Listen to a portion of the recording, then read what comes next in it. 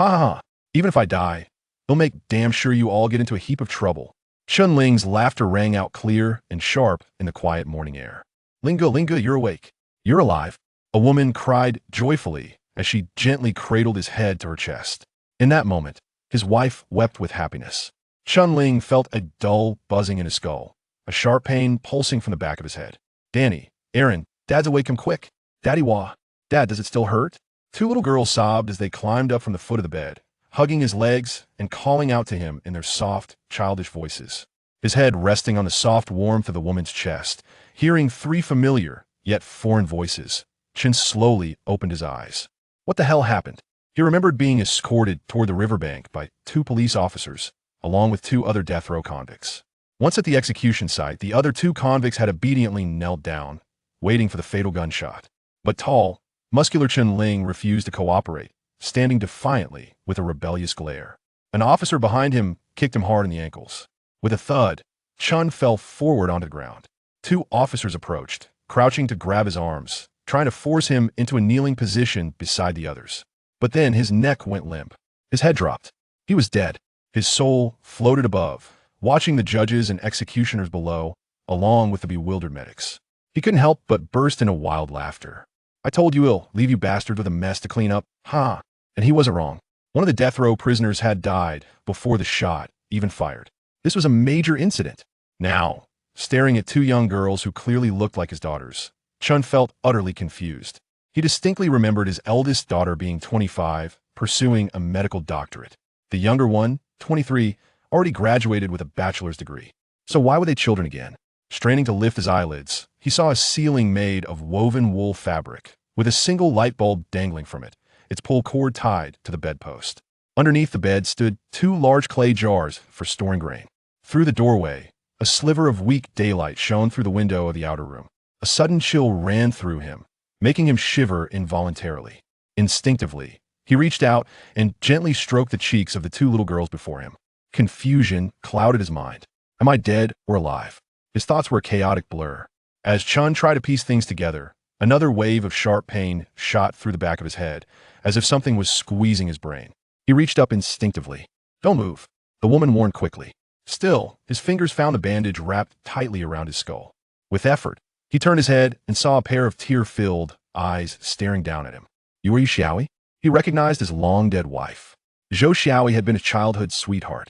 25 years old, born in the year of the ox, 1 year younger than him. She stood at just 162 centimeters, nearly 20 centimeters shorter than Chen. With a round, doll-like face, big almond-shaped eyes, a high-nosed bridge, and small lips, she was a classic Eastern beauty. Hearing him speak so strangely, Zhou Xiaoyi asked anxiously, Chen Ling, did they hit you too hard in the head? She pressed her forehead against his, tears spilling down onto his skin, warm and wet. Feeling her touch, Chen's mind began racing. Could this be Rebirth? He lifted his gaze and saw a movie poster of actors Guo Kaimin and Zhang Yu pinned to the wall, along with a calendar showing the year 1986. It was true. Had returned. He had really come back. This was perfect.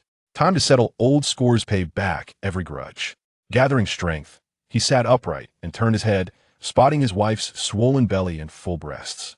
A sense of danger surged through him. Suddenly, his father's voice echoed in his ears.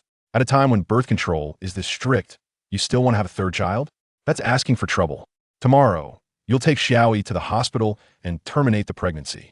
That terrifying command immediately unlocked a flood of memories from his past life. Yesha remembered everything now. That very day, last time became the turning point of his fate. He had been a good citizen, a model socialist successor until his father, Chen Kaihua, tricked him into getting sterilized at the county hospital. Then, without telling him, his father colluded with officials from the town family planning office and secretly took Zhou Xiaoyi to the local clinic to have an abortion. But the fetus was too developed. During the late-term abortion, she hemorrhaged and died on the operating table. At that thought, Chen no longer cared about the pain in his head. Turning urgently to his wife, he said, Ziyu, need to run. Now, otherwise, they'll force you to abort this baby. Without hesitation, he got out of bed. Zhou Xiaoyi had overheard whispers the night before. Without delay, she had already begun dressing herself, her pregnant belly making fastening buttons difficult. She rushed to clothe the children. Chen hurried outside to the southwest corner of the courtyard, pulling out a wheelbarrow from under a shed. Grabbing a broom, he swept off the dust, then started building a wooden frame on both sides. His wife was heavily pregnant, and they had 2 young daughters. The structure had to be strong enough to keep them safe during the escape. He tightened the ropes binding the sticks together, tugged hard to test its strength, then returned to the room to fetch blankets and bedding. "Dad, where are we going?" Yang Yang, his 6-year-old daughter, asked curiously, tilting her cute face upward. 3-year-old Nana clung to his leg, looking up at him with innocent eyes. "To your great-aunt's house," Chen replied lovingly, ruffling both girls' hair before heading toward the door. Zhou Xiaoyi was busy packing clothes near the wardrobe, impatiently scolding, "Don't bother Dad to go. Sit over there." The girls pouted unhappily but obediently leaned against the bed. Once the bedding was laid across the wheelbarrow, Chen prepared to leave. He needed to warn his Yearwu wife's parents next they were running tonight. But as he pushed open the courtyard gate, a cold wind blew and Nandi froze. Outside stood his father, flanked by officials from the town's family planning office. Further away, uniformed police officers watched closely. Enemies met facet offices blazing with hatred. Cursing silently, Chen realized the old man must suspected their plan. Coming here at 6 in the morning truly wouldn't let them go easily. Standing on the doorstep, looking down at his white-haired father, Chen clenched his fists until the bones cracked. One voice screamed inside him, "Hit him! You must hit him!" Chapter 2. Confrontation between father and son. It had been 2 decades since Chen Ling had last seen his father, and this reunion was marked by an unexpected confrontation. With his father and a group of men blocking the entrance to his home. Standing on the steps, his countenance was dark and foreboding as he fixed a piercing gaze upon Chen Kaihua, causing a tremor of unease within his father. Chen Ling stood at 6 feet tall, with sun-kissed skin and an oval face framed by thick eyebrows and bright, glimmering eyes. Despite his handsome features possessing a hint of delicacy, his fury transformed his brows into a disarray and contorted his facial muscles into a frightful visage. The 2 representatives from the family planning office observed the standoff between the Chen father and son, retreating discreetly to a distance of 20 to 30 meters. While others were intimidated by Chen Ling, his father, Chen Kaihua, remained undeterred. He was not only the patriarch, but also a seasoned veteran who had faced enemies on the battlefield. As the tension between father and son escalated, an unexpected interruption came in the form of Chen Ling's younger brother, Chen Xiong, known as Sanxie. Just the day before, Chen Xiong's new home had been completed. After the villagers who had aided in the construction celebrated with a toast at their father's house, Chen Kaihua called out to Chen Ling as he was about to step over the threshold. "Ling, hold on a moment. There's something I wish to discuss with you." Pausing at the door, Chen Ling inquired, "Father, what is it? Speak." He then resumed his seat. "The family planning regulations are stringent. Yet you intend to have a 3rd child? How can this be permissible? Tomorrow, you must take Xiaoyi to the hospital for an abortion." His father stated with a nonchalant demeanor. Upon hearing this, a chill ran down Chen Ling's spine, and goosebumps prickled his skin. "Father, the child is already over 7 months along. Do you not consider this akin to murder?" His expression darkened, revealing his displeasure. The father's words ignited a feeling of betrayal within him, reminiscent of a cruel betrayal by an ungrateful beast. Chen Ling was one of 3 brothers, with a sister as well. To date, he had constructed 3 houses. Since the age of 19, he had taken some young men from the village to the mountains to quarry stones, first building his own home and subsequently aiding his second brother in constructing his marital residence. Meanwhile, their father had solely occupied the role of village secretary, neglecting all other responsibilities. It was particularly infuriating that following the completion of his younger brother's wedding house, his father chose this moment to impose such a demand. Responding to his son's protest, Chen Kaihua's eyes widened in indignation. "Nonsense. The child has not yet been born. How can this be considered murder?" The dispute escalated, with both parties firmly entrenched in their positions. In a fit of rage, Chen Kaihua retorted, "Stop arguing with me. Tomorrow, you must take Xiaoyi to terminate the pregnancy." Having previously served as a company commander in the military and later as the village party secretary, his words carried weight that brooked no dissent. "Ling, your father is the secretary. How can he manage others if you violate the regulations? You lack understanding," chimed in their mother, Lu Xia, in support of her husband. Her words ignited a fire within Chen Ling, akin to a spark igniting a barrel of gasoline. He shot back, "But my second brother already has 2 daughters. And his wife is pregnant. Why do you not insist she terminate her pregnancy?" Chen Ling's younger brother, Chen Ing, who was born 9 months after him, had indeed welcomed 2 daughters and was now facing the prospect of his wife being 5 months pregnant. Let Chen Ling's wife terminate her pregnancy. Yet forbid Chen Ying's wife from doing the same. The hearts of the parents sway to the extreme. How outrageous. Has he not already taken his wife and child into hiding? Chen Kaihua seethed, his chest heaving with rage.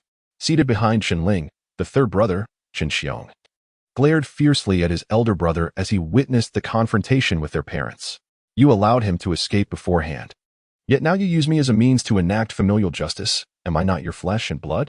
In a fit of anger, Chen Ling unleashed the words he had long suppressed. As soon as he spoke, his words pierced the most concealed part of his father's heart. He flung aside his cigarette and reached for a stool beneath him, hurling it at Chen Ling quick-witted. Chen Ling caught the stool midair, his face contorted in fury, poised to retaliate. Mistaking his intentions, Chen Xiaoyi seized a bench from behind and struck Chen Ling on the back of the head. Chen Ling felt the world spin, darkness enveloping him as he collapsed. Aware that his father's earlier action had prompted him to strike his elder brother, Chen Xiaoyi rushed over, fearing Chen Ling would unleash his wrath upon their father. A silent standoff ensued among the three of them. Last night, the third son had nearly beaten the eldest to death. Chen Kaihua, recognizing his own culpability, chose to yield after a moment's silence. He awkwardly inquired, "Are you injured badly?" Chen Ling retorted coldly, "Thank you for your concern. I shan't perish just yet." After 2 decades apart, the bond of father and son had soured into enmity, leaving little room for kind words. Chen Kaihua sensed the resentment simmering in his eldest son and turned to the third son, Chen Xiaoyi, saying, "Aren't you going to apologize to your brother?"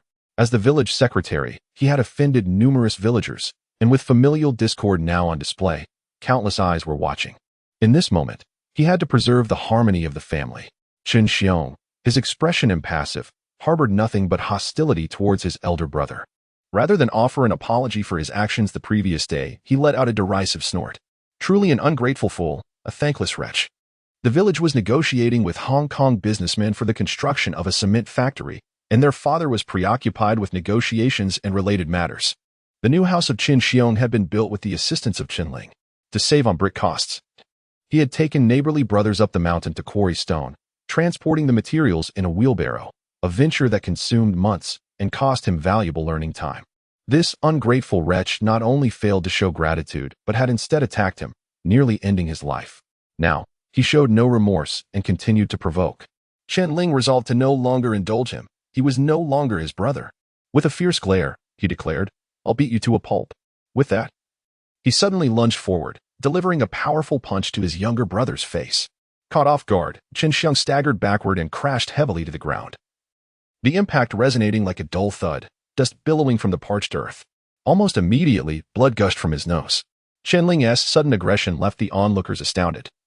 None had anticipated such ferocity from him.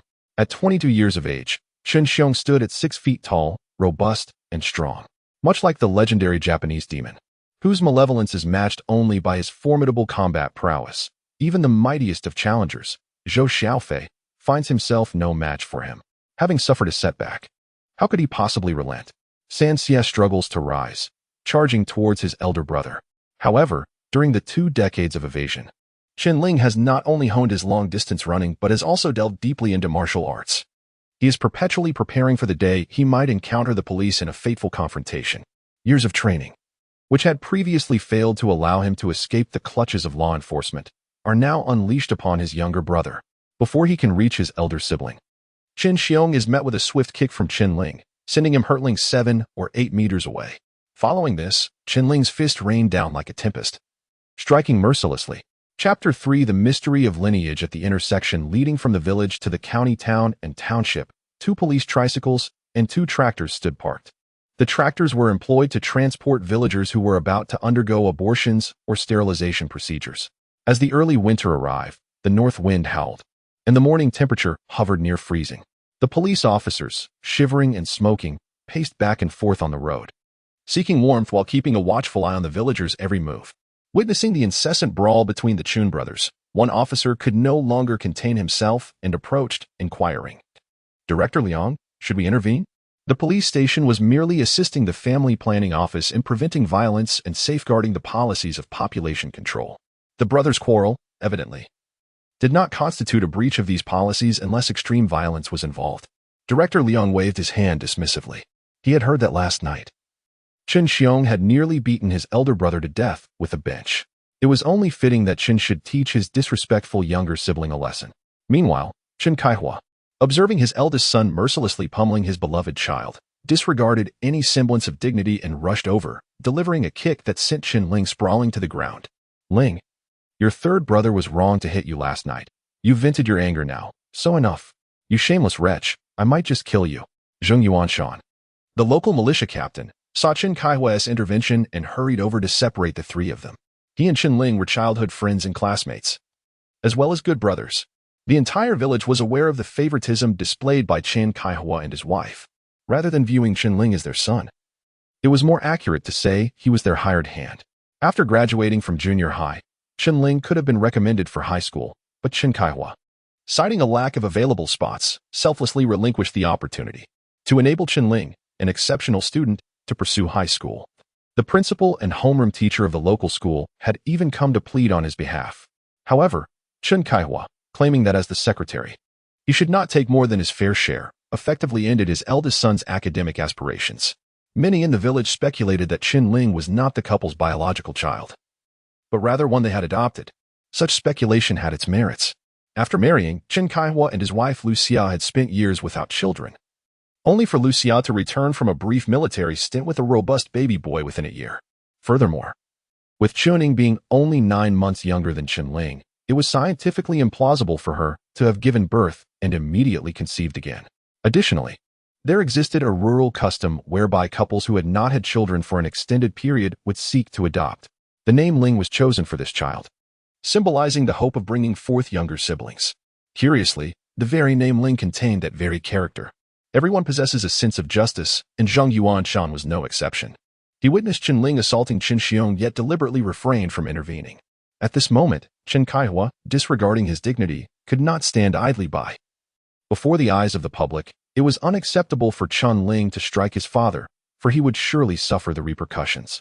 Seeing his son's face battered like that of a pig, Chen Kaihua sternly reproached, "Ling, you are the elder brother. How could you be so ruthless towards your younger sibling?" In his heart, Chen Ling cursed, "Old fool, do you still see me as the former Chen Ling?" In his past life, upon being deceived into undergoing a sterilization procedure, he returned only to find his wife's lifeless body. In a fit of rage, Chen Ling rushed home, only to find his father in the yard, seemingly unfazed. He confronted him with a sharp tone. "Didn't you say that after my sterilization, wouldn't he have an abortion? Now that she is dead, what do you have to say for yourself?" His face contorted with fury. His eyes reddened like a furious bull. Chen Kaihua barely flinched, responding coldly, "What can be done? A woman is dead. We can always find another." His father's chilling words shattered Chen Ling's composure. How could a life be so easily dismissed? How can you say such inhumane things? You've killed my wife. You must pay for it. Overwhelmed by rage, Chen Ling was beyond reason. His younger brother, Chen Xiong, upon hearing the insults hurled at their father, seized a shovel and charged at Chen Ling. With nowhere else to vent his anger, Chen Ling grabbed a nearby pole, and a brawl ensued. Fearing for his younger son's safety, Chen Kaihua picked up a pickaxe and charged at Chen Ling. At that moment, Chen Ling swung his pole, striking his father squarely on the temple with a resounding thud. Thus began Chen Ling's life on the run. In 2006, after 2 decades of evasion, he was finally tracked down following a news report. The reason for his exposure? A donation he had made to his daughter's school, a gesture born not of altruism, but rather a desperate attempt to compensate for the absence of parental love in her life. Since his daughters began elementary school, he had donated to each institution they attended. As his business flourished, so did the scale of his donations, ultimately reaching hundreds of thousands to universities annually. His anonymous philanthropy, however, was unearthed by journalists, leading to a report that drew the attention of the police. When the time for sentencing arrived, the court notified his mother, 70-year-old Lu Xia, perhaps seeking to vent her frustrations or acknowledging her son's lack of redemption, exclaimed, "Damn you, Chen Ling, we treated you like our own, and instead of gratitude, you went and killed your father." Stunned, Chen Ling was confronted with the long-buried question of his origins. "Mother, I didn't mean to kill Dad. It was an accident. Am I really not your biological son?" The elderly woman retorted fiercely, "So what if you are? We took you from the hospital." The bitterness of old grievances twisted Chen Ling's features. Observing the turmoil, his father interjected, "Enough." He came to persuade his daughter-in-law to have an abortion. "We shouldn't dwell on this matter any longer." After a brief pause, he continued, "Ling, It's best for your wife to terminate the pregnancy. It's not just your family. Everyone facing such circumstances must do the same. Chen Ling appeared to ignore him, turning to head home, taking his daughters by the hand as they walked towards the village. Where are you going? As he gazed at the retreating figures of his grandchildren, Chen Kaihua inquired. As long as my daughter-in-law does not escape, my son will surely not abandon his wife. Chen Ling then turned back and declared, I will send the child to her grandmother. A sense of hidden joy filled Chen Kaihua's heart. After all, one cannot bend the arm against the leg, and ultimately, his son would not prevail over his father. Before long, Chen Ling returned alongside his father-in-law and mother-in-law. His mother-in-law, Zhou Xiaoyi, donned a persimmon-colored scarf that resembled a hat brim in front and a scruffy tail behind, resembling a plump hen. She was clad in a knee-length padded coat, her rotund belly making her appear quite like a cannonball. Zhou Xiaoyi, fierce and unrestrained, upon spotting Chen Kaihua, immediately unleashed a torrent of curses. Chen Kaihua, may your ancestors suffer eternally. My daughter is already 7 months pregnant, and you still expect me to terminate the pregnancy? You shall not find peace. The elderly woman's voice, akin to the sound of a thunderous drum, echoed through the village, drawing the attention of curious neighbors who emerged to witness the commotion. Observing this vile and contemptible woman, Chen Kaihua retorted disdainfully, What do you know, you old hack? This is a matter of national policy. He then turned to Chen Ling's father-in-law, Zhou Liang, urging, Quickly, take her away. Zhou Liang nodded hastily, dragging his wife into Chen Ling's home. Moments later, Chen Ling emerged with a sullen expression, questioning, I don't have to undergo a sterilization procedure, do I? His inquiry, however, raised the point that without such a procedure, a miscarriage would only lead to another potential pregnancy. That cannot be. If you do not undergo sterilization, how can I persuade others to do the same? Upon hearing his father's words, Chen Ling cursed, Damn it, then how can one engage with women? During this period, many believed that men who underwent sterilization would no longer be able to enjoy a sexual life. It will not affect marital relations, explained to family planning officials. While Chen Ling had already turned and sprinted towards the east. Observing his son's escape, Chen Kaihua promptly shouted, Quickly, catch him, police officer. Block his path. At this cry, everyone surged forward, and the police hurriedly pursued towards the northeast to intercept him. Chapter 4. The switcheroo Chen Ling resided at the forefront of the village, where a narrow east-west path lay before his house, and to the right, a broad street ran north-south. Further south, it connected to the highway leading to the county town. The police stood on the main road, leaving him no choice but to flee eastward. Chen Ling ran approximately 200 meters before the path vanished. Beyond lay a field of wheat.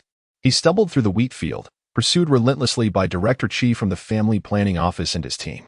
Upon observing Chen Ling's flight, the police swiftly mounted their motorcycles, the engines roaring to life as black smoke billowed from the exhaust.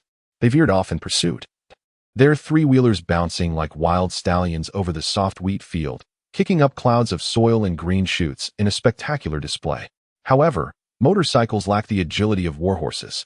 It wasn't long before one plunged into a dry irrigation ditch, while the other had to come to a halt. The officers dismounted, heedless of the obstacles, and continued their chase on foot. Relying on their numbers, they encircled him like hunters pursuing a hare. The soft wheat field proved arduous for Chen Ling, but even more so for his pursuers. The staff from the family planning office were accustomed to office work. How could they match Chen's stamina and endurance? The police fared no better, their leather shoes sinking into the yellow earth with every step. The dew on the wheat soon mingled with the dirt, transforming into a thick mud that hampered their progress. Meanwhile, Chen Ling was fleeing for his life, akin to a hyena chasing a kudu.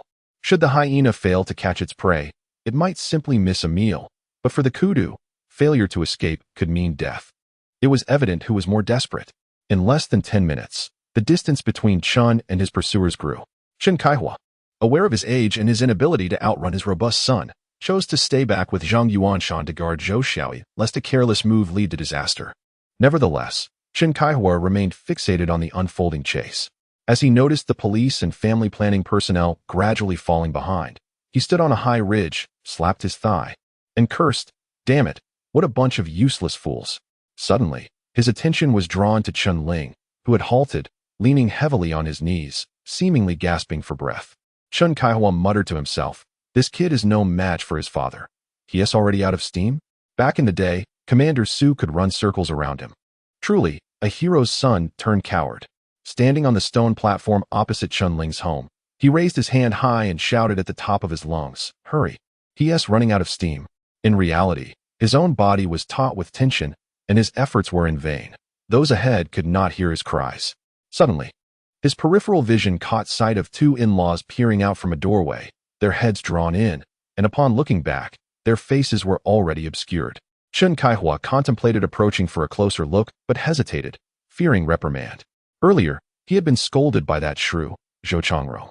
If he ventured near now, it would be a wonder if he escaped without a face full of scratches. Yuan Shan, go take a look. Let us hope Zhou Xiaoyi hasn't fled. Upon hearing Secretary Chen's commanding tone, Zheng Yuanshan inwardly grumbled. Why don't you go? Are you afraid of being scolded? Am I not afraid? Nevertheless, he took a couple of steps forward and remarked, it's Aunt Zhou. It was not merely a matter of distinguishing who it was, even if it were Zhou Xiaoyi. He would remain silent. At such a critical juncture, how could Zheng Yuanshan not support his brother? Chen Kaihua continued to gaze at the retreating figures of the two families. And Zheng Yuanshan pointed eastward, saying, Secretary Chen, look, the police are about to catch him.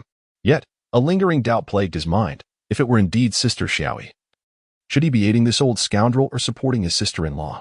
It would be wiser to divert Secretary Chen's attention toward Chen Ling. Seeing that Chen Ling had lost his strength, the police and family planning personnel regained their vigor. With renewed determination, they pursued him once more. Chen Ling paused after a few steps, clutching his abdomen, coughing and gagging incessantly. He appeared to have suffered from intestinal cramps due to the urgency of his escape. Director Liang waved his hand, instructing a young officer nearby, Xiao Zhang, he can't run anymore. Hurry and block his path. Upon receiving the command, Xiao Zhang exerted all his strength to dash ahead of Chen Ling. Finding no escape route, Chen Ling veered southward, sprinting directly towards an elderly shepherd. The old man tended 5 sheep with the assistance of 3 dogs, uncertain if he could even earn enough to feed them. As Chen Ling charged towards him, the dogs immediately began barking furiously. Fearful of being bitten, Chen Ling hesitated, but the pursuers quickly closed in. Soon, they had encircled him and the flock. Now, there was no way for him to flee, and Director Liang let out a sigh of relief, mocking Chen Ling. Run. Why aren't you running now? Surrounded by 7 or 8 people, even the shepherd's dogs cowered, retreating behind their master and emitting low growls. It is often said that ghosts fear evildoers. It seems dogs do as well. Take him back, Director Liang commanded. Chen Ling seized the shepherd's staff and swung it menacingly, shouting, Don't come any closer, stay back. Director Liang patted his chest, exhausted from the chase. Have you been watching too many movies? You think we won T-Com if you don't want us to? He jested. Chen Ling, like a cornered beast, continued to wave the staff in the air. Director Liang warned, Are you going to put that down or not? As he reached for his gun at his waist. He was merely attempting to intimidate an unknowing farmer. Evading family planning regulations was hardly a grave crime. Having been reborn, Chen Ling was well versed in criminal and civil law over the course of 2 decades of evasion. He retorted mockingly, Is it really necessary to draw a gun just for avoiding sterilization? He discarded the staff and, feigning defeat, lay down in a wheat field. When 2 officers approached to haul him up, he clung to the ground like a lump of clay, only rising when Director Liang kicked him in the rear. Suddenly, Director Qi from the family planning office sensed something amiss. Chen Ling's last smirk revealed no sign of anxiety. Could it be? He quickly instructed his subordinates. Return immediately. Could the Chen father and son be attempting to lead us astray? This was no longer a task for the police. Exhausted to the point of collapse, the subordinates had just staggered back, clutching their stomachs. A group of them hurriedly returned to the home of Chen Ling, where they found the elderly matriarch, Madame Zhou Xiaoyi, seated at the table in her daughter's maternity attire, sipping tea with an audible slurp. Director Qi promptly inquired, Where's Zhou Xiaoyi? The old lady cast him a disdainful glance and replied, Did she not go for an abortion? After uttering this, she chuckled softly and shot a glance at Chen Kaihua. Her enigmatic smile immediately led Director Qi to a misunderstanding. He pointed at Chen Kaihua and exclaimed, Secretary Chen, you. At that moment, Chen Kaihua felt utterly trapped. Convinced that his plight was more unjust than that of Doi, having been deceived by his own son after a lifetime of devotion, he was engulfed in shame and indignation, leading his entourage with fervor towards his in-laws, determined to raze Zhou Liang's household to the ground in the absence of his daughter-in-law. Chapter 5. Encountering the most embarrassing situation after Director Qi of the Family Planning Office took his subordinates to find Zhou Xiaoyi. The responsibility of supervising Chen Ling fell to the police. However, he was not a criminal and could not be handcuffed. In their pursuit to apprehend him, Chief Liang's leather shoes were caked in mud. He could not afford to let Chen escape. Thus, he assigned 2 officers to shadow him closely. As they approached the edge of the waterway, the officer's motorcycle had become lodged in the ditch. Chief Liang and another officer exerted all their strength but failed to dislodge it. Chen Ling chuckled softly, "I can't escape. Look how exhausted Chief Liang is. Why don't you hurry up and lend a hand?" He grinned at the 2 officers. Chief Liang shot him a sidelong glance. "You come here and help." With a playful smirk, Chen Ling leaped into the ditch, pushed the chief aside, and with a surge of strength, effortlessly freed the motorcycle. "What do you eat to grow so strong?" Chief Liang clapped Chen Ling on the shoulder, feeling the hard muscle beneath his hand. "Nothing special. But I can share a secret with you," Chen Ling replied, maintaining his playful demeanor. "What is it?" Chief Liang, skeptical yet curious, inquired. Stepping closer, Chen Ling feigned mystery. "You just need to swing a big hammer on the mountain." And indeed, it was as simple as that, if one wished to build muscle. There was no need for special training. Quarrying stones and swinging 100 heavy hammers would certainly do the trick. Given their familiarity, after all, Chen Ling's father was a secretary. The 2 spoke casually. "Get lost." Chief Liang, being an elder to Chen Ling, laughed heartily after the exclamation. As they drove back along the main road to the village, those villagers who had been ordered to undergo abortions or sterilization surgeries walked by in small, sorrowful groups. With the police involved, no villager dared to oppose them, even if they cursed the family planning officials inwardly. Seeing that his wife had not arrived, Chen Ling realized his scheme had succeeded. At that moment, Zhou Xiaoyi and their 2 children had already been whisked away by her brother on a unicycle. Fleeing from the back of the village. "Xiaoyi, is it true that your brother-in-law is really going to be sterilized?" Zhou Xiaoyi was consumed with worry for her husband. Having heard that if a man underwent sterilization, he could no longer be considered a true man and would be incapable of performing heavy labor. "Sis, don't fret. Just focus on bringing the baby into the world first." Xiao Fei could only offer such reassurance. Zhou Xiaoyi sat on the unicycle, tucking her daughter's blankets, as tears streamed down her face like a torrent unleashed from a dam. Meanwhile, Chen Ling, who was taken to the county hospital for sterilization, felt a sense of relief. Since his wife had not been captured, it indicated she had evaded this calamity. In his previous life, Zhou Xiaoyi had tragically died on the operating table during an induced labor. Now, having been reborn, Chen Ling had finally managed to avert such a tragedy. However, he knew that caution would be paramount when Zhou Xiaoyi gave birth. After waiting for a while in the hallway outside the operating room, a nurse approached and asked, "The surgery is ready. Who will be the first man to proceed?" There were 5 men scheduled for sterilization that day, and upon hearing the nurse's question, they all paled, their bodies instinctively recoiling in fear. Everyone is acutely aware that there is no escaping this impending fate, yet none wish to assume the role of the first victim. They resemble a group of sacrificial monkeys, each wishing to push their companions aside to prolong their own existence. Director Qi approached and declared, "Chen Ling, you go first." How utterly infuriating. The Chen father and son have audaciously employed a ruse akin to drawing the tiger away from its lair, orchestrating a clever switch. Even now, he is convinced that it was Chen Kaihua who masterminded this entire affair. Upon returning, he is determined to lodge a complaint with the town mayor. The police are equally eager to be the first to neuter this fellow. Such a burden of worry. On the journey here, to prevent Chen Ling from escaping, 2 officers had him wedged tightly between them in the back of the vehicle, practically cradling him. Should he leap from the car and meet his demise, the blame would undoubtedly rest upon their shoulders. At the hospital, within a brief span, this individual made 3 trips to the restroom, with the 2 officers becoming his reluctant companions. They hurriedly escorted him into the operating room, where Chen Ling glanced back, flashing a broad grin. As he lay down, a nurse gestured towards the surgical table. Chen Ling promptly removed his shoes and settled himself, hastily shedding his trousers. The nurse cast him a sidelong glance, deftly retrieving tweezers and cotton from a tray. Just as Chen Ling was about to disrobe further, he caught sight of the nurse's arched eyebrows. Although masked, her mischievous smile revealed a familiar pair of eyes. In a sudden panic, he leapt from the table, fumbling to fasten his belt. "You little devil, it's you?" Chen Ling's eyes widened in astonishment, and his face flushed crimson. The beautiful nurse was none other than his classmate, Jiang Xiaoyan. The thought of her handling his vulnerable state would be mortifying. Back in middle school, they had shared a desk, often playfully teasing one another, their camaraderie blossoming. Later, Jiang Xiaoyan pursued a career in medicine, While had Chen Ling continued his education, who knows what lovely fate might have unfolded. Chen Ling stepped forward, pushing her gently, exclaiming, "You need to leave. Just go. Don't push me. This is my job." Zhang Xiaoyan leaned back, reluctant to depart. Dr. Zhang, donned in rubber gloves, approached with an inquisitive expression. His demeanor shifted, thinking Chen Ling disapproved of the female nurse's presence.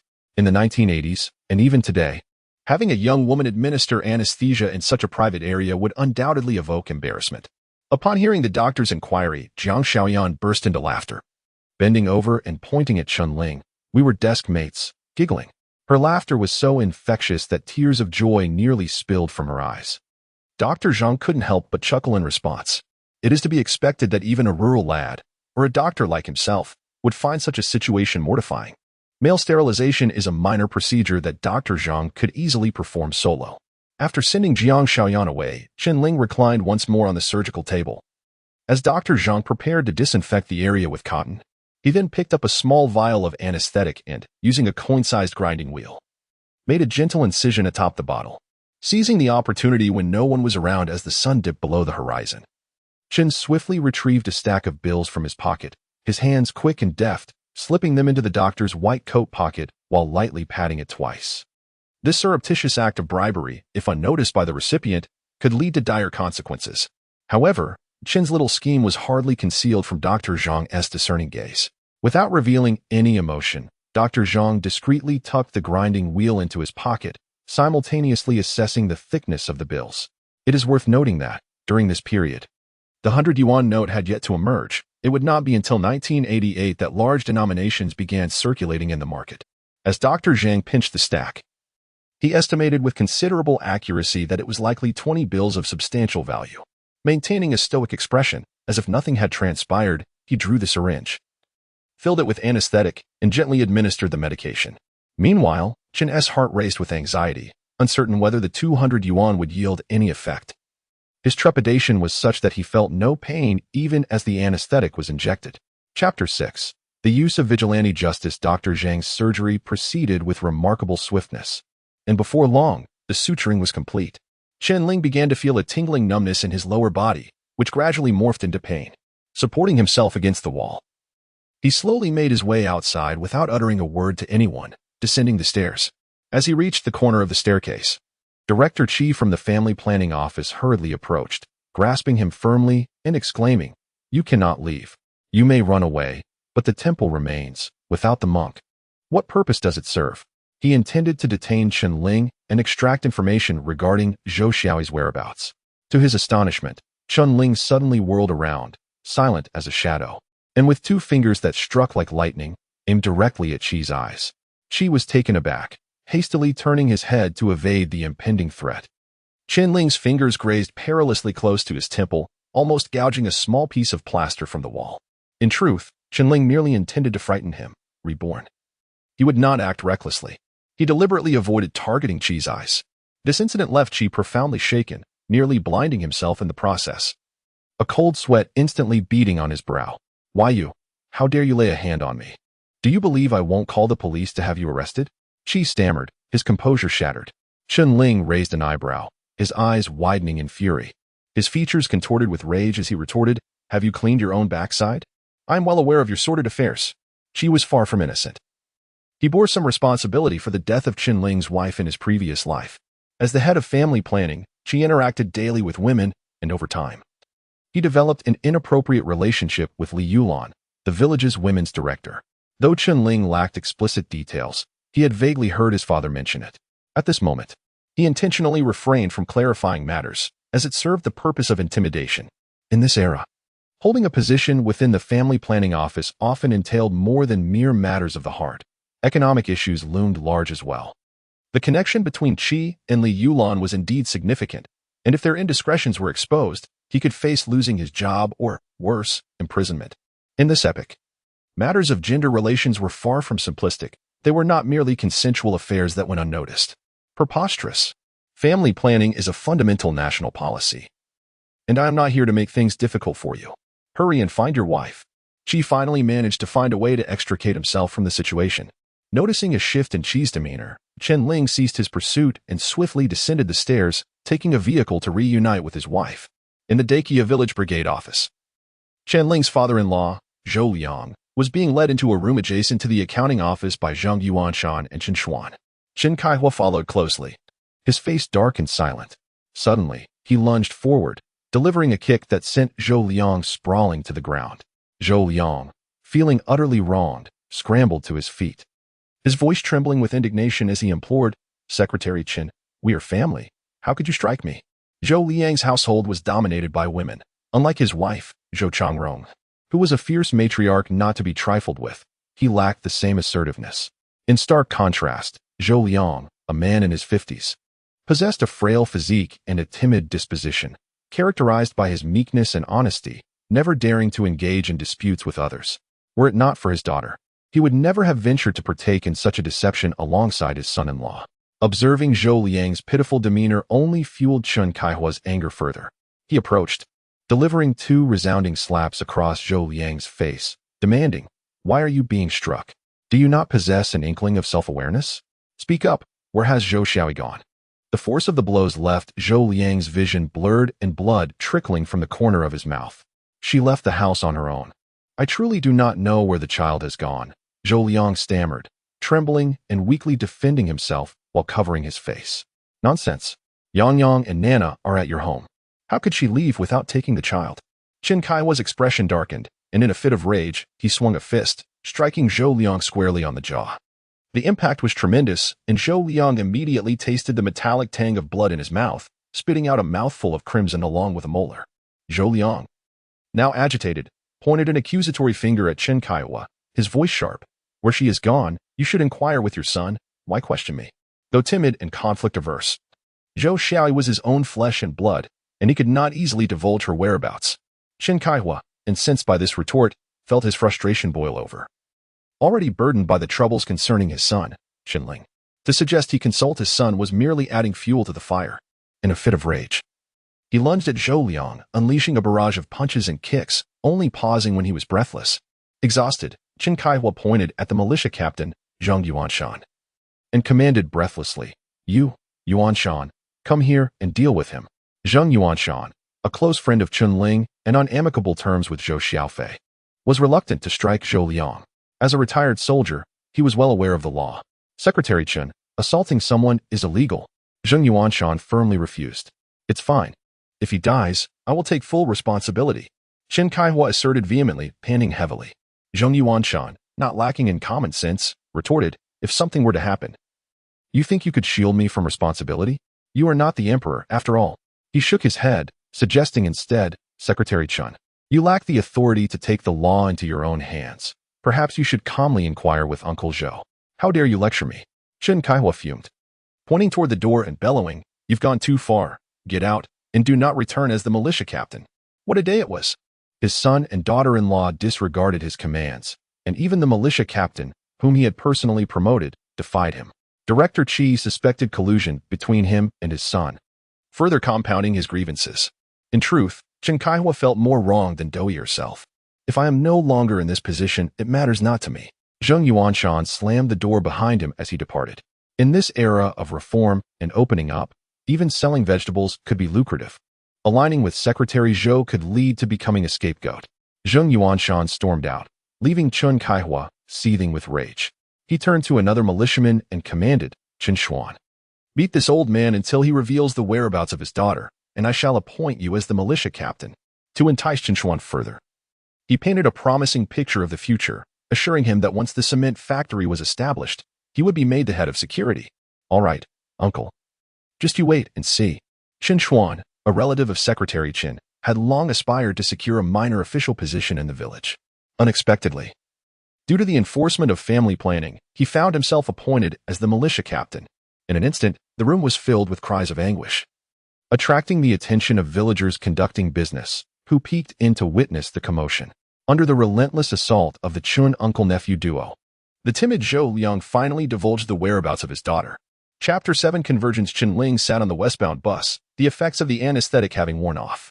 With each jolt of the vehicle, the pain from his wounds intensified. The sky was overcast, veiled by a layer of gray mist. while the wheat seedlings in the fields had taken on a deep green hue. Trees along the roadside whizzed past like arrows. Despite the harsh realities of his rebirth, he remained grateful for the blessings bestowed upon him. In this second chance at life, he had already reaped significant rewards within a mere half-day. Firstly, he had successfully saved his wife's life. From Director Chi's words, it could be inferred that Xiaoyi had managed to elude surveillance. As a result, his child now had a mother, and he had a wife. Their family could finally aspire to a life of happiness. Secondly, the bribery in the operating room had proceeded without a hitch. The 200 yuan had not been wasted. They completed their tacit agreement without the need for words. Their thoughts perfectly aligned. Although his scrotum had endured 2 incisions, these were merely a smokescreen. The scalpel had made a gentle cut, not severing the vas deferens, but merely breaking the surface, which was swiftly stitched back together. In this new life, Chen Ling did not equate male sterilization with becoming a eunuch. He had no intention of having more children. The sensation of being reborn was delightful, granting him a clearer understanding of life. The slogan of family planning contained a profound truth. Whether a son or a daughter, women hold up half the sky. Moreover, for some impoverished families, having a son could be akin to a calamity. In the future, innocent love would fade away, replaced solely by shameless transactions in the marriage market. After this battle to protect mother and child, he needed to earn money. In families lacking financial means, sons often remained lifelong bachelors. Yet, he was still reluctant to accept the sterilization procedure. After all, one's body and skin are gifts from one as parents, and any alteration to bodily functions could compromise one's integrity. His thoughts surged like a tidal wave, and his stomach audibly protested. He lifted his gaze through the bus window to the sun, realizing it had already begun its descent in the west. It dawned on him that he had not even eaten breakfast today, having been cornered at his doorstep by his father, followed by being chased like a dog. He was hungry, and surely his wife and child were as well. In this frigid weather, neglecting meals could be perilous, especially for a pregnant woman and a child. Chen Ling felt a pang of worry. At that moment, Zhou Xiaoyi, pushing his sister in a wheelbarrow along with 2 nieces, had arrived at their designated meeting place in Dongliang town. All the while, he had felt as if he were fleeing for his life. Fearful of being captured and anxious about the jolting that might distress his pregnant sister, the tension and exhaustion made his back emit steam. He had made a promise to his brother-in-law and could not afford to break it. As a man, he must uphold his word. He was determined to safely bring his sister and nieces out. After trudging over 10 miles to the west, he finally paused, his thin cotton coat drenched in sweat. The north wind blew, and it felt as though his back had been clad in iron. A light touch made his skin feel chillingly cold. 2 nieces were stamping their feet on the ground after sitting in the car for several hours, feeling cold and hungry, their little feet numb. The elder, Yagong, approached her mother and inquired, "Mom, why hasn't Dad arrived yet?" Zhou Xiaoyi leaned against the wall, her thoughts entirely consumed by her husband, oblivious to the cold, though fatigued. She was over 7 months pregnant, perched on the narrow seat of a unicycle, struggling to breathe comfortably. Gently, she caressed her 2 daughters, one taller than the other, reassuring them, "Just wait a little longer. Your father will be here soon." The younger daughter, Nana, lifted her head, gazing at her mother's face, and with a tender voice said, "Mom, I'm hungry." Like her husband, her mind was filled with concern for him, and it was only then that she realized her own stomach was grumbling as well. Upon hearing Nana's lament about hunger, Zhou Xiaoyi hurriedly rummaged through his pockets. Yet after searching every pocket, he could only produce a single yuan. Realizing her brother's predicament, Zhou Xiaoyi understood that she too had no money. Rural folks seldom venture out and thus do not cultivate the habit of carrying cash. She looked at her brother and shook her head helplessly. Fortunately, they had that 1 yuan. Zhou Xiaoyi took the solitary coin and entered the nearby bun shop. "Boss, do you have any buns left?" It was already past 2 in the afternoon, well past mealtime, but he could only hope for the best. The owner, busy cleaning, looked up at the inquiry and replied, "Yes, but not many." Zhou Xiaoyi handed over the money and requested, "I'll take 1 yuan's worth, please." The owner accepted the payment, approached the basket, lifted the small cotton cover, and carefully wrapped a cabbage bun in greaseproof paper. Standing at the entrance, he called out, "Sister, hurry over with the kids. It's time for buns." The 2 little nieces, hand in hand, joyfully dashed across the street to him. Zhou Xiaoyi gently handed them each a bun, affectionately ruffling their little heads before turning to the owner and asking, "Boss, do you have any boiled water?" As the owner busied himself pouring water, Zhou Xiaoyi slowly approached. Zhou Xiaoyi quickly offered the remaining 2 buns to her. Zhou Xiaoyi received the buns and, with concern, urged her brother, Xiaofei, you should eat one too. Despite his occasional disobedience and penchant for fighting, her brother was exceptionally kind to her, and he held great respect for her husband. I'm not hungry, Zhou Xiaofei replied with a smile. After all, there were only 6 buns in total, and with 2 little children, there was hardly enough to go around, let alone for a pregnant sister. Zhou Xiaoyi gazed at her brother with deep affection.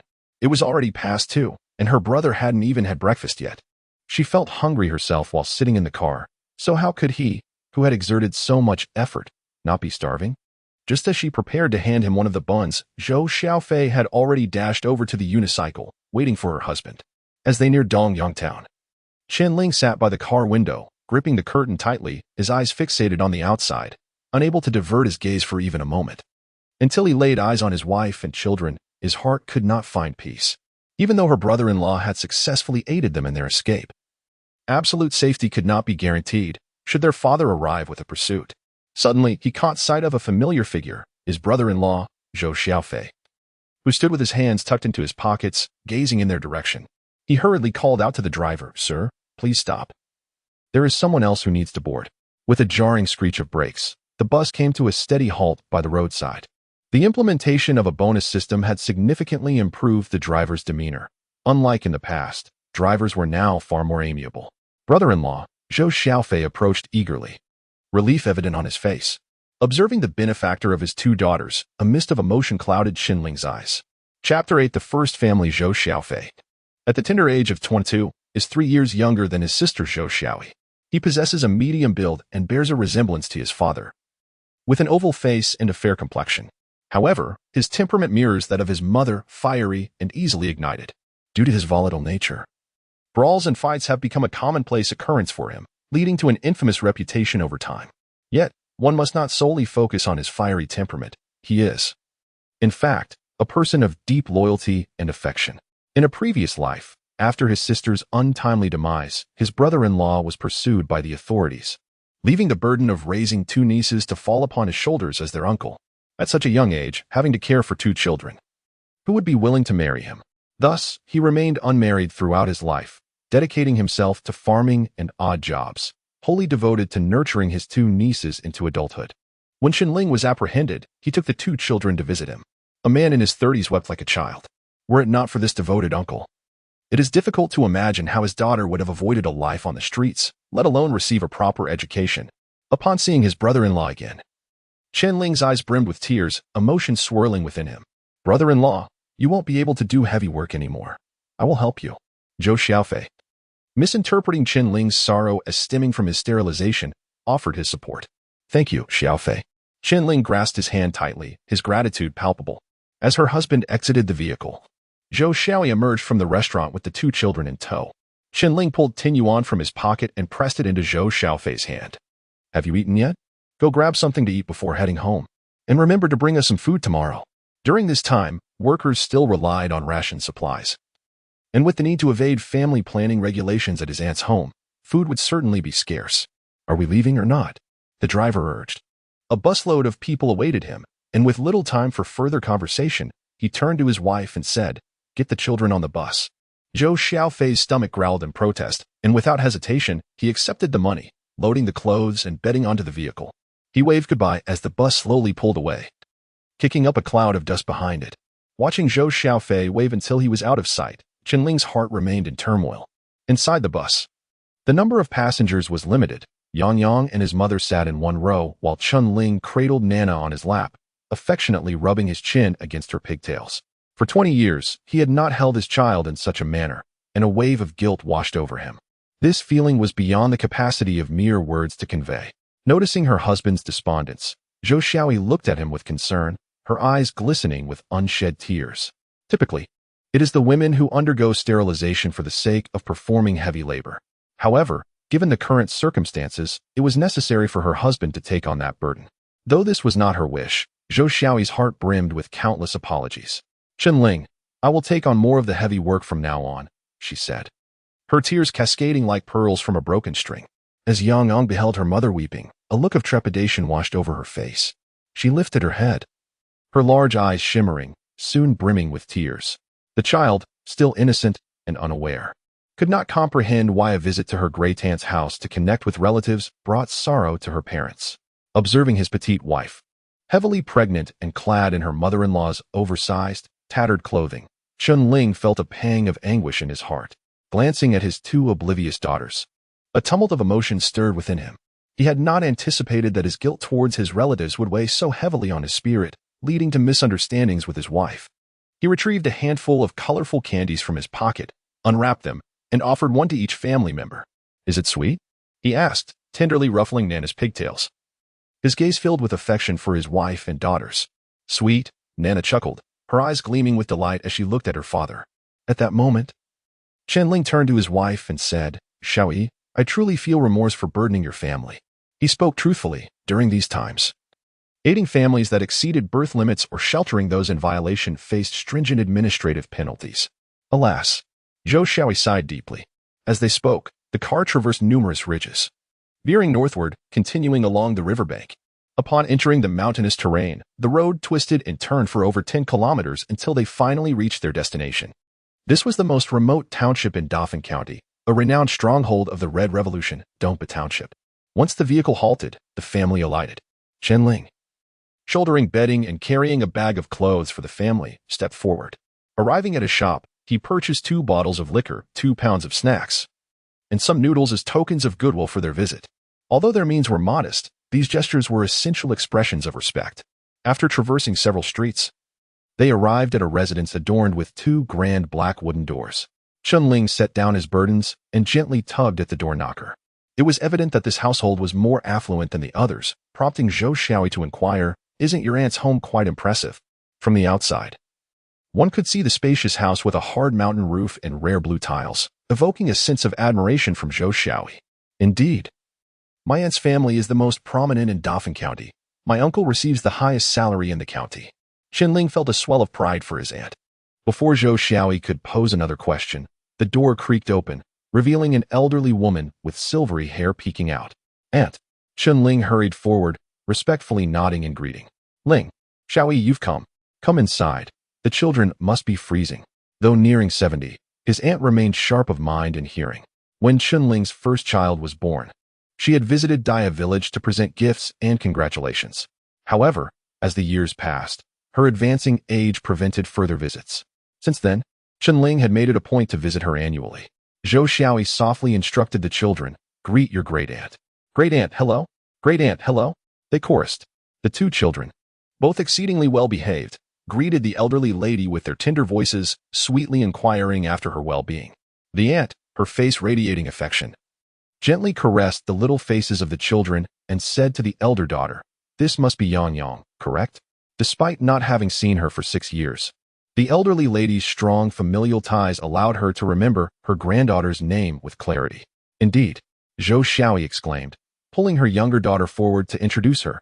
"Aunt, this is Ernie, whom we affectionately call Nana." The aunt took the child's small hand and softly said, "Come, let us go inside. We mustn't let you catch a chill."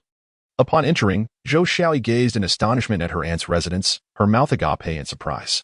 It was a traditional Sihiyuan, featuring a spacious main house to the north, flanked by 3 rooms on either side, while the kitchen and restroom occupied the southern end. Between the main hall and the eastern wing, there was an elegantly designed moon gate. It was evident that this was an ancient dwelling, and most likely, the estate of a landlord, as ordinary families could scarcely afford such a grand abode. This was Zhou Xiaoyi's first visit, and her heart brimmed with countless questions. Nevertheless, she suppressed her curiosity and followed her aunt into the main hall. However, upon crossing the threshold, she was taken aback by the sight before her. She was astonished to see her uncle playing with a toy gun. Chapter 9. The old Red Army. Chen Ling and his family entered the door, following their aunt, and were greeted by the sight of their uncle, who sported a crew cut and appeared remarkably spry, entirely unlike a man in his advanced years. The elderly gentleman sat on a 2-seater sofa by the east wall, with a tabby cat lounging beside him, while he held a meticulously crafted revolver. Upon noticing Chen Ling's family, he inclined his body slightly in acknowledgement. Wang Xiaoyi gazed intently at the gleaming firearm in his hand, utterly astonished. The row of brilliant bullets on the coffee table before her unmistakably indicated that this was no mere toy, but rather an authentic weapon. How could this elderly man possess a gun in such a peaceful and tranquil era? "Come, Bring your wife and children over to warm up. The uncle called out affectionately by his given name, greeting him with warmth. The living room of the host was quite spacious, featuring a red lacquered table directly ahead, with an 8 Immortals table positioned in front of it. On either side of the table were official hats, reminiscent of the homes of old landlords depicted in films. Upon entering, one noticed a massive smokeless coal stove against the southern wall, its flames roaring, with an iron kettle perched atop, water bubbling vigorously. The entire room was suffused with a comforting warmth from the fire. Chen Ling bent down to place their luggage on a bench by the door, then led his wife and children forward to greet the elderly gentleman with respect. This distinguished figure was their great-uncle, Zhou Xiaoyi, who had enlisted in 1933 and participated in the arduous long march of 25,000 miles. After sustaining a leg injury during the Liberation War, he returned to civilian life post-establishment. Prior to his transition, he held the position of regimental commander and was assigned as the county magistrate of Dauphin County. However, citing his lack of education, he adamantly refused the appointment. Instead, he insisted on coming to Dompa Township, which was then known as Dompa Commune, where he served as the commune secretary. This was the reason he commanded the highest salary in the county. The current county magistrate is none other than his eldest son. Did you come here seeking refuge? Seeing Chen Ling burdened with numerous bags, the uncle smiled broadly. Chen Ling and his wife felt quite embarrassed, uncertain of how to respond. When Zhou Xiaoyi suddenly noticed something amiss with Chen Ling's gait, as if he were suffering from a bout of hemorrhoids, he inquired, "Ling, what is wrong with your leg?" Wang Xiaoyi's eyes instantly glistened with tears as she softly replied, "Uncle, he just underwent a sterilization procedure." "Ah!" Both the aunt and uncle exclaimed in surprise. The aunt promptly offered water to the woman and children, then turned to Chen Ling with concern, asking, "Ling, why didn't you wait until your wound healed before coming? Does it still hurt?" Though Chen Ling was not her biological nephew but the son of her cousin, she treated him with greater care than her own. Perhaps it was a matter of affinity or some other reason. When it came to her relatives, it seemed that Chen Ling held a special place in her heart, unmatched by anyone else. Zhou Xiaoyi set aside his revolver, casting a sidelong glance at his wife, and remarked, "Can he wait for the wound to heal? He came here to evade family planning." Indeed, as a seasoned official, his perception was remarkably astute. Through Zhou Xiaoyi's pronounced abdomen, the bedding she carried, and the expressions shared by the couple, one could accurately discern the intentions and predicaments of the Chen couple. Aunt lowered her head, retrieving tea leaves from beneath the coffee table, pinching a small handful to place into the teapot. As she poured in water, she inquired, "How many months along are you?" Zhou Xiaoyi slightly rose to reply, "Over 7 months." Uncle forcefully struck the armrest of the sofa, exhibiting both anger and helplessness. "Whether 7 months or 8. As long as the child had yet to be born, it must be aborted. This is a fundamental national policy, one that no individual may oppose." Uncle glanced at the clock on the wall, saying, "Dear, please prepare the meal. The children may be hungry." Despite his rough exterior, he possessed a keen sensitivity. Recognizing the disheveled state of the Chen family, which indicated they had not eaten properly, and also glanced at the clock, noting it was only 3:30, and remarked, "It's still early." As she spoke, she pushed a plate of sunflower seeds and fried peanuts towards the children, encouraging her 2 granddaughters to snack. Disturbed, the tabby cat rose, its tail erect, approaching to sniff the fruit platter. Uncle gently nudged the cat aside, insisting they probably haven't eaten well all day. Pregnant women and children must not go hungry. Hurry. His urgency prompted the elderly lady, witnessing her husband's kindness towards his in-laws, to feel a sense of comfort. She smiled in agreement before turning towards the kitchen, with Zhou Xiaoyi following closely behind. Once the elderly lady departed, Zhou Xiaoyi stood up, limping over to the 8 Immortals table, where he picked up the phone and sat down to dial a number. When the call connected, he said, "Second son, your cousin Chen Ling has arrived. Come back early." The second son, Liu Sheng, was stationed as the director of the tax office in Dompa Township for the sake of caring for the elderly. "Dad, let cousin stay over. I can return to dine with him. It's still early," Liu Sheng replied. "Come back soon and tidy up the house and the garden. Install the stove properly," Zhou Xiaoyi instructed. Liu Sheng acknowledged with an "oh" before hanging up. "Uncle, I can manage on my own. There's no need to trouble cousin," Chen Ling remarked, recognizing that having to rely on others already imposed an inconvenience. It would be inconsiderate to burden them further. "You've just had surgery. You need to rest well," Uncle said before returning to his seat. The elderly man did not comprehend that a man undergoing a vasectomy posed no significant issue. He regarded it as quite daunting. Chen Ling slyly smiled, softly assuring the elder that he had not truly undergone a vasectomy, merely a minor incision that had not harmed anything vital. He felt it unnecessary to conceal this from Uncle, who was an experienced veteran, discreet and wise in knowing what to say and what to withhold. Upon hearing this, Uncle chuckled heartily, giving Chen Ling a gentle pat on the back of his head. "You clever lad. Are you up to some mischief?" Having served in officialdom for many years, Uncle understood the nuances of such matters. The two exchanged casual banter, with Chen Ling, at the psychological age of 15, adeptly amusing the elder with ease. Yang Yang and Nana, the two sisters, sat around the coffee table, munching on sunflower seeds and peanuts like little mice. The atmosphere in the living room was exceedingly harmonious, dispelling the gloom of the day. Chen Kaihua, having learned from Zhou Liang about the whereabouts of his eldest son and daughter-in-law, finally had a target to pursue. If he could locate his son, it would absolve him of any collusion with Chen Ling. However, Director Qi was busy at the county hospital, and he was reluctant to visit. The villagers, who had been coerced into undergoing abortions or sterilizations, feared him before the procedures, but once completed, they held no trepidation towards him. With the recent policy of household production responsibility, his authority had significantly diminished. Even if those women clawed at his face, he had no means for retaliation. It seemed wiser to avoid the situation altogether to spare himself further embarrassment. Estimating that Director Qi had returned to the town, he mounted his bicycle and rode towards Qi's office. He needed to discuss how to apprehend the Chen couple. After all, his cousin-in-law was no ordinary individual. This was a critical moment, and he could not afford to leave a negative impression on the town leaders. Chapter 10. The mouse droppings at home in the afternoon. A sudden crash resounded as the front door swung open. Hearing the commotion, Chen Ling hurried out to investigate, discovering that it was his cousin Lu Sheng, returning home on his bicycle. In the basket, a variety of delicacies was neatly arranged, alongside a carp tied with straw, dangling from the handlebars. Although Kunming had begun producing plastic bags in 1984, such luxuries had yet to reach this remote mountainous area, where wastefulness was frowned upon. Chen Ling approached, steadied the bicycle, and began to unload its contents. "Cousin, why spend so much money and trouble the family?" he said politely, embodying the adage that one should not take offense at kindness. At this time, a roasted chicken cost around 5 yuan, while a pig's ear was merely 2. These items appeared inexpensive, yet wages were meager, and unlike pork, which could be stir-fried, they were considered quite a luxury. "Dear cousin, why this formality between us?" Lu Sheng replied warmly.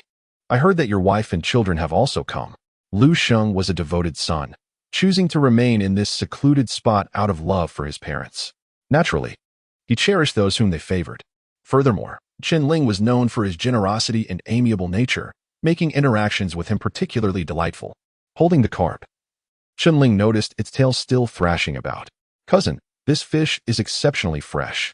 I shall prepare a dish of scallion oil carp for you to savor."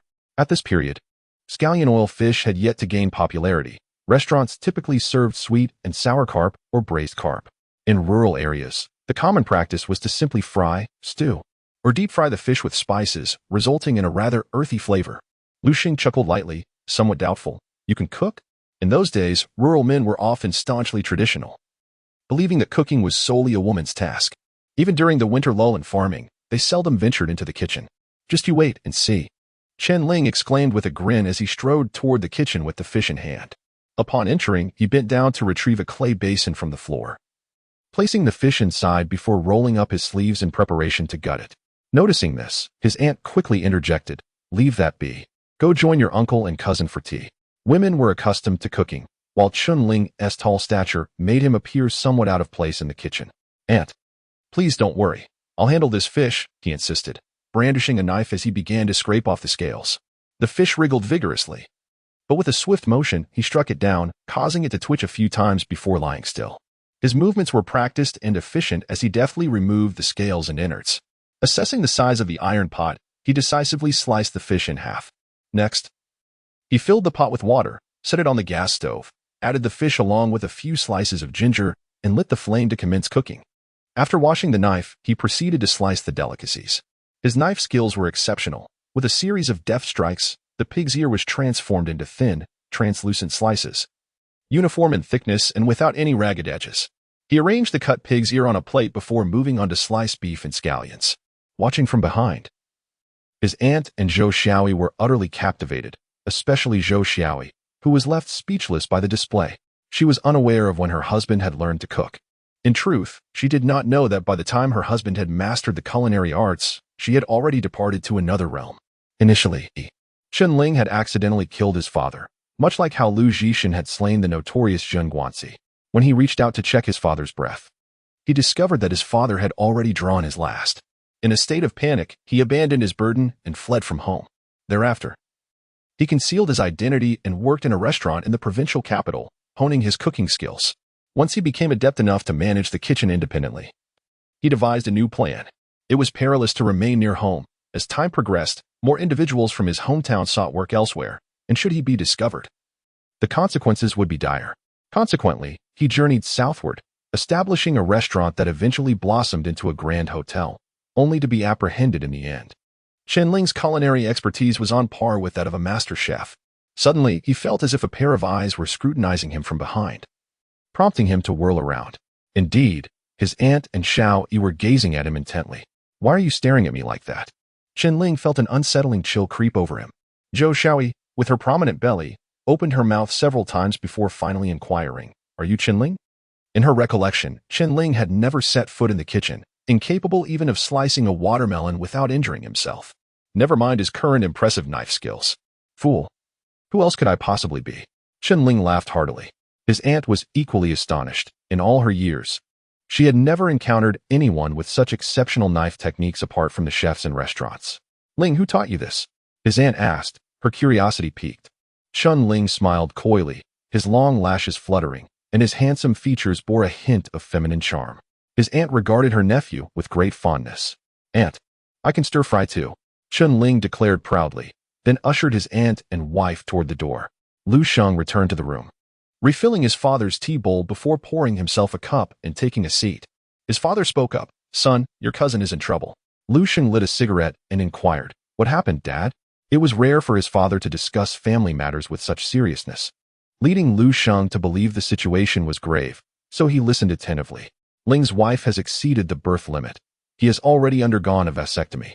Yet the village is insisting that your sister-in-law terminate the pregnancy. He can only hide out here for a while," Lu Xinji explained with a furrowed brow. It is important to note that accepting individuals who exceed the birth quota is no trivial matter, and Lu Xinji felt a twinge of headache. "The fetus must be fairly developed, right?" Lu Xing asked, surprised. He had just noticed Zhou Xiaoyi's prominent belly, suggesting she had been pregnant for some time. "Yes, it's over 7 months along." Lu Xinji pinched the bridge of his nose. "Dad, what do you want me to do?" Lu Xing inquired. It was unnecessary to consult him about this matter, and since his father had asked him to return home early, it was evident that he had his reasons. His father took a sip of tea and raised his head. "Just remind Zhao Feng not to be upset. In times of difficulty, one should extend a helping hand whenever possible. Remember, he is your mother's nephew. Do not let her feel distressed." Upon hearing his father's aged voice, Lu Xing obediently nodded. His wife, who resembled a mere blemish on the family, was indeed a reason for his father's preemptive caution. She had always been inconsiderate, selfish, and narrow-minded. Whenever guests visited, apart from her own family, she rarely engaged in conversation, often wishing to hasten their departure. As this conversation unfolded, his mother and Zhou Xiaoyi entered, causing his father to fall silent immediately.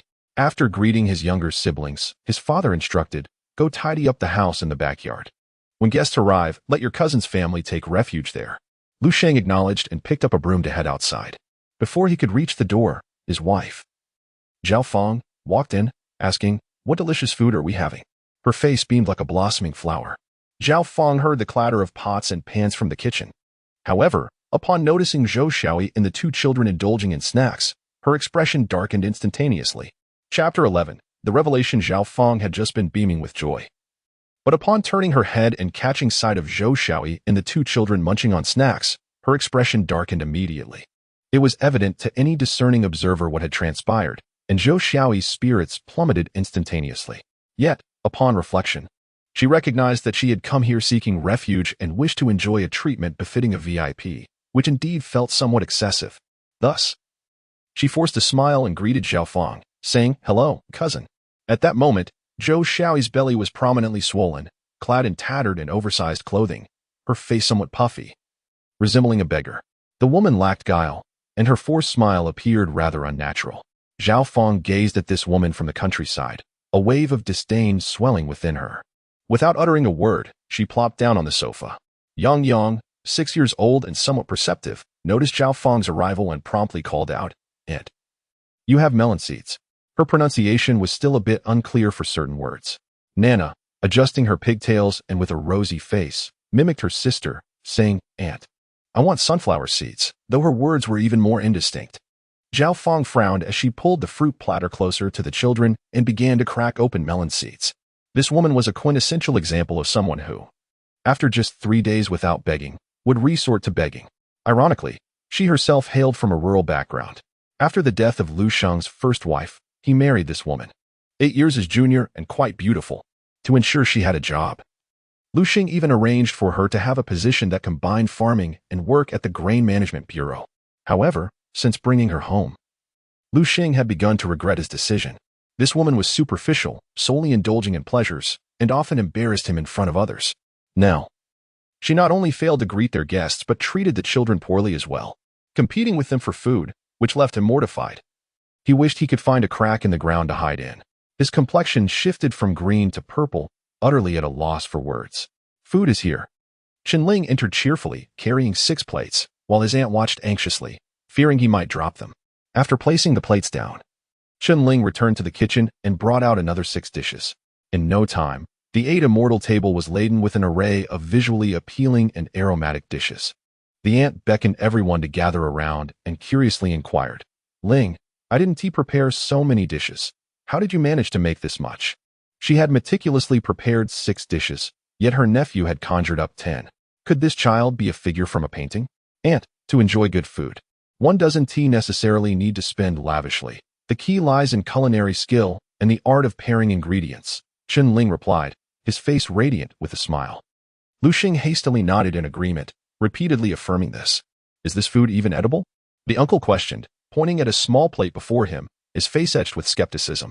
In the plate lay wood ear mushrooms and onions garnished with cilantro, appearing quite appealing, yet the uncle knew full well that consuming them raw could be rather pungent. "Do give it a try, and you'll see. Not only does it taste delightful, but it also helps lower blood pressure and blood lipids, contributing to vascular health." Everyone, albeit with skepticism, reached for their chopsticks. A crisp sound resonated, and everyone savored the delightful flavors, both sweet and sour, nodding in approval. Uncle, accustomed to hearty portions and abundant meals, remarked, "Surely, you have prepared too little. Who could possibly be satisfied with this?" Despite having once held a prominent position as a team leader, his dining habits were no different from those of farmers. "Uncle, one cannot prepare too much cold dish. In excess would spoil its taste," Chen Ling replied cheerfully. "Ah, are you teasing us, like feeding a cat?" the elderly gentleman added humorously, eliciting hearty laughter from the group. Chen Ling pointed to a dish. "Do give this a try." It was a plate of fried peanuts, mingled with diced green chilies, resting in an amber-hued sauce. Everyone eagerly reached for their chopsticks, and soon the air was filled with the delightful crunch of peanuts. "How is it still so crispy?" Aunt exclaimed, astonished at her nephew. They had presumed that the sauce-drenched fried peanuts would be soft. "Delicious, isn't it?" "This is called old vinegar peanuts," Chen Ling announced. "Mother, what is this?" daughter Yang Yang inquired curiously, gazing at a plate of golden fried potato strips. The others at the table recognized the familiar sight of French fries. Chen Ling picked up a fry, dipped it in a small bowl of ketchup, and offered it to his little daughter, Nana. The child gingerly caught it with her teeth, chewed, and then beamed with joy. Her eyes sparkling as she exclaimed, "Tasty." The adults, not to be outdone, flocked to sample this novel dish. Indeed, the fries were crispy on the outside and tender within, bursting with a delightful sweet and sour flavor. Aunt, intrigued, asked, where did this tomato sauce come from? Her household did not stock such a condiment, and in the brief time that had passed, no one had ventured out to procure it. Moreover, such items were not commonly found in their rural town. Although she had seen it at her eldest son's home, it is made by simmering tomatoes with sugar over low heat. It is quite easy to prepare. Observing the children's joy, Lu Xing knew they would surely relish it. Inspired by his cousin's words, he resolved to make it for his children upon their return. "Cousin, teach me as well. I would love to make it for your nephew." Lu Xing felt a pang of sympathy for the boy, whose mother was absent, leaving him to live with his elder brother in the county town. Chen Ling readily agreed. At that moment, Zhao Fong cast a glance at him, then turned her gaze back to Chen Ling, saying, Rural folk certainly know how to enjoy their food. Upon hearing this, Aunt's expression darkened. Her nephew was dear to her heart, and she would not tolerate any disrespect towards him. Haha. Rural people, with their plenty of leisure time, tend to experiment with food. Chen Ling laughed heartily, drowning out Zhao Feng's scornful remarks. Seizing the opportunity as attention shifted, Lu Xinji quickly interjected in our eagerness to eat. How could we forget about drinking? The previously awkward Lu Sheng immediately picked up a bottle of Shishui Daku, exclaiming, "Cousin, your dishes are so delectable that I've completely lost track." He rose to the west in search of a corkscrew, while Chen Ling took the wine bottle, gently pressing the palm of his hand against the bottle's mouth. With a resounding pop, the cap surprisingly came off. Lu Xing, astonished, inquired, "How did you accomplish that?" There exist various methods to open a bottle. Some employ a corkscrew, others utilize chopsticks, and some even resort to a stool. Yet he had never witnessed the use of a palm. In truth, he had employed chopsticks, merely using the tip in a rather discreet manner. Chen Ling pointed to the chopsticks, lifted a wine glass, and with a swift motion, the bottle's mouth met the glass, much like a dragonfly touching the water's surface. The 3 glasses were filled just right, neither too much nor too little. Witnessing this spectacle, Lu Sheng, a seasoned patron of the drinking scene, was left utterly flabbergasted. This was no mere rural youth. He was, in fact, a veteran of the wine arena. Suddenly, Chen Ling felt a pair of eyes fixed upon him. He looked up to find it was his wife, Zhou Xiaoyi. Oh dear. This was a disaster. Chen Ling scratched his head, silently lamenting his predicament, and hastily concocted a fib in preparation for his wife's impending inquiries. Chapter 12. The injury of the younger brother-in-law. After dinner, Zhao Feng's sister-in-law returned to her room, while Zhou Xiaoyi began to assist in clearing the dishes. Although Chen Ling was a guest, being the youngest, he took the initiative to replace the teapot and set it before his uncle and cousin. Turning around, he also began to tidy up the table. This was not an act of excessive courtesy. Rather, it stemmed from the fact that his aunt was advanced in age and his wife was pregnant, making him the most suitable for such tasks. Let your uncle enjoy his tea. A man should not engage in such menial work. His aunt admonished him as she busied herself. It seemed that the division of household chores by gender had become an unspoken rule. Standing at over 6 feet tall, his movements around the room were deemed cumbersome by his aunt. Carrying the basin and laughing heartily, what does being useless have to do with household chores? Zhou Xiaoyi felt a pang of sympathy for her husband, who had just undergone surgery. Had they been at home, she would certainly have kept him out of the kitchen. Upon hearing his aunt's words, Zhou Xiaoyi urged him to sit down on the sofa and enjoy his tea. He complied and approached, pouring tea for his uncle and cousin. Noticing that the child was tired, his aunt began to arrange accommodations. In the Lu family's courtyard, 2 sons resided.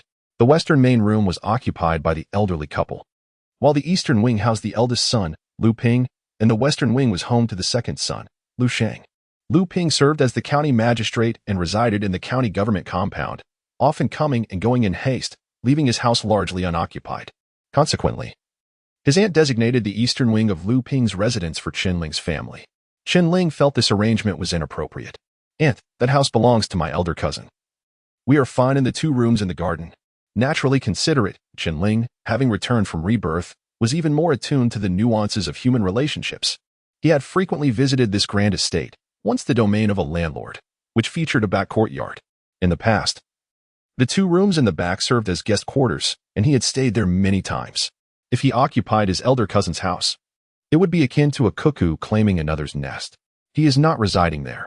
Your staying is perfectly acceptable," his aunt insisted, expressing her affection for him and deeming the guest rooms too cramped. "This is not ideal. If your cousin's family returns, where will they stay? With your wife due to give birth in just over 2 months, returning home is out of the question, especially with the confinement period coinciding with the new year. How will your cousin celebrate the new year at home?" His second cousin, sipping tea, chimed in. He is the county magistrate. "Do you truly fear he will lack a place to stay?"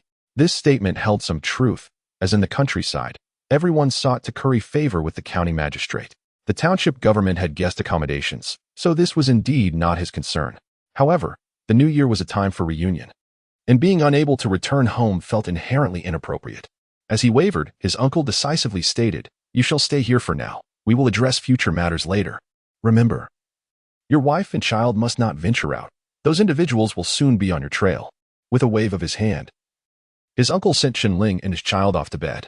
At that moment, his elderly companion and Xiaoyi had gone to the kitchen to wash the dishes, leaving just the 2 men in the room. The elder remarked, "Tomorrow we must procure some bargain grains. With this large family, our food supply is insufficient." It was still the era of rationing, and each member of his family received merely 30 jin of grain per month. The sudden doubling of the population undoubtedly led to a scarcity of food. Lu Xing ignited a cigarette and replied, "Indeed. I'll have Zhao Fang procure some provisions from the grain depot." His wife worked in the grain industry, and he reasoned that proximity would afford them some advantages in securing rice and flour for their own consumption. His father turned his head in disbelief. "Are you still relying on her?" The previous afternoon, his daughter-in-law's behavior had already caused him considerable embarrassment. Chen Ling was an exceptionally astute individual. His ability to deftly shift the conversation away from an uncomfortable topic demonstrated his wisdom. Lu Xinji, who had traversed the country in his youth and encountered countless people, was certain that Chen Ling was destined for greatness. His father, who typically refrained from commenting on his daughter-in-law, clearly harbored dissatisfaction with Zhao Fang's conduct. Lu Xing promptly agreed to personally handle the matter of procuring grain the following day. The night passed quietly, and the next morning, a knock on the door interrupted the stillness. Chen Ling's family huddled inside, reluctant to make a sound. Cautiously, his aunt opened the door to reveal Chen Ling's sister-in-law and Zhang Yuanshan, who had brought food supplies. To avoid detection, they had risen early in the pre-dawn hours, cycling with the provisions in haste.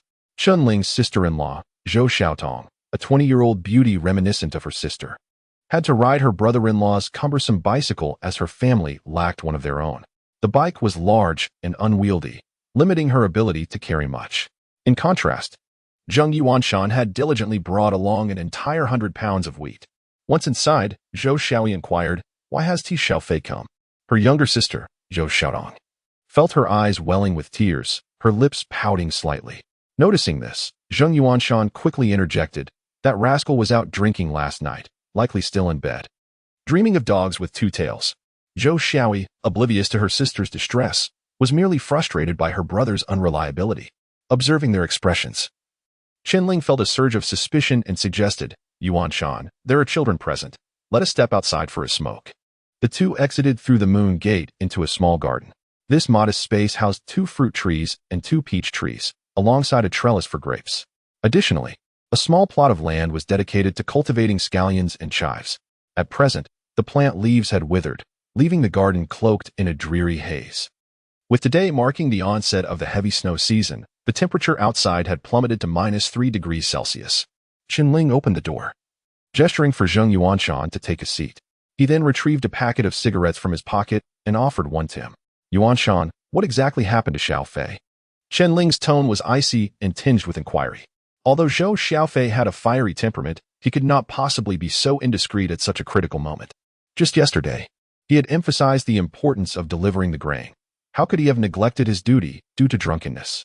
Zhang Yuanshan took a deep drag from the cigarette before responding in a low voice. "After you all left yesterday, your father dragged Uncle Zhou to the commune office, pressuring him to reveal your whereabouts. When Uncle Zhou refused to divulge any information, your father beat him mercilessly, leaving him battered and bruised. Ultimately, unable to endure any longer, he spoke out. Upon returning home, Zhou Xiaofei was met with the sight of his father lying in bed, battered and bruised, igniting a surge of uncontrollable rage within him. Gritting his teeth, he sought out Chen Kaihua for a confrontation, only to find himself severely beaten by the Chen father and son. Upon hearing this, Chen Ling furrowed his brow, his chest heaving with suppressed fury, and inquired, "How are the injuries, Xiaofei?" "Uncle Zhou has only sustained superficial wounds, but Xiaofei was hospitalized last night with 2 broken ribs." Zhang Yuanshan replied, his voice laced with indignation. Chen Ling had plans to travel to the provincial capital that day, aware from his previous life that there lay hidden a sum of money. Delays could lead to unforeseen complications, and he needed to retrieve it as the initial capital for his entrepreneurial venture. Time was of the essence. He instructed Zhang Yuanshan to return immediately to assist his father-in-law and brother-in-law in obtaining a forensic assessment, and then to have his mother-in-law file a report at the police station. Even if the police were biased and unresponsive, it would at least serve as evidence for future reckoning. Chapter 13. The Journey to Prosperity. There exists a hierarchy of urgency in matters of importance. Even though my father-in-law and brother-in-law have sustained grave injuries, I cannot return home just yet. For if I were to be detained, my wife would grow anxious. And should that foolish woman be coerced, she might unwittingly place herself in perilous circumstances, the consequences of which would be unimaginable. Moreover, I have more pressing affairs to attend to. Upon exiting the garden, I took a moment to advise my wife and bid farewell to my elders. Before hastening back alongside Zheng Yuanshan and Xiaotong, I rode my bicycle alongside my sister-in-law and Zheng. Engaging in conversation that revealed Zheng had sacrificed his position as a militia captain for the sake of my father-in-law. I am immensely grateful for his assistance during this trying time. Yuanshan, with Xiao Fei injured and Xiaotong being a girl, the household responsibilities rest entirely on your shoulders. If it becomes too overwhelming, do not hesitate to enlist the help of Fatty and the others, I implored. I am fortunate to have a commendable character and a circle of loyal friends who would undoubtedly rally to my call for help. Zheng pedaled vigorously, turning his head to assure me, Brother Chen, do not worry about these matters. Focus on supporting your wife through childbirth. I will handle the affairs at home.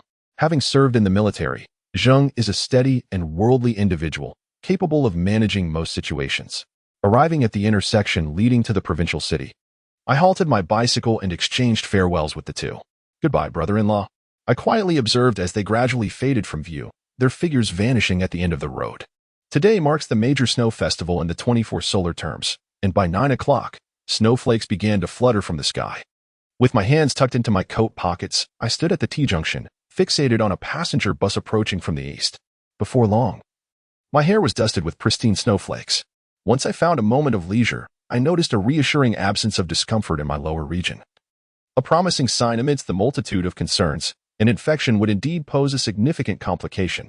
As the wind picked up, the north wind swept snowflakes into my collar, causing me to instinctively shrink my neck. Fortunately, Xiaotong had provided me with a warm coat. I took out a cigarette and lit it, my gaze still directed towards the east. The snowflakes danced gracefully in the air as a long-distance bus slowly made its way toward me. Behind the glass of the bus windows, a sign with a white background and red lettering clearly indicated the destination, Dafeng Mingquan. I raised my hand, and the bus came to a gradual stop. The ticket collector inquired, "Where to?" "Mingquan," I replied, discarding my cigarette but nimbly boarding the vehicle.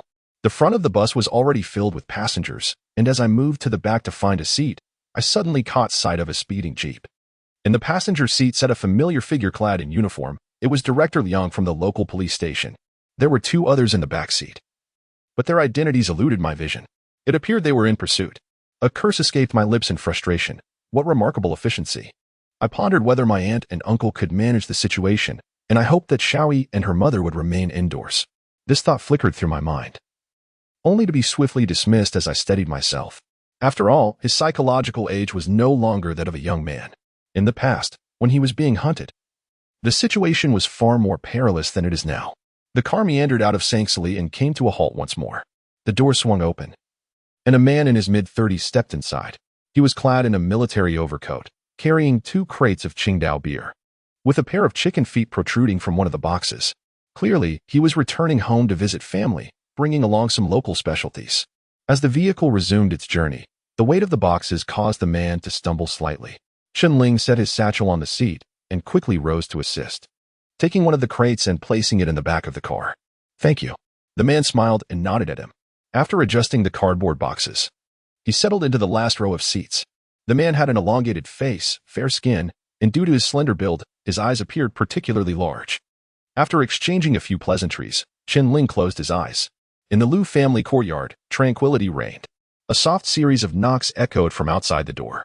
The 2 well-behaved little girls, Yang and Nana, nestled quietly by the tea table, nibbling on sunflower seeds like 2 tiny mice. "They've arrived. You 2 hurry and hide in the backyard." Lu Xianzhong, an old Red Army veteran, possessed a keen sense of vigilance. From the gentle knocking, he surmised that visitors were likely seeking out Chen Ling and his wife. Zhou Xiaoyi led the children through the moon gate, while Lu Xianzhong swiftly retrieved his revolver, laid out a canvas, and began to feign cleaning it. Annie stepped out of the room and opened the door. 2 men and a woman stood outside, Director Liang and Director Qi, along with Li Yulan, the women's director from Dia Village. "You must be Aunt Chen," Director Liang asked with utmost respect. Upon realizing they were police officers, Auntie hesitated for a moment before replying, "Come in." She ushered the 3 into the house and then secured the door behind them. As they followed the elderly lady, they surveyed the grand residence, their minds swirling with questions. Director Liang pondered, haven't landlords and capitalists been overthrown long ago? How could anyone still reside in such an expansive manner? However, as soon as this thought crossed his mind, he dismissed it, considering that perhaps this was a shared residence among 3 families who had been allocated the landlord's house after land reform. "Old Lu, we have guests," the elderly lady announced as she led them inside. "Old man, how are you feeling?" Director Chi inquired as he approached. The old gentleman squinted his eyes, continuing to polish the revolver. After a while, he deftly loaded bullets into the chamber, his hand trembling as he secured it in place. "Who are you?" The old man suddenly lifted his head, fixing his gaze intently on the 3 visitors, the barrel of his gun pointed directly at them. A chill ran down Director Liang's spine. As a policeman, he recognized the firearm as genuine and, moreover, an American-made M1917 revolver. In peacetime, private ownership of firearms was illegal. Though he could not comprehend why the elderly gentleman possessed a firearm, he hastily cautioned, "Sir, this is no trivial matter. It could discharge." "Nonsense. This gun is perfectly fine," the old man retorted, shifting the barrel and aiming it at Director Chi. Stricken with terror, Director Chi stumbled to the side in a frantic attempt to evade. Observing this, the old man chuckled and holstered the weapon. "What brings you here?" he inquired. Director Chi quickly stepped forward, bowing and scraping as he replied, "We have come in search of the Chen couple." Uncertain of the old man's identity, he refrained from displaying any bravado. "Who is this Chen? Let me think." The old man mused, placing the gun aside and scratching his head, as if wrestling with his memory. Their host did not offer them seats, leaving the 3 to stand awkwardly. Suddenly, Lu Xianji smacked his forehead, a look of realization dawning upon him. "Oh, you mean the leader? Who told you he was here?" "Chen Kaihua mentioned it," Director Chi blurted out. Lu Xianji rose, directing the gun towards the trio. "Out with you. Let him come on his own." Thus, the 3 were unceremoniously ushered out, regardless of whether the old man was merely putting on airs or genuinely confused. It was evident that he was not to be trifled with. Director Liang resolved to visit the local police station to ascertain the old man's true background. Chapter 14. Waiting for darkness. Awaiting fortune, 3 individuals departed from the Lu residence, their spirits dampened, as they made their way towards the local police station. Whether the old man was merely feigning madness or genuinely befuddled by age, the fact that he possessed a firearm indicated that he was undoubtedly a formidable character. Director Liang resolved to first consult his colleagues at the police station to ascertain the situation, lest they inadvertently tread upon treacherous ground. Dopa Township is emblematic of a typical mountainous region, characterized by undulating hills and relatively stagnant economic development. During the tumultuous years of the War of Resistance, Lu Xinji led troops in this area, valiantly battling against the Japanese invaders. It was the impoverished local populace who sustained them with dried melons and sorghum. Hence, upon his demobilization, Lu Xinji resolutely chose to return to this land. Despite leveraging his status as an old Red Army soldier to secure some poverty alleviation funds from higher authorities, the transportation infrastructure and farmers' incomes in this region remained considerably underdeveloped. Consequently, while other communes had transitioned into towns, this area remained designated as a township. The township's administrative center was modest in scale, and it wasn't long before the 3 men entered the police station. Upon finding Director Zhou, Director Liang explained their purpose. Zhou, with a teasing tone, remarked, "Old Liang, have you lost your mind? What are you talking about? Assisting in family planning initiatives is an assigned duty from above. Seeking assistance is part of your responsibilities." Once Director Zhou introduced Lu Xinji's background, Director Liang suddenly grasped the gravity of the situation. No wonder that old scoundrel Chen Kaihua had refused to come under the pretext of being injured by Zhou Xiaoyi. Director Chi was beside himself with rage. Recalling how Chen Kaihua had conspired with Chen Ling to execute a deceitful scheme, only to leave them facing obstacles they had truly been made fools of upon returning.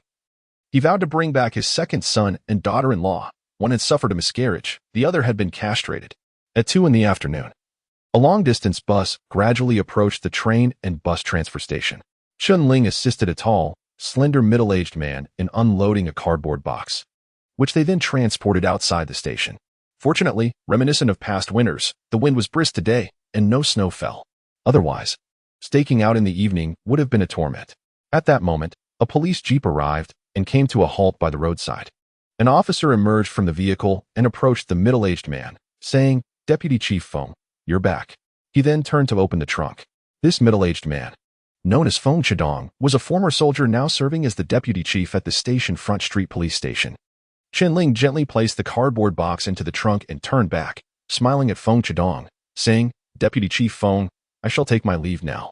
Feng Chidong, feeling a sense of camaraderie with the amiable Chen Ling, noted his accent and recognized him as a fellow townsman.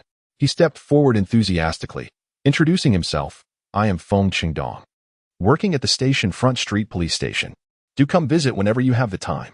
Extending his right hand, he greeted Chen Ling warmly, quickly reciprocating the handshake. Chen Ling introduced himself. "I am Chen Ling from Dauphin County."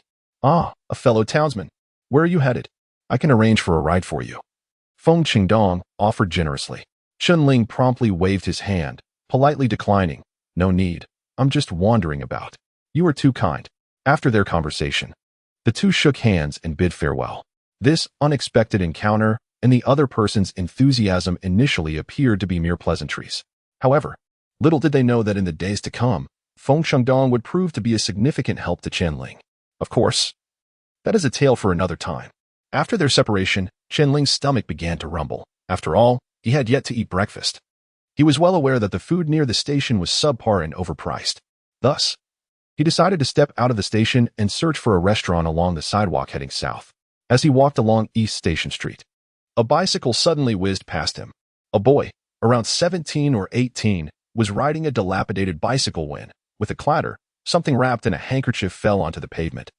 Before Chen Ling could discern what it was, a girl, about 18 or 19, sprinted past him and swiftly picked up the handkerchief.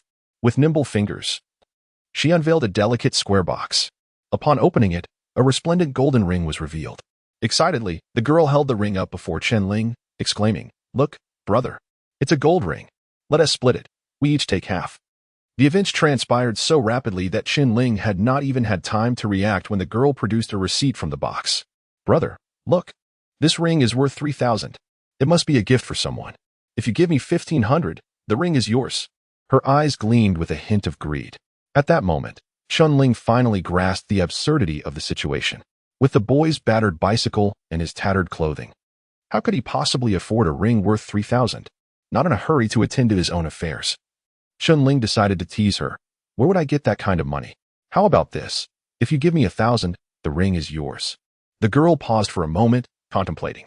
1,500 was no small sum, and judging by the man's appearance, he seemed to be a rural dweller who likely could not produce such an amount. Chen Ling, appearing disheveled and exhausted from the past few days of evasion, certainly did not resemble someone of means. "Brother, I don't have that much either. How about you give me 500? She suggested. She had lowered her price. Chen Ling feigned difficulty. "You offer me 500? If you do that, you'll be making a great profit." Seeing her scheme unravel, the girl's eyes darted, and she sought to negotiate further. "How about this? You can borrow some money, and I'll go with you." Across the street, two men were watching them intently. Aware of the situation, Chen Ling understood that he was being targeted by a group of scammers, treated as a lamb to be slaughtered.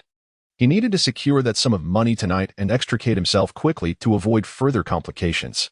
Feigning calm, he replied, "All right. Let us go to the police station on Station Front Street. My friend, Feng Qingdong, is the deputy director there." This unexpected connection with the newly acquainted deputy director Feng was fortuitous indeed. In this area, swindlers were undoubtedly familiar with the local police station. Upon realizing she had been seen through, the girl cast him a disdainful glance and turned away, with a rumbling stomach.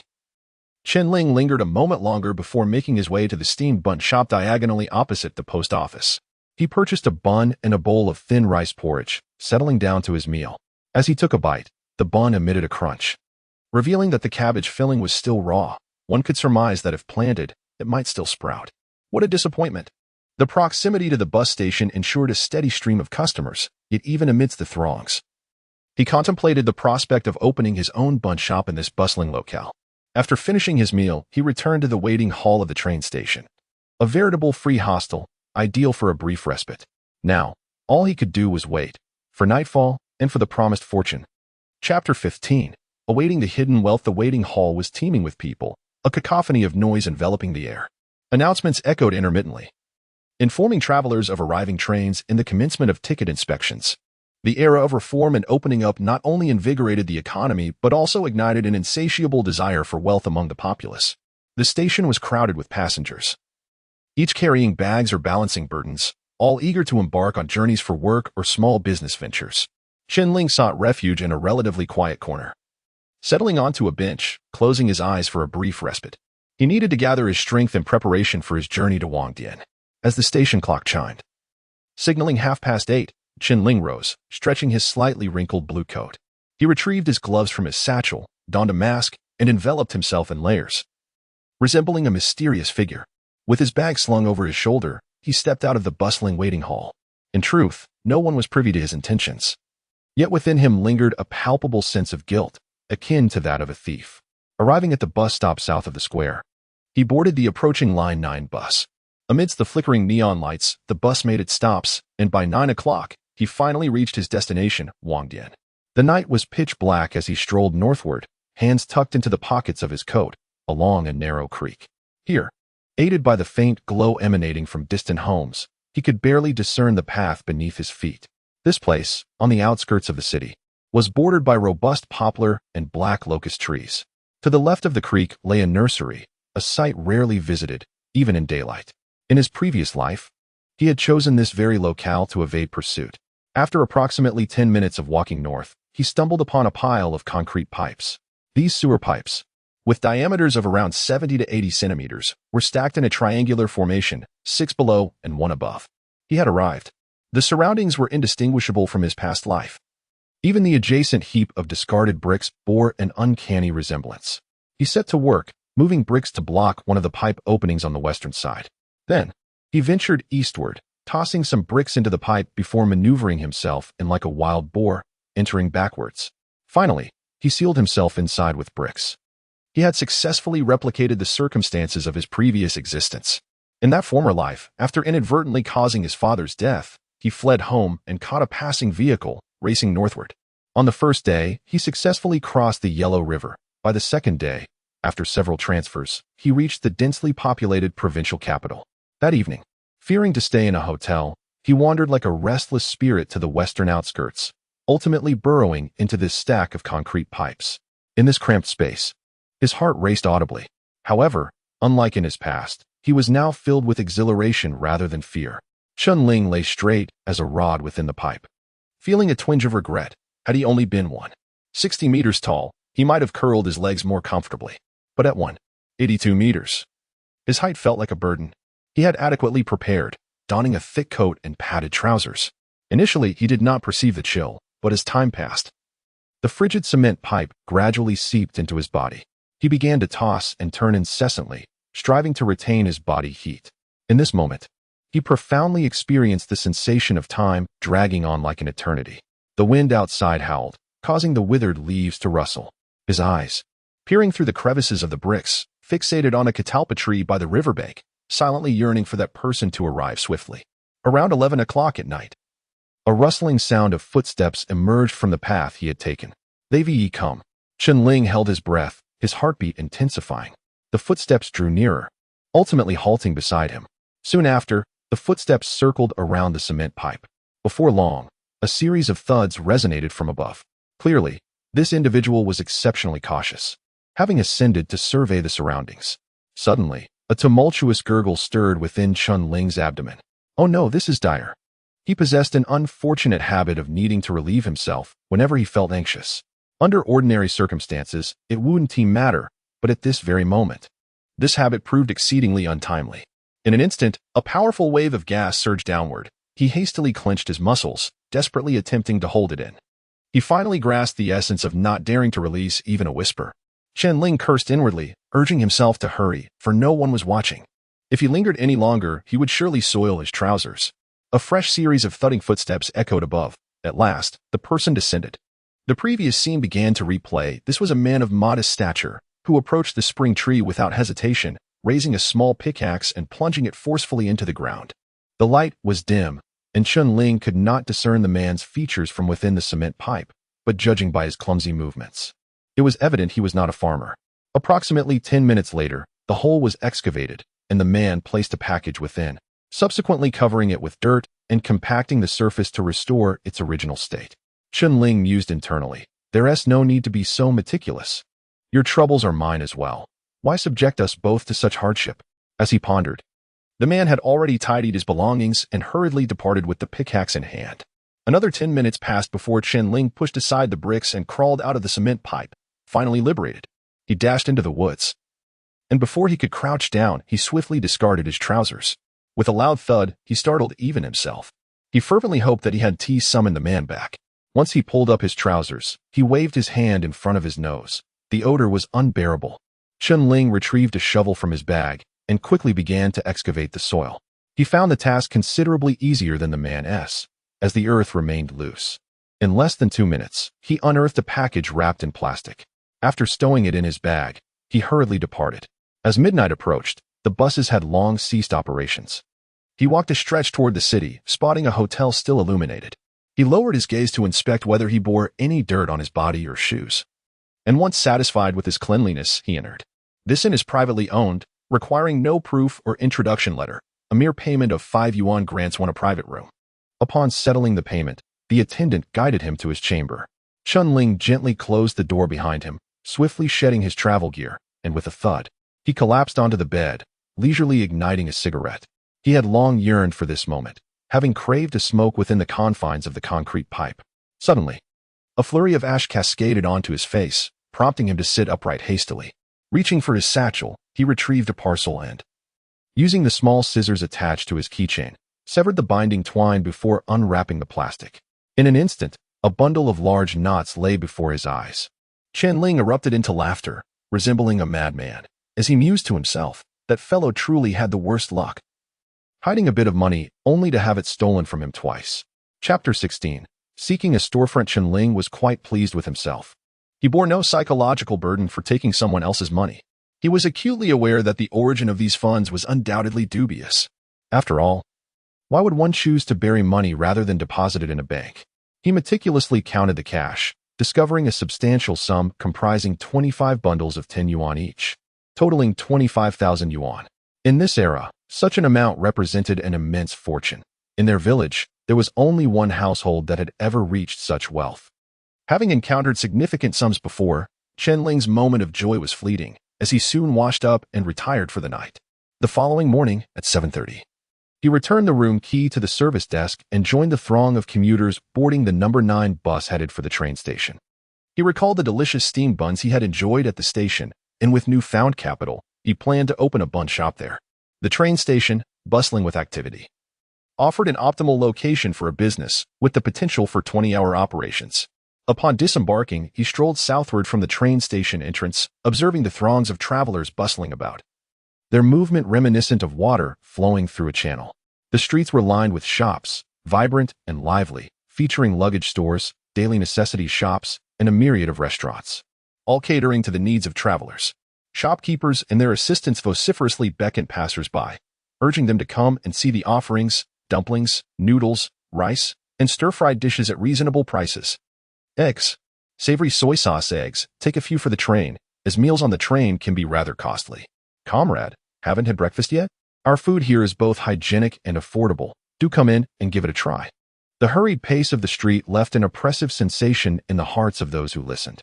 As he walked, he attentively surveyed the store signs, seeking a larger establishment, ideally around 100 square meters. However, the shops here were as cramped as pigeonholes, scarcely allowing room to turn around. Chen Ling continued along the station road, turning eastward where he encountered a stretch devoid of shops, primarily occupied by properties belonging to the Railway Bureau, such as the Cultural Palace for Railway Workers, the Freight Management Office, and the Freight Yard. He eventually reached the exit, the very street where he had dined on buns the previous day. Unable to withstand his hunger any longer, Chen Ling settled at a roadside stall at the corner. "Comrade, how many fried dough sticks and tofu pudding would you like?" inquired a plump woman, turning to him. By this time, most workers had already begun their shifts, and the clientele consisted mostly of travelers. "Half a kilogram of fried dough sticks and a bowl of tofu pudding," he replied, finding an empty table to sit at. At that moment, 2 individuals clad in postal green uniforms approached, prompting the woman to cheerfully beckon, "Brothers, over here." This table has only one person. It appeared that the proprietress was quite familiar with them. The 2 men took seats at Chen Ling's table, and he extracted 3 pairs of disposable chopsticks from the holder, offering each of them a pair. After receiving the chopsticks, the 2 exchanged friendly nods and expressed their gratitude. Shortly thereafter, the proprietress approached with 2 small baskets, delivering fried dough sticks. The middle-aged man expressed his dissatisfaction, remarking, "These fried dough sticks are not properly risen." Both individuals furrowed their brows, evidently displeased with the quality of the snack. Indeed, Chen Ling observed that these fried dough sticks resembled pigtails, being thick at one end and thin at the other. A single bite produced a rather unappealing crunch. The two-lid bags adorned with the insignia of the Chinese Postal Service, suggesting they were employees of the Postal Bureau in Minquan City. "Brother, it seems the quality of the meals at this restaurant leaves much to be desired." Chen Ling initiated a conversation. The man around 30 replied, "You are far too polite. This is not merely not great, it is downright poor." The older middle-aged man shook his head, lamenting, "Most diners here are travelers from out of town. It's a never-ending plight for us Chinese." They continued to voice their grievances. "You work for the Postal Service. Why not dine at the cafeteria?" Chen Ling inquired, keen to gauge their response, as these workers would be a potential customer base should he open a shop here. "Oh, don't get me started. The cafeteria food is truly dreadful, and it closes promptly at mealtime. We drivers have no choice but to seek meals elsewhere," the middle-aged man replied. This was indeed true. The Postal Service prioritizes mail delivery over mealtimes, dictated solely by the schedule of dispatch and return. As Chen Ling chewed on the fried dough sticks with a crunch, sipping his soy milk, he casually asked, "Gentlemen, are there any storefronts for rent nearby? I'm considering opening a bowsy shop." Rather than wasting time searching aimlessly, he preferred to inquire with the locals, especially since he was eager to return, having previously worked in this city. He knew that the people of Minquan were warm and well-mannered, generally refraining from taking advantage of outsiders. Thus, he held a favorable impression of the area. The slightly younger individual pointed southward, saying, "Captain Shen, I noticed there are storefronts available for rent to the south of our bureau." It turned out that this middle-aged man was the captain of the driver team. Captain Shun continued to eat with his head down, mumbling, "That's south at Front Station Street. It's a government building, too large, and it hasn't been rented out for quite some time." This was indeed promising news. Both storefronts were single-story and likely not overly large. Chen Ling hastily finished his meal, settled the bill, slung his bag over his shoulder, and headed south. After passing through the gates of the Postal Bureau and walking for a mere 2 minutes, he spotted a row of single-story buildings to the west. One of the double doors bore a conspicuous rental notice. "Desirable property for rent. 6 rooms available, covering an area of 120 square meters. Interested parties should act swiftly." Below it were contact numbers and the address of the rental agency, estimating the storefront to be about 5 or 6 meters long. Chen Ling bent down to peer inside, but the dim light rendered it difficult to see clearly. Thus, he shielded his eyes from the sun and continued to gaze inward. It became evident that this was a row of northern-facing rooms, with the entrance open from the eastern gable wall. Chen Ling felt a surge of joy. No wonder this property was difficult to rent. As a storefront, it could not be divided for separate leasing. If one were to rent the space, it could only be taken as a whole. In such a location, the surrounding residential population was too sparse for a shop, yet, for a hotel, the pedestrian traffic was excessive and chaotic. Opening a fast food establishment or a dumpling shop would require an area too vast. However, Chen Ling's dumpling shop would operate under a unique business model. He needed ample space, primarily for dine-in customers. Otherwise, if the clientele increased, there would be no room for them. Chen Ling quickly jotted down the phone number and address, then headed to the bank to deposit 5,000 yuan before making his way toward the street in front of the station and the local administrative office. Chapter 17. Complaints. Alas, they have killed my son. Is there any justice in this world? A plump elderly woman, her face streaked with tears, stumbled toward us in despair, wailing uncontrollably. Her cries resonated like thunder, deafening the ears of passers-by, who turned their attention to her plight, halting in their tracks. Soon, a group of elders and children hurried over, trailing behind the distraught matron. At that moment, Director Liang of the West Town Police Station was engrossed in handling a theft case. Suddenly, a heart-wrenching lament erupted from behind the building, mingled with desperate cries of a fatality. A wave of anxiety washed over him, prompting him to abandon his work and stride out the door. Upon surveying the scene, he noticed 2 officers engaged in light-hearted conversation beside a vehicle. Fury flared within him instantly. His eyes widened in indignation as he bellowed, "Have you both gone deaf? Hurry up and bring the people in." The scene outside the station, rife with sorrowful wails and cries of injustice, was undoubtedly tarnishing the station's reputation. It led the public to believe that the police could not deliver justice, a blatant slap in the face to the institution. If word of this reached higher authorities, what impression would it leave on the leadership? Upon hearing Director Liang's furious command, the two officers swiftly dashed outside. Heavens! My husband and son are on the brink of being killed by the village secretary and his son. Is there no one to intervene? Zhou Xiaoyi, supported by her daughter Zhou Xiaoyi, staggered forward, her body trembling. As she wiped her nose, she struggled to advance. Zhou Xiaoying's eyes were red and swollen from crying. A light snow had fallen yesterday, and now it began to melt, leaving the mother and daughter's shoes caked in mud and their trousers speckled with dirt. A sight most pitiful. Good lady, which village are you from? One onlooker could not restrain their curiosity and inquired. The mention of a village secretary without specifying which village left the crowd at a loss for context. It was essential to identify the village and the official to spice up the gossip. I hail from Daya village. And my poor son has had his bones shattered by Chen Kaihua and his son, Zhou Xiaoyi lamented, her hands trembling as she produced a forensic report from her bosom. After returning from Dongpa Township, Zhang Yuanshan and Zhou Xiaodong had rushed to the hospital with Zhou Liang, following Chen's directives. They had even requested a forensic examination for Zhou Liang and his son. After thorough professional assessment, the findings indicated multiple soft tissue injuries on Zhou Liang, while Zhou Xiaofei's 2 ribs were fractured, classified as minor injuries. The 2 officers hurried over, their tone gentle as they said, "Dear lady, please try to remain calm. We can discuss your grievances at the police station." Curiosity piqued among the crowd. Some attempted to approach to view the forensic report, but the officers promptly intervened. "Officer, you must advocate for me." Zhou Xiaoyi, a woman who often resorted to tears and commotion, was now sobbing in a manner so heartrending. It seemed as though she sought to unleash all her pent-up grievances and anguish. Upon entering the police station, Zhou Xiaoyi took a deep breath, striving to calm his emotions, and then recounted the events in detail. As the narrative grew more intense, Director Liang could not suppress his rising fury, his fists clenched tightly. Chen Kaihua, that rogue, was utterly detestable. Just yesterday, he had hurt himself by kicking a metal plate. Had he not been cautious and refrained from assaulting the esteemed veteran of the Red Army, the consequences would have been dire.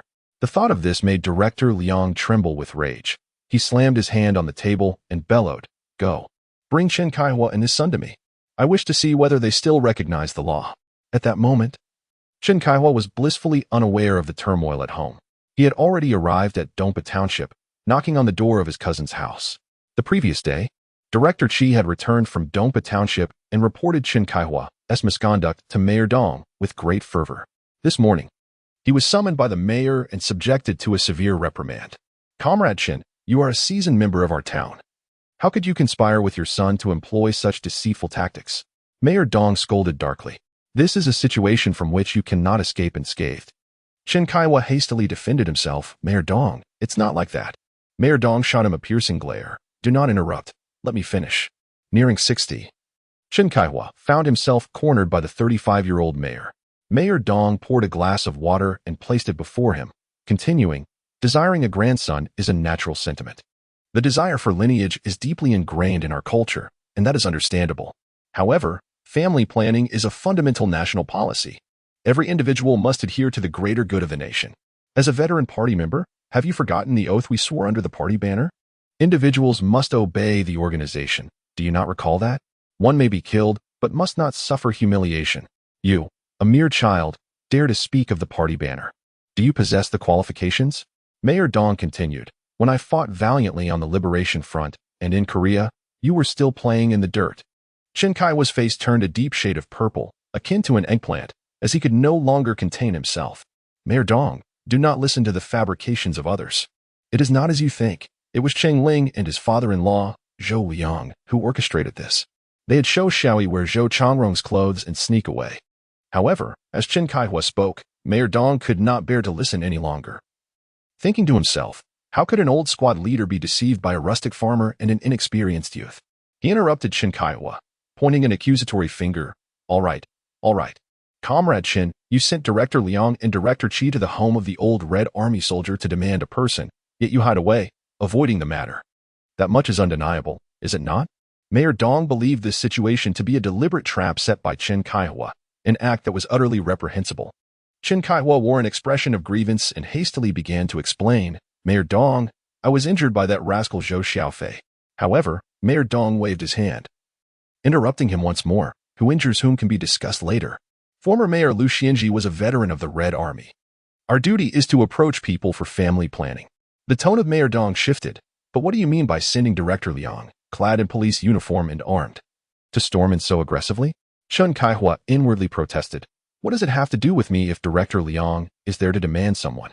I have no such authority. He wished to elaborate further, but Mayor Dong showed no inclination to grant him that opportunity. He continued, if this matter reaches County Chief Lu's ears, will you be questioning the leadership's awareness or deliberately slapping their face? In a fit of agitation, Mayor Dong slapped his own face, the sound echoing sharply. This tirade left Chen Kaihua at a loss for words. He feared that his brother-in-law might indeed be serious.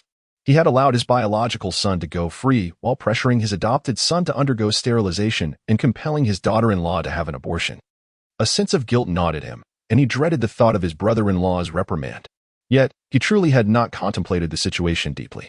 Recognizing his own culpability, Chen Kaihua ceased his arguments and meekly inquired, so what should we do now? Mayor Dong, still simmering with anger, waved his hand dismissively. You must clean up your own mess. Go apologize to them and bring the Chung couple back. Once the situation is resolved, the secretary and I will personally visit to extend our apologies. Thus, Chen Kaihua, trembling with trepidation, stepped through the doorway of his cousin's home. Chapter 18. Expelling the Liu family from the courtyard, the door creaked open, and Chen Kaihua timidly followed his cousin inside. Upon entering the living room, his cousin remained silent. The male head of the household, seated beside the tea table, was trimming a clump of bamboo. Upon noticing his brother-in-law's entrance, he did not even bother to rise. Coldly remarking, "Oh, Chen Secretary, how many troops have you brought this time?" Chen Kaihua silently admired the astuteness of Mayor Dong's judgment. Indeed, his brother-in-law was irate due to the police's visit. Heck, I possess neither such authority nor the courage. Chen Kaihua chuckled nervously, plastering a sycophantic smile across his face. In truth, he had indeed brought the police along today, though he dared not let them enter. Their purpose was to escort away his son Chen Ling and his wife. Feeling so powerful, yet when it comes to us ordinary folks, you suddenly lose your nerve? Lu Xianji taunted with biting sarcasm. It's all a misunderstanding. Just a misunderstanding. Chen Kaihua responded cautiously as he settled down. He dared not elaborate further. As long as he could placate the old man, he deemed his mission half accomplished. Lu Xianji placed the bamboo on the windowsill and turned to see Chen Kaihua seated. He barked, "Stand up. Who allowed you to sit down?" Lu Xianji's military temperament flared up without mercy. The elderly lady beside him could no longer endure the tension and interjected, "Old Lu, can we speak civilly? Why raise such a ruckus?" She gestured for her younger cousin to come sit beside her. Chen Kaihua, resembling a frightened rabbit, cautiously shuffled to his cousin's side. Lu Xianji pointed at his wife, exclaiming, "You still defend him? Is this behavior acceptable?" Uncertain of what his brother-in-law would say next, Chen Kaihua could only listen with bated breath, silently bearing the brunt of the man's fury. Are you genuinely supporting the party's policies? Or do you harbor your own selfish motives? Lu Xianji began his interrogation. Of course, there were ulterior motives. He was currently negotiating with Hong Kong businessmen regarding the construction of a cement factory. Should the collaboration succeed, it would serve as a model case. The town committee secretary had already promised to recommend him for the position of deputy town head in charge of economic affairs. Yet, Chen Kaihua was not merely motivated by power. His primary concern was for his son, Chen Xiong, whose temper was notoriously foul. His propensity for violence and disregard for familial ties rendered him an unsuitable match for any woman. If he could secure a deputy town head's position, it might pave the way for a successor and, at the very least, allow his son to marry. If both his sons were to have 3 children each, it would undoubtedly serve as a counterexample to family planning policies. At that point, he might find himself at risk of losing even his position as village secretary. However, his desire for authority and grandchildren conflicted, leading him to consider sacrificing his eldest son. Chen Ling brother-in-law, Chen Kaihua murmured, "What selfish motives could I possibly have? As the secretary, I have over 1,000 people in the village watching me. What can I do?" "Enough of your excuses," Lu Xianji retorted bluntly. "Is Ling not your flesh and blood? Why didn't you persuade Chen Ing and her husband to terminate the pregnancy or undergo sterilization, having reached his advanced age?" The forthright Lu, unafraid of offending anyone, felt no need to curry favor. His words cut through the air like a sharp blade, striking at the heart of the matter. The words spoken rendered Chen Kaihua's face crimson with embarrassment. Engaging in wrongdoing is not inherently frightening. Rather, it is the exposure of such deeds that instills true terror. In that moment, Chen Kaihua felt utterly cornered. His cousin promptly handed him a cup of tea, which he hastily gulped down only to spit it out in a splutter. His mouth scalded and blistered. "Careful, it's hot. Drink slowly," his cousin cautioned, taking a towel to wipe the splashed liquid from his chest. Ignoring the pain, Chen Kaihua hurriedly protested, "Brother-in-law, you've misunderstood me. Didn't Chen Ling escape?" Lu Xinji gazed at him intently, as if attempting to peer into the depths of his soul. Chen Kaihua felt a chill run down his spine under that scrutinizing gaze. "Brother-in-law, please stop looking at me like that. It's rather unsettling." His smile froze, laden with awkwardness. The old man rolled his eyes. "Do you take me for a child of 3? There was no need for further elaboration, as the village secretary. He was acutely aware of when family planning policies were relaxed and when they were strictly enforced. Upon hearing the rumors, it would be a trivial matter for him to conceal his own son. As the saying goes, walls have ears. When his father-in-law entered, Zhou Xiaoyi sensed ill intentions. After arranging for the children to play in the garden, she stealthily emerged to eavesdrop beneath the window. The conversation within the room was crystal clear to her. It was then that she comprehended the reason for her father-in-law's favoritism. Tears streamed down her cheeks like pearls from a broken necklace, not stemming from her own sorrow, but rather from concern for her husband. Voices echoed from within. "Chen Kaihua, leave. First, retrieve your biological son, Chen Ling, before seeking assistance. Otherwise, humph." The room fell into a heavy silence. After a considerable pause, her uncle spoke again. "Wife, see our guest out." Thus, Chen Kaihua was unceremoniously expelled before he could even broach the topic of taking his eldest son with him. At the Xiqing Town Police Station, as the workday neared its end, the officers investigating the victim returned from the hospital. Although Zhou Changrong was a spirited woman, her account aligned closely with that of the victim, Chen Qing. Moments later, the sound of a motorcycle echoed outside. A 3-wheeled motorcycle stopped by the southern wall, and the officers responsible for apprehending Chen Kaihua and his son returned. A young man, approximately 1.68 meters tall, was escorted off the vehicle, his hands cuffed behind him. While Chen Kaihua was still absent, Chen Xiong had already been taken into custody. The police held Chen Xiong by the arms from behind, resembling a plucked chicken. Yet, he held his head high, defiant and muttering curses under his breath. Director Liang seethed at the sight of him. This young man had frequented the police station countless times throughout the year. Just yesterday, he had been duped by his father, and now he was at a loss as to how to resolve the situation. With a grim expression, he instructed Officer Zhao, "Put him in detention. Finish your work before clocking out."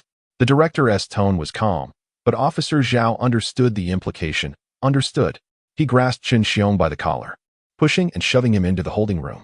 Before long, a piercing scream akin to that of a slaughtered pig echoed through the room. Within the confines of the Lily Hotel in the provincial capital, Chen Ling had successfully negotiated the rental price with the street office of Zhanqian Street. Only the duration of the lease remained undecided. "Esteemed leaders, please come in," Chen Ling politely urged from outside the single room, inviting the officials to enter first. During the discussions regarding the rental price, he refrained from treating everyone to a meal, deeming such an act too forward, too self-serving. The days ahead were plentiful, and he aimed to cultivate an image of sincerity and honesty.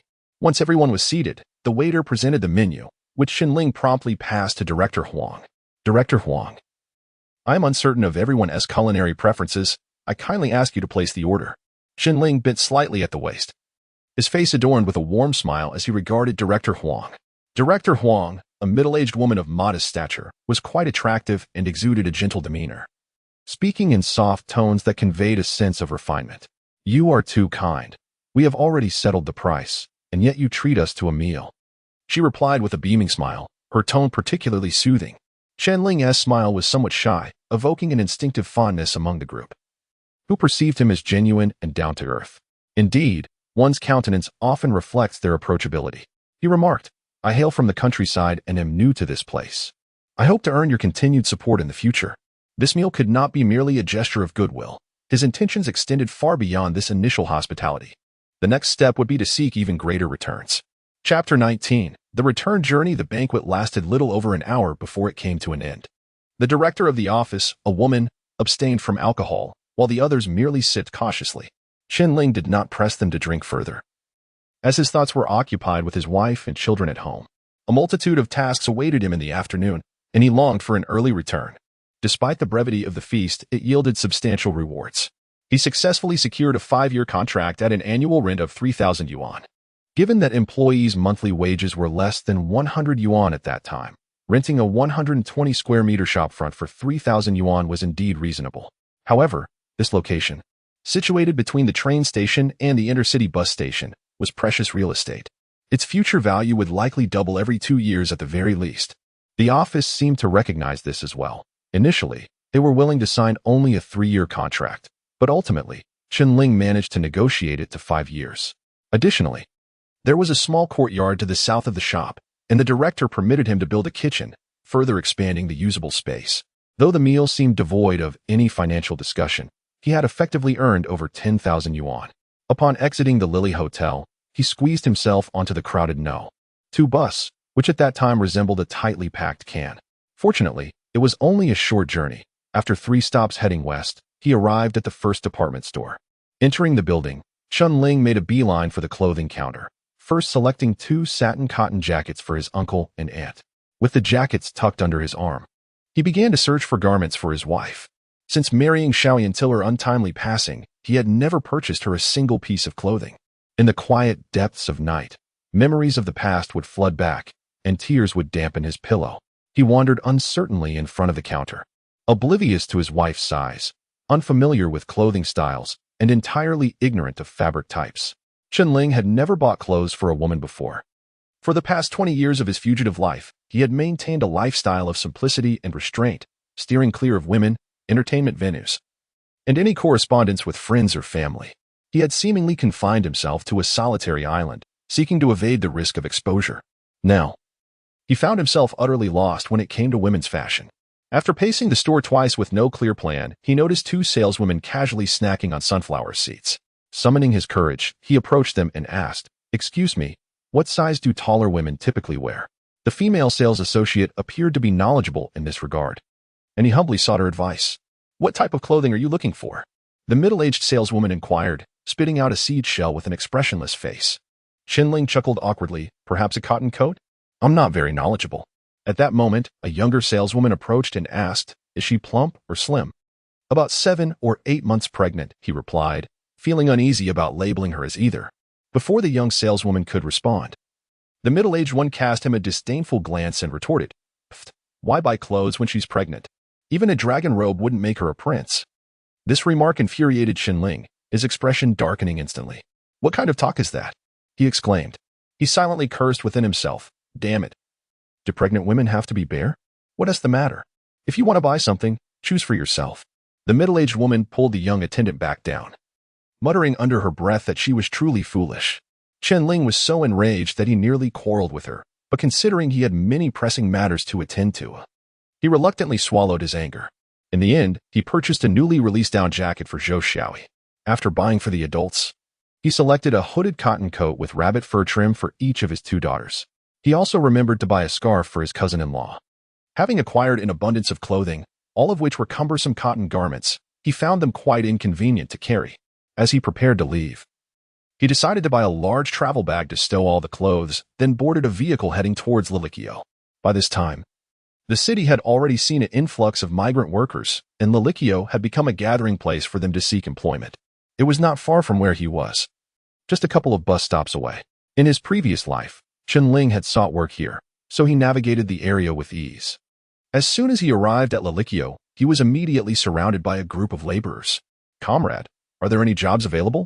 "Big brother, do you need plastering and painting?" "Brother, we offer affordable rates for ceiling installation." Goodness, their enthusiasm was overwhelming. Chen Ling suddenly felt like a prized commodity. He contemplated constructing 2 kitchens in the courtyard, complete with stoves, which would not encroach upon the commercial space. Additionally, he planned to set up a long counter in the main hall for steamers to sell buns. Behind the counter, he envisioned a display rack for some tobacco and alcohol, providing travelers with snacks for their journeys. This would necessitate the skills of bricklayers, carpenters, and even painters. Although the tasks were not extensive, the variety was quite comprehensive, which called for a capable team. Thus, he needed to be discerning in his selection. After finally extricating himself from the throng, he began searching westward for more suitable candidates. Suddenly, a familiar face caught his eye. The young man, in his 20s, was of average height with tousled hair, dark skin, and large, kind eyes. Wang Jixiang. This individual had worked alongside him in a hotel in his past life. He was remarkably genuine, the sort of person who would assist others without hesitation, but would never engage in any wrongdoing. He would never help someone fight or attack anyone. However, he would be exceedingly eager to lend a hand when someone faced difficulties at work or home. Later, when Chen Ling opened a hotel in Huaqing, he brought Wang along too. He was one of the few people Chen Ling truly trusted, right up until the moment he was taken away. At this moment, Chen Ling needed someone like him. He swiftly approached, and as their eyes met, Wang Zhixiang inquired, "Brother, are there any jobs available?" Chen Ling responded meaningfully, "Indeed, there are." He then handed Wang a cigarette. The two found a sheltered corner and discussed the specific requirements in detail. Coincidentally, Wang had a team that included carpenters and bricklayers. Wang Zhixiang summoned his masters and followed Chen Ling back to the entrance of the building. Chen Ling, having previously operated a bun shop and worked in a hotel, was well acquainted with the layout of the place. In no time, he sketched a preliminary design. His mind was filled with thoughts of his wife and children. So he decided to handle the construction and materials himself, settling on a price before boarding the return bus. The journey took 6 hours, and they arrived at Wangji, disembarking at the T-junction. However, it was already 8:30 in the evening. What means of transportation could possibly take him to Dongpa Township at this hour? Surely, he could not simply stay at an inn upon reaching his doorstep. "Excuse me, are you heading north?" A young man on a tricycle approached. It seemed fortune had smiled upon him, as if a timely rain had arrived. "I'm going to Dongpa Township. Do you offer taxi services?" Chen Ling inquired. "What taxi service? I noticed you looking around and assumed you were searching for a ride. I've heard the roads have been quite perilous lately. Climb aboard. I'm heading to Dongpa Township alone, and it would be fortuitous for us to travel together for courage." Without a moment's hesitation, Chen Ling hopped onto the tricycle. Chapter 20. Encounter with a robber. As the winter night descended, the temperature plummeted rapidly. Chen Ling climbed onto the tricycle, where some hemp ropes lay in the cart. He kicked them aside and wrapped his coat tighter around himself. After placing his travel bag in the cargo area, he settled atop it and squinted his eyes shut. For days, he had either been traveling by vehicle or walking, his mood taut and his body utterly exhausted. "Brother, where are you from?" the young man inquired, initiating conversation. "Mingquan," Chen Ling replied tersely. "Do you live in Dongpa?" The young man continued his probing. "No," Chen Ling responded curtly. "You must be in business," the young man suggested. Chen Ling chose not to engage further and soon began to emit faint snores. Under the soft glow of the moonlight, the mountain breeze howled, while the road lay barren of vehicles and pedestrians alike, save for the faint rustling of the tricycle's tires against the pavement. This was a county road, and beyond Dongpa, only rural towns leading to Lin County remained. Even during the day, vehicles were a rarity, and at night, they were nearly non-existent. Listening to the wind's whispers, Chen Ling felt the tricycle sway intermittently. He slowly opened his eyes, narrowing them into a slit, feigning sleep. He soon realized that the movement was caused by the driver glancing back at him. In that fleeting moment, Chen Ling scrutinized the man, noting that though his eyes were small, they sparkled with an unsettling brightness. He mused to himself, to judge a person, one must first observe their demeanor. This individual's wandering gaze and sharp features imply he is not of good character. As the saying goes, in this world, bustling crowds are driven by profit. Wherever people gather, it is for gain. This man offered him a free ride. Surely, there must be ulterior motives at play. Originally, he possessed 25,000 yuan. Having deposited 5,000 in the industrial and commercial bank and paid 3,000 in rent, leaving him with 17,000. This was no trifling sum. If the man harbored malicious intent, the consequences could extend far beyond mere financial loss. With these thoughts, tension gripped his body, and an involuntary shiver coursed through him. Yet, such conjectures alone did not warrant a hasty exit from the vehicle. After all, traversing a mountain road alone at night could be equally perilous. Years of evasion had rendered him exceedingly cautious. One must always remain vigilant against potential threats and take precautions to avert misfortune. A gentle sound of flowing water reached his ears, revealing a small river ahead. Upon crossing a concrete bridge, Chen Ling spoke. "Brother, please stop for a moment. I need to relieve myself." "Sure thing." The young man promptly halted the tricycle. Chen Ling lifted his travel bag, leapt off the vehicle, and with his hands tucked into his sleeves, hurried towards the river.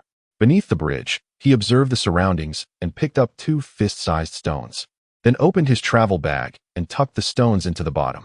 Returning to the tricycle, he feigned embarrassment, saying, "Brother, I truly apologize. I cannot ride a tricycle, and I must trouble you." "Not at all, brother. I'm not tired. Just sit tight." The young man replied with a cheerful smile. Chen Ling climbed back onto the vehicle, giving the young man a friendly pat on the back as a signal to resume their journey. He sat upon his travel bag, his right hand tightly gripping the handle, feigning slumber while remaining poised to leap from the vehicle at a moment's notice. In the mountainous region, villages were sparse, appearing only every 5 or 6 miles. Even the distant barks of dogs carried by the mountain breeze seemed ethereal and far away. As they approached a bend, the tricycle suddenly accelerated, the wind whistling fiercely in his ears, while the young man in front pedaled with frenzied determination. Yet, when they reached the turning point, the tricycle did not veer but instead hurtled straight into the roadside ditch.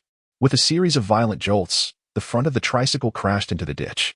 The driver, like a monkey, leapt up abruptly and landed on the edge of the ditch. As for Chen Ling, he too exited the vehicle.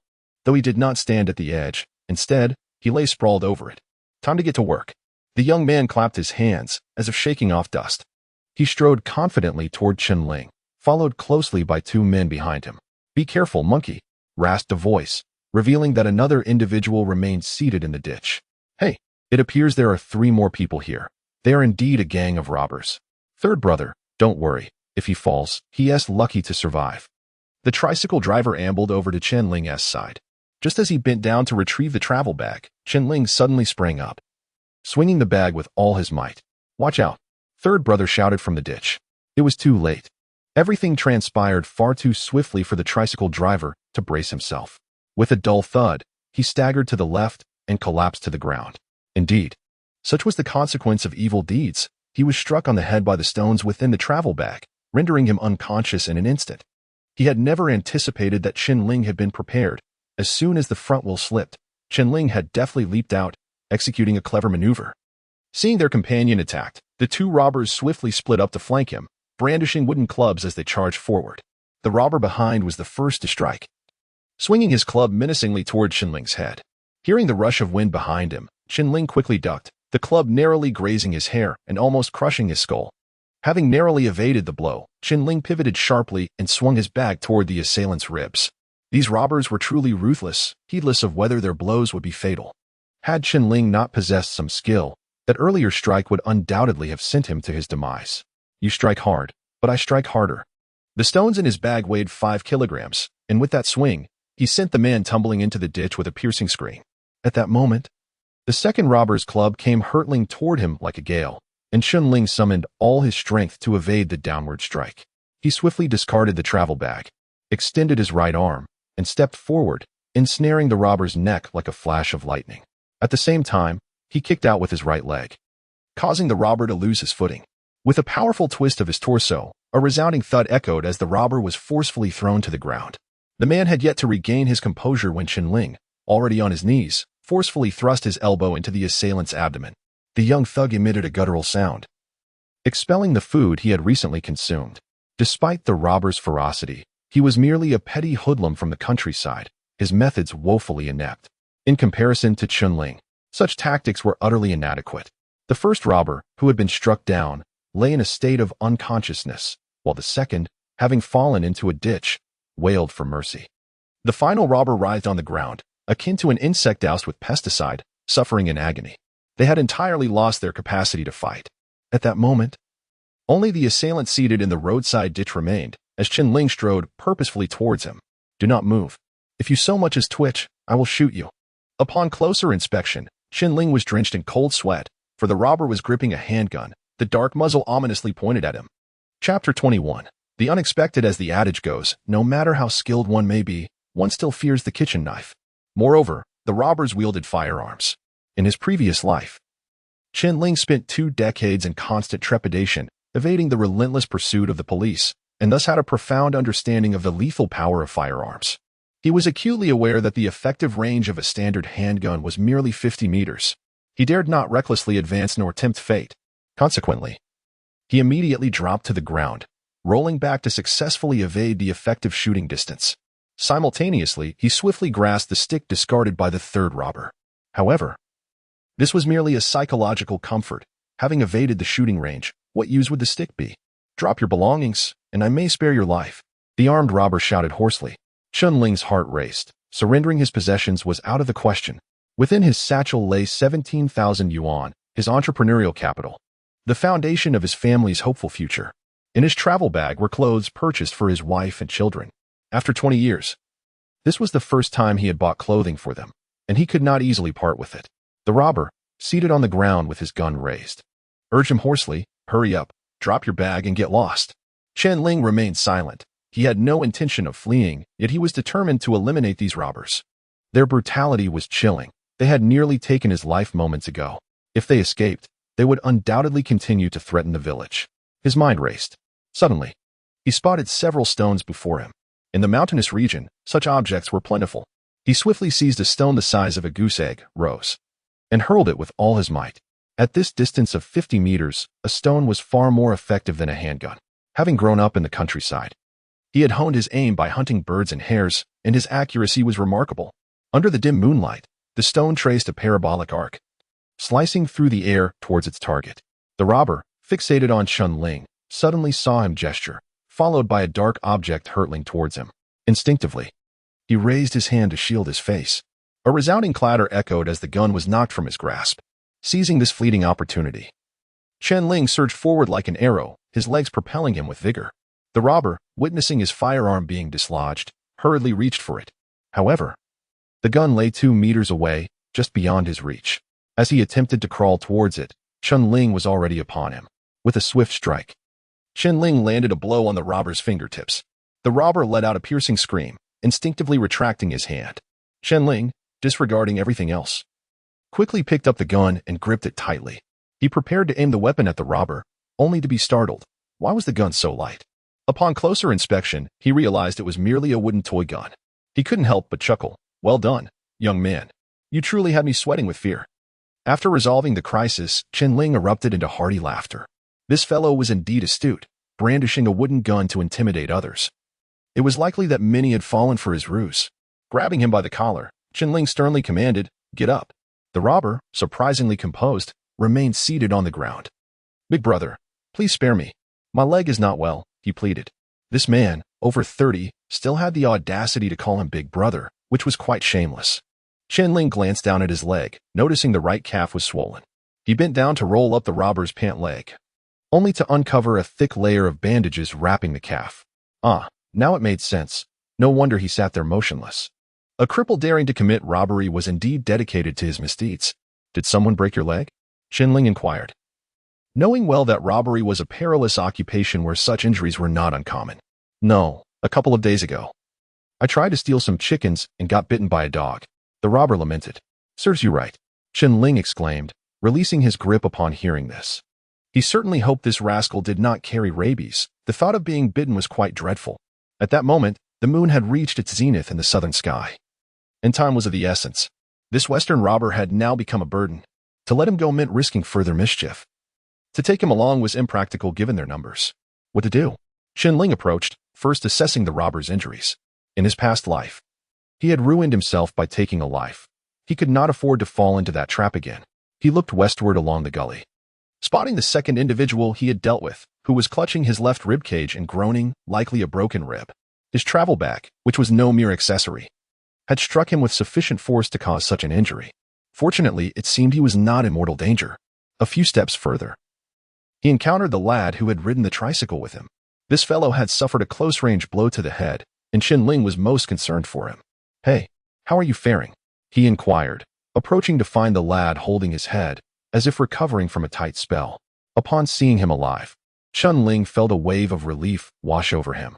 Now that it was clear they would survive, Chen Ling dragged them together and, using his belt, secured their hands behind their backs. Suddenly recalling there were ropes on the tricycle, he fetched them and bound the robbers tightly together, leaving them in the wilderness. Turning back, he pushed the tricycle onto the road and grabbed a stick to toss into the cart. Given the treachery of the terrain, he hoped not to encounter another band of robbers. Just as he mounted the tricycle, he jumped down again, realizing the front wheel had gone awry. Quickly, he steadied the front wheel with his legs and then remounted, pedaling toward home. Chen Ling, having narrowly escaped calamity, involuntarily shivered in the cool air. The unfortunate individual who was bitten by the dog was truly despicable. Chen Ling was so terrified by his wooden pistol that he broke into a cold sweat. Regaining his composure, he felt as though he were encased in a suit of iron, icy and penetrating. Upon returning to Dompa Township, Chen Ling hastened to the police station to file a report. The officers requested that he accompany them for further inquiries. Reluctantly, he complied. And this endeavor consumed a significant portion of the night. After completing his statement, he finally returned to his aunt's doorstep at 2 a.m, raising his hand to knock upon the heavy door. Chapter 22. Chen Kaihua's arrest upon hearing a knock at the door. Lu Sheng donned his thermal pants and draped a coat over his shoulders before answering. "Why are you back so late?" Lu Sheng inquired. "My apologies, cousin. I was delayed by some matters on the road. Please, do rest." Chen Ling responded courteously, greeting Lu Sheng before retreating to his room. In the stillness of the night, even the faintest sound seemed to resonate disproportionately. Lu Sheng returned to his room, and just as he settled into bed, his wife delivered a sharp kick. "Tomorrow. They need to leave at once." Zhao Fang's temper flared, having been awakened in the dead of night. Her voice rose, prompting Lu Sheng to lower his tone urgently. "Keep your voice down." Yet, Zhao Fang not only disregarded his plea, but also turned on the light. "I am in my own home. Why should I lower my voice?" Recognizing the brewing storm, Lu Sheng hastily extinguished the light, suppressing his own irritation as he lay down. Meanwhile, Zhou Xiaoyi, noticing her husband's return, with her burgeoning belly, intended to prepare foot water for Chen Ling, but he quickly interjected, "I'm tired. No need for that." Having overheard the commotion from the adjacent room, he feared that further noise would only aggravate his sister-in-law. "Brother, it seems like the sister-in-law and brother-in-law are having a quarrel," Zhou Xiaoyi remarked, peering outside. Over the past few days, she had often encountered her sister-in-law's frosty demeanor, living in constant trepidation of inciting displeasure.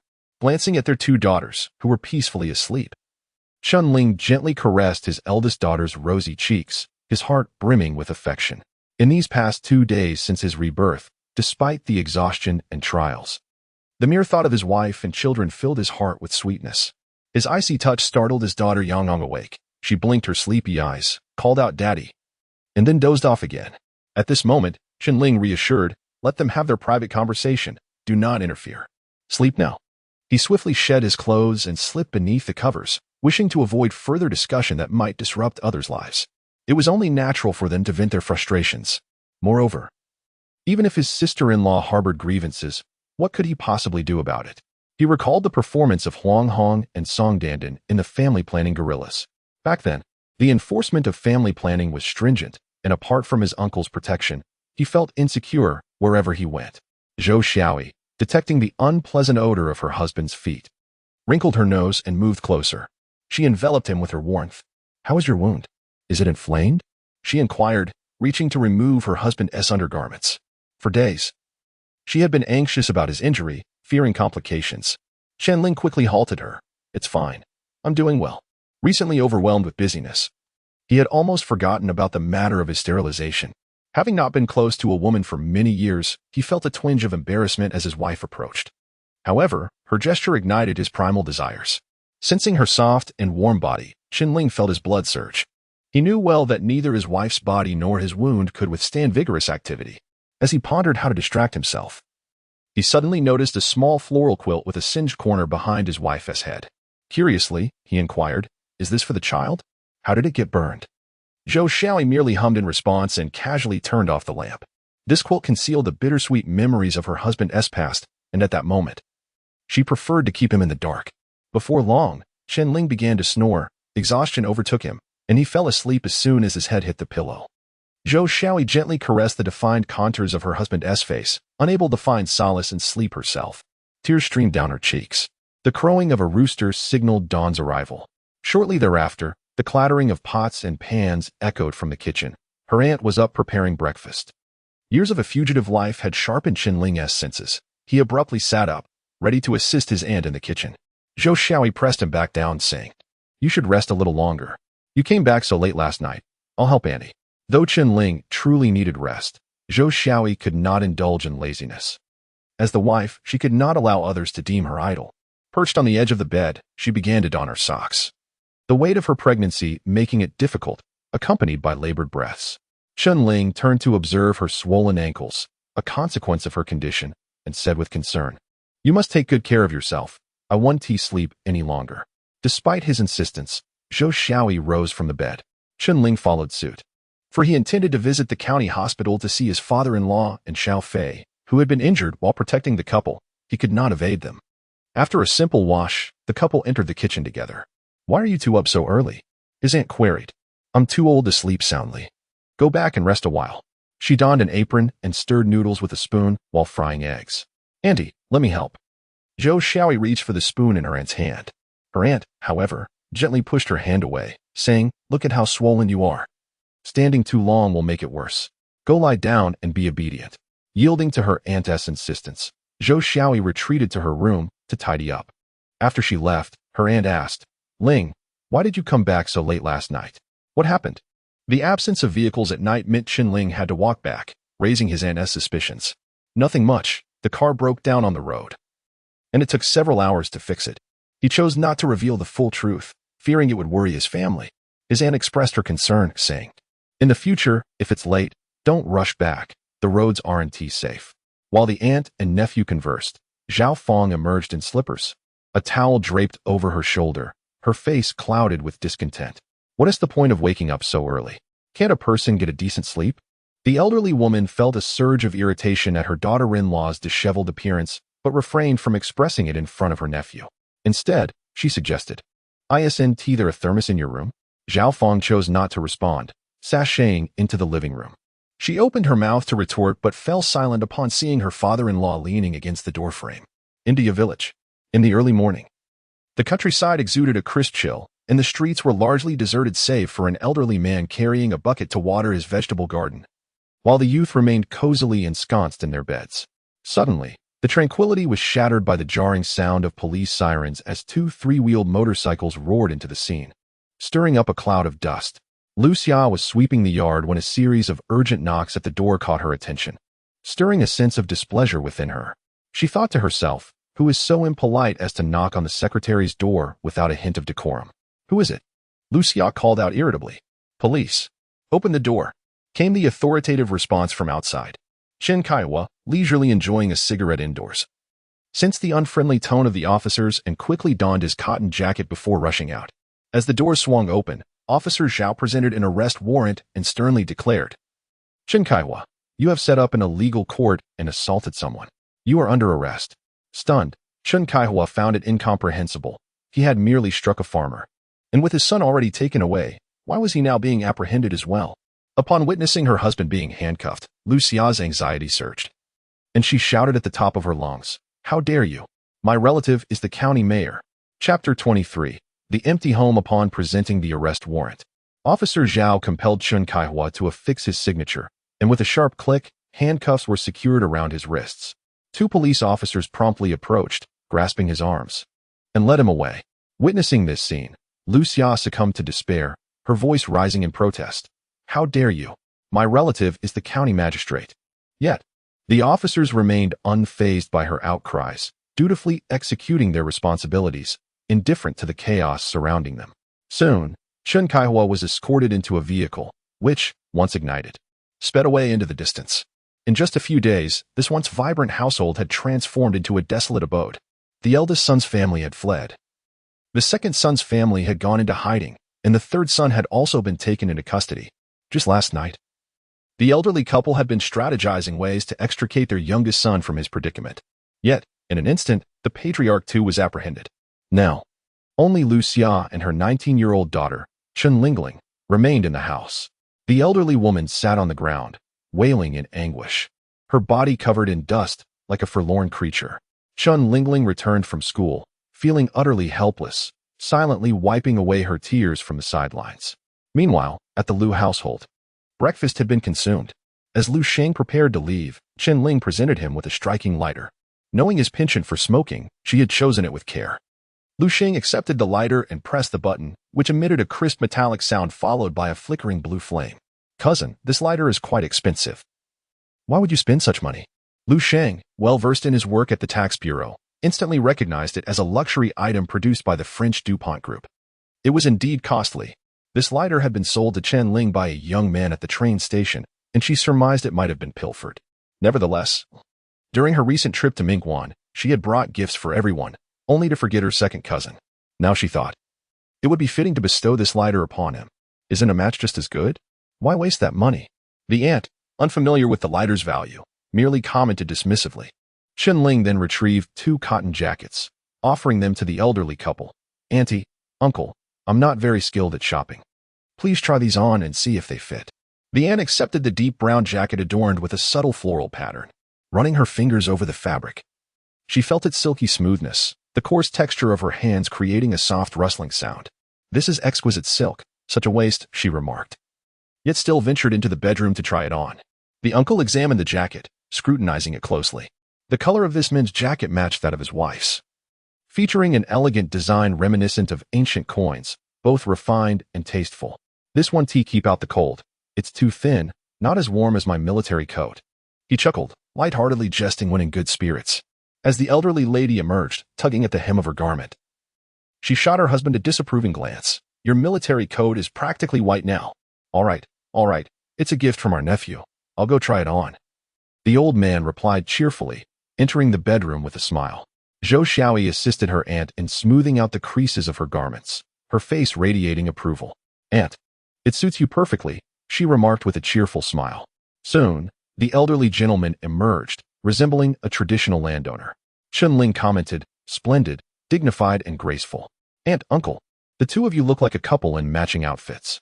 Although such a notion was not yet prevalent, everyone understood the implication. The old gentleman glanced down at his attire, chuckling at himself. Matching outfits? We are merely a pair of old relics, ha ha ha. With age, one loses their waist and hips. No matter how fine the clothing, it cannot retain its shape. Yang Yang and Nana, with their tiny hands, patted their gray-tance cotton coat, tilting their little heads in unison, exclaiming, it's beautiful, isn't it? Father also bought new clothes for Mother, Yang and Nana. Later, you can wear them. Upon hearing about the new garments, the 2 little girls tugged at their mother, eager to try them on. At this moment, Zhao Fang's expression soured. Everyone received gifts. Yet she, an outsider, had nothing. Zhou Xiaoyi's demeanor darkened as she glanced at her husband, contemplating the potential fallout from not gifting her cousin-in-law. Chen Ling, perceptive to his cousin-in-law's change in countenance, bent down and retrieved a rectangular box from his travel bag on the chair, presenting it to Zhao Fang. Cousin-in-law, I have a small gift for you. I hope you like it. Zhao Fang extended her hand to accept it, her face lighting up with delight. The box was exquisitely crafted, adorned with a silk ribbon and a bow, exuding elegance. Upon opening it, she discovered a vibrant red silk scarf. Its color striking and the fabric soft and smooth, truly exquisite. Zhao Fang beamed like a blossoming flower, immediately draping it around her neck before darting off to her room, presumably to admire herself in the mirror.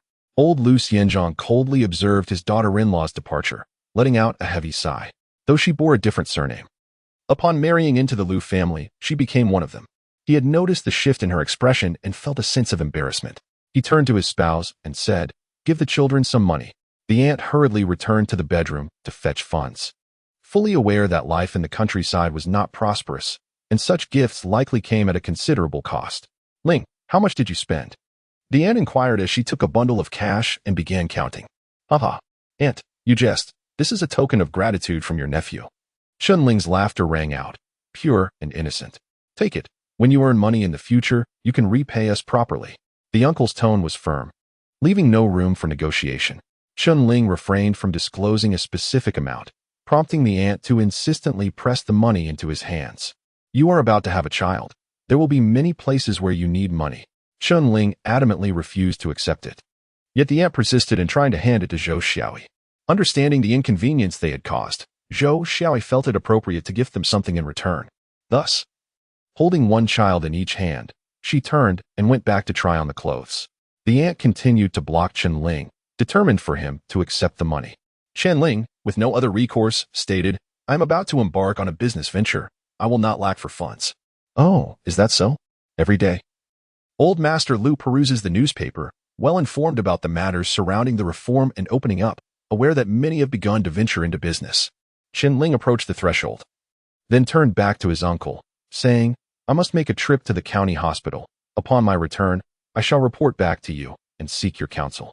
Upon re-entering the room, he found the 2 children eagerly vying for a flower-patterned cotton jacket, attempting to don it themselves. Zhou Xiaoyi could not help but inquire, Chen Ling, Xiao Fei hasn't arrived yet. I sensed something amiss. After all, as the elder sister, she had watched her younger brother grow up and was naturally attuned to his character. Though he might appear somewhat unruly, he was, in truth, a person of deep loyalty and affection.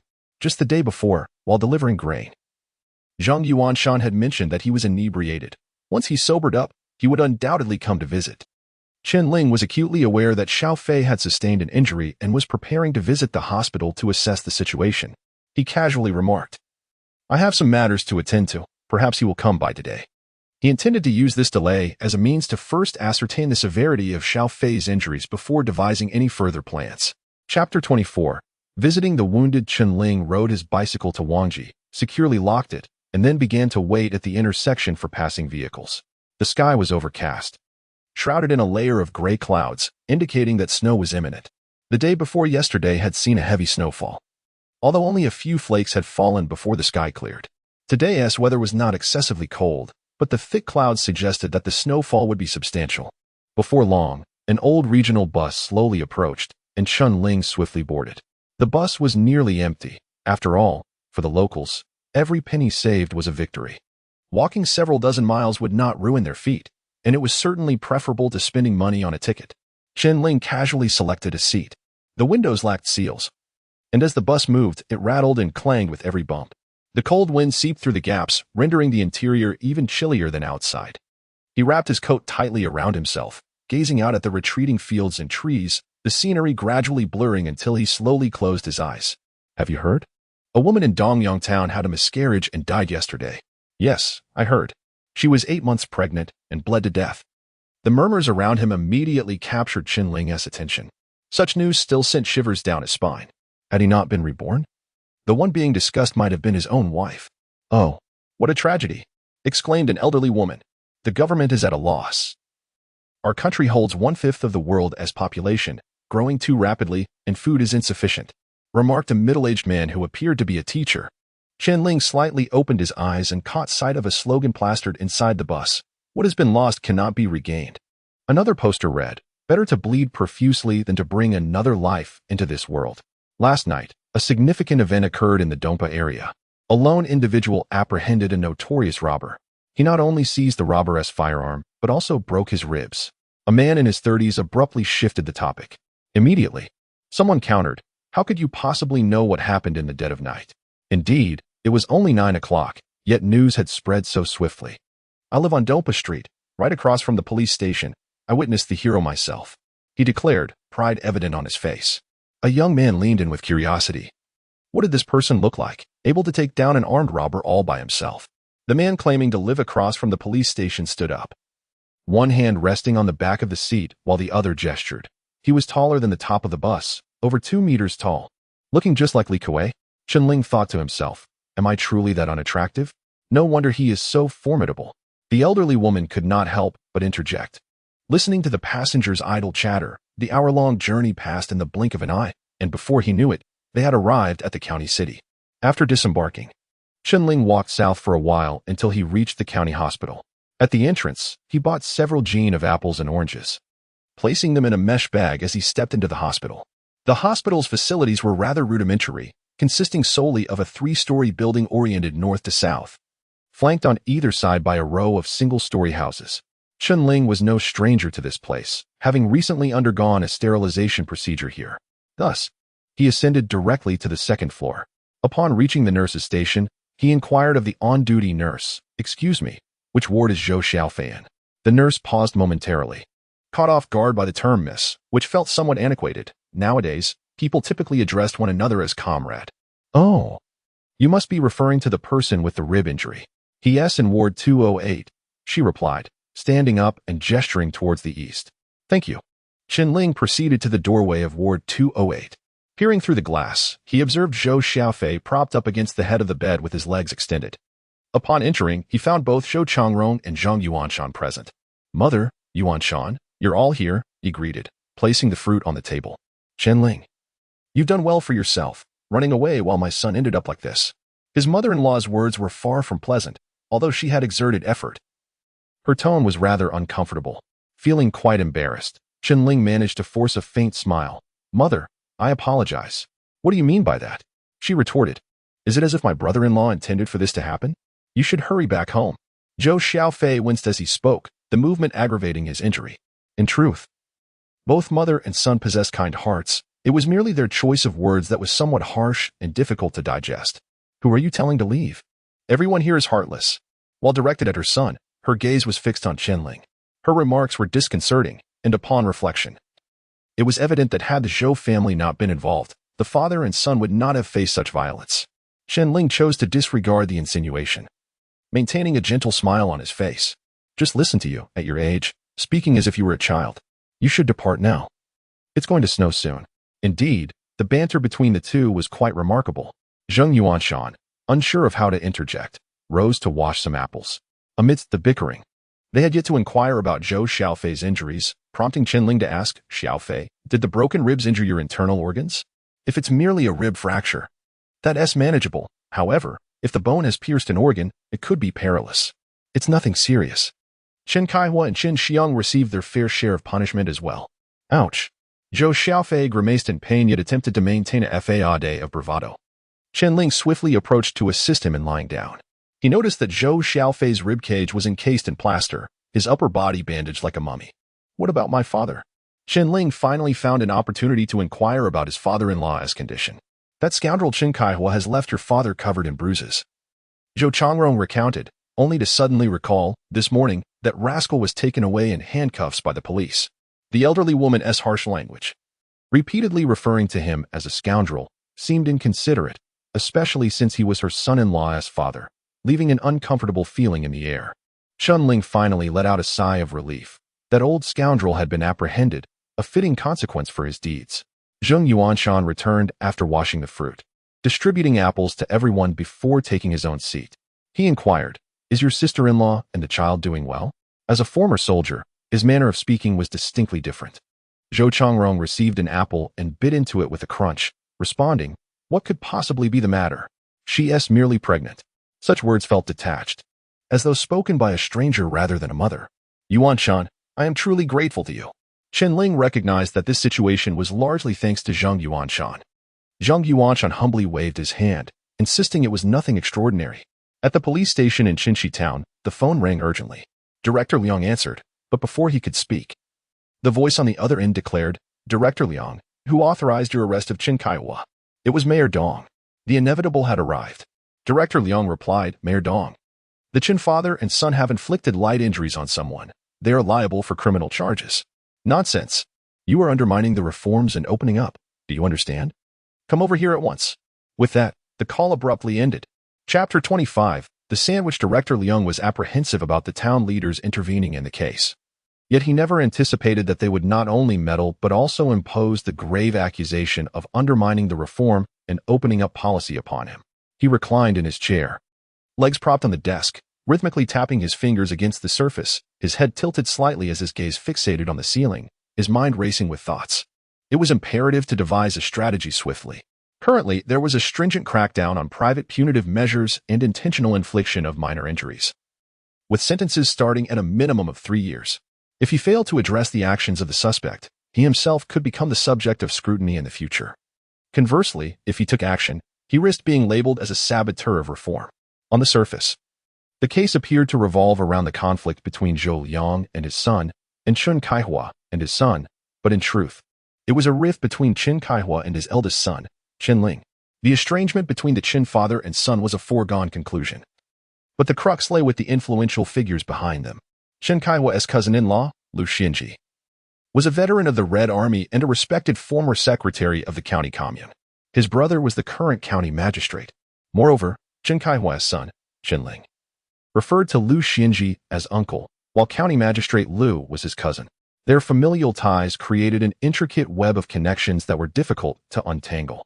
The pivotal question now was which side Liu Xinji would align himself with. From the information at hand, it was evident that Liu Xinji and his wife exhibited a particular favoritism towards their nephew, Chen Ling, as evidenced by his insistence on recruiting individuals from Dompa Township. Furthermore, when Chen Kaihua sought assistance, he was unceremoniously expelled from the Liu residence. This indicated a clear preference from the Liu family towards Chen Ling rather than his father, Chen Kaihua. Currently, it was said that Chen Kaihua was negotiating a collaboration with a Hong Kong businessman regarding a cement factory, and it was entirely reasonable for Mayor Dong not to wish to intervene in his affairs. The situation resembled a celestial conflict, yet it fell upon him, an ordinary mortal, to act as the judge, leaving him in a precarious position with no favorable outcome in sight. To handle the case properly would jeopardize investment attraction and offend the town leaders. Although his immediate superior was the county's public security bureau, he also bore the responsibility of cooperating with the town government. If he disregarded the criminals, Chen Ling's side would pursue the matter, branding him as corrupt and complicit in shielding suspects, which could lead to charges of dereliction of duty. At this moment, the utmost priority was to extricate himself from this predicament and evade any potential repercussions. It was astonishing that even at his age, he found himself ensnared between the Chen father and son, akin to a sandwich caught in a vice. He lowered his legs, lit a cigarette, and contemplated the balance of pros and cons. He needed a strategy for his impending meeting with Mayor Dong. The stimulation of nicotine sparked a realization in Director Liang. When a child cries, one simply hands them to their mother. How could he have overlooked such an obvious solution? By escalating the issue to the higher-ups, he could absolve himself of direct involvement. However, his optimism quickly dimmed. If he resorted to pushing challenges onto his superiors at the first sign of trouble, what purpose would his role as the precinct head serve? The phone on the desk rang once more, and Director Liang called out, "Xiao, please answer that call." In the course of their work, certain calls could not be taken, necessitating assistance from others. Officer Zhao rushed in, and Director Liang instructed, "If it's Mayor Dong calling, tell him I'm at the town government." Shortly after, Officer Zhao hung up the phone and confirmed it was indeed Mayor Dong. Without a moment's hesitation, Director Liang strode purposefully toward the town government. A gust of wind swept through as he exited the warmth of the room, sending a chill through his scalp and invigorating his mind. He realized he had been trapped in a narrow mindset. In fact, a third solution had entirely escaped his memory. At the county hospital, Chen Ling inquired, "Mom, has Dad paid the hospitalization fees?" It was only logical that Chen Kaihua and his son should at least cover the medical expenses after inflicting such injuries. However, given the Chen family's notorious behavior in Dai village, he was uncertain. "Your family, aside from your sister Ling, has he shown any concern?" Thankfully, his mother-in-law refrained from further reproaches. Moments ago, her anger had nearly caused her to froth at the mouth. Ling, the youngest daughter of the Chen family and Chen Ling's little sister, was a kind-hearted girl of 19, maintaining the best relationship with her elder brother. She excelled academically and was currently studying at university in the provincial capital. Her return home was prompted by the recent turmoil within the family. Chen Ling understood the Chen family's arrogance all too well, but he never anticipated their audacity would reach such staggering heights. Typically, one would take initiative to compensate for injuries caused, at the very least covering hospital expenses. This would not only foster the victim's forgiveness but also prevent any further pursuit of accountability. It appeared he had overestimated their moral boundaries. Fueled by resentment, Chen Ling silently vowed that once he located his biological parents, the transgressions of Chen Kaihua would be laid bare for all to see. At that juncture, he would ensure that justice was served. Naturally, given his current circumstances and status, he was merely a beggar grinding his teeth in frustration, an expression of impotent rage. Rising to his feet, Chen Ling declared, "I will take care of the hospitalization fees." At that time, hospitals had yet to commodify healthcare. Thus, a short delay in payment would not result in the cessation of treatment. His father-in-law's financial situation was not particularly favorable, a straightforward man. He had spent his life toiling in the fields. Even 30 years hence, he would never engage in business to earn a penny. As for Zhou Xiaoyi, he was too earnest and lacked the guile necessary for navigating such situations. In his previous life, he had spent a lifetime working odd jobs with his two nieces. "Brother Chen, there's no need for that at the moment. I've already covered the expenses," Zheng Yuanshan interjected, urging Chen Ling to sit down. This predicament was of his own making. He could not allow others to bear the financial burden. Chen Ling promptly produced 500 yuan, stating, "Yuanshan, take this for now. If it falls short, you can cover the rest." It was known that Zheng Yuanshan had a commendable rapport with his sister-in-law, Zhou Xiaoyi. Yet, if they had yet to solidify their romantic relationship and were to rely on the Zheng family for financial support, it would be quite humiliating.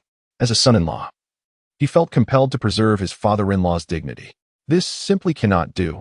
You are in need of money at present, while my family is not in urgent need." Zheng Yuanshan was reluctant to accept the funds. After several rounds of persuasion, he ultimately acquiesced and accepted the money. With a resounding thud, the door swung open, and 3 individuals burst in, all associates of Chen Ling. They were of a similar age to Zhou Xiaoyi. "Brother Chen, you are back. exclaimed the plump one, his face aglow with delight. Both Bai Ti and Air Mao greeted him in turn. Has it started to snow?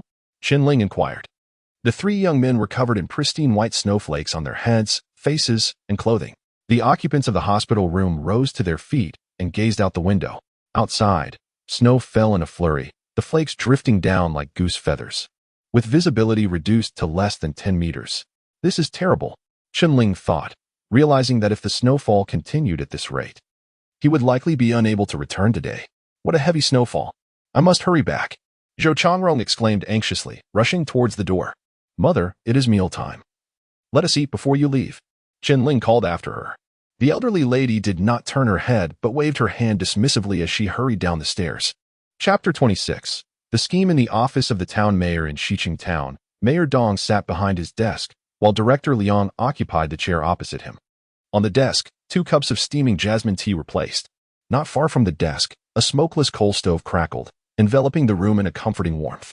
Outside, heavy snow fell, but indoors, it felt as warm as spring. However, amidst this seemingly harmonious atmosphere, the conversation between Mayor Dong and Director Liang was anything but amicable. Old Liang, why can't you comprehend this? If you file a case against Chen Kaihua, the investment project by the Hong Kong merchants for the cement factory will be doomed. Mayor Dong exclaimed, pulling a cigarette from his pack and pushing the entire box towards Director Liang. Since they had sat down, they had exchanged numerous pleasantries. Yet Director Liang remained steadfast in his position. After all, the police station stationed in their town was not under Mayor Dong's direct command, and he had no authority to issue orders. This predicament left Mayor Dong in a state of agitation, pulling at his hair in frustration. With various levels of government vigorously promoting investment attraction, the mountainous region already suffered from scarce connections and resources. Just when the Hong Kong merchants showed interest in investing, Mayor Dong feared this opportunity would evaporate. Mayor, the crackdown is still ongoing, and the victim has already reported the case. How do you expect me to handle this? Director Liang's face reflected his distress, clearly torn by the dilemma. He had to insist on following the law. If the victim pressed charges and he released the suspect, he would bear the primary responsibility should the situation escalate. Moreover, if Mayor Dong denied exerting pressure on him, he would become a scapegoat, ultimately losing his position and facing penalties.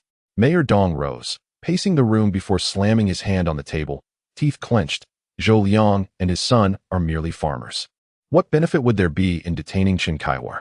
He lifted his teacup, took a hasty sip, and immediately spat it out. Too hot. Despite his words, the act of setting up a makeshift court, assaulting villagers, and breaking the ribs of their son could not be easily overlooked. Director Liang hastily interjected, Mayor, on the surface, it appears to be Zhou Liang and his son, but in reality, it involves the son-in-law of the Zhou family, Chen Ling. There are irreconcilable conflicts between them.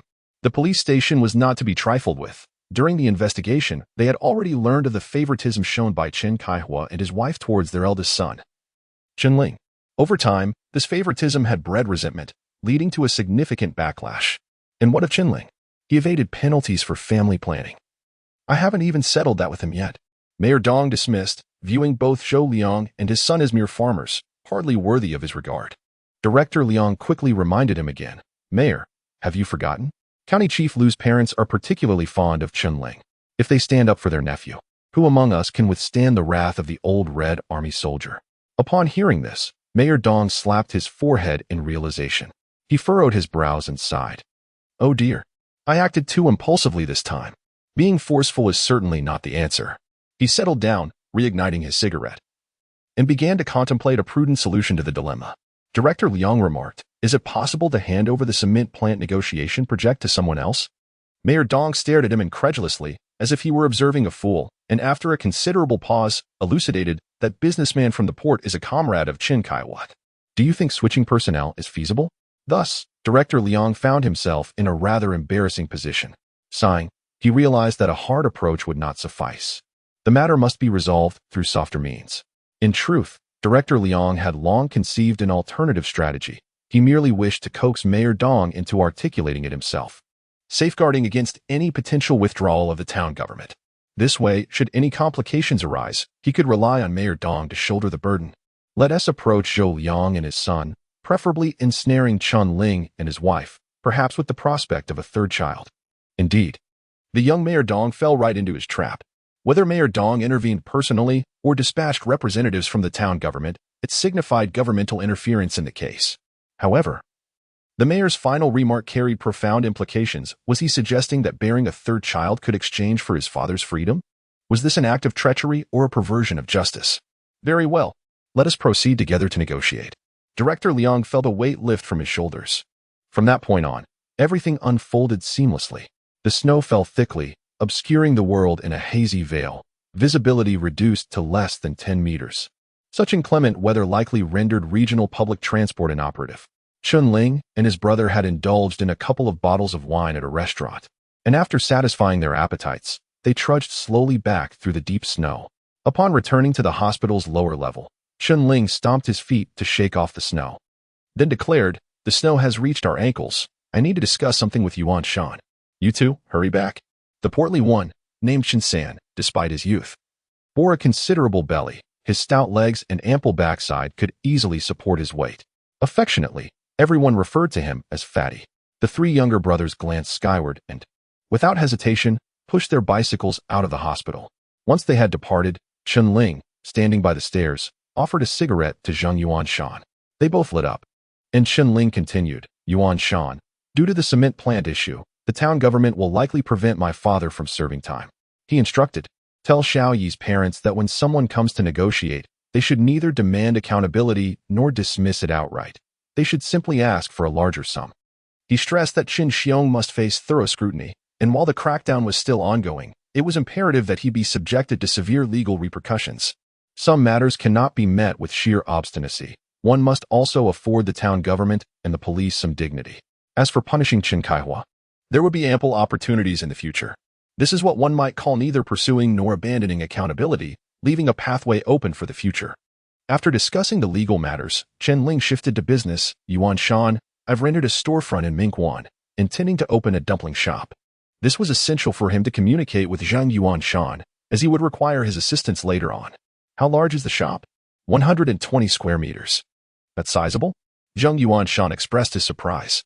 Typically, a bun shop requires only 20 to 30 square meters, and those exceeding 50 square meters are quite rare. "Yuan Shan, please give me a call another day so we can set a time. If the chubby one and the one with a runny nose are willing to work, they can accompany me. However, they must not be informed of our destination for the time being." He instructed Zhang Yuan Shan to assist in handling the lawsuit at home. Once the case is concluded, and if he is willing to join him, he will find him in Mingquan. The news of Chen Ling moving to the provincial capital for business can only be shared with Zhang Yuan Shan for now to avoid unnecessary complications. Beep, beep. The sound of two car horns echoed as a military green Beijing Jeep broke through the snowy veil, heading towards the inpatient building. The vehicle turned at the entrance and came to a halt. Chen Ling caught sight of Director Liang in uniform. He thought to himself, "This is not good. The police have arrived." The car was blocked at the stairway, making it impossible to exit. He swiftly dashed upstairs. Chapter 27. The mouse encounters the cat. Mayor Dong alighted from the vehicle, forcefully shutting the door behind him. He turned to Director Liang, who had just followed him out, and inquired, "Old Liang, did you see Chen Ling smoking here just now?" Outside, snowflakes danced in the air, and the dim lighting at the staircase rendered his observation rather unclear. "I didn't notice," Director Liang replied, his feet continuing to move as he ascended the staircase. In truth, he had indeed seen Chen Ling. Their eyes had met briefly, yet he felt compelled to remain silent. Within the confines of the office, he had overheard Mayor Dong expressing a desire to locate Chen Ling, intending to leverage the abandonment of pursuing the issue of Chen Ling's extra offspring as a means to persuade him to overlook Chen Kaihua's criminal actions. To be candid, such an arrangement seemed profoundly unjust, even somewhat despicable. Chen Ling's transgression was an administrative violation, while Chen Kaihua's actions constituted a criminal offense. These two matters were worlds apart in their severity. As an officer of the law, Director Liang resolutely refused to entangle himself in such sordid dealings and sought to distance himself from Chen Ling entirely, hence his assertion of not having seen him. Meanwhile, Chen Ling ascended the stairs, his heart heavy with trepidation. He was acutely aware of the gaze that Director Liang had cast upon him. Navigating through the second floor, he hurried towards the third. Upon reaching the upper level, he panted heavily, peering through the glass door, searching each room for a potential refuge. However, the hospital's facilities were starkly minimalistic. All that met his eyes was a sea of white, devoid of any extraneous items, leaving no place to conceal himself. His gaze fell upon the restroom, and in a rush, he stepped inside. Suddenly, he collided with an individual emerging from within, clad in a white coat. The person barked, "What on earth is wrong with you?" Just as he was about to offer an apology, he looked up and realized it was his classmate, Zhou Xiaoyi. "You little rascal. Are you suffering from a stomach issue? You nearly knocked me over." She chastised playfully, giving him a gentle pat on the chest. "Xiaoyan, someone is pursuing me. Please help me find a place to hide." Seeing Chen Ling's face flushed with anxiety, Zhou Xiaoyan did not inquire further and swiftly pulled him into the nurse's station. Inside the room, aside from a few slender cabinets for medications, there were only 2 sets of tables and chairs, along with 2 carts for changing dressings. "Wait here," Jiang Xiaoyan commanded, pushing him into the room before darting out. As she exited, she spotted Dr. Zhang walking down the corridor, head bowed. "I need to borrow your clothes," she exclaimed. Before Dr. Zhang could grasp the situation, she had already yanked off his hat and mask. Dr. Zhang's eyes widened in astonishment as he stammered, Hey, what do you mean, hey?" Without allowing him a moment to respond, Jiang Xiaoyan swiftly removed his isolation gown as well. Watching her dash into the nurse's station, Dr. Zhang murmured to himself, "That girl has gone mad." Hearing hurried footsteps approaching, Chen Ling moved to the door. Jiang Xiaoyan thrust the clothes into his hands, urging, "Quick, change." She then assisted him in donning the hat. Subsequently, she stuffed the coat he had just removed into the cabinet. Downstairs, under Mayor Dong's direction, Director Liang, accompanied by Officer Zhao, scoured the eastern side, while Mayor Dong and Assistant Wang ventured westward. They were determined to search each room meticulously, hoping to uncover Chen Ling's whereabouts. As slumber enveloped him, an unexpected pillow arrived. And how could Mayor Dong let such an opportunity slip away? He dared not confront Chen Ling at Lu Xinji's residence. But here, having captured Chen Ling, the old man surely could not reclaim him. Regardless of whether he had mistaken the identity, a thorough search was imperative, after all. It would not cost them a penny. 2 groups embarked on a search, yet neither managed to locate the individual, thus converging in room 208. On the bed, Zhou Xiaoyi lay cocooned in blankets, his legs tucked beneath him, peacefully lost in dreams. Officer Zhao approached, gently nudging him awake. Zhou Xiaoyi, who had previously encountered Officer Zhao during the documentation process, recognized the victim's ward. Slowly, he opened his drowsy eyes and struggled to rise. In truth, he did not feel much pain. It was a tactic taught by his brother-in-law to feign severe injury upon the arrival of strangers. "If it hurts, then don't move," Director Liang advised. The group gathered at the bedside, with Mayor Dong inquiring, "Where has Chen Ling gone? Brother-in-law? He hasn't returned since he fled." This response had become a stale refrain. No matter who asked, it remained unchanged. He added, "He has caused me great distress. Who is taking care of you here?" Mayor Dong maintained a stern demeanor, projecting the authority of a leader. "Zhenggu, Zheng Yuanshan," Zhou Xiaoyi replied with difficulty, leaning against the headboard. "Where did he go?" Mayor Dong pressed further. Zhou Xiaoyi rolled his eyes. "A few buddies came to see me. He accompanied them for a meal." "What's it to you?" His irritable temperament was evident, and he radiated palpable impatience. All eyes in the ward shifted toward this exchange, and Assistant Wang turned back to inquire, "Have you seen Chen Ling?" With 6 beds in the ward and a handful of caregivers, how could they possibly discern who Chen Ling was? Heads shook in unison, and an elderly gentleman remarked, "There were several people here earlier, but I don't recognize them." With no clarity to be gleaned from this inquiry, Mayor Dong waved his hand decisively. "Let us check upstairs." The group exited the ward, their footsteps creating a cacophony as they ascended to the 3rd floor. Similar to before, they divided into 2 teams, methodically searching each room, slamming doors with a raucous clamor. Jiang Xiaoyan understood their purpose. They were searching for Chen Ling. However, she remained oblivious to the reason behind Chen Ling's entanglement with the police.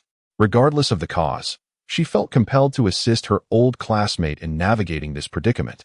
Planning to inquire later, "Hey, what is going on here? Don't you know patients need rest?" she exclaimed, her stern visage directed at Mayor Dong. The reprimand left Mayor Dong somewhat flustered, and he could only respond, "I apologize. If you know it's inappropriate, then why not leave promptly?" With that, Jiang Xiaoyan tossed her head in irritation and returned to the nurse's station. Having scoured the ward and even the restroom, could it truly be a case of mistaken identity? Approaching the nurse's station, Assistant Wang stepped to the counter, peering into the room. A doctor sat with his back to the door, diligently writing at his desk. Just as I was about to step inside, Zhou Xiaoyi peeked her head around the wall, exclaiming in exasperation, "Why are you still here?" After receiving a reprimand, Assistant Wang, feeling somewhat flustered, retorted sharply, "We are the police." Zhou Xiaoyi scoffed, rolling her eyes, "So what if you're the police? I think you're just pretending." Her words pierced through Assistant Wang's facade, revealing that accompanying the police did not confer upon him the same authority. With a quick glance, Assistant Wang turned to Director Liang and Officer Zhao behind him, saying, "Look, there are the police. Humph, do you have a search warrant? If not, get out of here and stop disturbing my patients." Faced with the formidable presence of the nurse, Assistant Wang had no choice but to retreat and seek assistance. Chapter 28. The confrontation with the police officer. Director Liang, who was on the same floor, hurried over upon hearing Assistant Wang arguing with the medical staff. Recognizing a familiar face, he greeted, "Xiaoyin, what seems to be the trouble?" However, Jiang Xiaoyin showed no restraint due to their acquaintance. Instead, she indignantly pointed at Assistant Wang and exclaimed, "Uncle Liang, I wish to file a complaint. This individual, claiming to be a police officer, is barging in everywhere, severely disrupting the hospital's normal operations. I have warned him numerous times, yet he continues to cause a ruckus. I will certainly take my complaint to your director." Fuming, she returned to the service desk and grasped the phone to dial. Director Liang quickly approached and pressed down on the phone, saying, "You little rascal. Why are you in such a hurry? We're merely here to visit a friend and will leave shortly." He waved his hand and stepped back. The commotion soon attracted several accompanying personnel who, finding themselves bored while attending to patients, finally had something entertaining to witness. Meanwhile, Director Dong, having been rebuffed by the nurse, was uncertain whether to stay or leave. Suddenly, he spotted a familiar figure at the stairway's turn and thought to himself, "Surely, I cannot be mistaken this time." He hurried down the stairs, observing the individual enter room 208, which finally eased his anxiety. Assistant Wang, feeling humiliated by Jiang Xiaoyan's outburst and seeing Director Liang's apprehension toward her, felt a surge of indignation. He inquired of Director Liang, "Director, who is that woman? She is rather audacious." Director Liang shot him a disapproving glance and replied, "Her father is Director Jiang from the county committee office." As Director Dong walked ahead, he abruptly halted, silently relieved that he had refrained from speaking too freely. Although the town mayor and the office director were of equal rank, the latter worked closely with the secretary, and offending her could lead to unfortunate repercussions. A casual complaint from Director Jiang could spell trouble for him. Upon returning to the hospital room, Zheng Yuanshan had just picked up an orange when Director Dong burst through the door. Previously, Zheng had been concerned about Director Dong's inquiries regarding Chen Ling's whereabouts and had taken advantage of the search to quietly descend the stairs. After smoking a cigarette outside, he heard the commotion from the third floor and rushed back to check, fearing that Chen Ling had been discovered. With a grim expression, Director Dong demanded, "Where has Chen Ling gone?" It was this very individual who had been smoking with Chen Ling downstairs earlier. Confirming that his prior sighting of Chen Ling was indeed accurate, Zheng Yuanshan blinked and replied, "I have no idea. I haven't seen him in quite some time." Feigning ignorance, "Are we? You were just downstairs smoking with Chen Ling." Director Dong reprimanded loudly. He was incensed to see the other man lying through his teeth, perceiving it as an affront to his intelligence. Zheng Yuanshan and Chen Ling were both friends of the victims, and it was entirely normal for them to be together. He had indeed seen Chen Ling. There could be no mistake. Today, Director Dong was in a particularly foul mood, akin to a woman enduring her menstrual cycle. Concerned that a confrontation might ensue, Director Liang, along with two others, entered room 208. "Mayor Dong, I truly did not see anything. Are you not putting me in a difficult position?" Zheng Yuanshan stood up with a look of grievance. He approached the other hospital beds, fetched a few stools, and invited the leaders to sit down. "Do you recognize me?" Mayor Dong's tone softened somewhat. As the saying goes, one does not strike a smiling face. Seeing Zheng Yuanshan so polite, Mayor Dong's demeanor also became gentler. "Mayor, I am the militia captain of Dia Village and have met you a few times," Zheng Yuanshan clarified. Upon hearing this, Mayor Dong felt as if he had found his subordinate and remarked, "Since you are the militia captain, you should actively cooperate with the leadership. Wouldn't you agree? After all, the villagers might not fear the town leaders since they held no official positions and had nothing to lose." However, as a militia captain, he held a certain rank and naturally felt some trepidation in front of the mayor. Just then, Zhou Xiaoyi, lying in bed, interjected, "Stop boasting. Wasn't your militia captain dismissed by Secretary Chen the day before yesterday?" Mayor Dong fixed a scrutinizing gaze on Zheng Yuanshan, seemingly seeking confirmation. Zheng Yuanshan silently nodded. Why? Mayor Dong asked in confusion.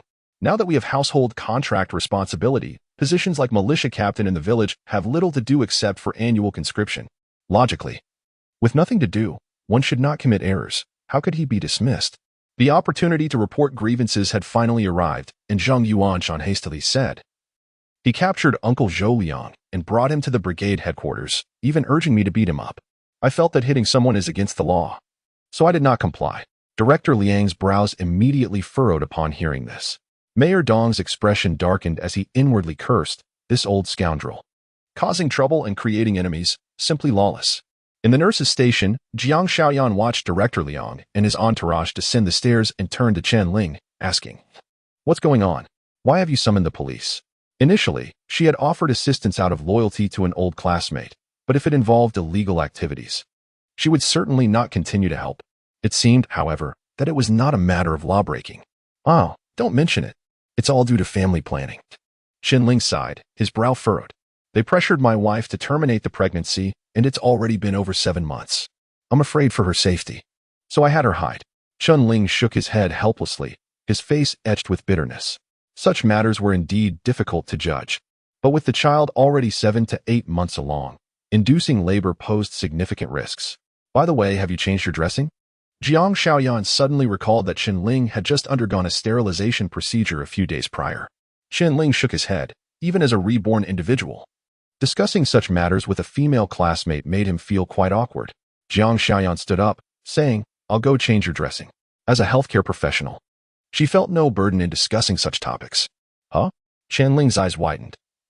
Having his female classmate tend to that area was beyond awkward. It was sheer embarrassment taken to the extreme. Jiang Xiaoyan suddenly realized that she had not communicated clearly and quickly explained, What are you thinking? It became apparent that one had failed to articulate and the other had misconstrued.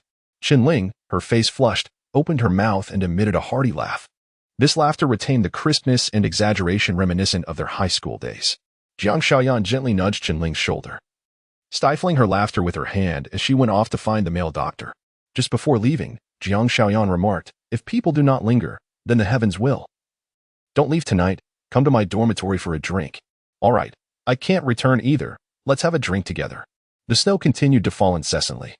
With no way to return, Chen Ling felt at ease, resting her hands on the windowsill, admiring the snowy scenery.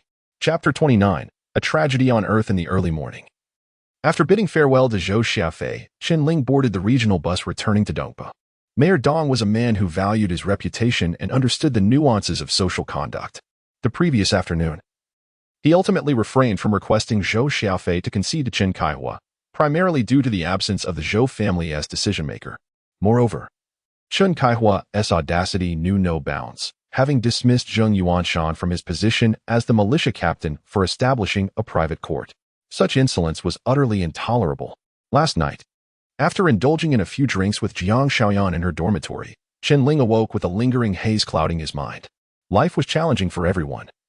And for this woman, it was particularly so. Her husband was a soldier, currently engaged in fierce combat against the local warlords on the southern front. She had a 2-year-old son, whom she entrusted to her mother-in-law as care, as managing alone was unfeasible. Her visits home were limited to Sundays. On ordinary days, her thoughts were consumed by her child, and she constantly worried about her husband's safety. The earth was blanketed in pristine white, and the sunlight was dazzlingly bright. Chen Ling squinted against the glare, feeling drowsy. Suddenly, a cacophonous crash resonated from outside, akin to the sound of the world collapsing. Chen Ling focused his gaze ahead and witnessed a large bus, filled to capacity with passengers, plummeting off the bridge and plunging into the parched riverbed below. In an instant, anguished cries erupted from within the vehicle, shattering the stillness of the air. The bus's windshield was shattered. Some passengers were ejected, plummeting into the river below, while others clung precariously to the broken glass, their fates uncertain. Without a moment's hesitation, Chen Ling shouted, Driver, stop. Quickly, stop. The driver pulled over to the roadside, opened the door, and muttered under his breath, You sure think highly of yourself.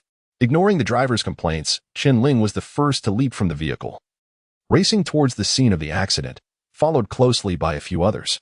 The bus lay tilted on the riverbed, its front end deeply embedded in the thin layer of river ice. The driver clutched the steering wheel tightly, blood streaming from his face. Chen Ling reached the door, which was firmly shut, with some windows shattered and others still closed. The air inside was thick with cries and agonizing moans, predominantly from women. A strong metallic scent of blood wafted from the bus, inducing waves of nausea. In the biting cold of winter, everyone was clad in heavy winter coats, making it arduous to squeeze through the windows to rescue those trapped inside. As he swiftly removed his coat, Chen Ling instructed, quickly, "Go back and find someone to retrieve a crowbar or a crank to force the door open and save those inside." At that time, vehicles often experienced ignition failures and were equipped with cranks to assist in starting. Some buses also carried crowbars for repairs. Chen Ling, a robust figure, realized that he could not fit through the window while still clad in his heavy coat. Discarding his coat, he endeavored to wriggle through the window while continuing to direct others, a female companion. "Please go to the road and ask passing vehicles to notify the hospital to send an ambulance. There are likely around 50 injured here," the driver who accompanied him muttered, acting like you're in charge, before turning back to the bus to retrieve tools. Chen Ling remained undeterred, for saving lives was of utmost importance. Someone had to step up and direct the rescue efforts. He carefully placed his hands on the edge of the car window and gingerly extended his foot into the narrow space, first extracting the petite woman through the window to create room for the other injured. "Comrade, keep going, be gentle. We mustn't allow the injured to suffer further harm." The bystanders outside cooperated actively, and before long, others squeezed through the window to assist. Upon witnessing the accident, the surrounding populace rushed to join the rescue team. "Help me. My child. Woe is me. Save me. My bones are broken." Chen Ling anxiously pulled the injured out while scanning the area for any sign of a child. Yet, where could a child be? Suddenly, it dawned on him that all the women in the vehicle were visibly pregnant. Pregnant women. They are all pregnant. He comprehended that these individuals were en route to the hospital for abortions, which explained the abundance of blood within the car. Finally, the door was pried open, and the number of rescuers increased, with police and medical personnel swiftly arriving. Thankfully, the county town was not too far away. After over an hour of tense rescue efforts, all the injured were successfully loaded onto the rescue vehicle. Upon returning to his aunt's home, before even stepping inside, he heard the joyous laughter of his two daughters. Entering the house, he noticed the snow in the yard had been thoroughly cleared, and the children were eagerly building a snowman against the southern wall. His uncle and aunt sat basking in the sun in the main room, beaming as they watched the children frolic. Seeing their father return, the two daughters rushed towards him like little birds, tightly wrapping their arms around his legs. "Daddy's home. Daddy's home." Suddenly, the children released him. "Daddy, you're covered in blood," they exclaimed, stepping back in fear as they observed the brown stains on his pants. Chen Ling looked down at his trousers and shoes, now smeared with dried blood. His aunt, uncle, and cousin, Zhou Xiaoyi, stared at him in astonishment. With a stoic expression, Chen Ling explained, "A passenger bus en route to the county for abortion procedures met with an accident, and I participated in the rescue." The expressions of the three instantly fell. Zhou Xiaoyi inquired, "Were there many injured?" Chen Ling replied coolly, "Over 50, the bus was completely full." Just as his aunt prepared to speak, his uncle interjected, "The snow was too heavy yesterday. There wouldn't have been any vehicles available, right?" He rose, retrieved his walking stick, and suggested, "Come inside for a cup of tea." His mood was somber. Such matters were difficult to comment on. Zhou Xiaoyi glanced at Chen Ling's soiled trousers and shoes, urging, "Change your clothes. You've gotten them all dirty." She bent down to gently brush the snowflakes off the children. The little cotton jackets Chen Ling had bought for them were already donned, red and bright, adorned with white fur collars, making their faces appear rosy and particularly adorable. "Come here to Grandma," his aunt beckoned from her chair, clapping her hands as if summoning little chicks. Yang Yang and Nana obediently ran over, hugging their grandmother's legs. After a while, Chen Ling returned, having changed his clothes. Chen Ling retrieved a disc-like package from his satchel and, upon opening it, said, "Uncle, do taste this pu'er tea." Zhou Xiaoyi, unfamiliar with this type of tea, held it in her hands, inspecting it meticulously. "You, dear child, truly lack the knack for frugality." His aunt lamented, concerned about his expenditure. "I have tea to drink. Why purchase such items? This tea is quite expensive." Uncle, well-versed in tea, acknowledged that indeed, these 2 cakes of tea had cost Chen Ling 50 yuan, equivalent to over half a month's wages for a laborer. "Did Xiaoyi mention it to you?" His aunt suddenly interjected. This abrupt statement caused both husband and wife to look up, their faces etched with confusion. Observing their bewilderment, his aunt hastily clarified, "I mean your origins." "Not yet, aunt." Zhou Xiaoyi replied, he returned home too late the night before. Upon hearing this, Chen Ling's heart began to pound violently, akin to a drum. In his previous life, prior to the judgment, his foster mother had finally unveiled the long-hidden truth. After arriving at his aunt's home, he had always sought a suitable moment to inquire about it. It was said that when his parents brought him back from the military, their first stop was his aunt's house. Thus, he had always felt that she might hold some knowledge regarding the intricacies of his lineage. To his astonishment, today, his aunt had taken the initiative to broach the subject.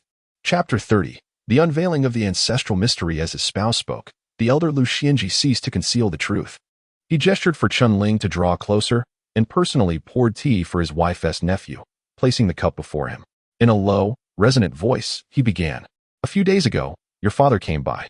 We had a heated discussion regarding family planning, during which your lineage was inadvertently mentioned.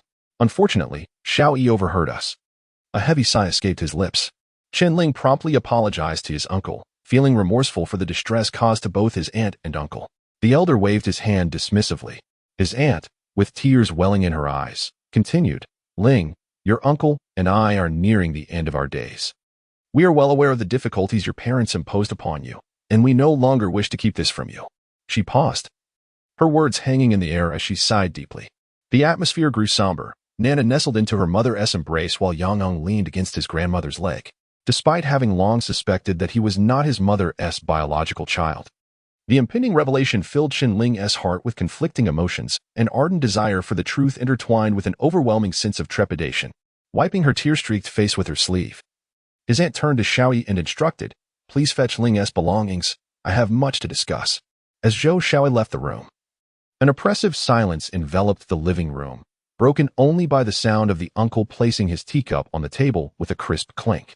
Ling, he said, listen closely. Your father participated in the War of Liberation and the Korean War. He was a true hero. For reasons unknown, his promotion was rather gradual, and he ultimately served as a company commander. He took a sip of tea before continuing. He retired in 1960, though I can't recall the exact month.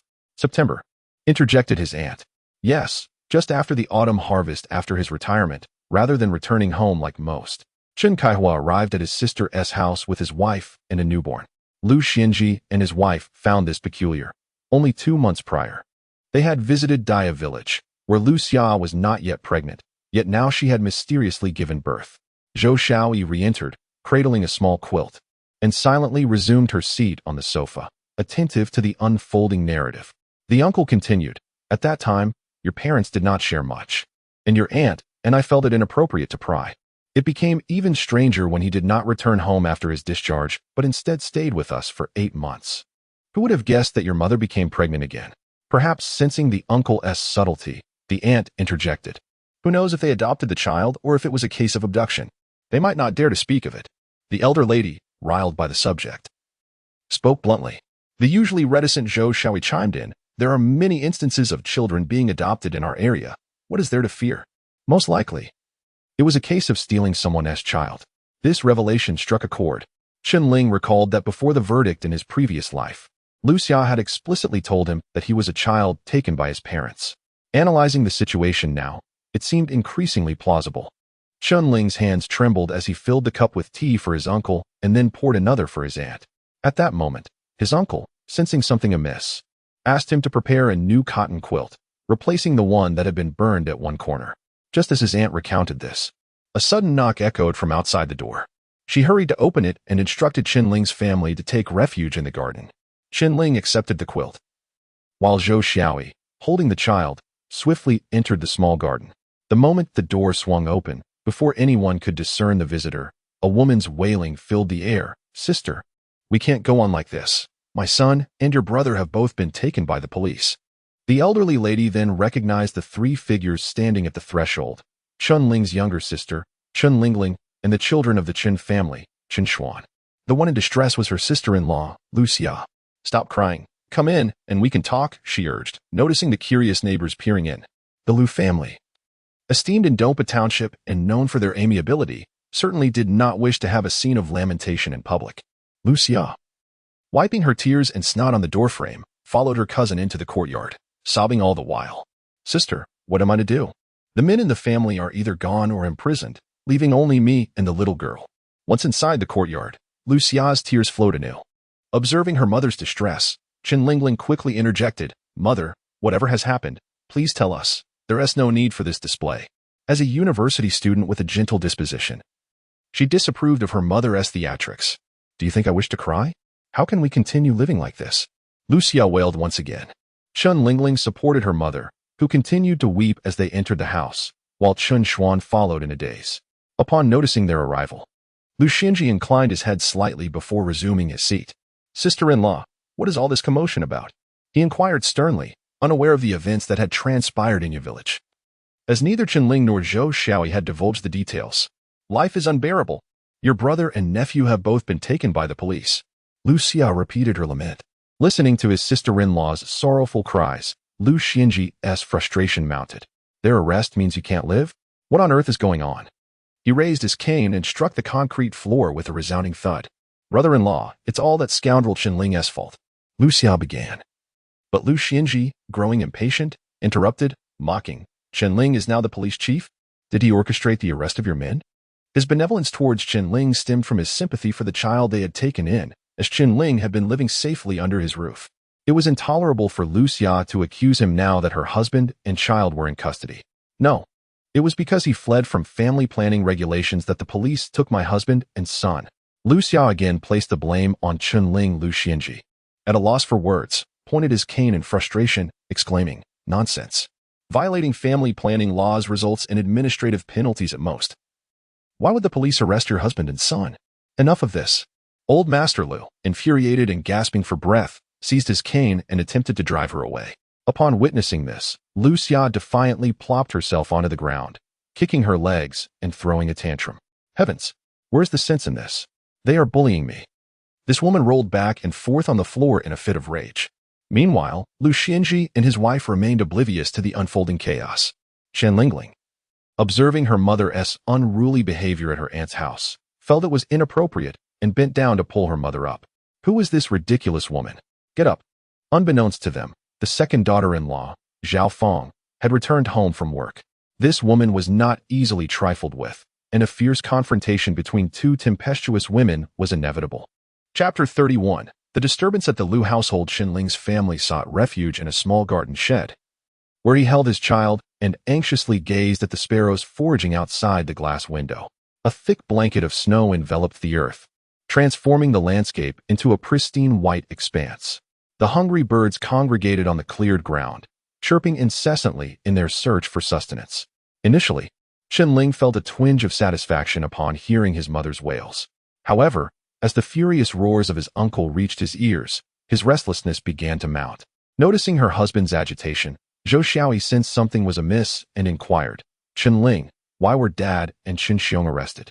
A pregnant woman is often prone to anxiety, and Chen Ling wished to spare his wife further worry. Thus, he chose to remain silent regarding the injuries sustained by his father-in-law and brother-in-law. Just yesterday, while visiting Zhou Xiaofei, he had contemplated that if the injuries were not severe, he would hasten to see his sister to prevent her from probing too deeply. Yet, circumstances had taken an unfortunate turn. Reluctantly, Chen Ling offered a vague response. You don't know? Sanxia is always getting into fights and causing trouble. It's hardly surprising he was taken in by the police. His words rang true. Chen Xiong was known for his volatile temper, instilling fear even in dogs, who would bolt at the mere sight of him. He was indeed a frequent visitor to the police station. But why was our father arrested? While it makes sense for Chen Xiong, I cannot fathom why they would detain my father. Chen Ling's mind raced, and he quickly replied. Perhaps he refused to pay a fine for Sanxia, leading to his temporary detention by the police. Now that he had begun weaving a web of deception, he might as well continue. As Chen Ling fabricated excuses to placate his wife, he listened to the sound of his uncle's cane striking the ground, feeling increasingly restless.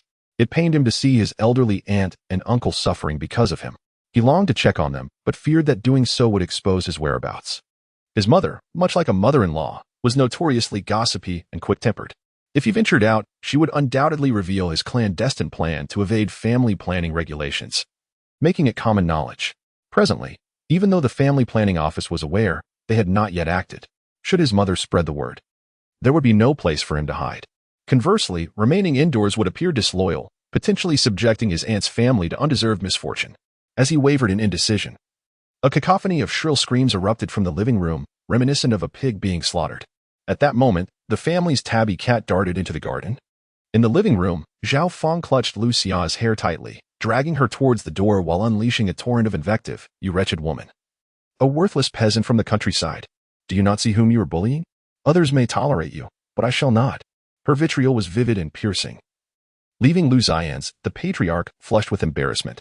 In her 30s, Zhao Feng easily overpowered the 50-something Lu Xia. Lu Xia's hair was disheveled. Her face contorted as she struggled desperately and wailed, "Murder. The Lu family is committing murder. The county chief's family is killing." Young Chen Ling, her face flushed with shame, could only stand by and attempt to mediate. The most helpless of all was Chen Ling's aunt, who, due to her advanced age, feared falling while attempting to mediate the conflict. Her words lacked the eloquence of others, and regardless of her concerns, she was apprehensive about her husband's health. The fierce altercation had grown unbearable for the elder, who, in a fit of rage, slammed his cane onto the coffee table, causing the teapot and teacups to shatter into countless pieces. Enough. Why has the police detained Chen Kaihua and his son? With his thunderous voice, the elder's reprimand made Zhao Feng freeze, bringing the chaos to an abrupt halt. Having just appointed the militia leader, Chen Xuan, who was otherwise uninvolved, finally revealed the truth. Secretary Chen had imprisoned Zhou Liang, mercilessly beating him to compel him to disclose the whereabouts of Chen Ling and his wife. Upon learning this, Zhou Xiaoyi rushed to confront Chen Kaihua, only to suffer 2 broken ribs at the hands of Chen and his son. Chen Xuan spoke plainly, and Lu Laozu understood immediately. The Chen father and son had clearly violated criminal law. If the police did not apprehend them, who else would they pursue? Thus, he advised Ling's mother, "Your outcry here is futile. It would be wiser to seek out the Zhou family and offer a substantial compensation, so that Kaihua and his son might serve fewer years in prison." His words struck Lu Xia at her core, reigniting her fury. Had she not come here solely for monetary gain? Brother-in-law, the Zhou family, cursed be their name, demands 2,000 yuan from me. How can they be so heartless, given that we are all family? Barely 2 minutes of silence ensued before the old woman resumed her lamentations. Earlier that day, Mayor Dong and Director Liang had visited Dia Village, seeking to negotiate a settlement with Zhou Liang and his wife. The sum of 2,000 yuan was not proposed by Zhou Liang, but rather suggested unilaterally by Mayor Dong to Lu Xia. The once domineering wife of the secretary was not one to accept such an injustice, and thus, she stormed towards Dongpa Township. Aunt Chun crouched beneath the coffee table, gathering the shattered tea set while attempting to console her. "Sister-in-law, discussing this is futile. You should hurry back to raise the funds. Look at the turmoil this has caused." Lu Xia, upon hearing this, became infuriated once more, wiping her nose with her sleeve and retorting, "Do I need you to tell me that? I came here to demand money." This audacious woman brazenly countered her sister-in-law's words, leaving the elder in disbelief. Her husband and son had assaulted Chen Ling's father-in-law. Yet she had the audacity to come here seeking funds? "Whom do you intend to extort money from?"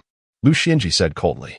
Lu Xia rose, dusting herself off, and pointed her finger at Lu Xianji's nose, exclaiming, "I am here to demand money for my son." "Where have you hidden Ling, Lu? You must return him to me today." What a clever ploy. Her husband and son had beaten Chen Ling's father-in-law, and now she sought money from Chen Ling. Truly, this was a case of fleece being taken from the sheep's back. Lu Xianji, having lived most of his life, had never encountered anyone who dared to speak to him in such a manner.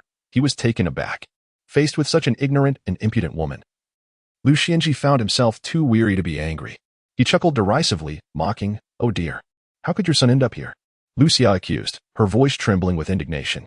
It was you who concealed my son. If you do not return him today, you shall pay the price." A series of accusations escaped her lips, causing the flesh on her face to quiver uncontrollably. She was determined to emerge victorious. How could this be possible? Lu Xianji, once again provoked by her relentless tirade, swung his cane in fury and barked, "Get out of my sight." In retaliation, Lu Xia threw herself to the ground, kicking her legs and shouting, "You've struck me. Is there no sense of reason? I came to visit relatives and was assaulted. Do I not deserve a fair hearing?" The notion that impoverished mountains and treacherous waters breed cunning folk may not hold true, yet it is indeed the case that they produce shrewd women. Suddenly, a commanding voice resonated through the courtyard. Chapter 32. The wicked have their own wicked punishments. Lu Xia, unable to achieve her aims, began to throw a tantrum, clamoring for a place to seek justice. As fate would have it, a voice of authority resounded in the courtyard. "Indeed, I shall find you a place for justice." Shortly thereafter, 3 fierce-looking police officers stormed into the living room, followed closely by the second daughter-in-law, Zhao Fong. After a brief period of absence, Zhao Fong reappeared, having gone to summon the officers. This exemplifies how the wicked are met with their own kind of reckoning. It seems that only Zhao Fong could manage someone like Liu Xia. Pointing at Liu Xia on the ground, Zhao Fong addressed Director Zhou. Director Zhou, look, this rural shrew has come to my home demanding my son, and when he could not be found, she resorted to extorting money from us. She had just overheard Liu Xia's unreasonable demands in the courtyard. Upon seeing the police arrive, Liu Xia hastily scrambled to her feet. Director Zhou surveyed the shattered fragments on the coffee table and the spilled tea on the floor, then glanced at Liu Xia, disheveled and looking as unkempt as a wild donkey. He inquired sternly, "Were you not the one who insisted on seeking a place for justice?" Frantically, Liu Xia attempted to smooth her unkempt hair and retorted, "We are all relatives, one family. What does this have to do with you? Get lost." She had created a ruckus at her sister's home, attempting to leverage her brother-in-law's authority. The moment the words escaped her lips, a sharp crack echoed as one of the officers delivered a resounding slap across Liu Xia's face. "Director Zhou, hurry, take them away. We cannot let her off lightly." Zhao Fong glared at Liu Xia with a cold, gleeful expression. "Why? What gives you the right? I came to my sister's house. What business is it of yours?" Liu Xia shouted rapidly, spitting as she spoke. How brazen she was, to dare insult the host. While the unruly woman was being punished, no one intervened. Another officer seized Liu Xia by her hair and delivered 2 sharp slaps to her face. Dazed, Liu Xia felt stars dancing before her eyes, and soon, 2 crimson streams of blood trickled from the corners of her mouth. Director Zhou waved his hand decisively. "Take her away." Like ravenous wolves, the 2 officers grasped her hair and twisted her arms behind her, pushing her toward the exit. Aunt Chun felt a pang of compassion and was about to step forward to intervene, but her partner's piercing gaze halted her. She understood that this woman needed to be dealt with, and thus she paused. "I want to go. I haven't committed any crime." Liu Xia screamed uncontrollably, struggling fiercely. Hearing her mother's outburst, Chen Ling quickly advised, "Mom, speak to the officer properly." This young woman, a university student, understood that acting out would only provoke a harsher response from the police. However, Liu Xia did not heed her daughter's counsel and instead lashed out, "You ungrateful girl. Whose side are you on?" Witnessing such obstinacy from Liu Xia, Director Zhou cast a glance at Liu Xianji, seeking to gauge his stance. Liu Xianji sat on the sofa, his expression dark and silent, offering no words. Clearly, his silence spoke volumes. Director Zhou issued another command, "Take her away." Little did they know that this incorrigible woman would kick and bite at the officers while loudly proclaiming her innocence. "You have incited trouble and committed a crime." Director Zhou commanded sharply, "Cuff her." The officers delivered 2 resounding slaps to her face before producing the handcuffs, which clicked coldly around Liu Xia's wrists. This unruly woman showed no respect, only daring to bully her sister and brother-in-law, utterly disregarding his status and position. As the saying goes, when the tiger does not roar. "Do you take me for a sickly cat?" Director Zhou's gaze shifted to Chen Xuan, inquiring, "Are you in cahoots with her?" Chen Xuan trembled in fear, hastily retorting, "Officer, I merely accompanied her. I did nothing." The ferocity he had displayed while assaulting Zhou Liang had vanished without a trace. Chen Ling looked at her uncle with pleading eyes, but he merely gestured for her to leave with her mother. Her aunt, watching her niece glance back multiple times, felt an overwhelming ache in her heart and followed her to the door, ultimately halting her steps. "Ha ha, you shameless woman, do you not realize where you are?" Zhao Fong stood in the courtyard, her face a mask of schadenfreude. Liu Xianji, compelled by circumstance, instructed the officers to take his wife's family away, feeling a deep sense of discomfort as he watched his spouse squeezed in the fray.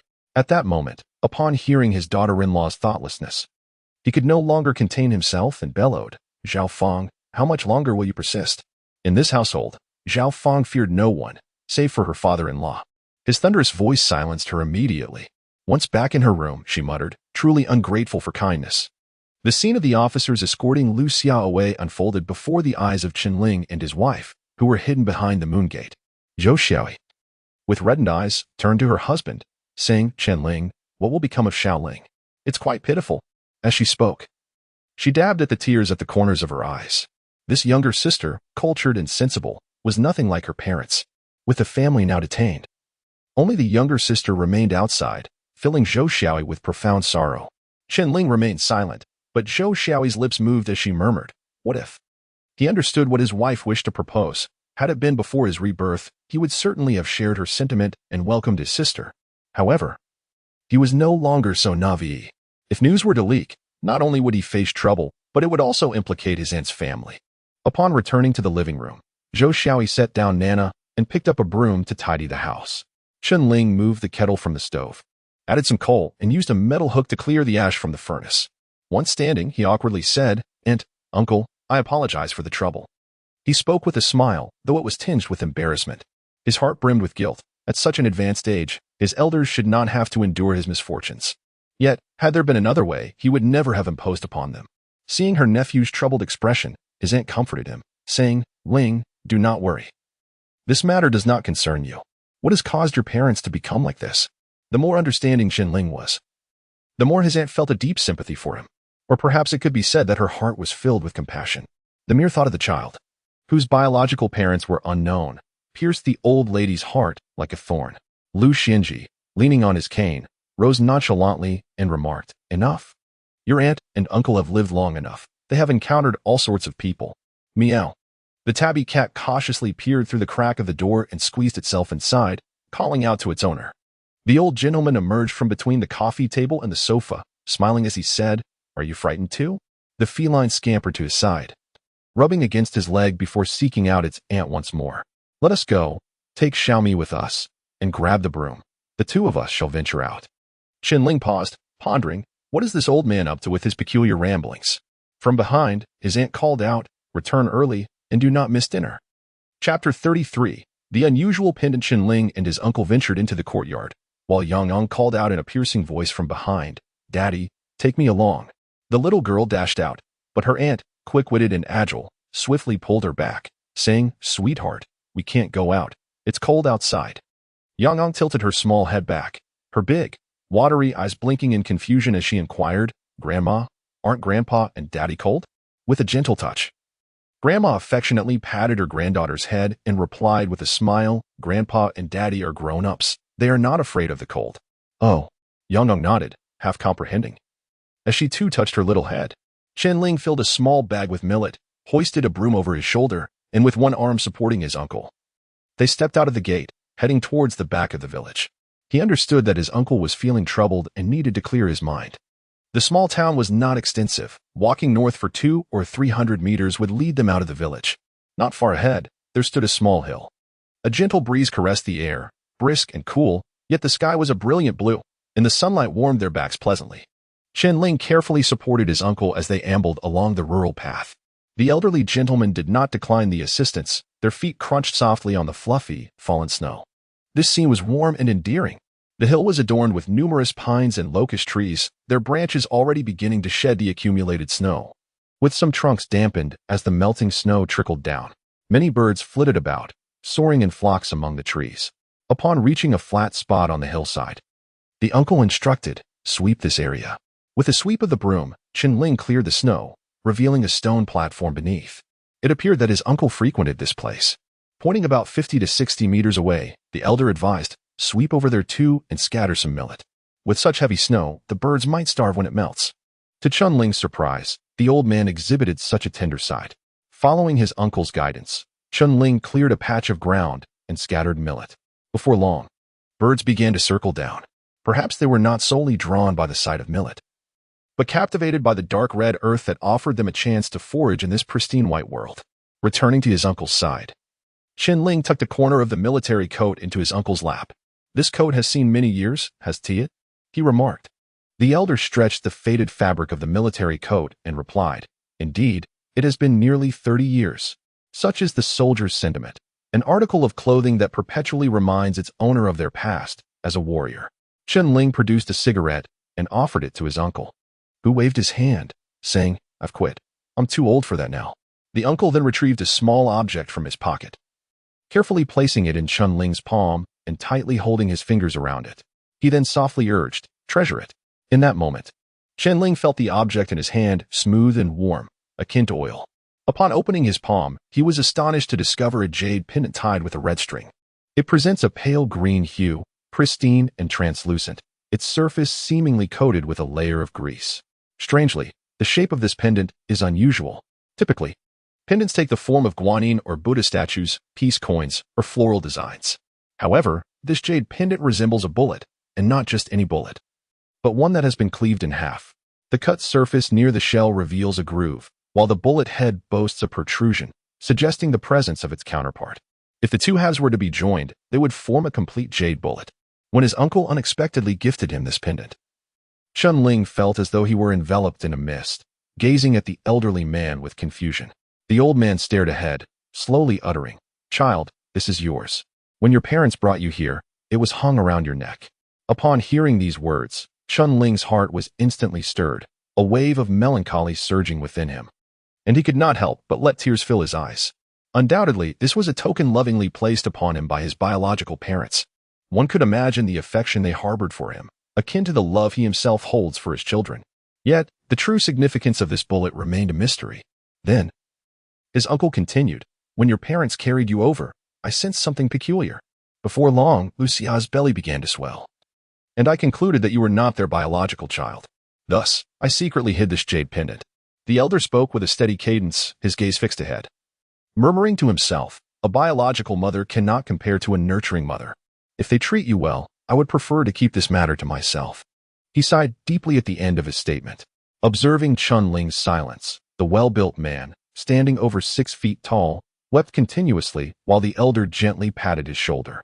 They sat quietly together, beneath the old locust tree, which was filled with birds. Noticing the stillness of the two bipeds, the birds swooped down with a flurry, chirping and jostling for food.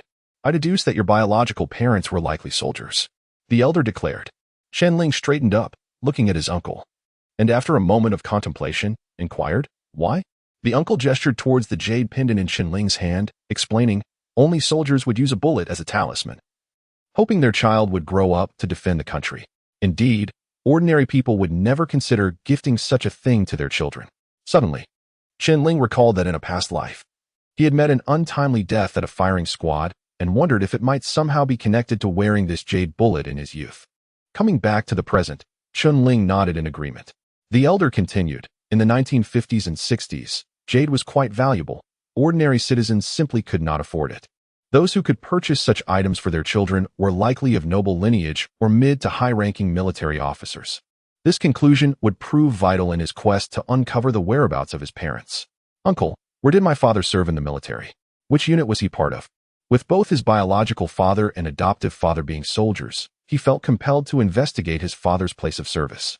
It would be best to ascertain the specific military unit. Regarding this situation, the elder is quite knowledgeable. He replied that he returned from the provincial capital after serving in an artillery division. This information is crucial, as it effectively narrows down a target, his birthplace, which is in Minquan City. "Uncle, does this mean I was born in a hospital in the provincial capital?" During that era, rural individuals typically did not give birth in hospitals. However, if what uncle says is true, and his father was a mid-ranking officer, the likelihood of being born in a hospital significantly increases. The elder, leaning on his cane, struggled to rise, and Chen Ling promptly assisted him. "If you wish to find them, you should start at the military hospital," the elder remarked while descending the hill. "After all these years, it may not be easy to track them down. One must not remain oblivious to the identity of their biological parents. That would be truly tragic. The journey must be undertaken, no matter how arduous it may be. He shall ultimately discover his true parents." Chapter 34. The information regarding Xiaohua within the precinct of Dongpa Township Police Station. Chen Ling stood before the director's desk, offering an apology on behalf of her mother. Her mother had ventured to her aunt's house in search of her elder brother, and despite Chen Ling's fervent attempts to dissuade her, she had no choice but to accompany her. Unfortunately, distressing events soon unfolded. Upon returning to the police station that morning, Lu Xia was confined to the detention room, charged with causing a disturbance. Both Chen Ling and Chen Xuan were subsequently expelled from the premises. Although the offense of causing a disturbance was not explicitly defined in this era, the judgments rendered were merciless, particularly during this stringent crackdown period. A sentence of 3 years in prison was easily imposed. Lu Xia, a boorish woman from the countryside, remained oblivious to the severity of her situation, while Chen Ling, a distinguished student from Donghai Province University, was acutely aware of the implications. Moreover, the definition of the crime was rather ambiguous. Deliberately provoking someone and inflicting harm certainly fell under the category of causing a disturbance. But even a dispute with a shop assistant while shopping could potentially lead to such a charge. Her mother's raucous behavior at her aunt's house was also cited under this vague accusation, leaving considerable room for manipulation. Thus, after lunch, Chen Ling hurriedly made her way to the police station, beseeching the officers on behalf of her mother. "Officer, my mother is merely an uneducated woman from the countryside. I implore you to show mercy and allow me to bring her home." With her hands clasped together, she bowed deeply to Director Zhou. The young girl was petite and appeared somewhat fragile, with a sprinkling of freckles adorning her nose. Although her appearance was unremarkable, she exuded a sense of refinement, and her pitiful demeanor rendered her hard to dislike, starkly contrasting with her mother's boisterous nature. "Dear student, your mother still does not comprehend her wrongdoing. She must face the consequences of the law," Director Zhou replied sternly. "This woman has brought trouble upon herself and shows no signs of remorse even at the police station." "Officer, my mother is legally ignorant. Once she is released, I will ensure she sincerely apologizes to my aunt and uncle." Chen Ling persisted, unwavering in her plea. In truth, Director Zhou also wished to minimize the situation. He had encountered countless individuals from rural backgrounds and was no stranger to their unruly behavior. However, this woman had chosen to provoke the esteemed Mr. Liu. Should she be released without consequence, and Mr. Liu inquired about the matter, it would reflect poorly on him. Suddenly, the phone on the desk rang. Director Zhou answered. "Hello, this is Dopa Police Station. How may I assist you?" After hanging up, he turned to Chen Ling and said, "Your uncle has come to plead for your mother. You should extend your gratitude to your relatives." Chen Ling continued to clasp her hands in thanks, promising to express her appreciation to her aunt and uncle. Director Zhou instructed the nearby officer, "Go, release Lu Xia." Chen Ling quickly followed the officer to the detention room when another officer curiously inquired, "Director Zhou, is the Chen Ling who evaded family planning regulations the same Chen Ling who assisted us in apprehending the robber?" Director Zhou widened his eyes and coldly glared at his subordinate, taking a while before he spoke. "Stop with the nonsense. When did that person ever come to our village?" It was at this moment that the subordinate suddenly understood and hurriedly replied, Right. The relative of old Liu. He is the great hero who assisted the police in capturing the bandits." As he spoke, he quickly donned a smile. "Use your brain next time." Director Zhou imparted this advice to his subordinate before picking up his briefcase and exiting the police station. After Chen Ling brought her mother out, the elderly woman's stomach was already growling with hunger. At noon, the police delivered a steamed bun, a piece of pickled vegetables, and a bowl of clear water. She took a bite of the bun but chewed for so long that she could not swallow it, eventually deciding not to eat at all. "Dear daughter, hurry, take me to eat something, my stomach is empty, and I'm freezing." The elderly lady tugged at her daughter, hastily making her way outside. Although the detention room was not a prison cell, it was hardly different. It lacked any semblance of warmth, resembling an ice cellar instead. The elderly lady had spent nearly 5 hours inside and was already shivering with cold. Chen Xuan followed behind and interjected, "Annie, the restaurant has run out of food. Shall we go for noodles instead?" Today, he had also indulged in some melon seeds and now wished to return home to find his mother. Chen Ling ignored him and retorted to her mother, "So you're aware of the cold?" Chen Ling felt a surge of frustration towards her mother, thinking it was shameful for someone of her age to behave so unreasonably. Lu Xia seized her daughter's arm, glaring fiercely as she scolded, "Hey, you ungrateful child. Would you be happy if your mother froze to death? Hurry and eat something. I still need to settle accounts with that scoundrel Lu Xianji." Chen Ling was truly at a loss for words. What could she do with such an inconsiderate mother? "Mother, have you lost your mind? Do you even know what the crime of provoking trouble is?" Chen Ling pushed her mother's hand away and walked straight toward a noodle shop. "What? Can he really send me to prison?" The elderly lady tilted her head back, seemingly unconcerned. Chen Ling, exasperated, stamped her foot. "Mother, they are currently cracking down on such offenses. Provoking trouble could lead to at least 3 years of imprisonment. If it weren't for my uncle calling the police station, do you think you would have been released?" After saying this, the daughter stamped her foot again and entered the restaurant without looking back.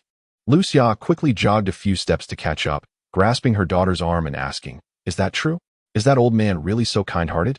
The daughter completely ignored her, ordered a bowl of egg noodles, instructed Chen Xuan to accompany her mother for a meal, and then headed to her aunt's house.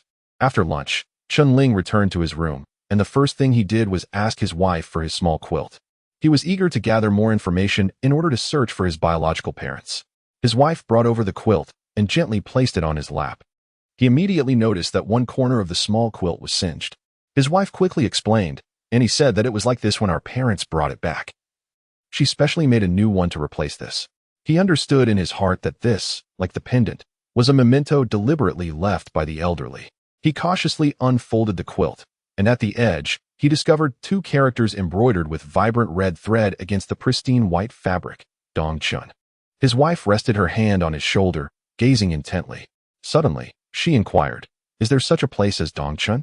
Chen Ling couldn't help but ponder the peculiar logic behind her question. Clearly, it was a name. Could it be that I am called Dongchun? No. This is a name. Are you called Dongchun?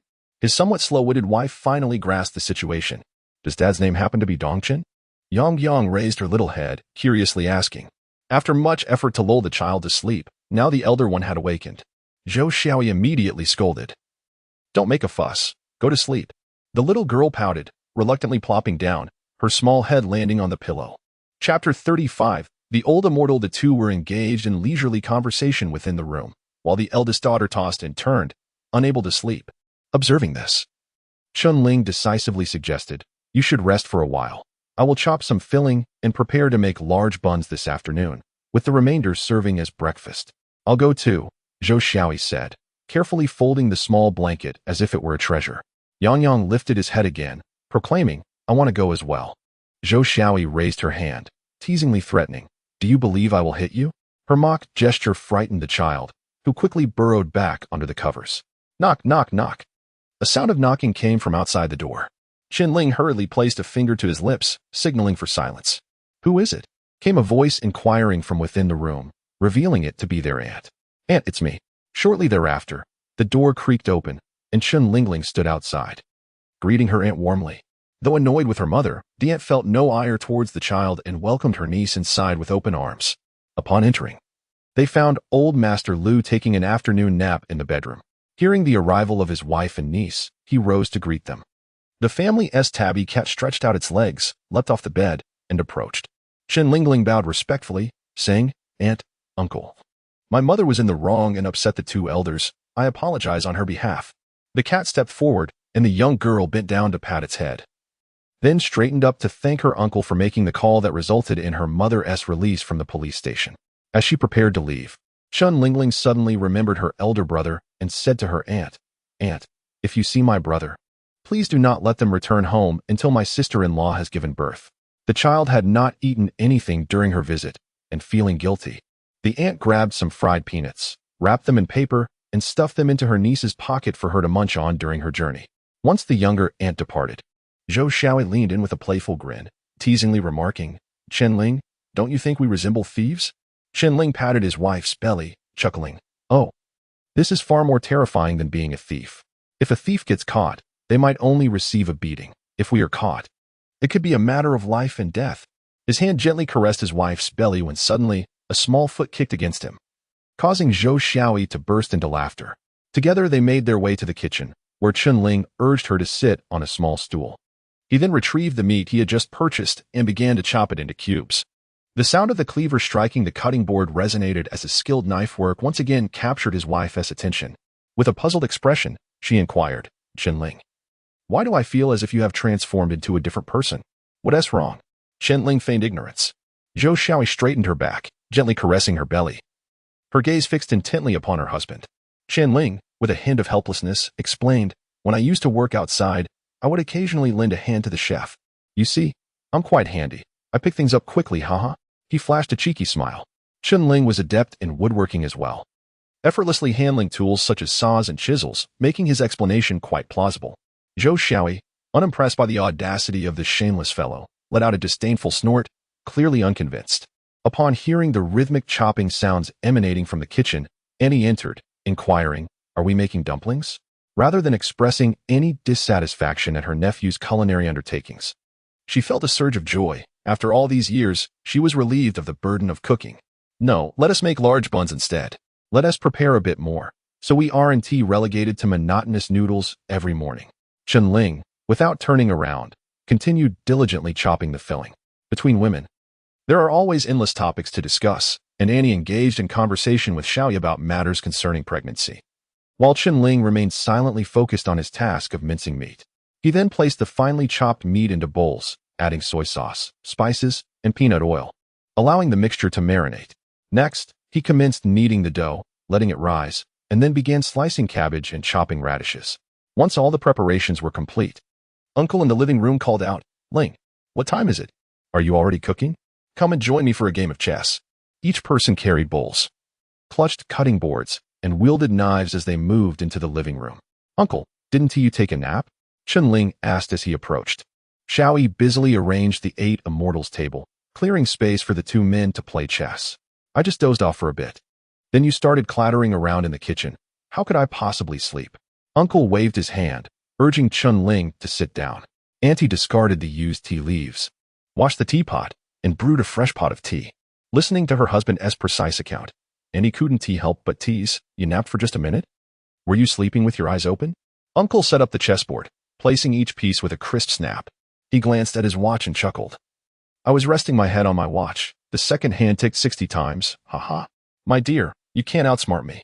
As the elderly couple bantered, a knock sounded at the door. Chen Ling, cradling a child in each arm, moved swiftly outside, followed closely by Xiaoyi seeking refuge in the backyard. Annie opened the door to reveal the old Taoist priest from Xishan, donned in a faded green robe, silver hair tied up in a bun secured with a wooden stick. "Ah, the venerable sage has arrived. Come in, come in." Annie greeted him with a beaming smile. The Taoist, known as Xishan, was an old friend of Lu Xianji. Having known each other since the anti-Japanese war, a friendship spanning decades, Lu Xianji stood at the threshold, observing the old priest enter, and said, "Xishan, how is your health?" He clasped his hands in respect. "Ling, come here." Upon hearing his name, Chen Ling understood that the visitor posed no threat, and he stepped out, one child in each hand. Noticing the old priest's youthful visage despite his silver hair, Chen Ling bowed respectfully, "Greetings, Taoist." The Taoist raised his hand, no need for formalities. "Young man." His gaze lingered on Xiaoyi with an unusual intensity. Once inside, the host and guest settled onto the sofa. Chen Ling brewed tea, first serving the Taoist, followed by Auntie and Uncle, before awkwardly seating himself to the side. Uncle remarked, "Ling, this is Taoist Xishan. We are dear friends across generations." Chen Ling paused, pondering the meaning of a friendship that transcends age. Only true friends, regardless of age, can be deemed as companions across the years. "Might I inquire, esteemed Taoist, what is your venerable age this year?" Chen Ling bowed slightly. Having never interacted with practitioners of the path, he was oblivious to the nuances of etiquette. His curiosity prompted the question. The old Taoist stroked his beard, his countenance serene and amiable, and replied, "I scarcely recall my age. In the year the new China was established, I was 99. Good heavens, that would make you 110. No wonder my uncle spoke of friendships that transcend age. It is said that venerable Taoists possess the ability to divine the future. Moments ago, he had been gazing intently at Zhou Xiaoyi. Could it be that he discerned something? Chen Ling then asked, "Taoist, do you perceive any issues concerning my wife?" Zhou Xiaoyi, in her previous life, had already departed from this world at this time, and he wondered if the esteemed Taoist had sensed something amiss. "Young man, the vicissitudes of life are unpredictable. Defying fate and altering destiny is indeed a formidable challenge." He patted Lu Xianji on the shoulder. "It has been ages since I last played chess. Shall we engage in a match?" The Taoist, shrouded in mystery, took his uncle and departed to play chess, leaving Chen Ling behind, his heart racing uncontrollably. Chapter 36. The wife's concern. The old Taoist played a few rounds of chess before departing, clearly uninterested in granting Chen Ling an opportunity for inquiry. As Chen Ling began to tidy the chessboard, the elder, somewhat disgruntled, grasped his cane and retreated to the sofa. The old man felt a sense of gloom for not being able to persuade the esteemed Taoist to join him for a meal. In times past, whenever the revered sage visited, he would always share a drink with Lu Xianji. It was perplexing what had changed this time. Meanwhile, Chen Ling was engulfed in anxiety, having distinctly noticed the peculiar glances the sage cast towards Zhou Xiaoyi, particularly those words about defying fate, clearly aimed at Zhou Xiaoyi, who, against all odds, had not met her demise. It laid a wooden board on the table and presented a basin of filling as Chen Ling washed his hands and began kneading the dough. He was tall and strong, and before long, he had expertly prepared the dough. His uncle remarked, "That's enough, come over for some tea."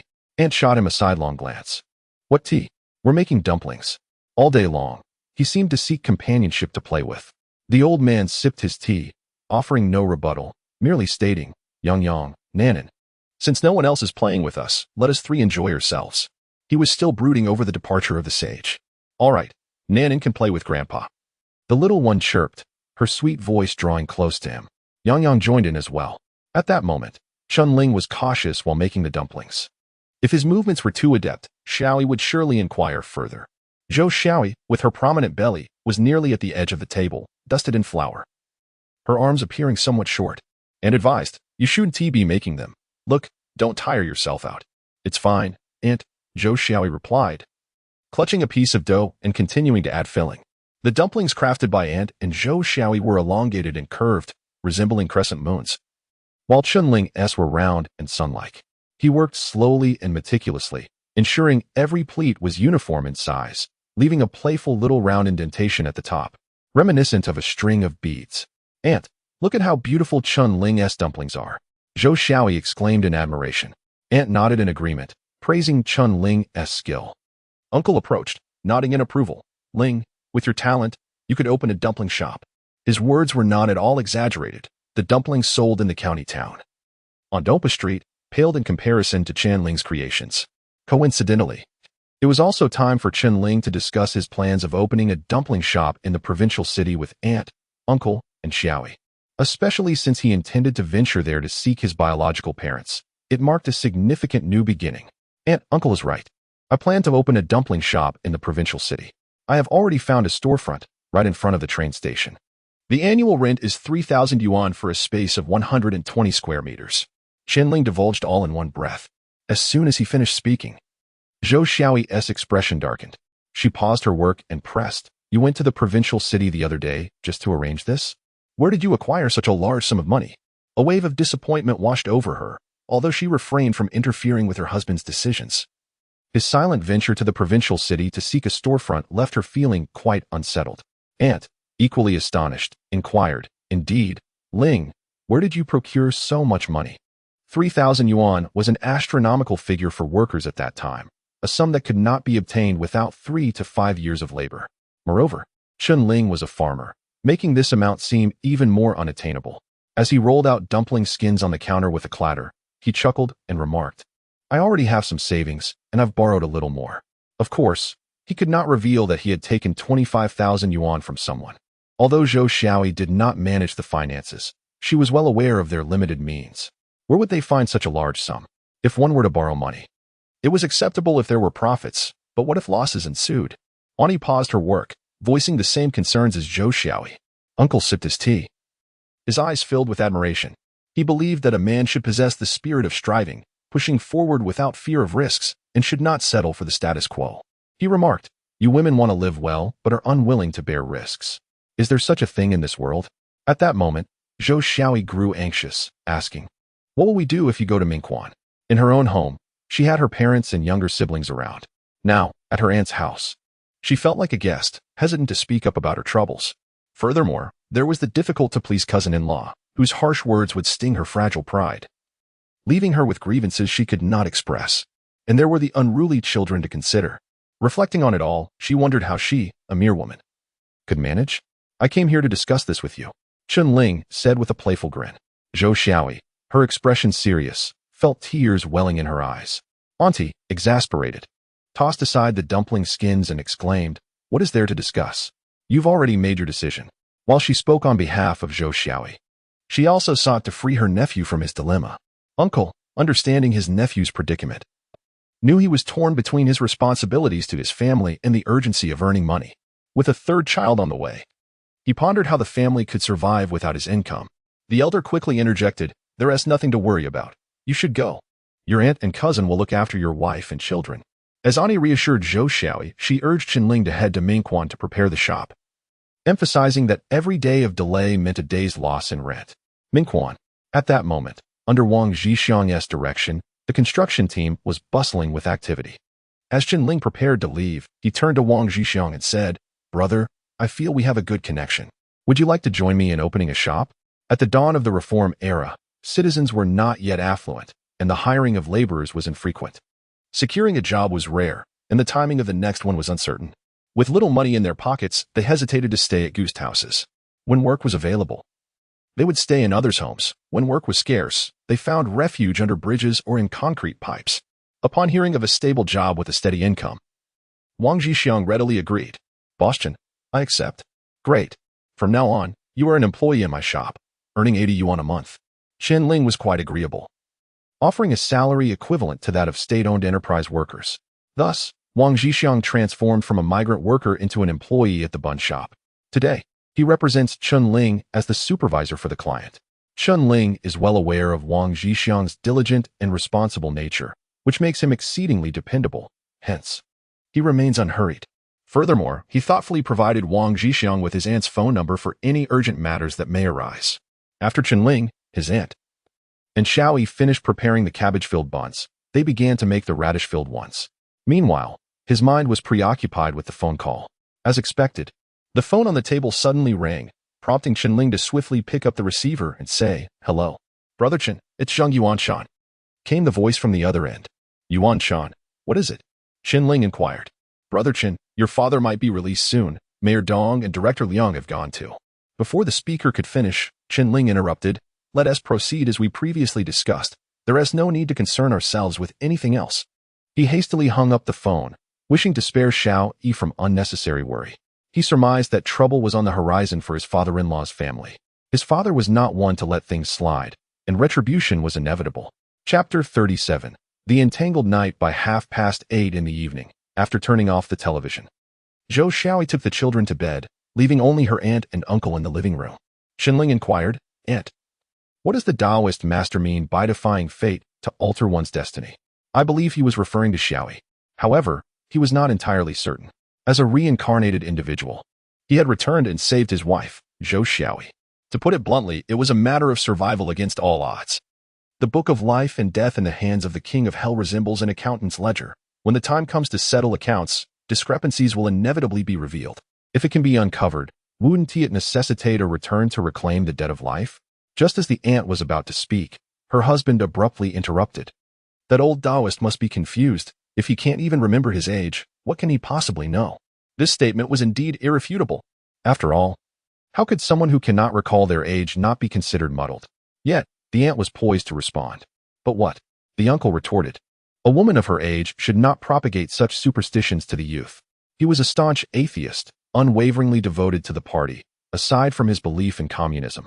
He harbored no other convictions. The elderly lady rolled her eyes at his retort. "All right then, off to bed with you." With a wave of his hand, her husband dismissed Chen Ling, feeling anxious. Chen Ling returned to the bedroom, where his wife was already in bed. He removed his shoes and climbed onto the bed. Zhou Xiaoyi said, "Let me check your wound. Has it healed?" Just as Chen Ling removed his shirt, he instinctively covered his lower body. As if confronted by a rogue woman, his reaction was so intense that it left his wife wide-eyed in astonishment, staring at him in disbelief. When silence fell, Chen Ling realized that his response had been somewhat exaggerated. He awkwardly chuckled. "It's nothing. The stitches were removed yesterday, and I'm fine now." During the dressing change yesterday, the doctor had been surprised to find that the wound Chen Ling had sustained had completely healed, leading to the removal of the stitches. He too was puzzled, uncertain whether it was due to the superficial nature of the cut or perhaps a result of his reincarnation, endowing him with a remarkable healing ability not found in ordinary individuals. Regardless of the reason, he could not disclose this to anyone. After a considerable pause, Zhou Xiaoyi remarked, "Oh dear, Chen Ling, you usually have such a thick skin. What is the matter now? I'm your wife. After all, why are you acting so startled?" Chen Ling found himself at a loss for words. After the passing of his wife in his previous life, he had not approached any woman again. When Zhou Xiaoyi suddenly expressed a desire to see that part of him, he instinctively became flustered. He chuckled nervously, having been wounded, and feeling somewhat apprehensive. At last, he found a suitable excuse. Zhou Xiaoyi pouted, adjusting her pillow while muttering, "I see that you are so different from before. You were once so shameless." She pursed her lips. Chen Ling playfully retorted, "If I didn't act this way, how could I be shameless?" He assumed a teasing expression. "I don't believe it. You healed so quickly and still don't dare let me take a look. I certainly don't want you to get hurt again." Zhou Xiaoyi wore a look of guilt. It seemed that she was already feeling quite remorseful, and being denied a glimpse would surely weigh heavily on her conscience. All right. I shall let you see. Since he has been reborn, he must fully embrace his role." Without a hint of embarrassment, he swiftly removed his undergarments. The room was brightly lit, and his wife meticulously examined her husband's wound, compassionately inquiring, "Does it still hurt?" However, upon feeling the softness of her delicate hand, a rush of blood surged through him, and he instinctively reacted. Observing his lackluster demeanor, his wife playfully slapped his prideful member, her cheeks flushing. "It seems like it doesn't hurt anymore." With that, Zhou Xiaoyi shed her clothes and slid into bed. Chen Ling, with a sweet smile, promptly joined her under the covers. No sooner had he settled in than a large hand found its way to his wife's chest. Zhou Xiaoyi, as if suddenly recalling something, turned to Chen Ling and asked, "Didn't they say that most men become impotent after a vasectomy?" At that time, many held such beliefs, thinking that once a man underwent sterilization, he would resemble a eunuch. Coupled with the negative propaganda from those who had undergone the procedure, misunderstandings flourished. Leaning close to his wife's ear, Chen Ling replied, grinning, "Your man is no ordinary man, huh? Why not give it a try?" His wife playfully shoved him, feigning annoyance. "How shameless. You've just recovered." "Quite well, indeed. Very robust," Chen Ling exclaimed, grasping her breast firmly. "What are you doing? You're hurting me." Zhou Xiaoyi pushed his hand away. For the past 20 years, he had not shared a bed with a woman. Upon his rebirth, their first encounter had been rushed, fearing the family planning officials would take her for an abortion. The second was a hurried return just before dawn. This was their third time. At that moment, holding his wife, his inner impulses became increasingly difficult to suppress. His hand had barely left her chest before it began to wander again. Zhou Xiaoyi once more brushed his hand aside. "What are you doing? Why can't you just sleep properly?" Despite her words, her tone was remarkably gentle. Chen Ling suddenly remembered that Xiaoyi was pregnant. Thus, he remarked, "Oh, this isn't the right time." Yet, a single statement from Zhou Xiaoyi reignited the flames of desire within him. The doctor said it's okay to be gentle. Chen Ling felt a rush of excitement, nearly losing control of himself. However, the memory of Zhou Xiaoyi's past ordeal with severe bleeding during an abortion extinguished his fervor in an instant. Ultimately, reason triumphed over instinct. Once his rationality returned, Chen Ling couldn't help but worry about his wife. He had to go to Mingquan for business, leaving Zhou Xiaoyi pregnant and alone with 2 children. Not even in her own home. Although her aunt would be there to assist, she was quite elderly. It felt inappropriate to burden her. Moreover, his cousin-in-law was certainly not one to overlook an opportunity for mischief. If she were to subtly undermine them, it would undoubtedly cause trouble. His wife, being sensitive, would not voice her grievances, and with his uncle being proud, any family discord could escalate. Not going to Mingquan felt equally inappropriate. Staying home with his wife and children seemed unsuitable as well. The rent had already been paid, and it would not be fitting for a grown man to loiter aimlessly at his relative's house all day, even if others do not find you bothersome. One cannot help but feel a sense of embarrassment. Engaging in small business here seems rather inappropriate. Although he is a reborn individual, in his previous life he lived like a timid mouse, always hiding, afraid to face others. Aside from running a restaurant, he possesses no other remarkable skills. Now, asking him to embark on a small business venture, he finds himself at a significant disadvantage compared to others. Just as he was caught in this dilemma, his wife inquired, "What are you thinking about? Why aren't you asleep?" The intuition of a woman can indeed be formidable. Chen Ling lay flat, acknowledging that his wife was aware of his contemplations. He pondered, "If I go to Mingquan, what will you do alone, carrying our child?" Zhou Xiaoyi turned over, suggesting, "How about we let Mom take care of us?" Her breath lightly brushed against Chen Ling's face. He wrapped his arm around her neck, pulling her closer, and replied, "That's not a good idea. With her temper, she might end up arguing with your second cousin at any moment." Upon hearing this, Zhou Xiaoyi nestled in her husband's embrace, giggling at the thought of 2 fierce mothers clashing. "Mom, why aren't you and Dad asleep yet?" came the voice of their eldest daughter, Yang, from the northern room. Chen Ling, feeling deflated as if all air had been released from him, decided to momentarily set aside his aspirations of defying fate and relinquished his hold on his wife, turning over to sleep. Chapter 38. The arrival of misfortune. Having completed the task of facilitating the wife's duties, Chen Ling was now ready to embark on his journey. This mission was fraught with challenges, as he not only sought to earn a living but also aimed to locate his biological parents. 2 days later, accompanied by his companions, Fatty and Snotty, he arrived in Mingquan City, laden with luggage. Upon disembarking at the joint transport station, the clock read 2:30 in the afternoon. They purchased a few sesame cakes and hurried towards the storefront on East Station Street. As they entered the establishment, Wang Zhixiang greeted them warmly. Chen Ling introduced his two companions, and the three exchanged handshakes. Suddenly, the door creaked open behind them, and a man stepped inside. The group glanced at him, but paid little heed. Wang Zhixiang scratched his head, somewhat embarrassed, and said, "Boss Chun, I apologize. We haven't tidied up yet." The shop was indeed in disarray. While the shelves and long counter were already installed, wooden planks, strips, and sawdust lay scattered about. However, the walls had been freshly painted, and the shop appeared bright and spacious. Chen Ling produced a cigarette and offered it to Wang Zhixiang, smiling as he remarked, "Zhixiang, don't be so modest.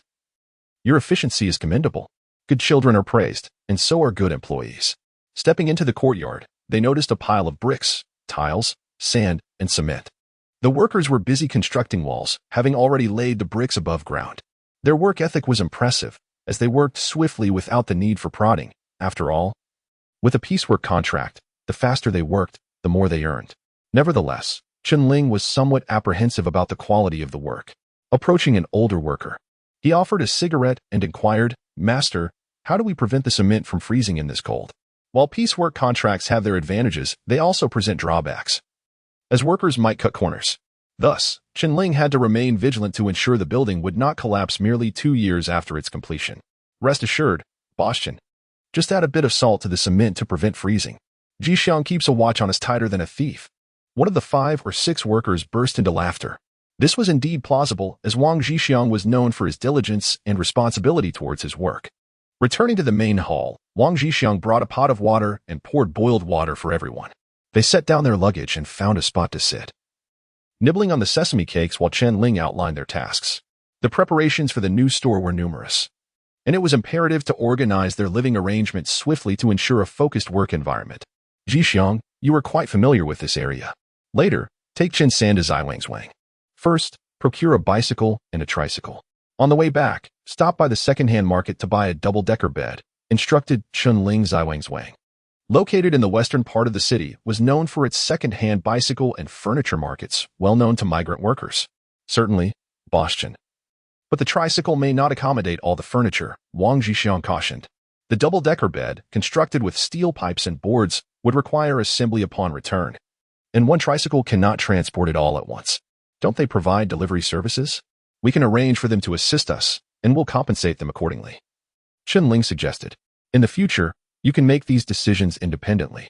Wang Zhixiang had just begun working under his boss and was still hesitant to take initiative. He cheerfully acquiesced to Chen Ling's instructions. "After lunch, I will clean up the shop while you go look for a rental dormitory." Finding suitable accommodation was essential. While it was manageable to make do in the shop for a few days, prolonged stays would become unsuitable. The daily chore of tidying bedding was simply too cumbersome. "All right, brother, you carry on with your tasks," replied Nasal Congestion, a nickname for Tong Yang. This rather unrefined moniker was bestowed upon him by childhood friends due to his incessant nasal discharge prior to junior high, which had left his nostrils chafed and swollen. A group of robust young men each consumed 3 pancakes before dispersing. The streets were bustling with pedestrians, yet after a brief stroll, Chen Ling found himself at a loss. With no real estate agencies in sight, he was uncertain where to seek housing. Suddenly, an idea struck him: the local street office. They had a task force dedicated to investigations, adept at uncovering even the most elusive of tenants. Thus, he made his way west along Zhangqian Street. As he passed the police station, he instinctively glanced inside, where he spotted the only person he recognized, Deputy Director Feng Qingdong. Entering the office, he proceeded directly to the director's office and encountered Director Huang. After explaining his purpose, Director Huang smiled warmly and said, "Certainly, Comrade Xiaochen. Return home and await my notification once I have found something for you." With this assurance, Chen Ling hurried back to the shop. Upon his return, another thought struck him. An office was indispensable. He needed a place to keep accounts, and with customers arriving, the disarray of the hall was inconvenient for discussions. Expanding the office would not be difficult.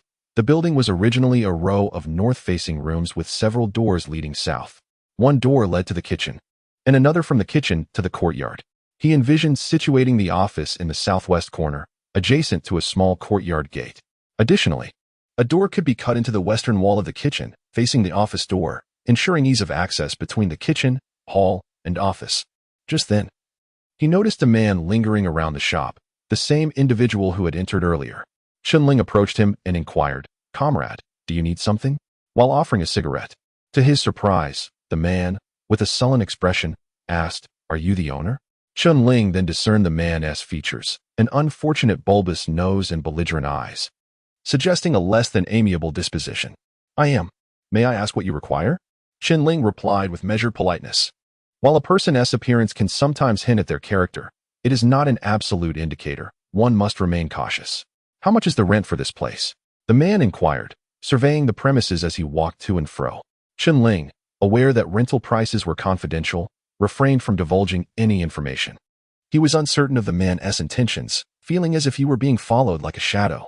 He could not afford to engage in idle chatter, as he still had cleaning to attend to. "I must ask, what brings you here, lingering about?" Chen Ling pressed.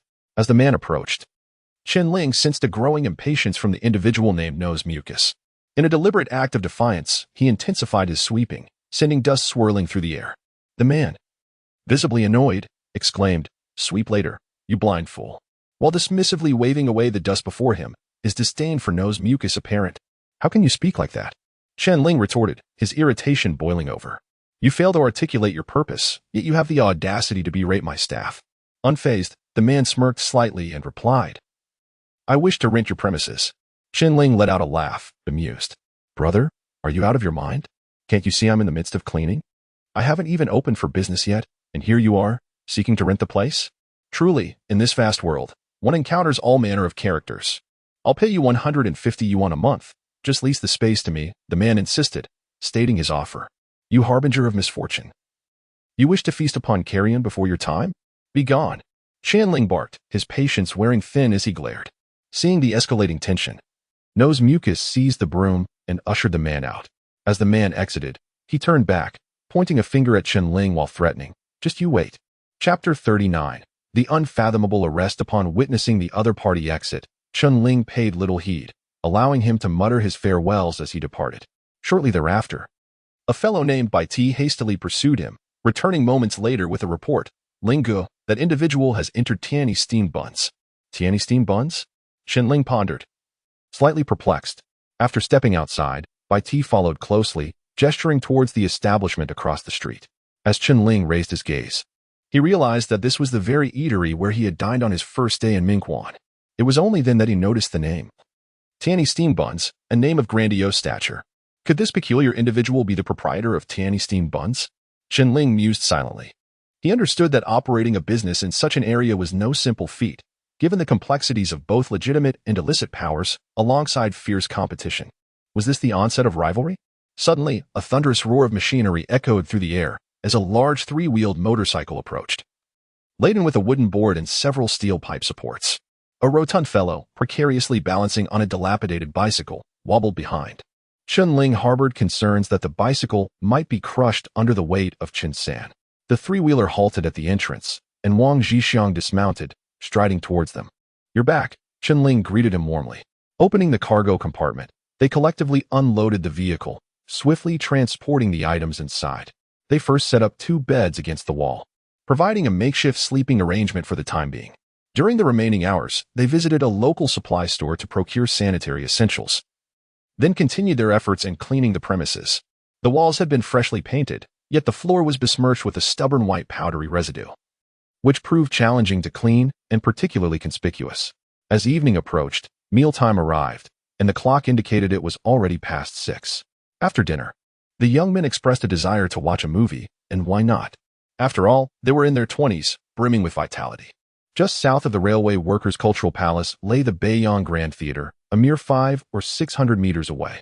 At this juncture, traditional opera was waning, and the Beiyang Grand Theater seldom hosted performances. In response to the changing times, they had begun screening films. To Chen Ling, any movie, regardless of its novelty, felt like an antiquated relic from 2 decades past. However, as these young men were new arrivals in Mingquan, Chen Ling felt a tinge of apprehension. Thus, he accompanied them to the theater. Outside the theater, the promotional board displayed an imposing poster featuring General Li Zhongren, clad in a military green woolen coat, exuding an air of authority. The poster boldly proclaimed 5 characters: blood battle at Tayer's Wang. The film was slated to commence at 7:30, and a queue of 5 or 6 individuals had formed at the ticket window to purchase their passes. "Xixiang, take them to the screening." and ensure they return promptly afterward. No lingering outside, and refrain from causing trouble. Chen Ling instructed. The ticket was priced at 1 yuan and 50 cents, which he handed to Wang Zhixiang along with a generous note. This location was in close proximity to the train station, with a small market to the south and an electricity guest house across the street. A melting pot of diverse characters congregated here, where petty thefts could occur at any moment. It could be said that this was the most chaotic area in the provincial capital. Wang Zhixiang accepted the money and inquired, "Boss, won't you be joining us?" The film Blood Battle at Tayer's Wang is replete with gore and excitement, vividly portraying the indomitable patriotism of the Chinese army, stirring the blood of its viewers. However, for Chen Ling, who has watched it numerous times, it holds little allure. "Never mind, you all enjoy it. I shall take a stroll around," he remarked. As he extracted a cigarette and lit it, Wang Zhixiang turned to queue for tickets. At that moment, two individuals approached, known as Fatty and Snotty, who inquired curiously, "Brother Ling, why aren't you watching such a splendid film?" In this era, action and war films undoubtedly rank as the most popular genres among men. "No, I wish to wander about and take a walk," Chen Ling replied, specifically warning, "This place can be quite chaotic, so do not provoke any trouble." Unbeknownst to him, as he cautioned his companions, two pairs of sharp eyes were intently focused on him. Opposite the cinema lay a small alley south of the electric power guest house. Having spoken, Chen Ling proceeded eastward. The two followers exchanged a glance, signaling each other to follow. Thus, one went left and the other right, stealthily trailing behind him. To the left of this narrow alley stood the walls of the electric power guest house and the Post and Telecommunications Bureau, while the right side comprised residential courtyards. As there were no entrances on this side, the area lacked streetlights. The only illumination in the alley emanated from the sides, casting a dim light. After walking approximately 200 to 300 meters, reaching the middle of the alley, Chen Ling suddenly felt a tightening sensation on his scalp. A foreboding sense warned him of danger lurking behind. Just as he prepared to turn around, a powerful gust of wind surged from behind. Caught off guard, he was abruptly forced to the ground by a robust hand. Struggling fiercely proved futile, leaving him gasping for breath as he lay on the ground. During the struggle, he caught a glimpse of one assailant clad in a blue coat and the other in a green cotton jacket. In that instant, a flash of recognition struck him.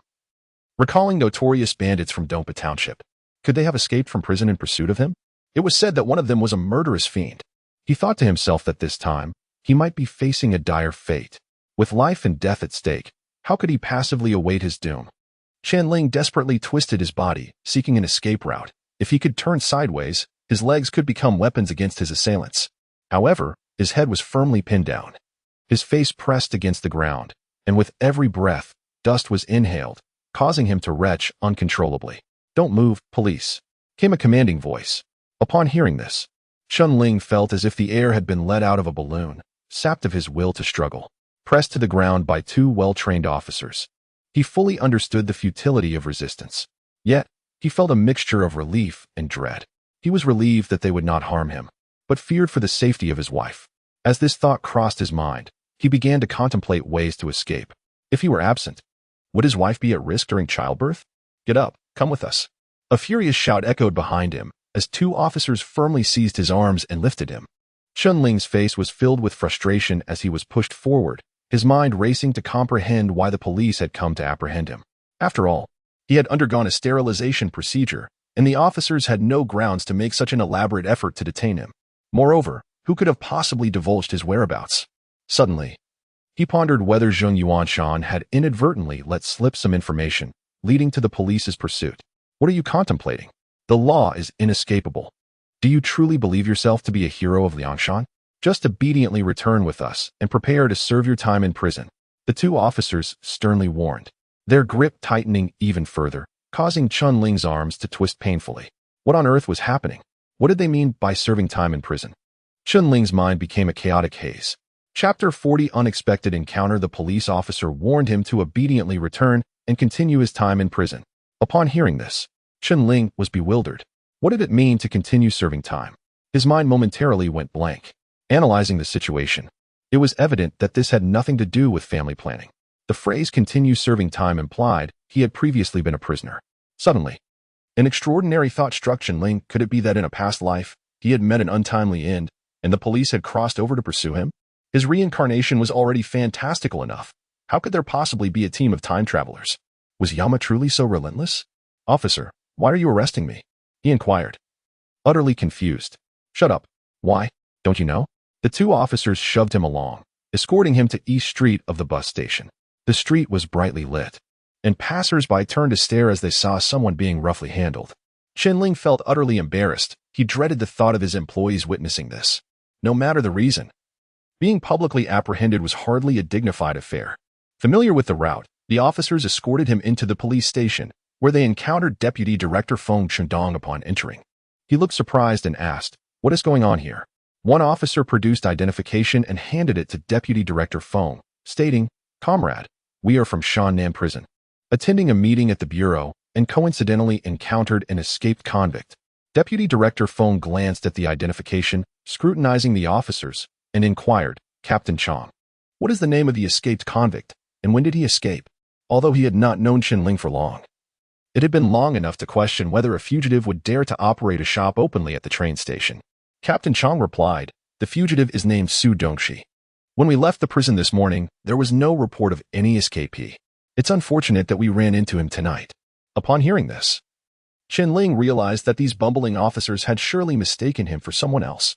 Before he could speak, Deputy Director Feng interjected, "You might have the wrong person. His name is Chen Ling, the owner of the bun shop." The two officers were taken aback, quickly reaching for their phones to verify the information. Deputy Director Feng led them to the duty room and made the call. Indeed, the inmate named Su Dongxi was still safely incarcerated. A misunderstanding had occurred, and the two officers had no choice but to apologize profusely. Thankfully, this incident was brief and unnoticed by others. The following days were consumed with purchasing pots, pans, and various cooking utensils. Accommodations were swiftly arranged in two small rooms within a communal courtyard, one for the male staff and the other for the female staff. The female employees would be recruited from their hometowns, which posed no challenge. Just as the opening day approached, however, Chen Ling found himself unable to procure the necessary rice buckets. Thus, he rode his bicycle to Wei Road. Here, he discovered a tinsmith specializing in crafting chimneys, stoves, kettles, and other household items, also taking on various tinwork projects. Chen Ling commissioned 6 large tin buckets for storing rice porridge. After paying a deposit, he wheeled his bicycle onto the street, only to unexpectedly collide with a familiar face. Both were taken aback, as neither had anticipated encountering the other so soon. He harbored doubts about that old fellow Zhou Liang, suspecting that the claim of his son-in-law being at Lu Xinji's home was mere fabrication. The two exchanged glances for a considerable time before Chen Ling finally spoke. "Father, what brings you to the provincial capital?" After causing a commotion at her sister-in-law's house, Lu Xia, after much contemplation, decided to hand over 2,000 yuan to the police station, securing the release of her husband, Chen Kaihua. Once Zhou Liang's family received the money, the police station hoped they would draft a letter of understanding. However, Zhou Liang and his wife deferred, citing their son-in-law's absence, insisting they would wait for Chen Ling's return before proceeding with the document. Mayor Dong could hardly afford to wait. If he were to wait for Chen Ling's return, it could take 3 months or even half a year. He was counting on Chen Kaihua to engage in discussions with foreign merchants regarding investment projects. Thus, Chen Kaihua was naturally released. When his son spoke first, Chen Kaihua felt compelled to drop his aloof demeanor, stating, "Yes, return Lingling to school. And I need to discuss the cement factory with your Uncle Wu from Hong Kong." In truth, he had another motive, to visit his second son as wife and child. At that moment, Chen Ing and his wife were hiding at his father-in-law's home in Mingquan. Although Chen Ling was an adopted son, he had been raised from a young age. It was impossible for him to lack any affection, and he hoped to reconcile with his son. Did it not go well? Chen Ling chuckled mockingly. He leaned his bicycle against the roadside, retrieved a pack of cigarettes from his pocket, popping one into his mouth before offering the pack to his father. Chen Kaihua was incensed by this sequence of actions, particularly by the disdainful smirk, which further fueled his irritation. "How do you know?" Chen Kaihua retorted sternly, refusing to take the cigarette. Chen Ling grinned and replied, "I can tell fortunes." With that, he tilted his head back, releasing a hearty laugh. In truth, he already knew the outcome, for memories from his past life revealed that Dia Village had no cement factory at all. Chen Kaihua was seething with frustration, were it not for their strained father-son relationship. He would have relished the idea of striking his son across the face with his shoe. Losing this project might not affect his own ambitions, but it was critical for Chun Xiong's future. It was worth noting that his third son was still detained at the police station. If he could not secure his release promptly, the case might be handed over to the courts, risking imprisonment. Desperate to quell his anger towards his son, Chen Kaihua decided he must return home and devise a plan. As they parted, he uttered the words a father ought to say, "Is Xiaoyi and the child doing well?" Chen Ling merely responded with an and the two hurriedly bid farewell. On his journey back, Chen Kaihua sat hunched over in the car seat, rubbing his face with his hands, cursing the Hong Kong merchant, Wu Dongong. In his mind, this rascal is utterly unscrupulous. The winds of reform and opening up had swept into Hong Kong, stirring many merchants into action. Wu Dongong had ventured to Hong Kong in the 1960s, harboring deep feelings for the mainland, eager to contribute to his country while also seeking to profit. After all, for a businessman, making money is the paramount logic.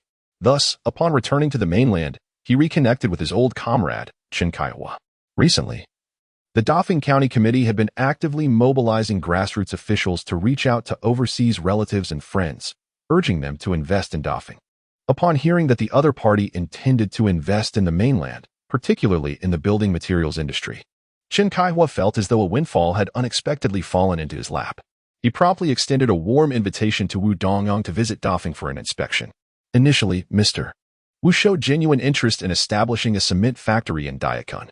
However, after conducting a thorough on-site investigation, he discovered that the county's development was sluggish. The demand for goods was minimal, and transportation was quite inconvenient. Ultimately, he resolved to relocate the project to the provincial capital.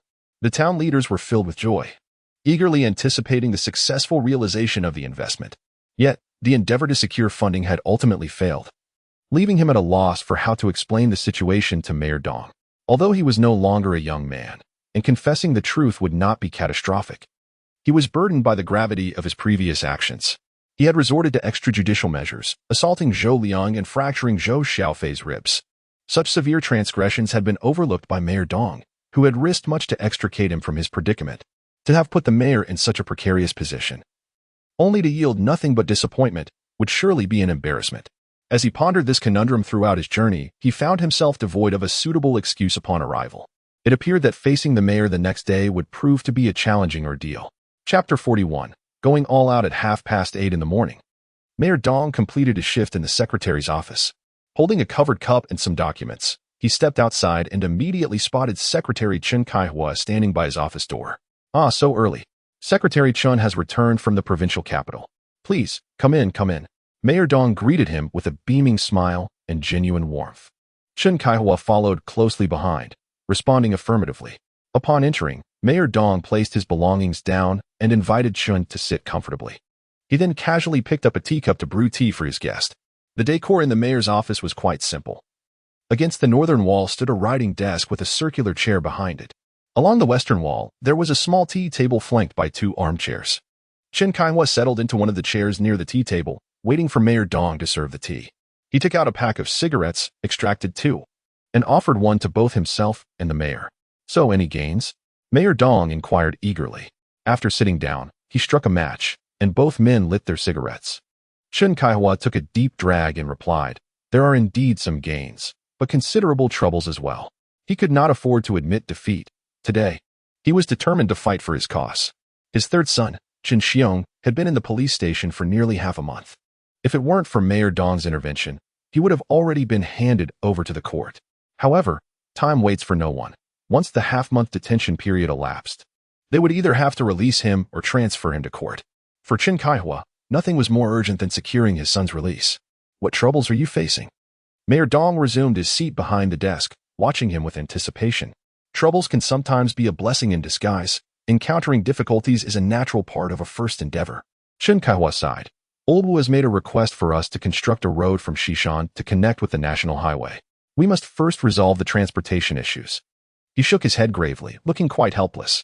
He needed to present the difficulties to his counterpart, keeping them in suspense until the town could assist him in addressing the matters at hand. Mayor Dong's heart sank. The distance from the western hills of Dia village to the national highway leading to the provincial capital was at least 3 kilometers, with a river obstructing the path. Building a bridge there would likely prove to be quite challenging. Currently, the town was in dire need of funds, with numerous projects awaiting attention. Yet financial resources were exceedingly limited. Constructing this bridge would certainly not be an easy task. Has the other party disclosed the amount of investment? Mayor Dong leaned forward, his eagerness palpable. Investment and returns are directly proportional. One must adopt a long-term perspective. If the investment amount is substantial, then constructing the road could indeed be feasible. Between Xishan and the national highway lies another village, from which laborers could be recruited. This way, the necessary materials such as stones, gravel, and sand could be sourced locally, eliminating the need for purchases and significantly reducing labor costs. The town would only need to procure steel and cement, which might still be manageable within their budget.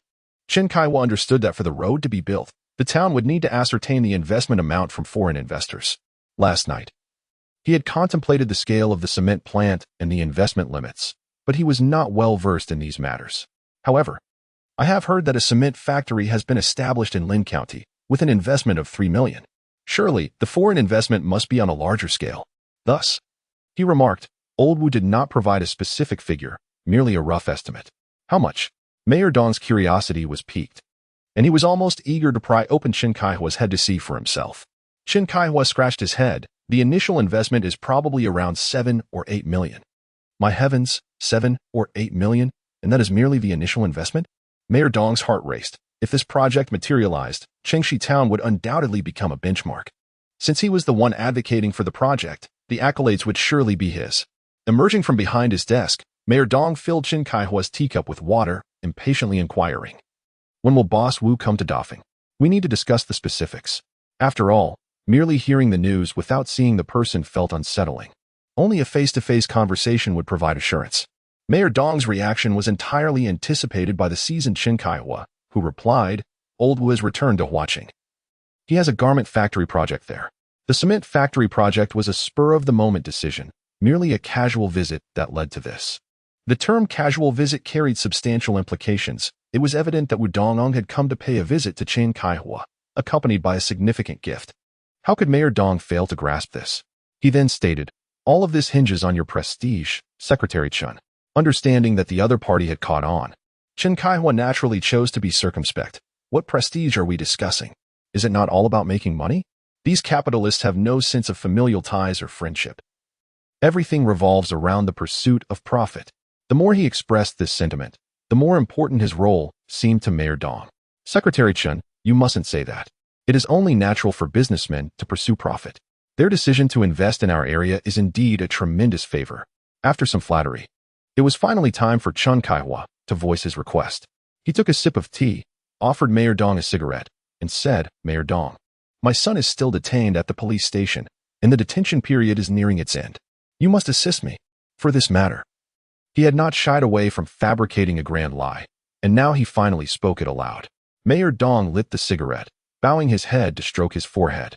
Appearing somewhat troubled, Director Liang is rather inflexible. Chen Kaihua remained silent, patiently awaiting further developments. At this moment, pressing further would only betray his lack of understanding. Mayor Dong suddenly lifted his head. "You should return for now. I will have another word with him."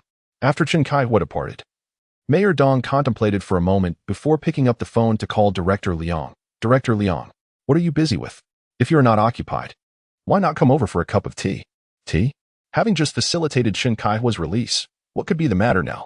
On the other end, Director Liang hesitated briefly before replying, "All right, I will come over shortly." After all, he was a subordinate leader, and it would be impolite to refuse an invitation for tea. This is a town located on the outskirts of the county, where many functions have been supplanted by the county itself, resulting in a relatively small area. The police station and the town government are in close proximity, and it wasn't long before Director Liang arrived. Upon entering, Mayor Dong had already prepared a cup of tea and presented it to Director Liang.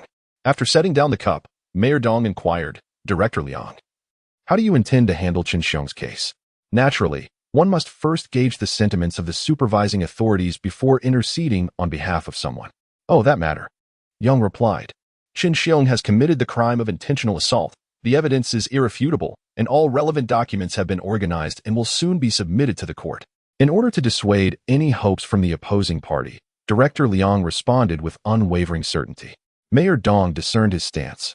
The release of Chen Kaihua had been a cumbersome process.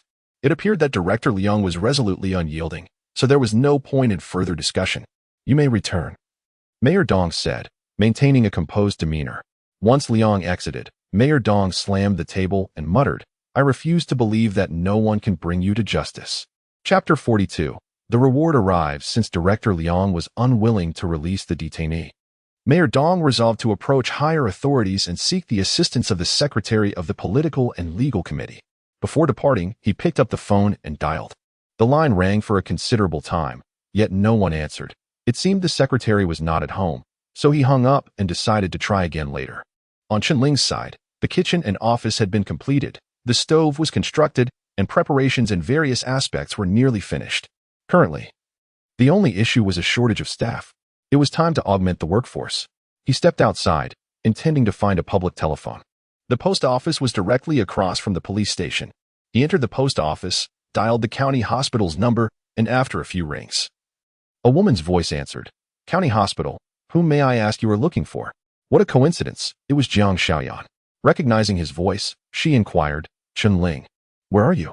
"I am in the provincial capital."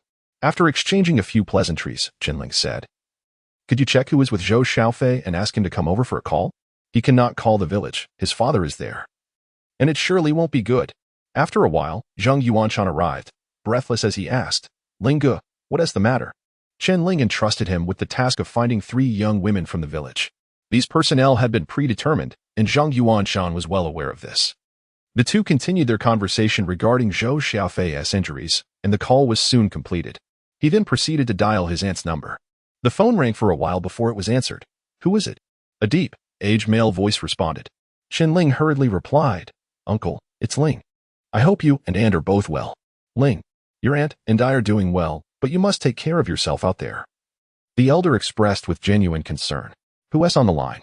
"It's Ling's call. Quickly bring Xiaoyi over," his aunt's voice interjected.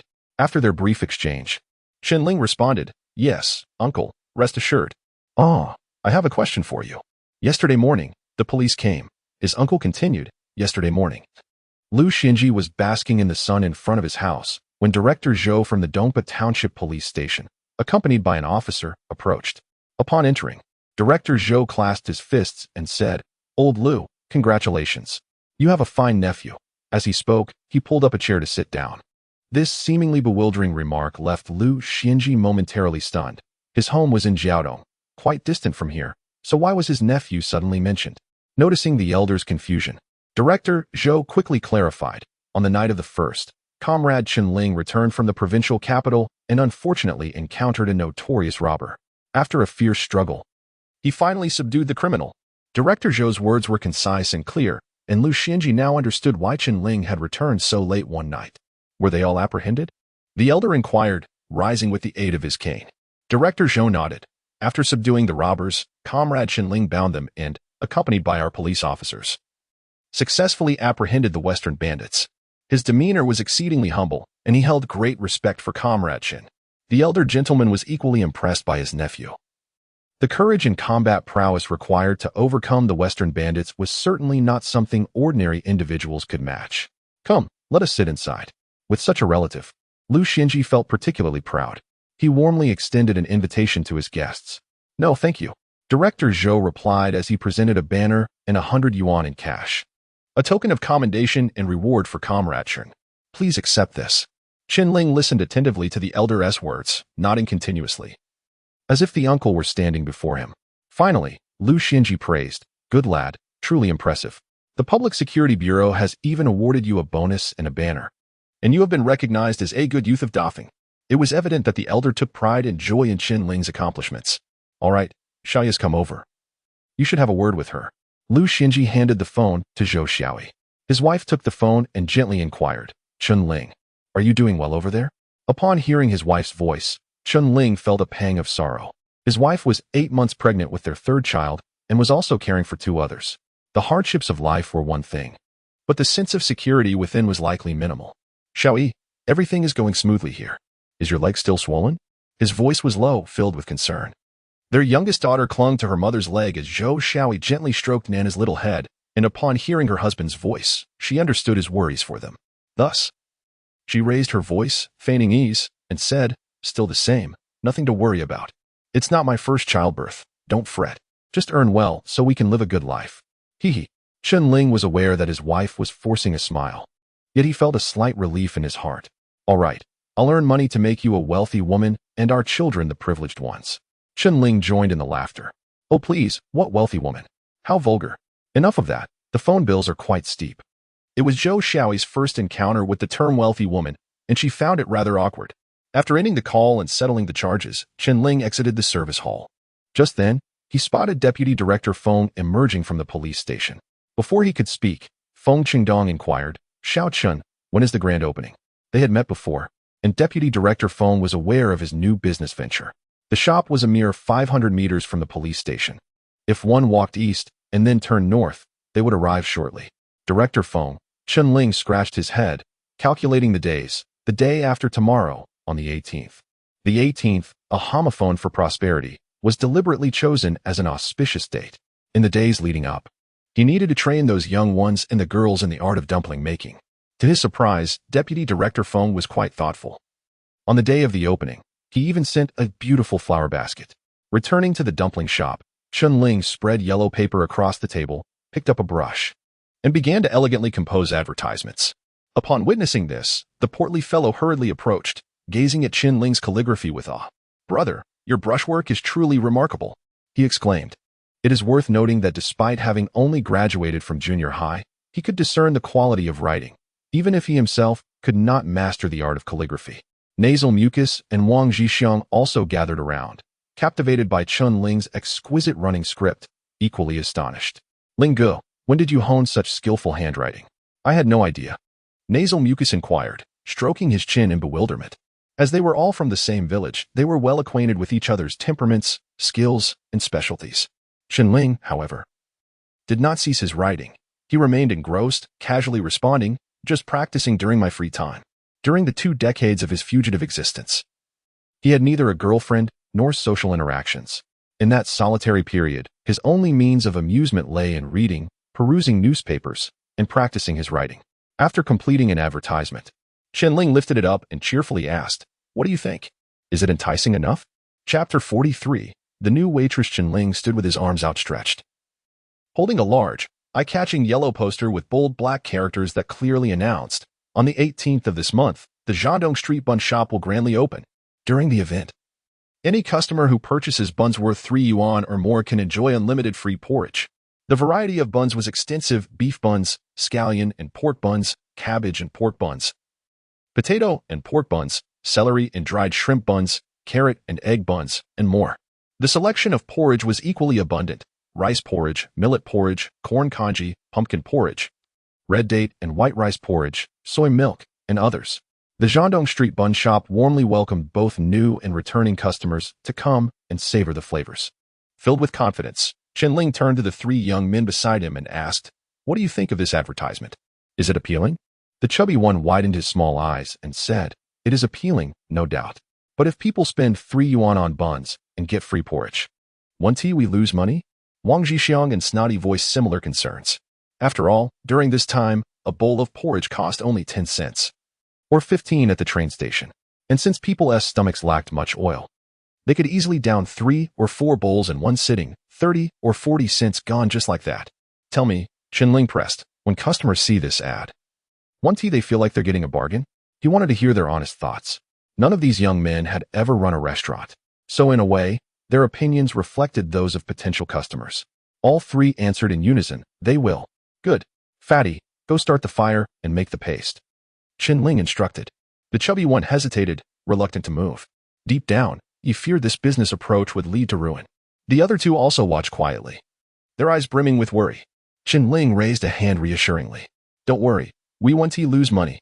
Zhixiang, Snotty, you 2 go knead the dough. I'll continue teaching you how to wrap the buns. Many people don't realize this, but porridge doesn't tea actually require much grain. Just a sprinkle of starch can thicken it without using much rice at all. While Fatty prepared the paste over the stove, Chen Ling continued writing advertisements. The dough had already been prepared in advance, and Wang Zhixiang and Snotty clumsily kneaded it on the board. Everyone was busy with their tasks. Before long, the paste was ready. Chen Ling handed a stack of posters to Fatty and instructed, Go post these at the train station, the inner-city bus station, the post office, the bank, and other large businesses. Oh, and at major intersections, no need to go too far. Chen Ling estimated that the local crowd alone would keep them occupied. Once Fatty was sent off, Chen Ling rolled up his sleeves to start kneading the dough. Just then, a woman in her 30s approached. Snotty, still kneading. Looked up and said, "We're not open yet." Assuming she was an early customer. The woman hesitated timidly before asking, "Boss, are you hiring?" Chen Ling studied her carefully. She appeared to be no older than 30, her skin slightly flushed, with an oval face, large eyes, double eyelids, and a prominent nose. She possesses a striking beauty complemented by her tall stature. Chen Ling indeed requires additional help, yet he has already enlisted 3 individuals from his home. "This is a bun shop. Can you make buns?" He casually inquired. Should a woman be adept at crafting buns, he would not hesitate to allow her to demonstrate, as managing a group of inexperienced individuals alone is quite overwhelming. "Boss, I can. Why not let me show you?" The woman's face flushed deeper. In these challenging times, securing employment is exceedingly difficult. Even with relatives holding minor official positions, finding a temporary job proves to be a formidable task. Over the past few days, she has faced countless disdainful glances and biting sarcasm in her relentless search for work, all to no avail. If she fails to find a position soon, she would have no choice but to return to her hometown. "All right," Chen Ling replied. The woman rolled up her sleeves, washed her hands by the sink, and approached Wang Zhixiang, saying, "Brother, I'll take over." Wang Zhixiang was kneading dough with the fervor of a butcher, perspiring profusely. Yet he could not seem to perfect the dough's texture. Just as he managed to seal one opening, another would inevitably appear. He quickly stepped aside to allow the woman to take his place. As she received the dough, her delicate hands danced gracefully over it. The dough responded to her touch like a pliant ball, rolling effortlessly until it lay gently on the countertop. She was eager to assist with the kneading, but Chen Ling intervened, stating, "All right, let us begin rolling out the wrappers and making the buns." He sought to evaluate her skills further. Chen Ling brought over the filling and handed each of them a rolling pin. They commenced the task of rolling out the wrappers. The woman deftly maneuvered the rolling pin. One hand rotated it while the other skillfully adjusted the dough. Her hands worked in perfect harmony, executing swift and adept movements. In mere seconds, a round wrapper lay before them. Chen Ling nodded in satisfaction, lifted the wrapper, and expertly added the filling, his fingers deftly twisting the edges. In a matter of moments, a neatly folded, round bun was completed. "Can you make such round buns?" Chen Ling presented the bun to the woman, showcasing his handiwork. She glanced at it shyly and replied, "I can, though mine aren't as beautiful as yours." They then swapped roles, with Chen Ling rolling out the wrappers while the woman began to shape the buns. Her hands and feet moved with remarkable agility, and her bun-making skills were quite impressive. Although her buns lacked the exquisite finesse of Chen Ling's, they were nonetheless commendable. Recognizing her competence and the pressing need for skilled labor at the Dongjia bun shop, which would alleviate the owner's burden of training apprentices, Chen Ling began to inquire about her background. The woman's name was Dong Xian, a native of the province. Age 28, with a 3-year-old son. During the Cultural Revolution, her father-in-law was labeled a capitalist roader, and after his rehabilitation, he was granted a position in the upper echelons. However, this position sparked tensions among the brothers, as the distribution of this quota became a contentious issue. Mishandling the situation could lead to a bitter rift between father and son, as well as among the brothers. After much contemplation, the in-laws devised a most primitive yet equitable solution, drawing lots. Dong Xian's husband, fortunate in his endeavor, swiftly secured this coveted opportunity. However, a new dilemma arose. He was already married, and it is customary for employers not to hire individuals who are married. What could be done? Her husband proposed a clever idea, to arrange a fictitious divorce, with the intention of remarrying once he had secured employment. Who wouldn't desire the stability of a permanent position? Without hesitation, she proceeded with the divorce. At this point, tears streamed down Dong Xian's face. Chapter 44. Seeking director. He seeing Dong Xian in tears, Chen understood the situation. Realizing it was a personal matter and refraining from further inquiry, he said, "Sister Dong, I find your skills commendable. The salary is 70 yuan per month, including meals and accommodation. If you agree, you may stay."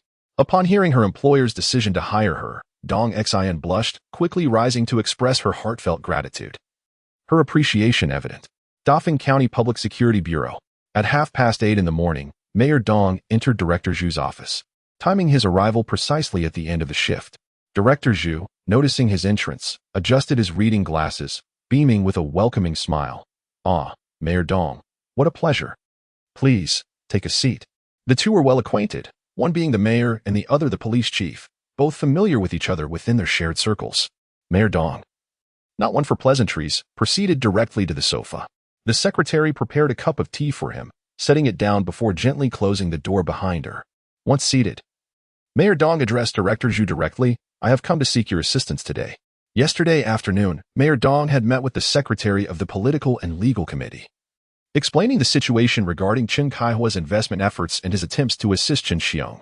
The secretary indicated that it was not appropriate for him to intervene directly, suggesting that Mayor Dong consult with the county bureau for a proper resolution. The secretary's message was clear: matters that could be resolved at the grassroots level should not be escalated, as doing so would only complicate the situation further. Director Zhu set down his glasses, picking up his teacup as he moved to the other side of the coffee table, asking, "There's no need for formality. Please, share your concerns." Mayor Dong reiterated his discussion with the secretary. Director Zhu inquired, "This isn't driven by personal motives, but rather for the sake of work. Why not consult with Liang Chengquan?" Liang Chengquan was the director of the police station in Qingxi town. "Oh, don't mention it. I've exhausted my efforts, yet Director Liang remains unresponsive." Mayor Dong lamented, rubbing his temples, his face etched with worry. Director Zhu offered Mayor Dong a cigarette, speaking earnestly. "Indeed, we all work towards a common goal, albeit from different perspectives." As the police chief, he was well aware of the implications. Inflicting minor injuries constitutes a criminal offense. Releasing an offender without a court ruling is a serious violation, particularly during this strict enforcement period, a clear line not to be crossed. Director Zhu, you see, our area lacks resources and transportation advantages. It took great effort to secure an 8 million investment, and with the victim compensated, losing this investment would be tragic. Mayor Dong sighed. While it might seem that Mayor Dong was solely motivated by political gain, he genuinely cared for the development of his region. He believed that the victim had received due compensation and that sentencing Chen Xiong would not benefit the victim in any way. Indeed, from a macro perspective, this investment is undoubtedly of greater significance. Director Zhu felt quite troubled. Just as Mayor Dong was on the verge of despair, Director Zhu said, "You may return for now. I shall contemplate a solution." To everyone's surprise, a turn of events unfolded, and Mayor Dong left Director Zhu's office with heartfelt gratitude and immense joy.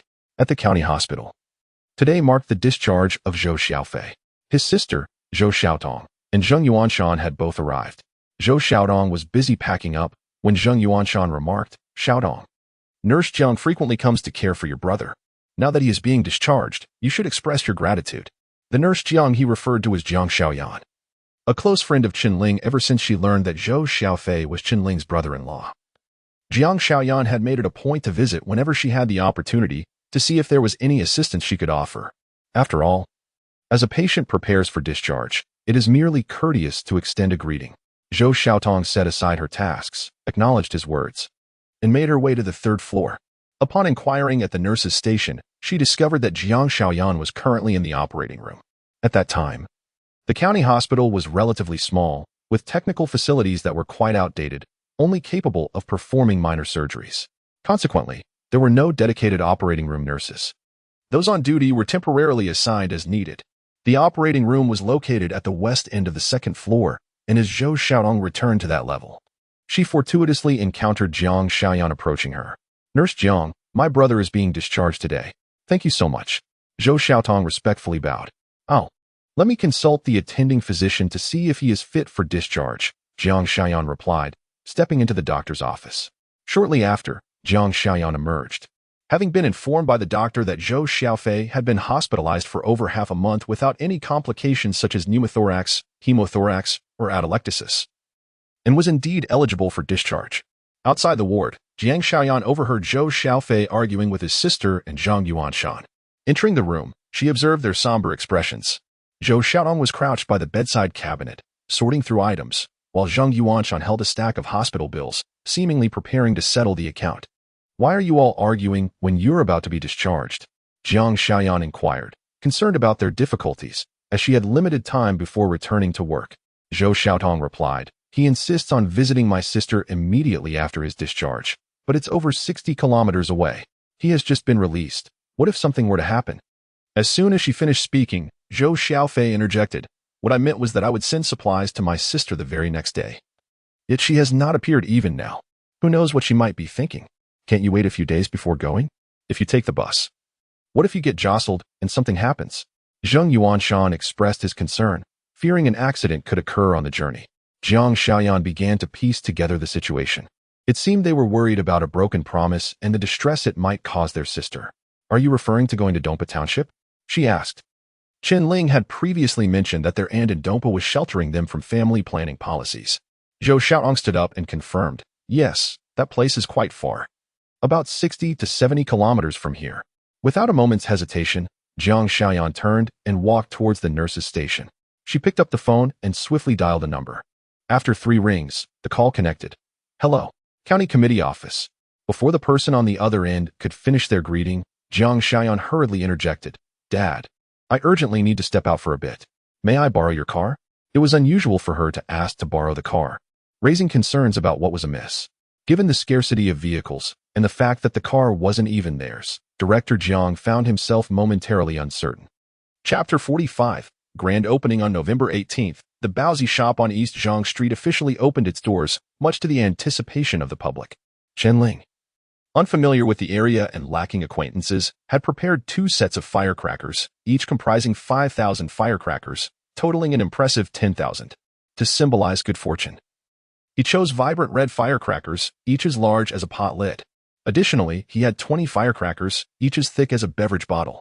As the clock struck 8:30, Director Huang of the office arrived personally, accompanied by 2 young assistants, carrying a beautifully crafted floral arrangement. Upon entering the shop, Director Huang beamed with joy and clasped her fists together, exclaiming, The street office of East Zhang Street extends its heartfelt congratulations on the grand opening of the Baozi shop. We wish Boss Chen great success in his venture. Her tone lingered melodiously. Chen Ling had dressed with care for this occasion, appearing neat and spirited. He promptly returned the gesture with both hands clasped, expressing his gratitude. Thank you very much to the office, and to Director Huang and her colleagues. We will strive diligently to manage this Baozi shop and bring glory to our grassroots government. The exchanges were marked by a formal and official tone, reflecting the amicable collaboration between the unit and the shop. Chen Ling then gestured for his portly friend to move the floral arrangement outside, placing it prominently at the entrance to enhance the visibility of this blessing and joy.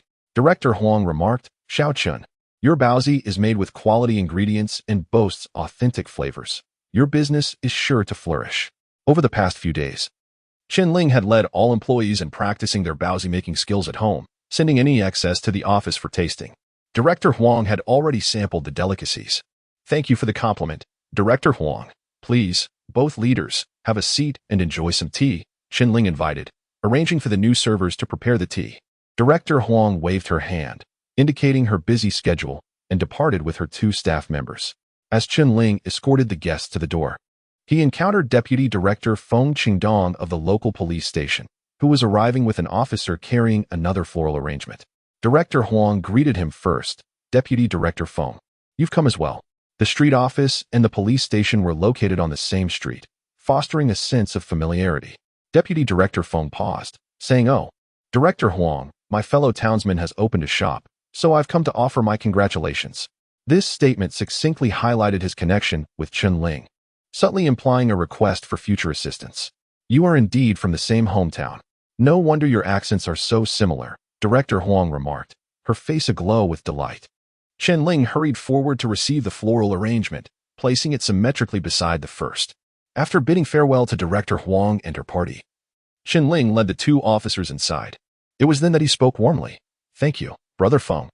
This expression of camaraderie avoided the formality that would have come with using titles. There's no need for thanks. It is my duty to congratulate a fellow townsman on his new venture. Deputy Director Feng replied heartily. Like Director Huang, he engaged in a brief conversation before moving on to attend to his own responsibilities, except for the portly friend accompanying Chen Ling outside, in the kitchen. Dong Xian was busy with Wang Zhixiang, Bai Ti, Zhang Ermao, and 3 girls from Chen Ling's hometown, all diligently wrapping Baozi. Initially, Zhang Ermao was not summoned, but Zheng Yuanshan, feeling uneasy about the 3 girls venturing out for the first time, decided to include him. Wang Zhixiang learned swiftly, while the others appeared somewhat clumsy.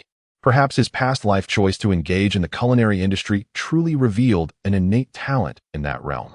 Chen Ling silently rejoiced at the arrival of Dong Xian. Without her, the workload would have been overwhelming.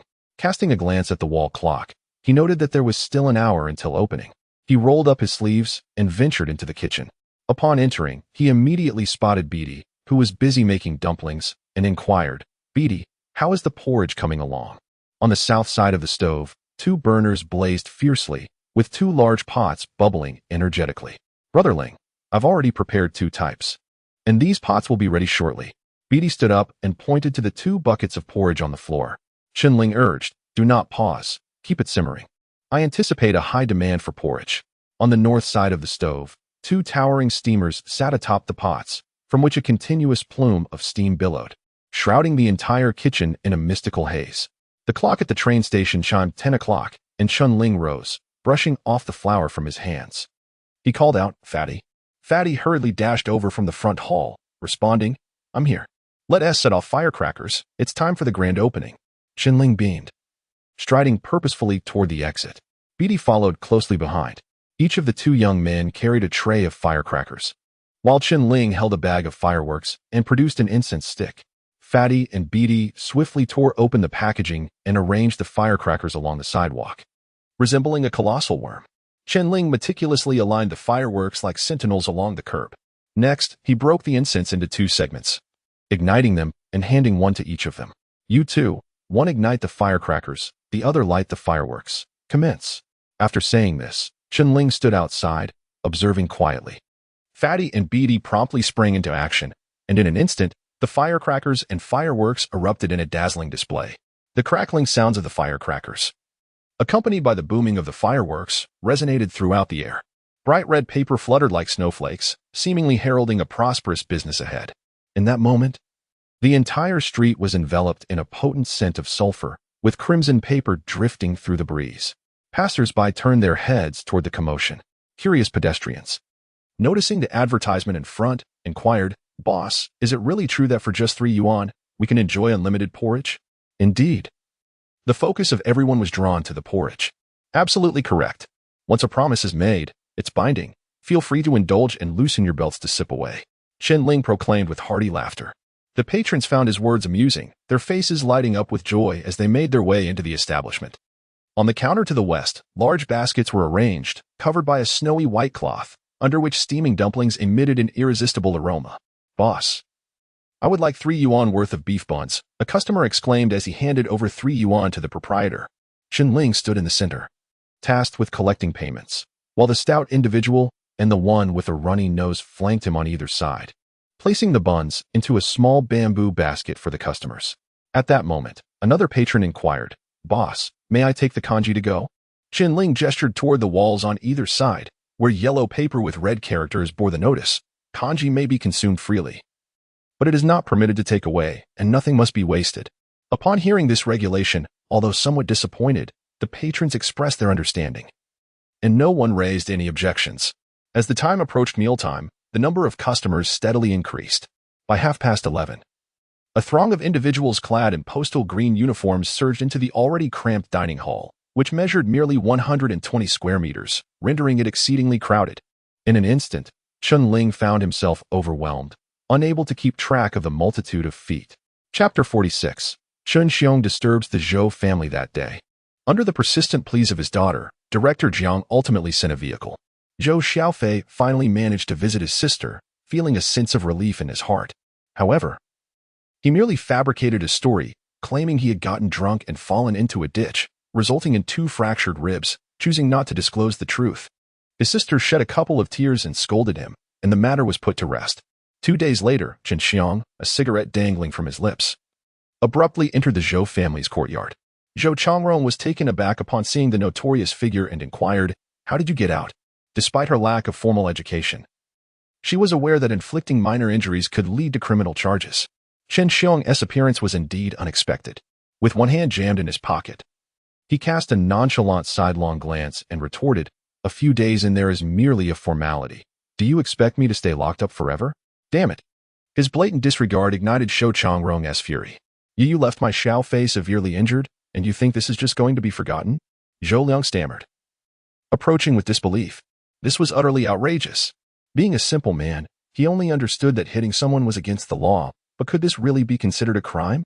Last year, a bachelor in the village was sentenced to 6 years for merely touching a woman. This year, a villager who broke a neighbor's leg over a water dispute also received a 6-year sentence.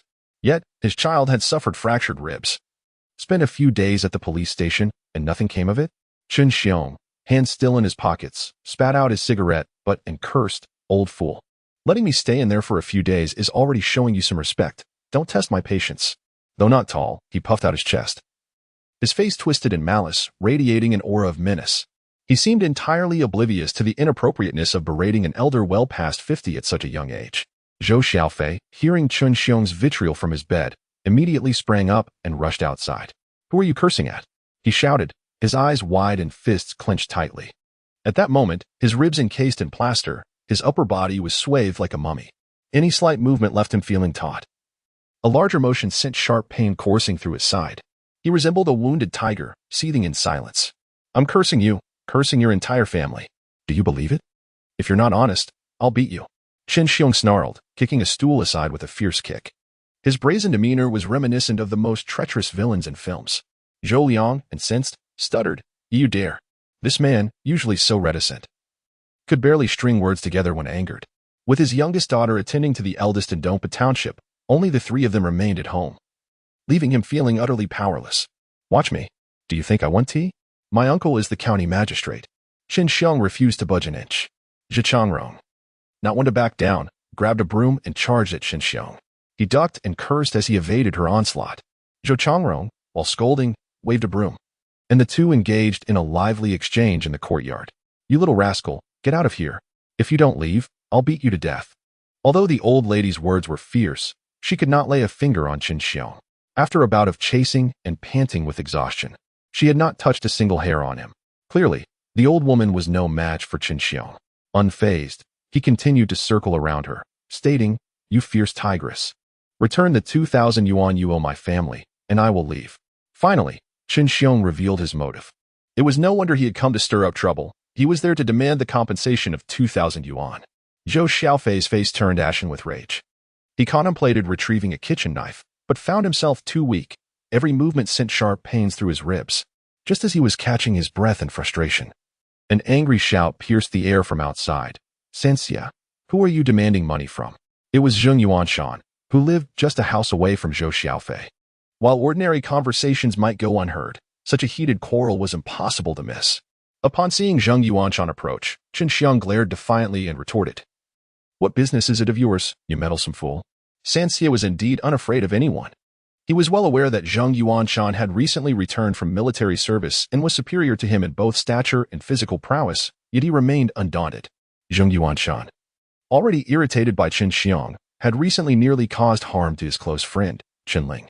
If he wouldn't strike Chen Xiong now, who would he strike? Defiant. Chen Xiong held his head high, displaying a look of stubbornness. Observing this, Zheng Yuanshan launched a swift kick that landed squarely on Chen Xiong's neck. Caught off guard, Chen Xiong stumbled, tilting to the left and retreating 3 steps, almost falling to the ground. Stung by the humiliation, Chen Xiong's defiance surged.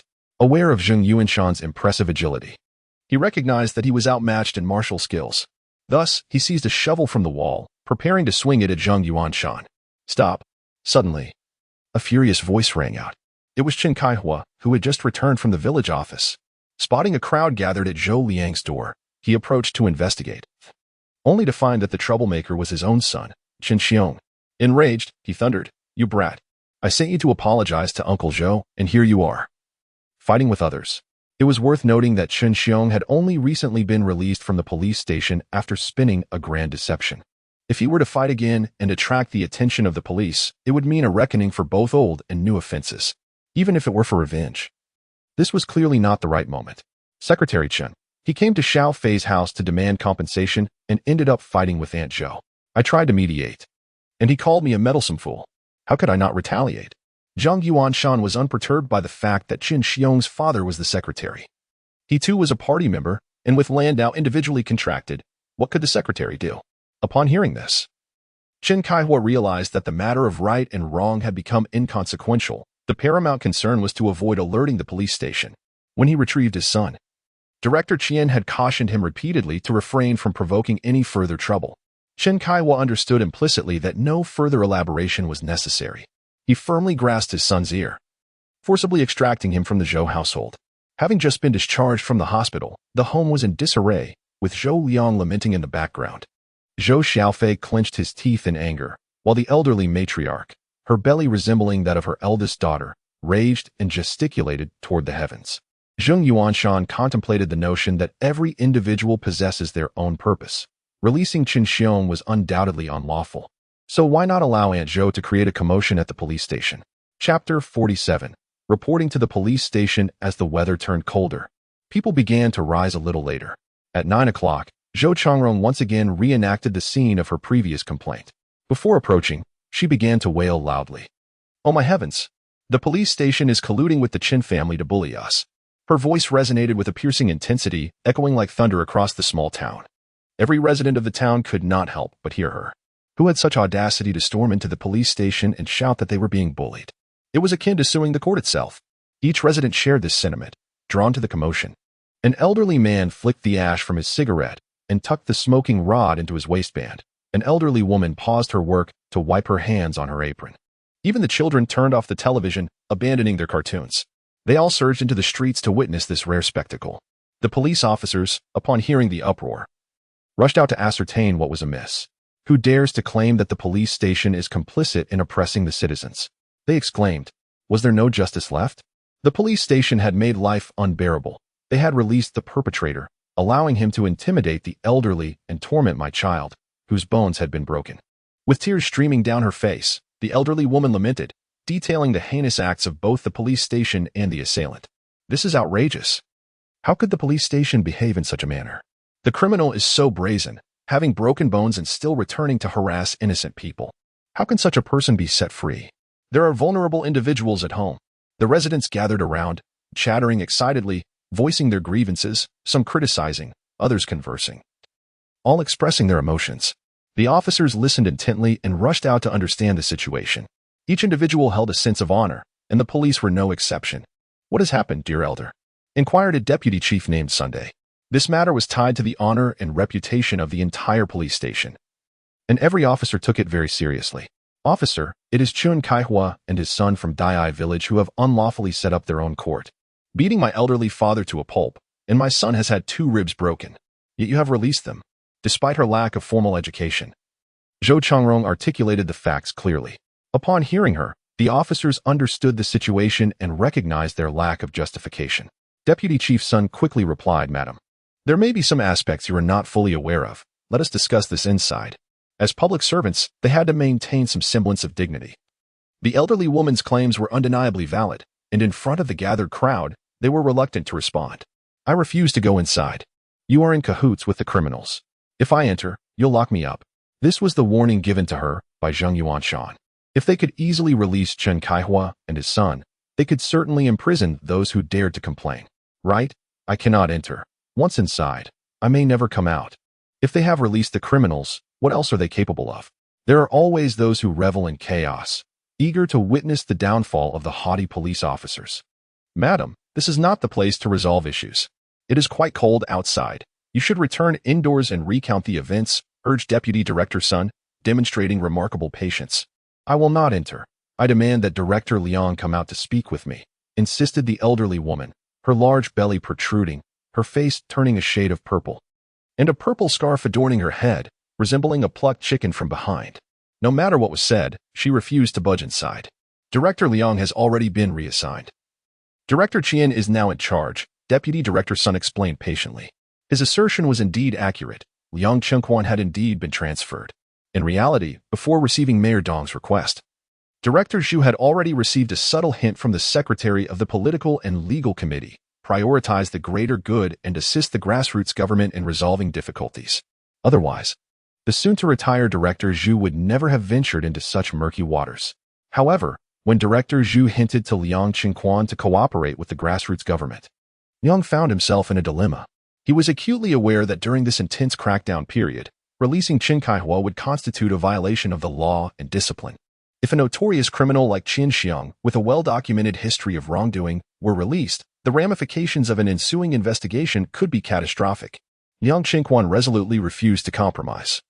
Yet the case was in the hands of the Shiqi police station, making it impossible to avoid intervention from above. Since evasion was not an option, a change of personnel became necessary. As for the fate of Director Liang, it was straightforward. He would be reassigned to the logistics department, accompanied by 2 temporary workers, to go door-to-door replacing windows. With the cold weather, this would be deemed necessary work, leaving no room for complaints. Then let Director Qian come out to speak. Zhou Xiaoyi remained steadfast. Regardless of where the monk went, the temple would remain, and with a temple, there would inevitably be a monk. Zhou Xiaoyi held one principle. He would not enter the police station under any circumstances. Director Qian would certainly not emerge. Releasing Chen Xiong was his decision. How could he possibly face public scrutiny in such a setting? A deputy must possess the awareness of a deputy and must serve as a firewall for the superior. Here's the deal, said Deputy Director's son. If you are unwilling to enter, then tell me what exactly has transpired with Chen Xiong. Those in officialdom find it all too easy to deal with ordinary citizens. Deputy Director's son deliberately sidestepped a crucial issue, the release of the Chen father and son, and focused his inquiries on Chen Xiong's actions. Indeed, the elderly woman fell into the trap. In a fit of anger, she exclaimed, "Yesterday, Chen Xiong stormed into my home, causing a ruckus and demanding compensation from their family for us. Can you believe their audacity?"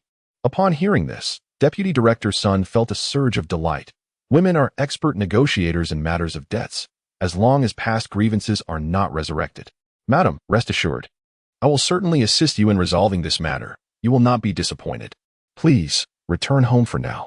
Deputy Director's son assured the elderly woman with a firm promise, patting his chest with confidence. Other officers hurried over, urging everyone to disperse, much like herding ducks. The elderly lady approached with great fervor, only to return in high spirits, utterly oblivious to the anticlimactic nature of the situation. In truth, both Deputy Director's son and Zhou Xiaoyi had overestimated the threshold of a scoundrel. How could Chen Xiong possibly relent at this point? Chapter 48. A beautiful waitress arrives at the shop. Chen Ling remained blissfully unaware of the happenings at home. Had he known, he might have been driven to the brink of colitis. In the initial days since the opening, business thrived increasingly. Employees from nearby enterprises frequented the establishment, treating it as their own cafeteria. The choice of dining venues was largely left to the employees. And as long as they were not excessively consuming porridge, leading to numerous trips to the restroom, there was no disruption to their work. The cooks in the cafeteria were particularly pleased. As they were all state enterprise employees, the absence of diners did not affect their salaries in the slightest. Occasionally, some residents took advantage of the situation and returned home to rave about the Baozi shop on East Street, where 3 yuan could buy a bun, and unlimited porridge could be enjoyed. This clever branding meant that no one needed directions. Everyone instinctively knew where it was located.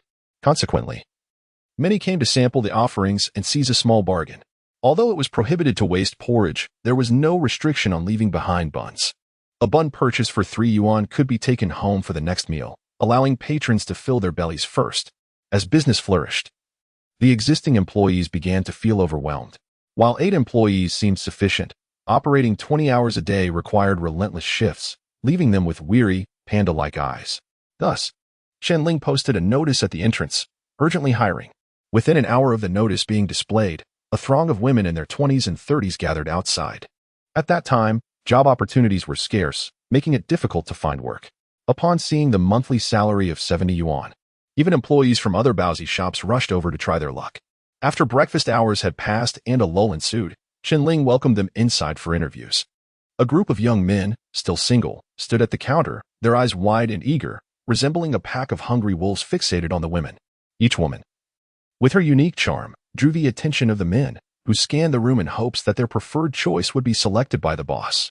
As Chen Ling approached and observed his brother's futile expressions, he playfully kicked the chubby one's behind.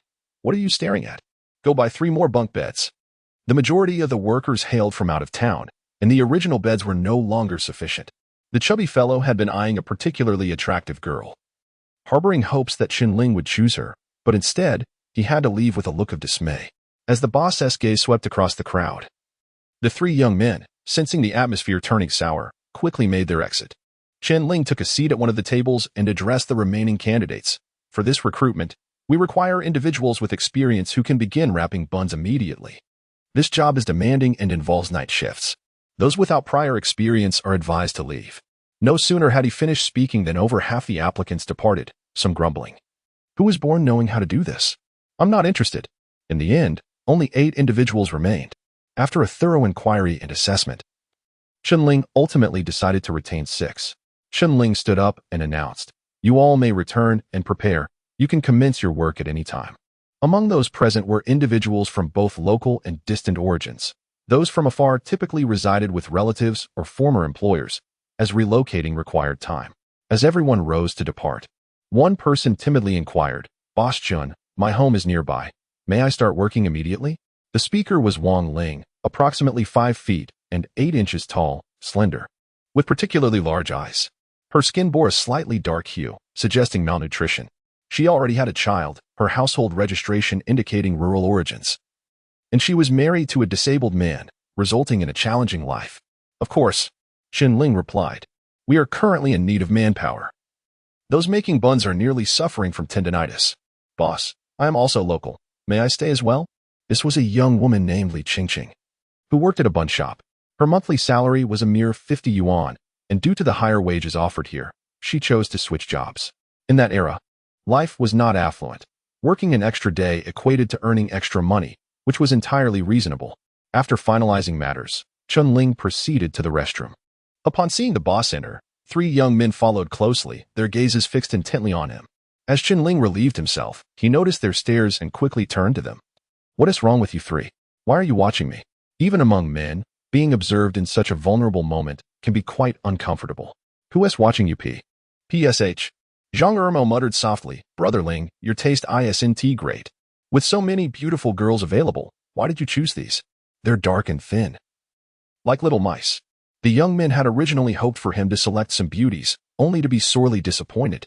"Are we here to choose beauties or to pick workers? Hurry up and get back to work. Look at your potential." Chen Ling dismissed the trio. Who was Chen Ling? He was a man of experience. He possessed profound insight into selecting female staff. While beautiful women are undoubtedly pleasing to the eye, they often seek shortcuts and are reluctant to exert effort. Tall women may be attractive, yet they tend to be heavier, slower, and often lazy. For selecting female workers, it is best to choose those around 5 feet and 3 inches tall, slender, and with slightly darker skin. Such women are typically agile, nimble, and possess remarkable endurance. The reasons for this phenomenon may be elusive, but the reality stands. Existence justifies reason. Dong Xian softly suggested, "Let us get to work." She retrieved the dough and quietly began kneading. The others followed suit. As work commenced, Chen Ling rolled up his sleeves, preparing to join in. Suddenly, a striking face peeked from the hall. Upon closer inspection, Chen Ling realized it was the recently eliminated Shui Rui. Being a man, he too found it difficult to resist the allure of beauty, thus his impression of Shui Rui lingered vividly in his mind. Chen Ling stepped out of the house and gazed at the young lady before him, softly inquiring, "Miss Shui, is there something you wish to discuss?" In an instant, Shui Rui's eyes brimmed with tears, 2 glistening droplets cascading down her cheeks. Chen Ling, unable to bear the sight of a woman weeping, hurriedly consoled her, "Do not cry. Do not cry. Whatever it is, please feel free to speak." The young lady gently wiped away the tears at the corners of her eyes, her voice slightly choked. "Boss Chen, could you possibly keep me on? I promise to work diligently." Finding employment is undoubtedly challenging, yet it hardly warrants such despair, thought Chen Ling to himself. Patiently awaiting a reasonable explanation from her, she continued, "The boss at my previous job was not a good man. He always eyed me with ulterior motives." Upon hearing this, Chen Ling immediately understood. Some individual business owners, even with modest enterprises, are consumed by unscrupulous thoughts. Even those selling candied hawthorns might harbor intentions towards their employees. Chen Ling felt a twinge of difficulty. This woman was simply too beautiful. Her oval face, double eyelids, large eyes, and high nose created an utterly flawless visage. Her skin, akin to the bloom of a peach, was no exaggeration, and her figure boasted an enchanting hourglass shape. Could such a woman truly be capable of making steamed buns? Chen Ling found himself in a quandary. Chapter 49. Leaning against the wall confronted by the pitiable figure of Shui Rui, Chen Ling extended his hand, inviting her to sit beside him. He then rubbed his forehead, lost in contemplation. The rationale behind her elimination, he mused, stemmed primarily from her extraordinary beauty. Beautiful women often exude a sense of restlessness and lack of seriousness. He harbored an instinctive apprehension that this enchanting woman might bring him trouble. However, he also recognized that beauty is not a flaw. The notion that beautiful women are unreliable is merely a probability, not an absolute truth. After weighing his thoughts, he ultimately persuaded himself and inquired, "Miss Schwex, Do you believe you are suited for this position? Such a stunning woman would be more fitting as an actress or a model. If those avenues proved unfeasible, selling cosmetics could be an alternative. But making buns? Would she truly aspire to become the bun fairy?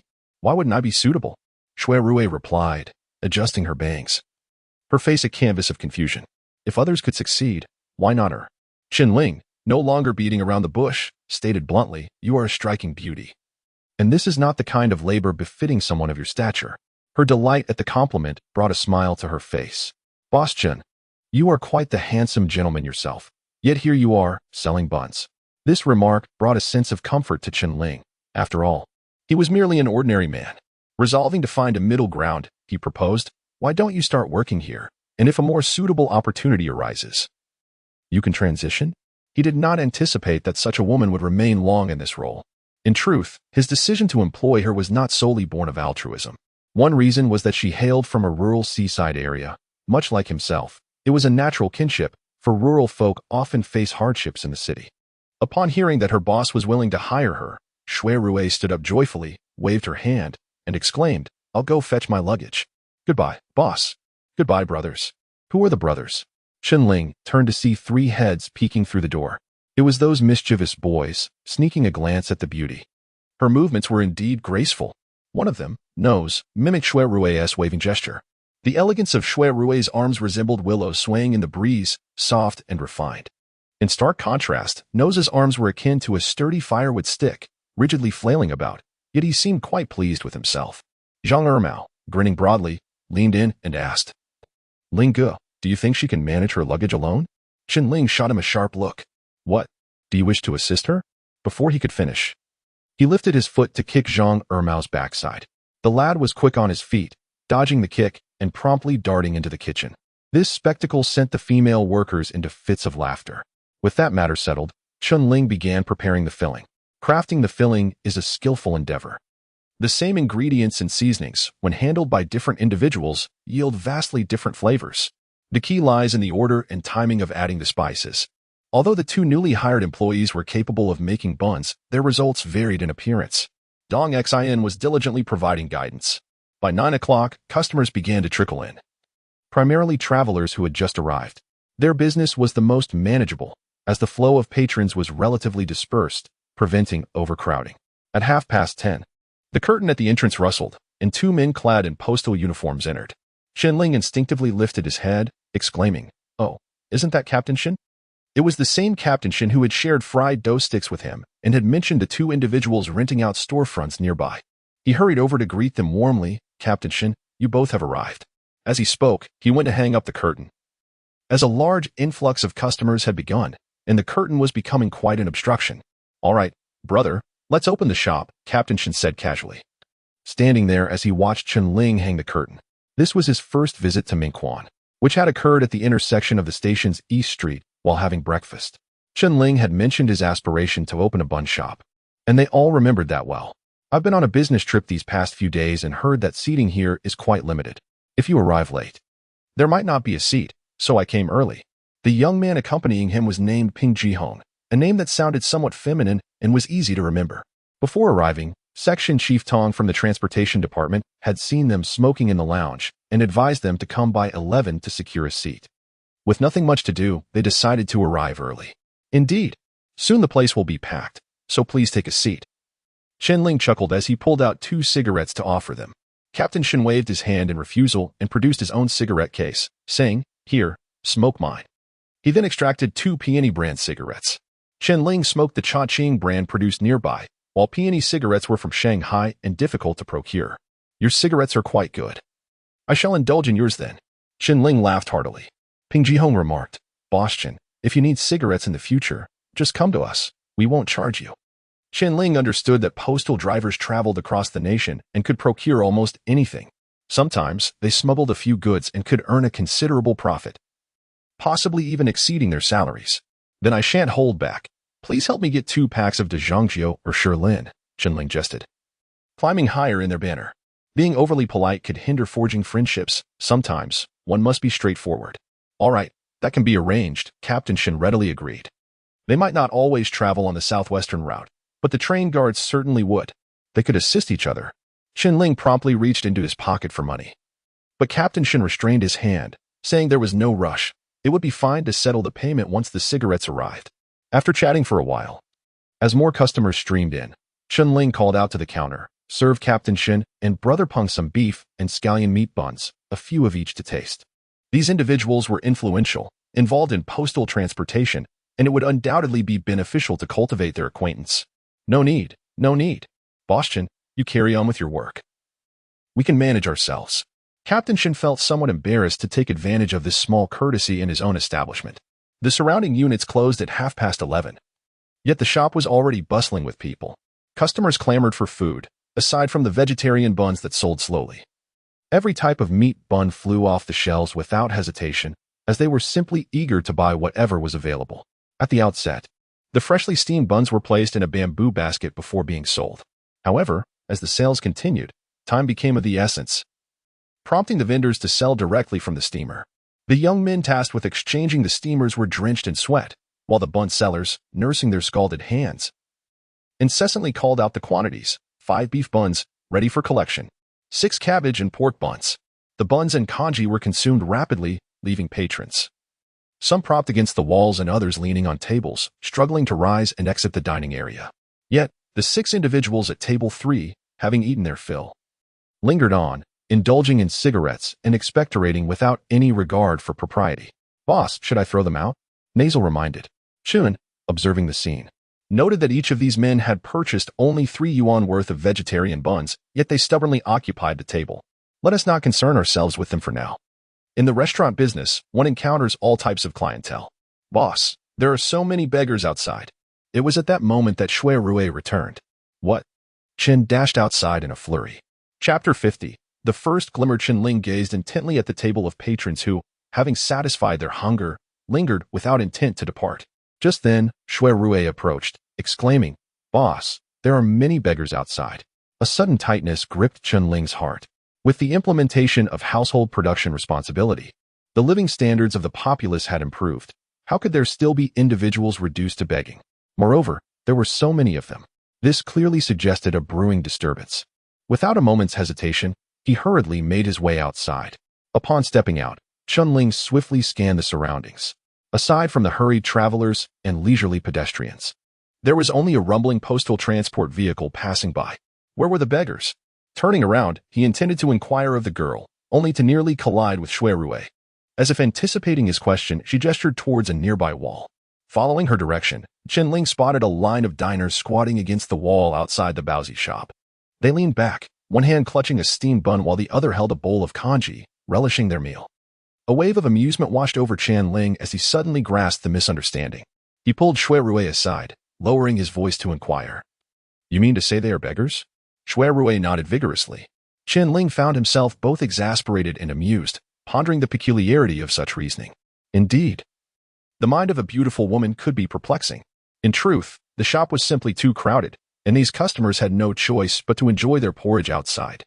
Did this justify their being mistaken for beggars? Just look at their attire. Each was impeccably clean. Furthermore, some had briefcases in front of them.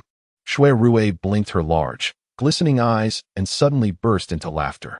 Back inside the shop, the diners at table 3 remained, each puffing on cigarettes and exhaling clouds of smoke.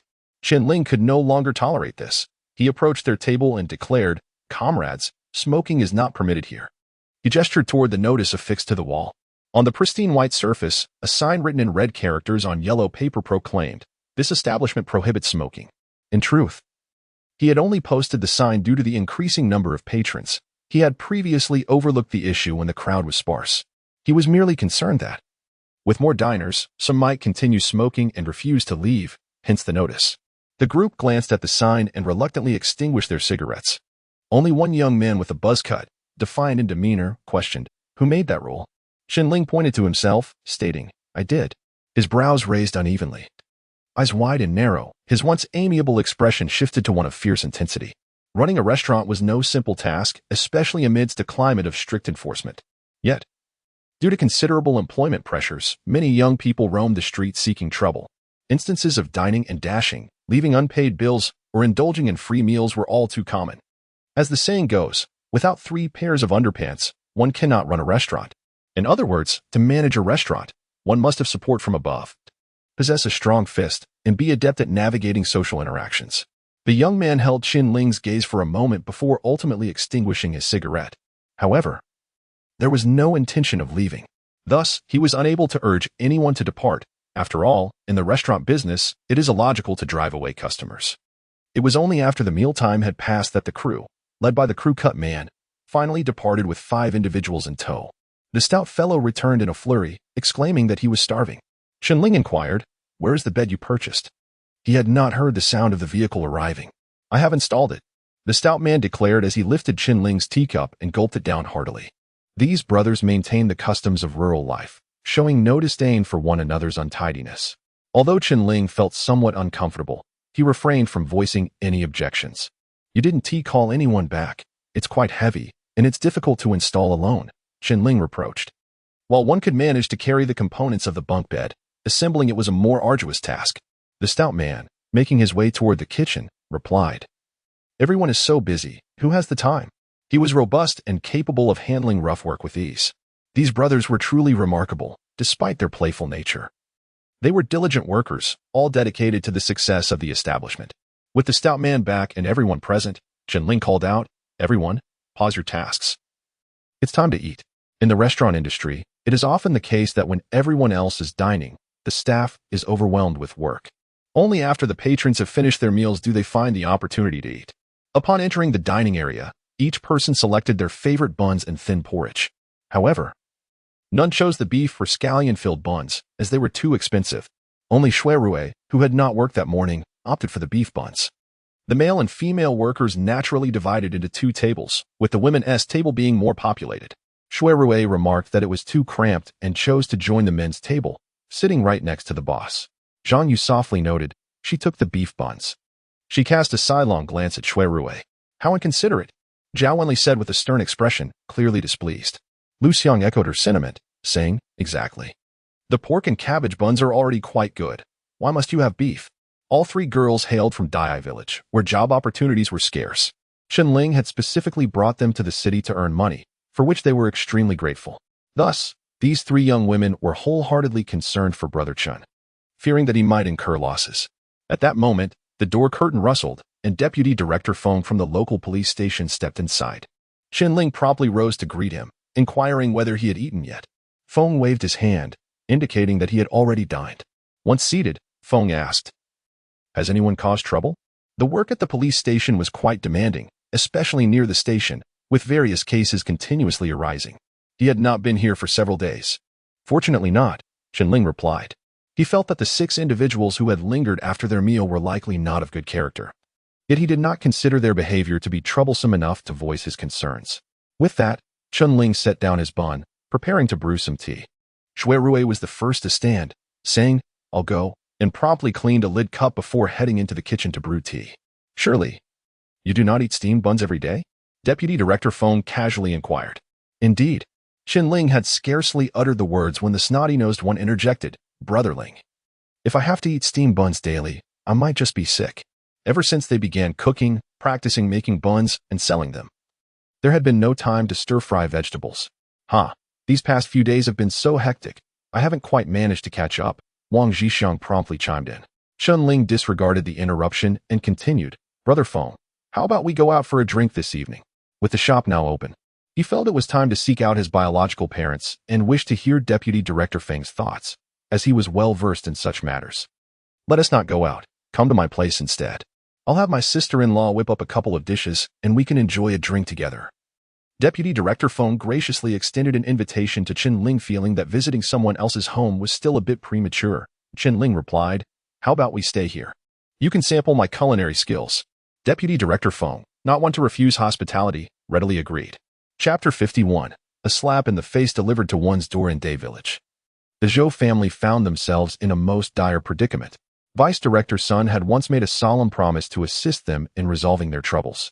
However, the matter of Qin Xiang's demands for compensation had yet to be addressed. Since the initial confrontation over the compensation, Qin Xiang had returned on 2 additional occasions. Zhou Liang, characterized by his timid and apprehensive nature, found himself powerless, while Zhou Xiaoyi was incapacitated by severe injuries. Zhou Changrong, though fierce as a tigress, was, after all, advancing in years. Her threats held little sway over the shameless rascals and rogues. Attempts at confrontation yielded no results. Physical altercations were futile, and verbal assaults merely provoked Chen Xiong further. Zhou Xiaoyi, enduring significant pain, resorted to silent resentment, feeling utterly helpless against the relentless onslaught. Although Zhang Yuanshan had the capability to contend with Chen Xiong, it was impractical for him to intervene every time. He shared a cordial relationship with Zhou Xiaoyi. Yet they were not bound by the ties of marriage, nor were they even lovers. During dinner, as Zhou Liang sipped his corn porridge, he remarked, "The 2,000 yuan compensation from the Chen family is excessive. Perhaps we should return the remaining hospital fees to them?" His timid disposition made him feel guilty for having accepted such a significant sum from a neighbor, especially since they were also family in a sense. He believed that returning the money would quell the unrest. No sooner had he spoken than Zhou Chongrong slammed her chopsticks onto the table, sending a jolt through Zhou Liang. "Why should we return anything? Have you forgotten the beating you received?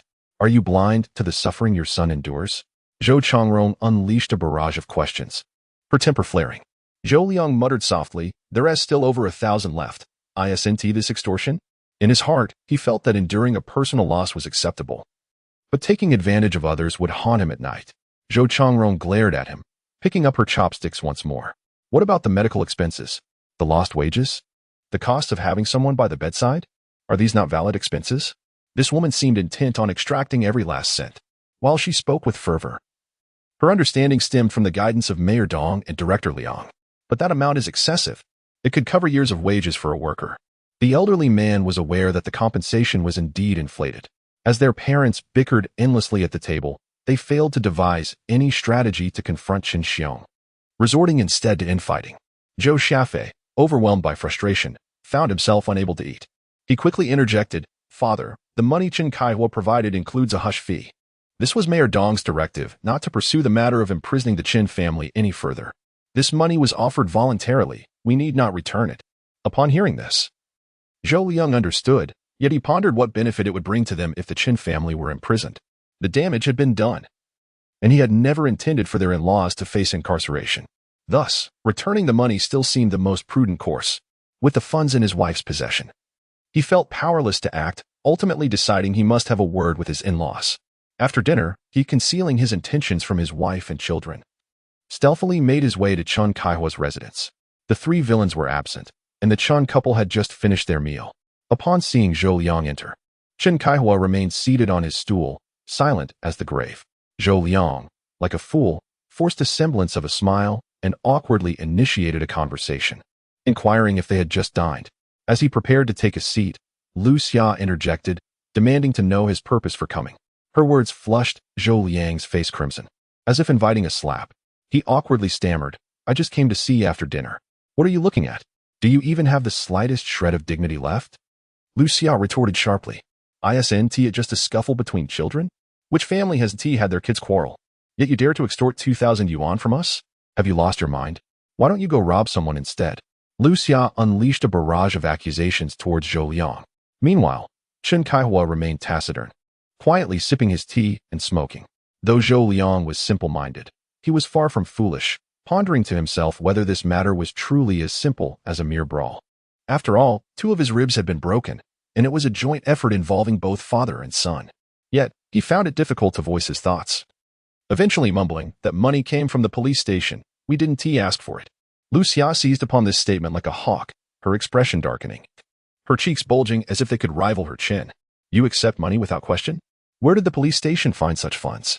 Isn't that money from our own household?" Her argument held merit. How could the police station dispense money without reason?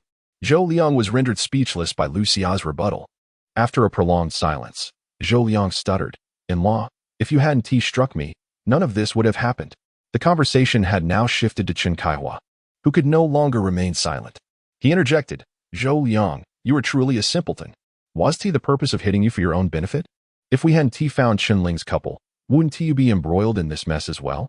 It was indeed a remarkable feat for a party secretary to justify violence as an act of goodwill. Zhou Liang sensed something amiss but couldn't articulate his unease. The reality was that numerous parents had suffered due to the family planning policy. Observing Zhou Liang's befuddled expression, Chen Kaihua, with disdain, impatiently advised, You should return home and contemplate where you might need to relocate. Next, you may even face the demolition of your residence. Zhou Liang, upon hearing this, felt as though he had been struck by a thunderbolt, leaving him utterly dazed. He scarcely remembered how he exited the Chen household. Meanwhile, in the Baozi shop on East Street, Chen Ling and Deputy Director Feng were reveling in their newly established office, indulging in merriment. As night fell, the employees of the enterprise had all returned home, leaving only a few scattered patrons in the Baozi shop, aside from the travelers at the station. Chen Ling retained one male and one female employee to work until 9 in the evening, while the rest were allowed to rest. Everything was arranged in an orderly manner, allowing them to focus entirely on their revelry. Chen Ling meticulously prepared 6 exquisite dishes, while Feng Qingdong brought 2 bottles of the robust 52-degree Jinzhong liquor. This spirit, produced by the Wuliangye distillery, though potent, possessed a relatively smooth flavor. After each person had consumed half a jin of the liquor, Chen Ling removed a pendant from around his neck and presented it to Deputy Director Feng. "What is this?" Deputy Director Feng cradled the pendant in his palms, scrutinizing the unique jade charm with furrowed brows. It evoked a sense of intrigue akin to Chen Ling's initial reaction upon first seeing it. The varieties of jade pendants were plentiful. Those purchased stemmed from personal preference, while gifts from loved ones carried the sentiments of friendship and blessings. Yet, this bullet-shaped jade pendant was particularly enigmatic. What could it possibly signify? Deputy Director Feng continued to ponder its implications. Chapter 52. The first step in seeking family. The modest office was desolate, with 2 simple desks positioned opposite each other beneath the stark white walls, each accompanied by a chair. A few other chairs were neatly aligned against the wall. Against the northern wall stood a small square table laden with food and drink, where 2 individuals faced each other, seated on low stools. By the eastern window, a coal stove burned vigorously, having just been installed that afternoon. Chen Ling rose, gently prodding the ashes with a poker before returning to his seat. Deputy Director Liang remained absorbed in the pendant he held, deep in thought. Chen Ling lit a cigarette, exhaling slowly as he spoke. "I was adopted, and this pendant is the only evidence I have in my quest to find my biological parents." Unlike Xiangling's wife, who lamented her misfortunes to others, he merely wished to narrate his own story. In this unfamiliar city, he possessed no connections to rely upon. Yet, perhaps the police officer before him could become his ally. "Have you worn this since childhood?" Deputy Director Feng seemed to grasp the situation. "No." Chen Ling gradually recounted the facts shared by his aunt and uncle, hoping to elicit a response. Upon finishing, Deputy Director Feng still appeared puzzled. He looked at Chen Ling and inquired, "What are you trying to?" His voice trailed off. The information Chen Ling provided merely indicated that he was adopted, lacking any concrete details. "I wish to find my biological parents," he declared without hesitation. Deputy Director Feng shook his head, picked up a cigarette from the table, lit it, and sighed. "Finding your biological parents based solely on this pendant may prove quite challenging. Indeed, attempting to locate someone through a pendant was akin to searching for a needle in a haystack." "Can you discern my origins from this pendant?" Chen Ling asked eagerly. His uncle had once been a soldier, and he hoped to glean some clues from this pendant. As both a police officer and a veteran, Deputy Director Feng might provide valuable insights. Feng returned the jade pendant to Chen Ling, stating, "This is a bullet. Those who think to use a jade bullet as a talisman for a child are either soldiers or police officers." As expected, this aligned perfectly with his uncle's perspective. Chen Ling raised his glass, gently clinking it with Deputy Director Feng's, then remarked, "My adoptive father was a company commander in the artillery before retiring. His unit was stationed in Mingquan. Are you planning to investigate the anti-aircraft brigade?" Deputy Director Feng took a sip of his drink. Chen Ling, chewing on a celery stalk, lifted his head, looking at Deputy Director Feng with a face full of confusion. Deputy Director Feng realized that his previous remarks had been somewhat abrupt and hastily clarified. "Before transitioning from the military, I served as a battalion staff officer in the Mingquan Military District's Operations Department. Thus I possess considerable knowledge regarding the stationed troops in Ming." He continued to elaborate, stating that the origins of the anti-aircraft brigade were rooted in an artillery division formed from a regiment belonging to the military district's units. Other artillery forces were dispersed in various locations, leaving only the anti-aircraft brigade stationed in Mingquan, primarily tasked with the defense of the provincial capital. Chen Ling felt a sense of relief, convinced he had indeed found someone knowledgeable. Given that Deputy Director Feng was an official within the military district, he was undoubtedly well-versed in the circumstances of the stationed troops. "Brother Feng, I suspect that I was abducted by my adoptive father at birth. Chen Ling felt compelled to express, guiding the conversation towards establishing a direction for the search.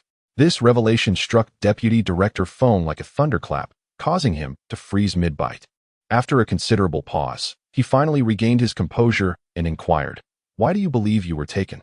His eyes, already large, widened in astonishment. This was not a trivial matter. It pertained not only to the quest for one's biological parents, but also involved a criminal case that warranted a fresh investigation. Chen Ling and Deputy Director Feng held each other's gaze in silence for an extended moment. Subsequently, Chen Ling rose to fetch the kettle from the stove and returned to refill his teacup. Acknowledging their adulthood, he understood that if the other party was reluctant to speak, there must be underlying reasons, making further inquiries inconvenient. If that is indeed the case, it narrows down the search considerably, Deputy Director Feng mused thoughtfully. He then proceeded to outline the investigation's direction. First and foremost, they would commence at the hospitals. Mingquan boasted a large military hospital, comprising the Military District General Hospital, HB Hospital, the Police Hospital, and the Air Force Hospital. The Anti-Aircraft Brigade, being part of the Army, could only approach the Military District General Hospital and HB Hospital, the latter primarily responsible for the prevention and treatment of infectious diseases. If childbirth had occurred, the most likely venue would be the Military District General Hospital. In conclusion, Deputy Director Feng asserted, if, as you claim, you were taken, there must be records at the hospital concerning this significant incident of a missing child. Chen Ling wholeheartedly concurred, recognizing that hospitals could not evade responsibility regarding a child's disappearance, regardless of the circumstances. Do you think the hospital and my biological parents would have reported this to the police? Chen Ling queried. Without hesitation, Deputy Director Feng replied, certainly. In such cases, the Military District Security Department would collaborate with the police to investigate. Having served as both a police officer and a military official, he was well acquainted with the investigative procedures for such cases. Ultimately, Deputy Director Feng proactively suggested they first visit the police station to assist Chen Ling in retrieving the case files. This endeavor did not seem overly complex. Identifying the records of the missing infant's case would lead them to the person who had filed the report. Chen Ling felt quite satisfied with the previous evening's gathering and, upon returning to work, promptly organized the staff to begin their cleaning duties in an orderly fashion. As Miss Xuerue fastened the buttons of her work attire, she wielded a cloth and made her way to the office to tidy up the dishes. The previous night had been late, and the utensils remained unwashed. Zhou Xiaoyi summoned the chubby one, instructed Leader Chen. Before long, the chubby fellow came running. Leader Chen commanded, head to the second-hand market and procure 8 tables, approximately 1 meter 23 in length, along with 10 stools. The second-hand market, contrary to its name, not only sold used goods, but also offered a variety of low and new furniture. Xuerue was indeed correct. The diners squatting outside resembled beggars. To run a business, one must provide adequate service. It is utterly unacceptable to lack even a single table. Should we place them on the sidewalk outside? The chubby fellow also noted that having patrons eating in the street was quite a rarity in the provincial capital. Leader Chen emphasized, indeed, make haste and return promptly, lest we delay lunch. After sending the chubby one off, Leader Chen sought out Wang Zhixiang, advising, keep a close watch today.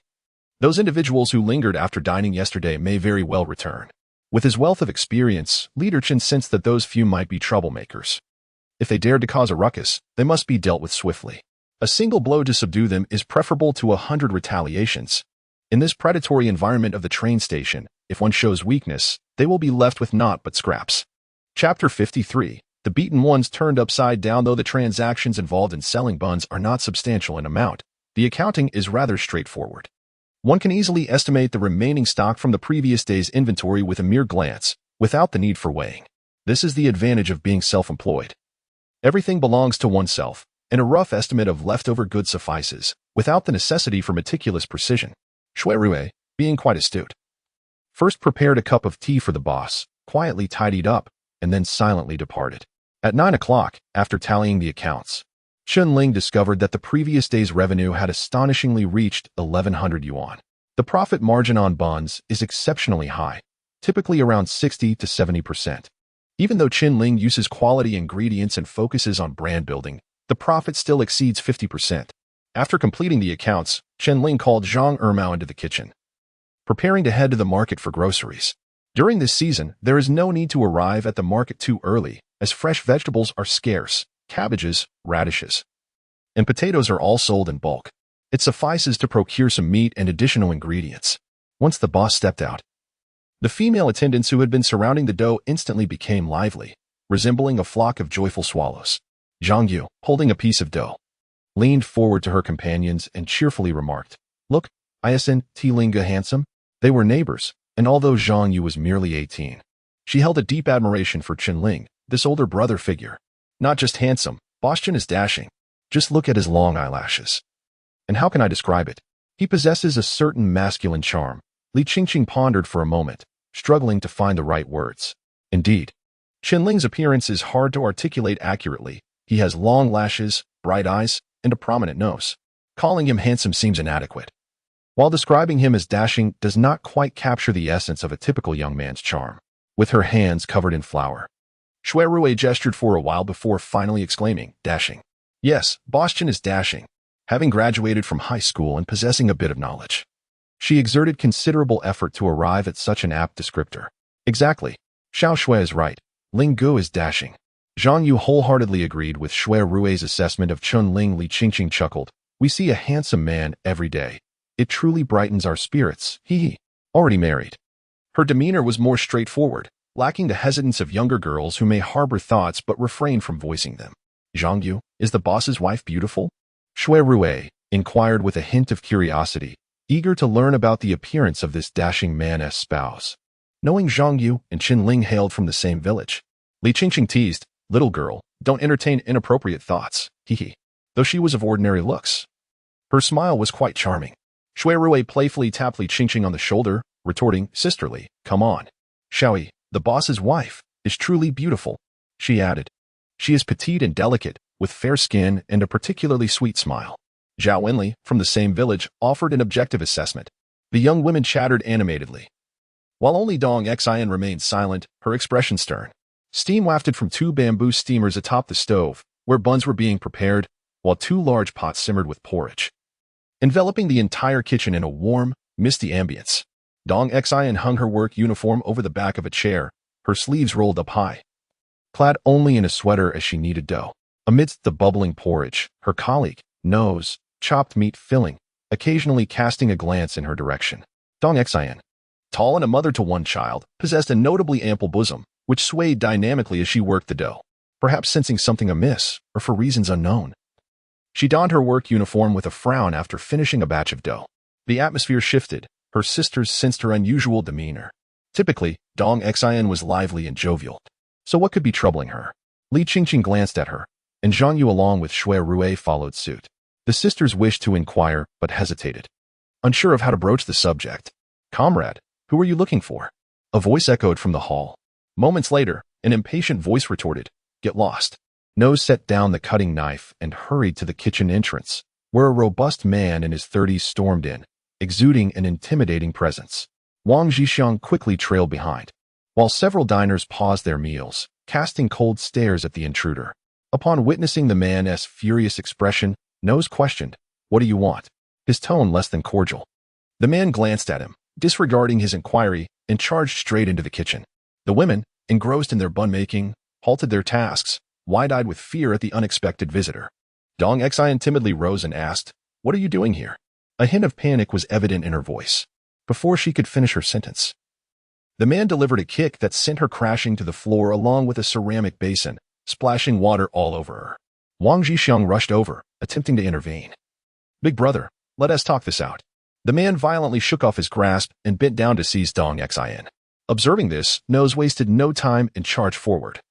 Fists raised, birds of a feather flocked together, and as a close associate of Zhou Xiaoyi, who relished in brawls, he was no pushover either. However, before Nose could land a punch, the man kicked him away with ease. The sudden turn of events sent the women into a flurry of screams. Meanwhile, Fatty, having returned with the table and parking his tricycle outside, was preparing to unload when he entered the shop and noticed a crowd gathered at the kitchen door. The air filled with commotion. He rushed over, forcefully pushing through the diners, and immediately spotted Nose sprawled on the ground. A man was assaulting Dong Xian, while Wang Zhixiang desperately attempted to mediate. "How dare you bully Dong Xian?" Fatty roared in fury, seizing a stool and hurling it at the assailant with all his might. At that moment, a man had a firm grip on Dong Xian, his palm raining down upon her face like a relentless storm. The stout man's stool struck the man's back with a resounding thud. The man let out a muffled groan, nearly spitting blood. He released Dong Xian and swiftly turned to deliver a punch to the stout man. The man's reflexes were astonishingly quick. The stout man had no time to evade, and with a resounding impact, he was struck heavily in the face. Darkness clouded his vision, and he collapsed. In the store, 2 of the 3 men had been swiftly incapacitated, leaving the women cowering in fear like a flock of quails. Wang Zhixiang, already frail in stature, was unable to restrain the assailant, who continued to clutch Dong Xian, relentlessly slapping her face while hurling insults. "Shameless woman, just watch me kill you. Watch me kill you." Dong Xian, like a lamb at the mercy of a tiger, showed no signs of resistance, emitting cries of despair. At that moment, a postal worker dashed out of the store, intent on calling the police, and collided with Chen Ling, who was returning from the market. He hurriedly exclaimed, "Boss Chen, trouble? There's a fight in your store." Upon hearing this, Chen Ling rushed inside with great urgency. Chapter 54. The unjust calamity. Upon hearing a commotion erupting within the establishment, Chen Ling's heart sank, realizing that trouble had come knocking at his door. With a sudden change in demeanor, he flung open the door and dashed into the shop. As he entered, the sharp sound of slaps echoed from the kitchen, followed by a woman's anguished cries. He hurriedly made his way into the kitchen, where he was met with a shocking sight, a figure resembling a large shrimp, crumpled on the floor, while a stocky man, his face a shade of blue, leaned against the counter in a crouched position. To the west of the counter stood a tall man, gripping Dong Xian by her collar and delivering brutal slaps. Wang Zhixiang struggled desperately beside them. Upon noticing Chen Ling's entrance, the assailant merely glanced back and continued his onslaught, striking Dong Xian with such ferocity that she spun like a top before collapsing to the ground. The female staff, pale with fright, huddled in the corner, trembling uncontrollably. With a commanding shout, Chen Ling bellowed, "Cease this at once. This does not concern you." The man viciously pointed at him. Chen Ling's gaze sharpened as he saw Dong Xian's face, swollen and bloodied, resembling a bloated steamed bun, her white uniform torn and tattered. Fury surged within him, and he declared, "You are courting death." He swiftly advanced, delivering a powerful kick that landed squarely on the man's collarbone with a resounding thud. The brute staggered back, crashing into the stove. However, he was not deterred. Regaining his composure, he swung a colossal fist towards Chen Ling's face, attempting to replicate the earlier assault on the stocky man. It was evident that this man, with his imposing stature, was emboldened by his own strength, brazenly invading the shop to inflict harm. As the fist came hurtling towards him, Chen Ling nimbly sidestepped, seizing the back of the man's collar and delivering a fierce uppercut to his abdomen. The impact caused the man to double over, and Chen Ling seized the opportunity to unleash a flurry of blows, taunting, "I shall show you your arrogance." As the man's body weakened, Chen Ling delivered a powerful elbow strike to his back, sending him crashing to the floor. Just as Chen Ling prepared to deliver a kick, Dong Xian, sitting on the ground, cried out, "Don't hit him, he is the father of my child." Chen Ling, unfazed by her pleas, retorted fiercely, "He dared to strike my brother. Today, he shall pay the price."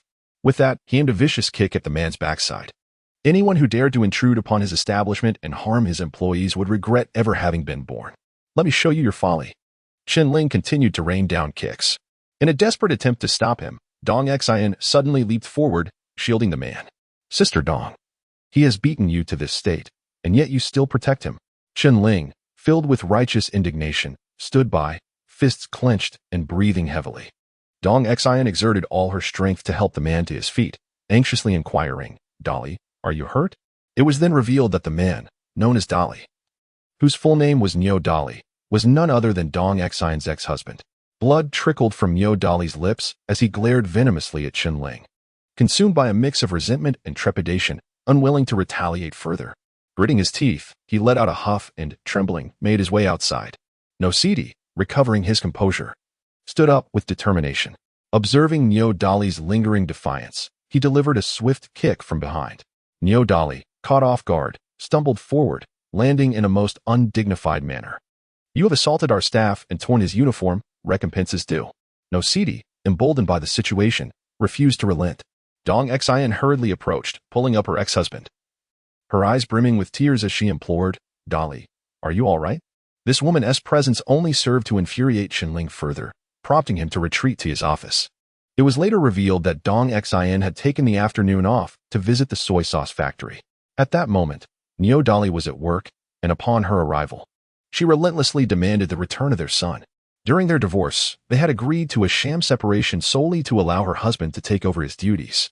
Dong Xin believed that since it was a mere pretense, the division of assets and custody was inconsequential. They could simply remarry after he resumed his role. However, fate had other plans, as this facade of a divorce morphed into a genuine separation, resulting in the child being awarded to her ex-husband. And even her dowry remained unreclaimed. At the factory, she wept and wailed, clinging desperately to her ex-husband's leg, pleading for the return of their child. This commotion drew the attention of factory management, and Niu Dali's disgraceful behavior came to light. A man of formidable stature, with a high school education and commendable looks. He had concealed his marital history and begun a romance with the daughter of a deputy factory manager after taking over. However, Dong Xion's uproar caused the young woman to sever ties immediately. Her father vowed to make Niu Dali's life miserable. As a result, not only did he risk losing his love, but he also jeopardized his future. This outcome incited Niu Dali's wrath, clouding his judgment and leading him to commit the foolish act of violence in the store.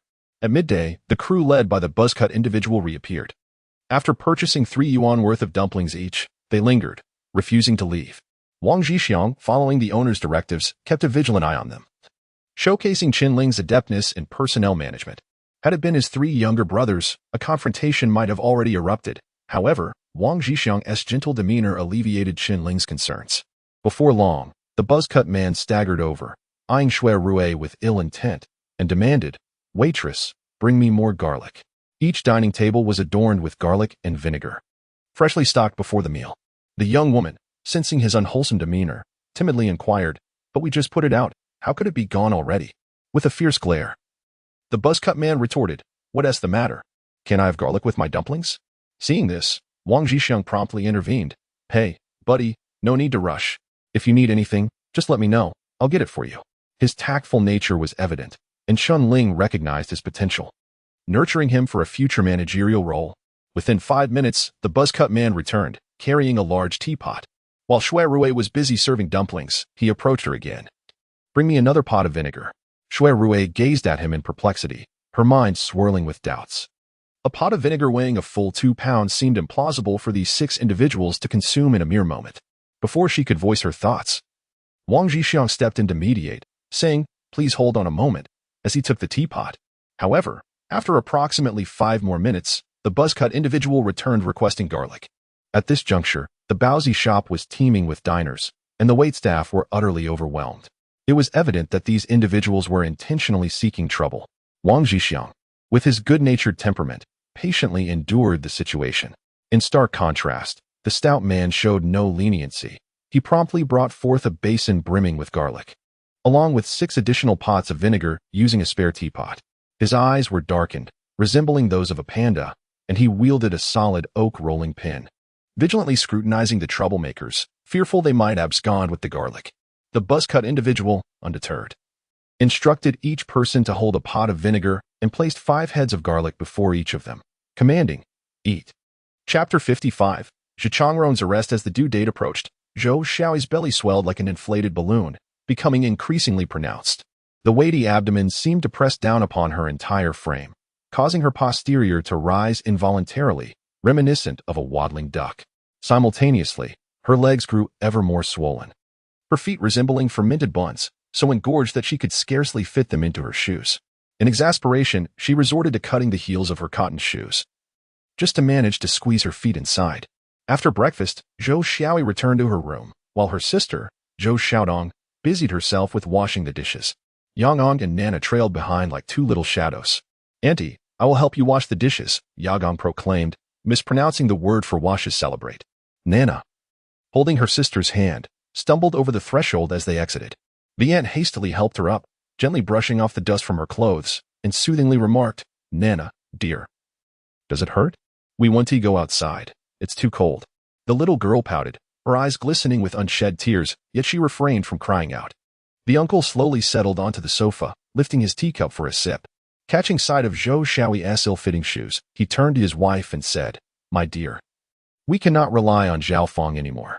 Later, take Xiaoyi to the clinic to see what is amiss with her legs. With Chen Ling absent, the elderly couple was particularly cautious, fearful of any unforeseen mishaps. Are we still counting on her? It would be a miracle if we could keep her around. The old woman expressed her disappointment towards her second daughter-in-law. She took Nana's small hand and entered Zhou Xiaoyi's room, where she found her tidying up. Xiaoyi dear, please tidy up and bring your medical records. We are going to the clinic to check on your legs, she instructed. Having given birth to 2 sons and a daughter herself, she had never experienced such severe leg swelling. Zhou Xiaoyi set down the broom, brushed back her disheveled bangs, and replied, Auntie, please sit down.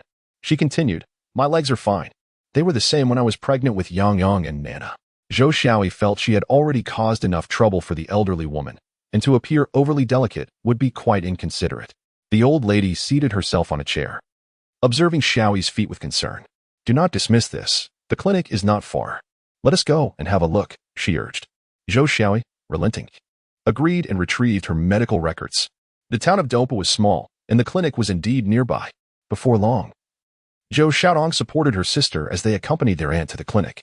The doctors here were well known to the elderly woman, and they first made their way to the obstetrics and gynecology department. The doctor listened to her heart with a stethoscope, took her blood pressure, and asked several questions. He reassured them that there was nothing serious, attributing the swelling primarily to pressure on the nerves from the fetus. On their way home, the aunt spotted a vendor selling woven shoes and paused to inquire, how much for a pair of these shoes? These shoes, crafted from the bulrushes that grow in river waters, were quite clumsy yet offered excellent warmth. Typically, they were worn by the elderly and children during winter, as the youth, enamored with appearance, seldom donned them. Dear sister-in-law, these straw sandals are quite warm. Only 3 yuan 50 per pair. The vendor quickly rose to attract customers. Buy a pair for this child, she said, pointing at Zhou Xiaoyi.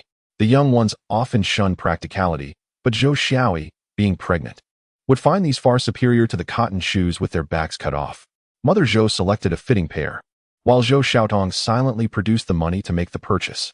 Noticing her sister's troubled expression, Zhou Xiaoyi inquired, Xiaotong, what's wrong? Is there trouble at home? Zhou Xiaotong had returned from visiting home the previous day, appearing burdened with thoughts. When Zhou Xiaoyi had asked her, she merely claimed to be feeling unwell. It's nothing, sister. Just drink some brown sugar water when you get back. Xiaotong was a considerate girl, striving to shield her sister from worry despite the family's troubles.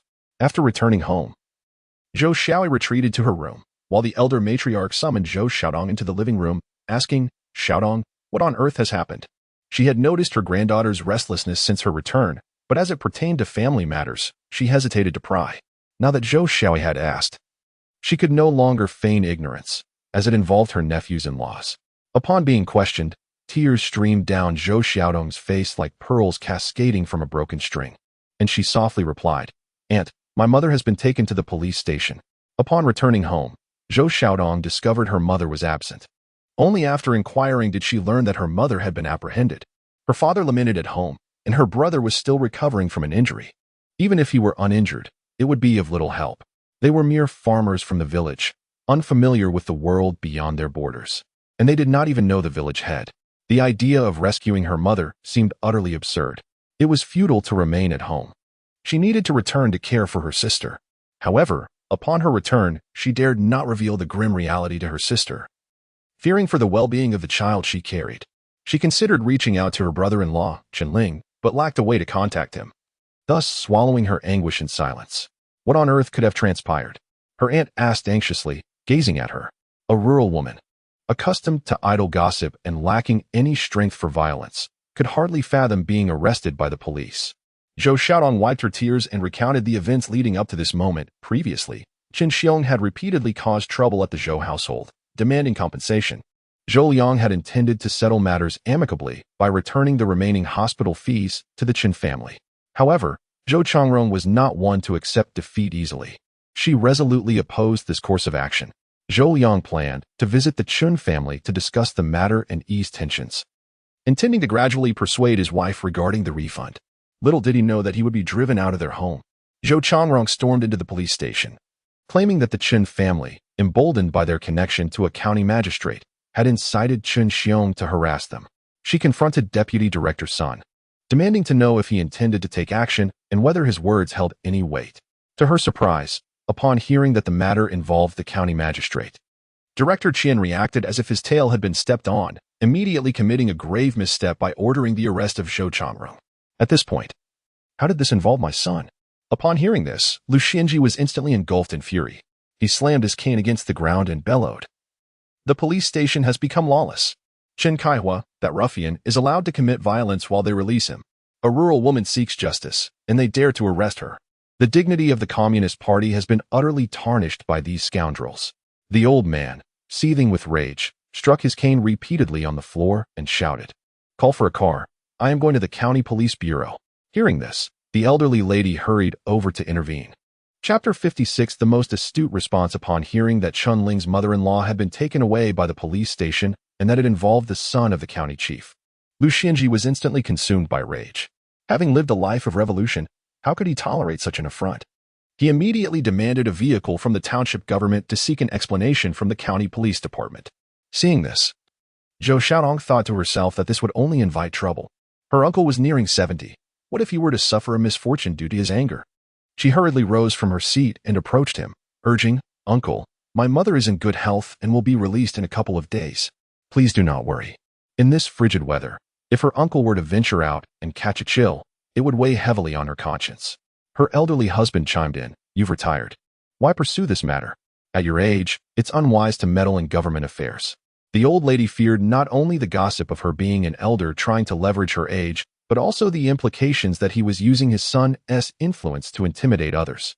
With a fierce glare, the old man retorted, "Foolishness. Though I am retired, I have not retired from my party. I possess the right to oversee their unlawful conduct." Saying this, he leaned on his cane and strode forward.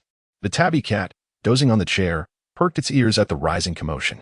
As the man approached, it leapt down and sat on the floor, eyes fixed intently on him. The old man picked up the phone, preparing to dial, when his wife hastily pressed down on his hand, saying, "First, call the West City Police Station and have them release your mother-in-law. If they refuse, then you may seek out Director Zhu Jingting." Zhu Jingting was the director of the county police department.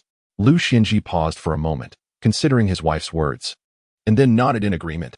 He took up the phone book and began searching for the number of the West City Police Station. Zhou Xiaoyi quietly placed a teacup in front of her aunt. The old man flipped through several pages until he finally located the number. With one hand firmly pressing down on the digits to avoid mistakes, he grasped the receiver tightly and began to dial. The phone rang 3 times before a man's voice answered, "West City Police Station. How can I assist you?" In response, a curt voice inquired, "Who is your station chief? Have him come to the phone." The old man's tone grew even more brusque. In his view, public departments were meant to serve the people, not to act with an air of superiority like bureaucrats. This condescending tone unsettled him greatly. "Who are you?" came the irritable reply from the other end. The two engaged in a verbal spar, each unabashedly forthright. "I am Lu Xianji." And who might Lu Xianji be? The voice on the other end clearly had never heard of such a figure in Dafeng County. What Lu Xianji? None of the leaders from the county committee, county government, town committee, town government, or any of the various bureaus bear that name. Who does this audacious individual think he is, attempting to act superior? The old man was not one to easily be trifled with. The insistence on inquiring about his identity suggested an attempt to probe his background. "Since you wish to know my identity, allow me to reveal it. Are you acquainted with Zhu Jingting? Inquire with him about Lu Xianji and have him give me a call." With that, the old man abruptly hung up the phone. On the other end of the line, the recipient of the call, Director Qian, found himself in a state of confusion.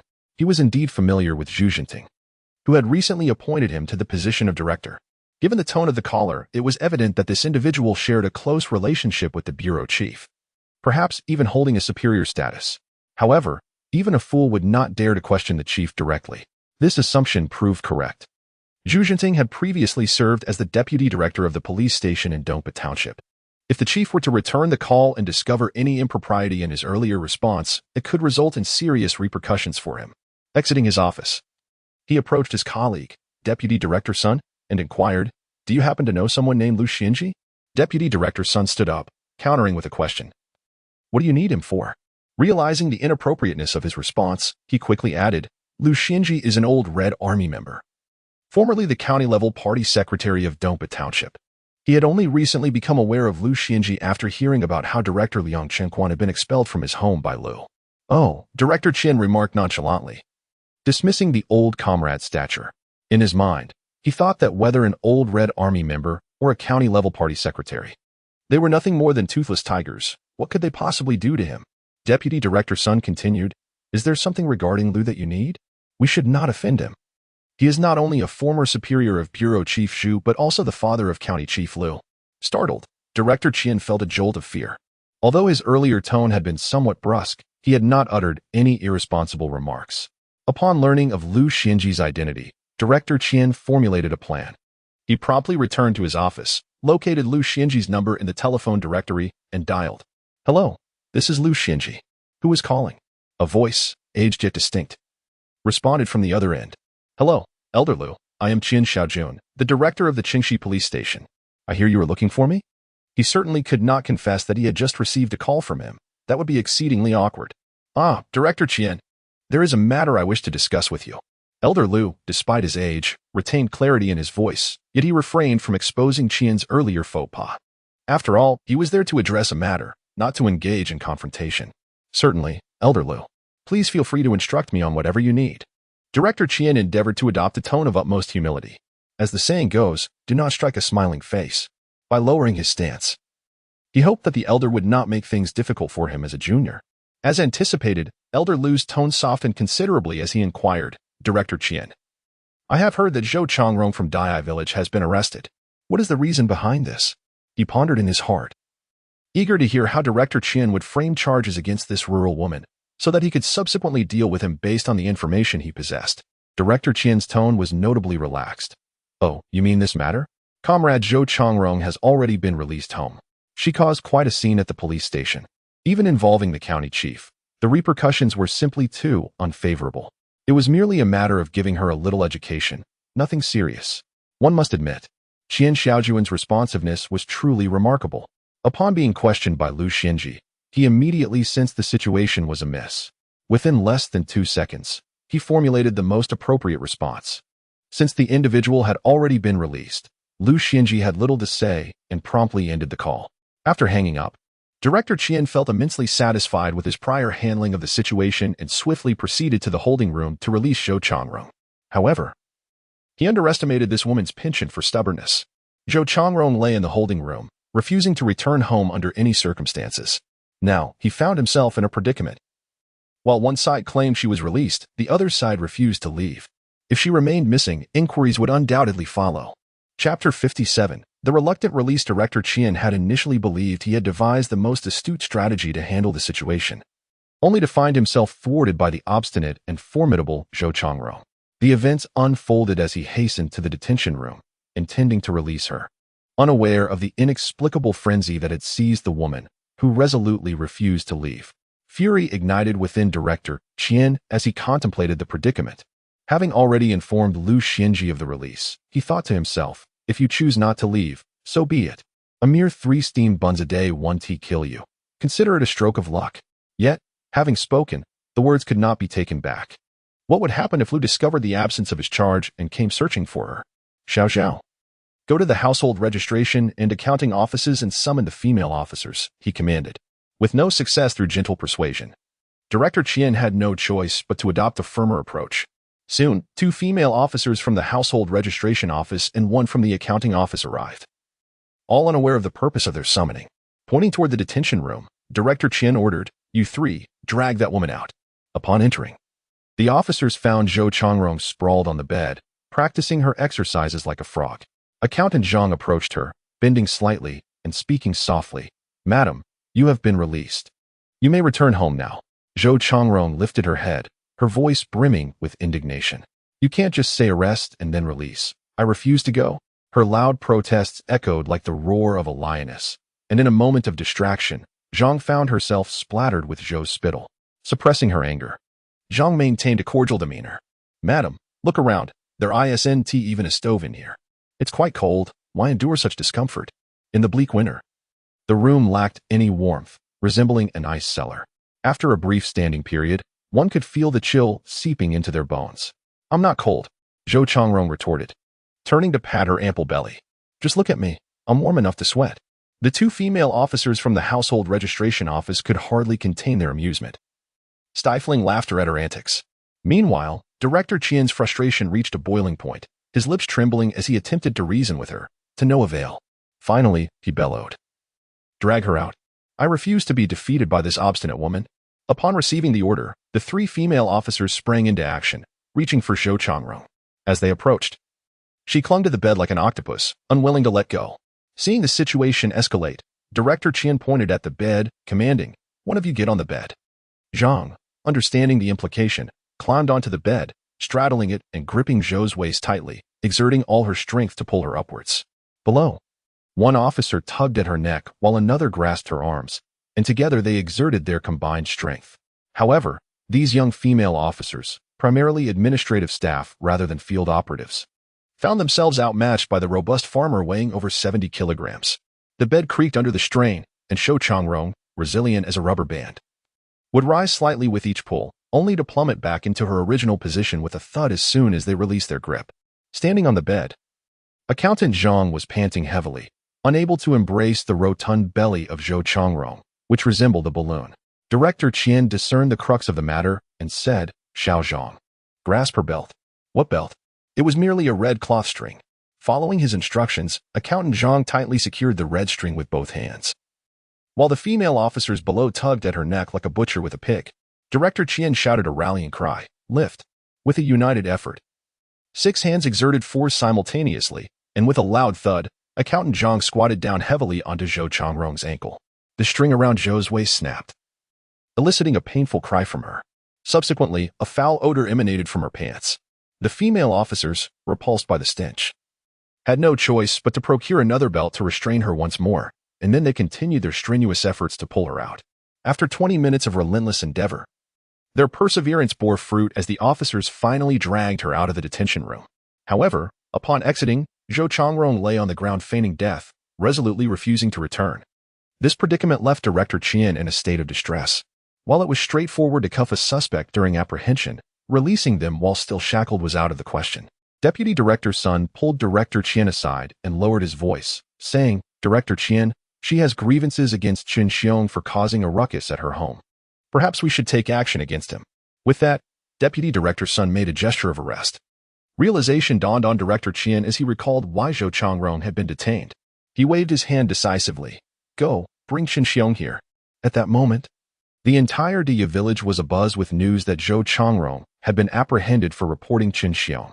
This only emboldened Chen Xiong, who once again stormed into Zhou's home, hurling provocations and insults. Just as he was in the midst of his tirade, a police tricycle blaring its siren approached. They first visited Chen Kaihua's residence before arriving at Zhou's. In the winter, with little to occupy their time, the villagers flocked to Zhou's home to witness the spectacle. Assuming the police were there to arrest Zhou's family, they were taken aback when a pair of cold handcuffs snapped onto Chen Xiong's wrist. Stunned, he exclaimed, "Why are you arresting me, officer? It's the Zhou family who are the troublemakers." He believed there had been a mistake, glaring incredulously. Deputy Director Sun replied sternly, "You are being arrested for inciting trouble." With that, he pushed Chen Xiong out of Zhou's home. This was serious. Chen Xiong kicked Deputy Director Sun in the ankle, defiantly shouting, "My uncle is the county magistrate. Do you dare to arrest me?" Deputy Director Sun, momentarily taken aback by the kick, seized the opportunity to vent his frustration. He raised his hand and delivered 2 resounding slaps to Chen Xiong's face, exclaiming, "County Magistrate Liu is a commendable party official. How dare you slander him as your protector?" This astonishing turn of events left the villagers praising the police station, as they finally comprehended that justice had triumphed over evil. The timid Zhou Liang initially mistook the arrival of the police station as an attempt to apprehend him, only to discover that they had come to capture the notorious Sanxia. At last, the weight on his heart was lifted. The West City Police Station is located approximately 5 miles west of Dia Village, and within a mere half hour, the motorcycle carrying the apprehended Chen Xiong triumphantly returned. Now that the culprit had been caught, it was imperative to act swiftly. Day after day, Zhou Liang found himself consumed by the discord between the Zhou and Chen families. The sooner this matter was resolved, the sooner he could attend to other pressing affairs. In the courtyard, before Zhou Qiaoyi, the officers delivered a severe beating to Chen Xiong before escorting him into the holding cell. At this moment, a sense of vindication washed over them. And Director Qian had expected that this obstinate woman would finally depart. However, to his astonishment, Zhou Qiaoyi rose from the ground, brushed off the dust from her clothes, and declared, "Comrades of the police, This place is quite agreeable. There is food and drink. I intend to return next spring. It was over. Director Chen had been thoroughly ensnared, leaving him to ponder a way to extricate himself from this predicament. Chapter 58. Sending away the pestilence deity. As Zhou Xiaoyi entered the conference room, Director Chen began to comprehend the adage that inviting a deity is easy, but sending one away is a formidable challenge. This woman neither wept nor caused a ruckus, nor did she disrupt the office proceedings, yet she steadfastly refused to leave. What was to be done in such a predicament? He lamented his fate, regretting the entanglement with such a formidable character. Alas, he found himself unable to confront her. And it was too late for remorse. Upon reflection, he realized that this turmoil stemmed from his support of the township government, leading to the release of Chen Xiaoyi, which had spurred this dilemma. No, he mused, he could not allow Mayor Dong to remain too at ease while he grappled with his own troubles. Resolutely, he decided to seek Mayor Dong's counsel. As Director Chen mounted his bicycle, preparing to depart, Deputy Director Sun called out from behind, "Director Chen, it's almost mealtime. Where are you off to?" Without turning around, he merely waved his hand dismissively, replying, "I'm heading to the township government." At that moment, he had no appetite for food. He needed to expedite the departure of this woman, lest Lu Xinji might call at any moment. Within minutes, Director Chen arrived at the township government.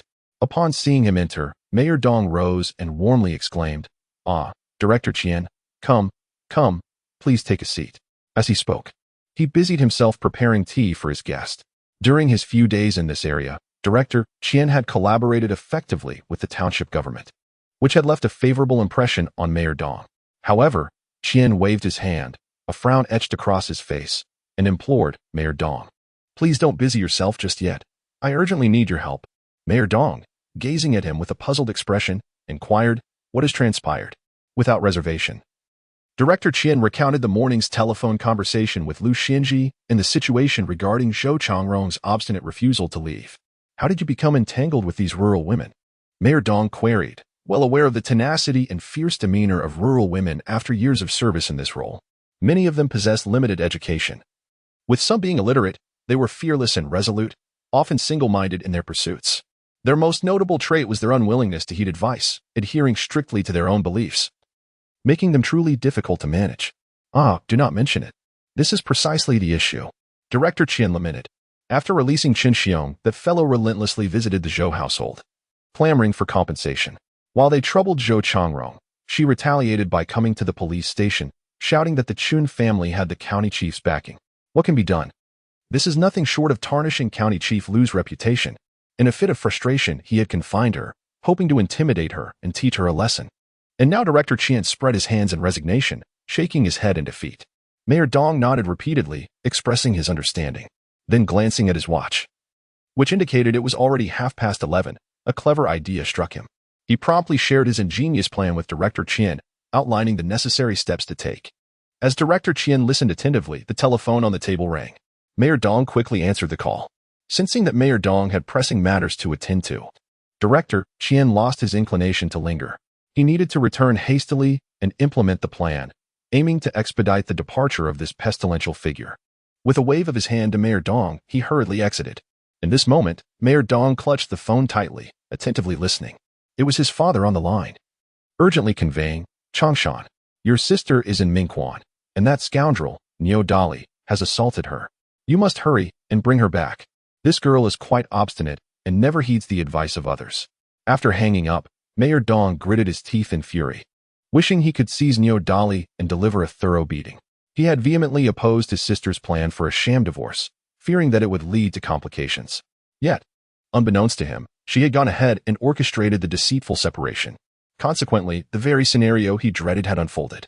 He sank into the fabric chair, exhaling deeply, then rose and made his way to the cafeteria.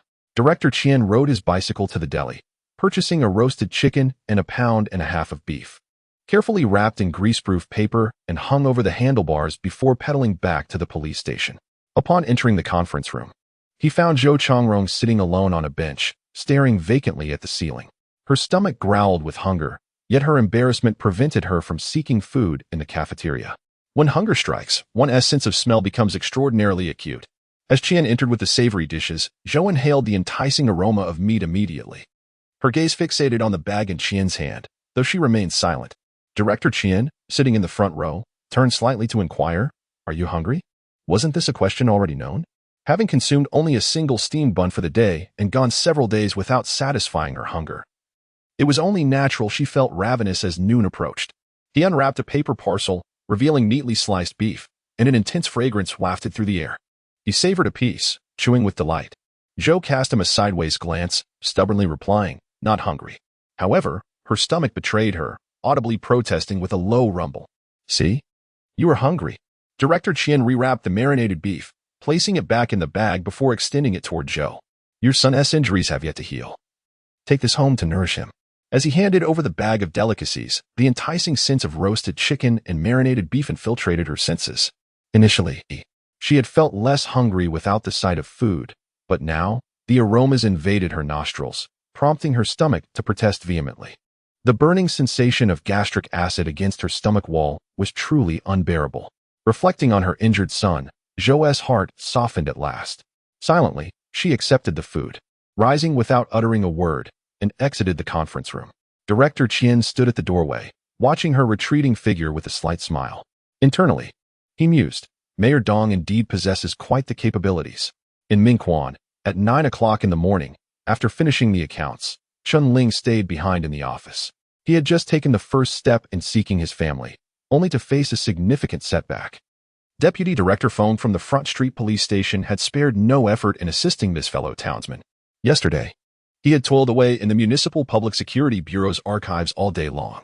Apart from those highly classified and inaccessible significant cases, he meticulously reviewed all criminal cases from 1960. However, the outcome was disheartening, as he found no connection to the infant abduction case involving Chen Ling. Although there were several cases of missing children, they either did not match the age criteria or involved female children. In total, there were only 3 cases, none of which pertained to Chen Ling. According to the director of the archive room, during the Cultural Revolution, the Public Security Bureau also faced considerable upheaval, resulting in the loss of some ordinary criminal case files. It is highly probable that the files related to Chen Ling were among those lost. Just as Chen Ling was engulfed in frustration, a sudden knock echoed at the office door. He approached and opened it, momentarily frozen in surprise. What was this person doing here? Chapter 59. An unexpected visitor. Chen Ling was feeling disheartened due to his unsuccessful search for relatives when a knock echoed from outside his office. He approached the door and, upon opening it, was taken aback. Standing before him was none other than Dong Chashan, the mayor of Qingxi Town. Chen Ling's expression darkened instantly, furrowing his brow with displeasure. "Ah, the esteemed mayor has arrived." His tone was steeped in gloom and hostility. He mused to himself how diligent this mayor was, having traveled 500 miles just to find him. Mayor Dong was equally astonished to see Chen Ling. He had not anticipated that the very person he sought would be hiding here, such a dramatic turn of events. He forced a smile, albeit awkwardly, and hurriedly explained, "Chen, I am not here to look for you." Inwardly, Chen Ling contemplated his wife, who was already over 8 months pregnant and due to give birth soon. He took refuge at his aunt's home, knowing that Mayor Dong would be powerless to locate him. He felt like a bird that had escaped its cage, free to soar in the vast sky. Regardless of the mayor's intentions, he had no desire to engage. Moreover, was it not Mayor Dong who had abused his power to release Chen Kaihua and his son, Chen Xiong? If it were to be discovered that Chen Kaihua had stolen a baby, all his misdeeds would inevitably come to light, and the mayor would certainly find himself embroiled in the ensuing scandal. Disregarding the mayor's purpose, Chen Ling turned and returned to his desk, resuming his work. Mayor Dong, feeling quite awkward, followed him into the office. Straining to maintain a semblance of a smile, he said, "Xiao Chun, my sister is Dong Xian. I heard she works at the Baozi shop on East Station Street, and I am here to pick her up." What a coincidence. The shop assistant, Dong Xian, was the mayor's sister. "Oh, please have a seat." Although Chen Ling held reservations about Mayor Dong, he still believed in basic courtesy. "Sister Dong is resting in the dormitory this morning. Would you like to go find her, or shall I have her come to you?" "I shall go find her," Mayor Dong replied, rising from his seat. Visiting his sister's dormitory would allow him to chat with her, and he preferred not to linger here, as the atmosphere was quite uncomfortable. Chen Ling stood and moved to the office door, calling out to the kitchen, "Zhang Yu, please take Mayor Dong to find Sister Dong." Zhang Yu escorted the guest to the communal courtyard, while Chen Ling summoned Wang Zhixiang to begin preparing the baozi filling. The deliciousness of the baozi hinged on the filling's quality, and the method of preparation was a closely guarded secret of the establishment. Though he had once brought along a few reliable individuals from his past, he understood that people could change, especially since they had never worked together in their previous lives. In contrast, he and Wang Zhixiang had collaborated for 2 decades, and their understanding of one another ran deep, far surpassing that of childhood companions. As the business stabilized, he planned to open a branch, with Wang Zhixiang poised to manage one of the new establishments. Together, they meticulously combined various seasonings into the beef, pork, and shrimp mixtures, then added peanut oil, allowing the fillings to rest. These mixtures could not be used immediately. They required several hours to settle, to be utilized later in the afternoon. Mayor Dong followed Zhang Yu into the communal courtyard. In this modest courtyard, 6 households reside, occupying a space of merely 20 to 30 square meters. With a solitary faucet positioned in the center, a man, approximately 35 years of age, is diligently washing a mop by the sink. Mayor Dong offers a cordial nod to the man, yet he receives no acknowledgement in return. To the south, 2 doors stand adjacent. The first leads to the male dormitory rented by Chen, while the second opens to the female dormitory. Zhang Yu approaches the door and gently knocks twice. "Come in." A voice from within responds, belonging to Dong Xian. Upon pushing the door open, Zhang Yu notices that some of her female colleagues have already departed for work or shopping, leaving Dong Xian alone in a state of deep contemplation. "Big brother, you've come," she says softly, tears streaming down her cheeks as she rises from the bed. After suffering violent abuse at the hands of her ex-husband, she feels overwhelming sadness and helplessness, with no one to confide in. In desperation, she had called her parents back home, and to her surprise, her brother arrived. Dong Changshan is nearly unrecognizable upon seeing his sister's condition. Her eyes are darkened, her cheeks bruised, and her face swollen like a steamed bun, with her eyes barely open. "What happened to you?" he inquires. Internally aware that this is the doing of her ex-husband, Niu Dali, yet refraining from further questioning. "It's nothing. I just went to ask Dali for the child and accidentally provoked him," she replies softly, rising to pour her brother a glass of water. Hearing this, Dong Changshan feels a tumult of anger and resentment. How could she say she merely provoked him? This scoundrel deceived his sister and now resorts to violence. His teeth grind in fury, wishing he could confront Niu Dali at that very moment. He refrains from sitting, his expression darkening as he paces the room. "This afternoon, I will help you retrieve the child," he declares resolutely. Despite his inclination to advise his sister to abandon the child for the sake of future happiness and remarriage, he understands the profound significance of the child to a woman, rendering him unable to utter such words. "Brother, please don't go. You can't take him on," Dong Xian pleads, fearing for her brother's safety against her strong ex-husband. "Don't worry, I'm not going to fight," Dong Changshan reassures her. As a student of the Workers', Peasants, and Soldiers' University and the town mayor, he is not one to seek confrontation. Meanwhile, at the local Baozi shop, patrons begin to fill the establishment as young men carry steaming buns outside. At 11 o'clock, the buzzcut leader arrives with a new entourage, composed not of laborers but of street thugs resembling him. After 2 days of consuming copious amounts of garlic and vinegar, it seems they can no longer endure the aftermath, possibly seeking medical attention. Upon entering, the 6 ruffians bellow, "Out of the way, out of the way." Observing their hostile demeanor, one patron hastily sidesteps to avoid confrontation. Chen Ling strides over, his gaze piercing as he scrutinizes the intruders, raising an eyebrow without uttering a word before turning to leave. As the buzzcut leader watches Chen Ling's retreating figure, he scoffs dismissively. "Ignore him. He is just an outsider who thinks he can make waves here." Subsequently, the 3 individuals approach the front counter to purchase steamed buns. Before the counter, a few patrons had already formed a line. Without any regard for courtesy, these 3 brazenly shoved the other customers aside. Those who were displaced observed that some of the intruders sported crew cuts, while others were completely bald, all donned in simple cloth shoes. One of them rolled up his sleeves, revealing a scorpion tattoo on his wrist, indicating that these individuals were not to be trifled with. Though the onlookers felt a surge of indignation, they dared not speak out, opting instead to silently queue behind them. Wang Zhixiang was in charge of collecting payments, while the portly man and Tong Yang, also known as Snot, busied themselves retrieving buns for the customers. Witnessing the sheer audacity of the 3, the portly man widened his small eyes in fury, casting a glare at them. Tong Yang also paused his task, scanning for any potential weapon to prepare for an impending confrontation. Chapter 60. The commencement of turmoil among the ruffians within and around the counter. An atmosphere of palpable tension loomed. heralding the imminent outbreak of a fierce conflict. A group of individuals with crew cuts, presuming a brawl was about to ensue, hurriedly approached. As the situation threatened to escalate, Wang Zhixiang discreetly signaled to the rotund man, urging him to maintain his composure, before stating, 6 cabbage and meat buns, please.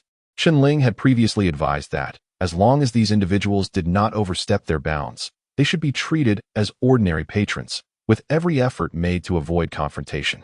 The trio of ruffians likewise fixed their gaze upon the rotund man and the one with a runny nose. However, upon witnessing the latter's attention shift back to the task of selling buns, they turned to retreat with their purchased goods. The reinforcements, upon realizing that a fight had been averted, returned to their original positions as well. At this juncture, Director Huang from the office entered the shop. Noticing the bustling crowd, she cautiously navigated through the patrons and approached the sales counter with a beaming smile, inquiring, "Young man, is Boss Chen in?" Wang Zhixiang, lifting his head to see the office leader, promptly responded with enthusiasm, "Director Huang, welcome. Boss Chen is in his office. Allow me to escort you there." He placed the money he was handling into the drawer and moved towards the exit. Sensing his busyness, Director Huang replied, "You carry on. I can find my way." With that, she made her way into the courtyard. Indeed, Wang Zhixiang was quite occupied, so he remained to continue his transactions. The office door was ajar, and as Director Huang approached, Chen Ling caught sight of her. "Ah, Director Huang, you've arrived. Please, come in." Chen Ling greeted with a warm smile as he stepped out to meet her. Once inside, Director Huang took a seat, observing Chen Ling preparing tea for her without objection. After brewing the tea, Chen Ling gently placed the covered cup on the table before her and inquired, "Director, what brings you here amidst your busy schedule?" Without hesitation, Director Huang replied, "Xiao Chen, I wish to discuss a matter with you." Her smile remained radiant. Both she and Chen Ling shared a common trait, an effulgent and sweet smile that brightened the mood of those around them. "Please, go ahead." Chen Ling listened attentively. Nearly 20 days had passed since the opening, aside from the floral arrangement sent during the inauguration. Director Huang had only visited once to assess the operation of the bun shop, after which she had not returned. "Xiao Chen, we would like to enlist your assistance in a matter. In our jurisdiction, there are 160 elderly individuals living alone. Would you be able to provide them with breakfast?" Director Huang leaned slightly forward, her tone earnest. With the continuous advancement of the economy, the government has increasingly focused on the living difficulties faced by solitary elderly citizens. In the past, provisions such as rice, flour, and cabbage were distributed during the new year. However, the Civil Affairs Bureau has now mandated that, in eligible districts, tangible support should be extended to the elderly in need. The office in Xianjia Street oversees the area surrounding the train station, which boasts a relatively prosperous economy and is also the seat of the municipal government. Following discussions among the office's leadership, they resolved to provide complimentary breakfast for the elderly living alone. Director Huang observed the steamed buns at the Baozi shop on East Station Street, noting their superior quality and authentic ingredients, which endeared them to the customers. This inspired him to reach out to Chen Ling. "Certainly," Chen Ling replied without hesitation. Compassion is a universal trait, and he was no exception.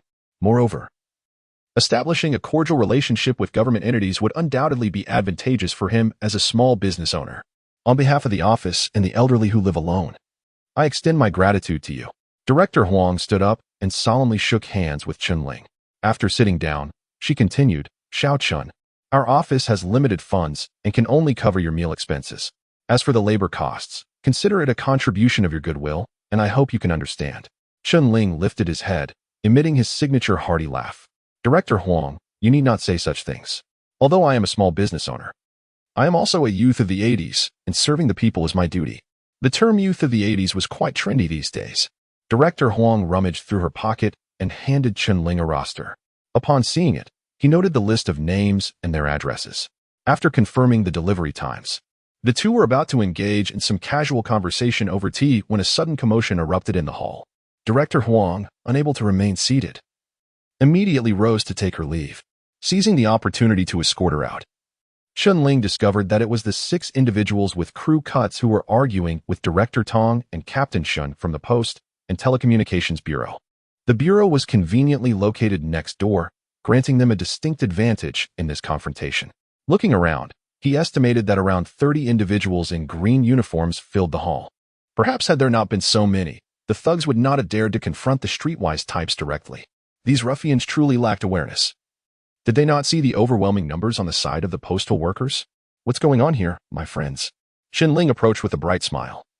Embodying the demeanor of a peacemaker, he understood well that the ruffians had provoked Captain Shen and his colleagues. Otherwise, these postal workers would not have had a conflict with them. Captain Shen pointed to the ground, exclaiming, "Look at what they spat on the floor. It nearly landed on my clothes." His face was contorted with displeasure, clearly agitated. Chen Ling followed the direction of his finger and saw that, aside from a litter of cigarette butts, there were also pools of repulsive phlegm on the floor. Particularly alarming was a glob of phlegm on Captain Shen's chair, dripping unpleasantly. A truly disgusting sight. Who are you to care? This place isn't yours. One of the crew-cut thugs retorted provocatively, tilting his head. As soon as the words left his mouth, the diners erupted in laughter, one patron even spraying his kanji in amusement, aware that he had inadvertently mocked himself. The thug quickly grabbed a chair, preparing to teach the patron a lesson. The patron, realizing he was outmatched, promptly lowered his head. Seizing the moment, Captain Shen interjected. "I don't care about your bodily functions. You nearly spat on me." "Did it land on me?" "No?" "Then stop your fussing." Another thug chimed in. "Indeed, it didn't land." "So quit your whining." The ruffians echoed in agreement. Chen Ling remained unperturbed, a smile gracing his face. "Ha ha. What is the big deal? Just in time. I have a matter to discuss with this brother." He gestured towards the buzz-cut individual, adding, "It is better to resolve enmity than to deepen it. Let us converse in my office." In the midst of the conversation, Chen Ling and Captain Shen exchanged a quick glance. These ruffians had been under the employer's orders for several days, and despite not having clashed with the shopkeeper yet, the employer had been pressing for action repeatedly. This was the perfect opportunity to create trouble for the boss. However, the buzz-cut individual was reluctant to go to the office, preferring to stir up chaos in the lobby, where it would be most effective. Although Captain Shen was unaware of Chen Ling's intentions, he trusted his acquaintance not to lead him astray, and with a disdainful snort, he rose along with 5 or 6 postal workers, heading towards the courtyard. The buzz-cut individual hesitated, prompting Chen Ling to taunt.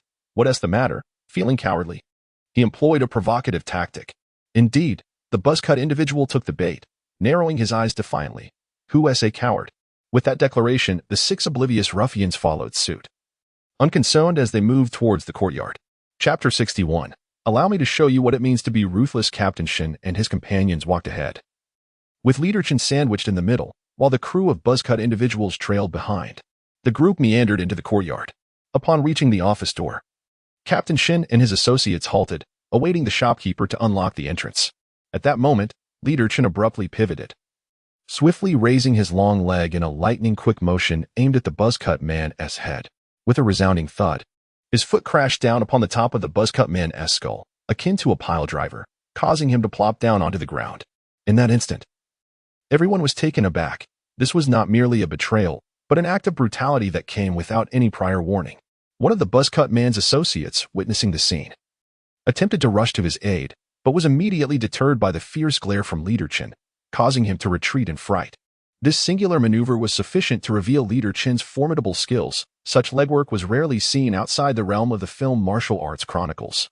At that moment, the air seemed to thicken, devoid of any movement, as if all present were pinned to the ground. They silently observed the buzz-cut man, whose legs were extended and stiff as he sat on the floor. Perhaps it was the stones or other hard objects embedded in the sole of Chen's shoe that had caused this.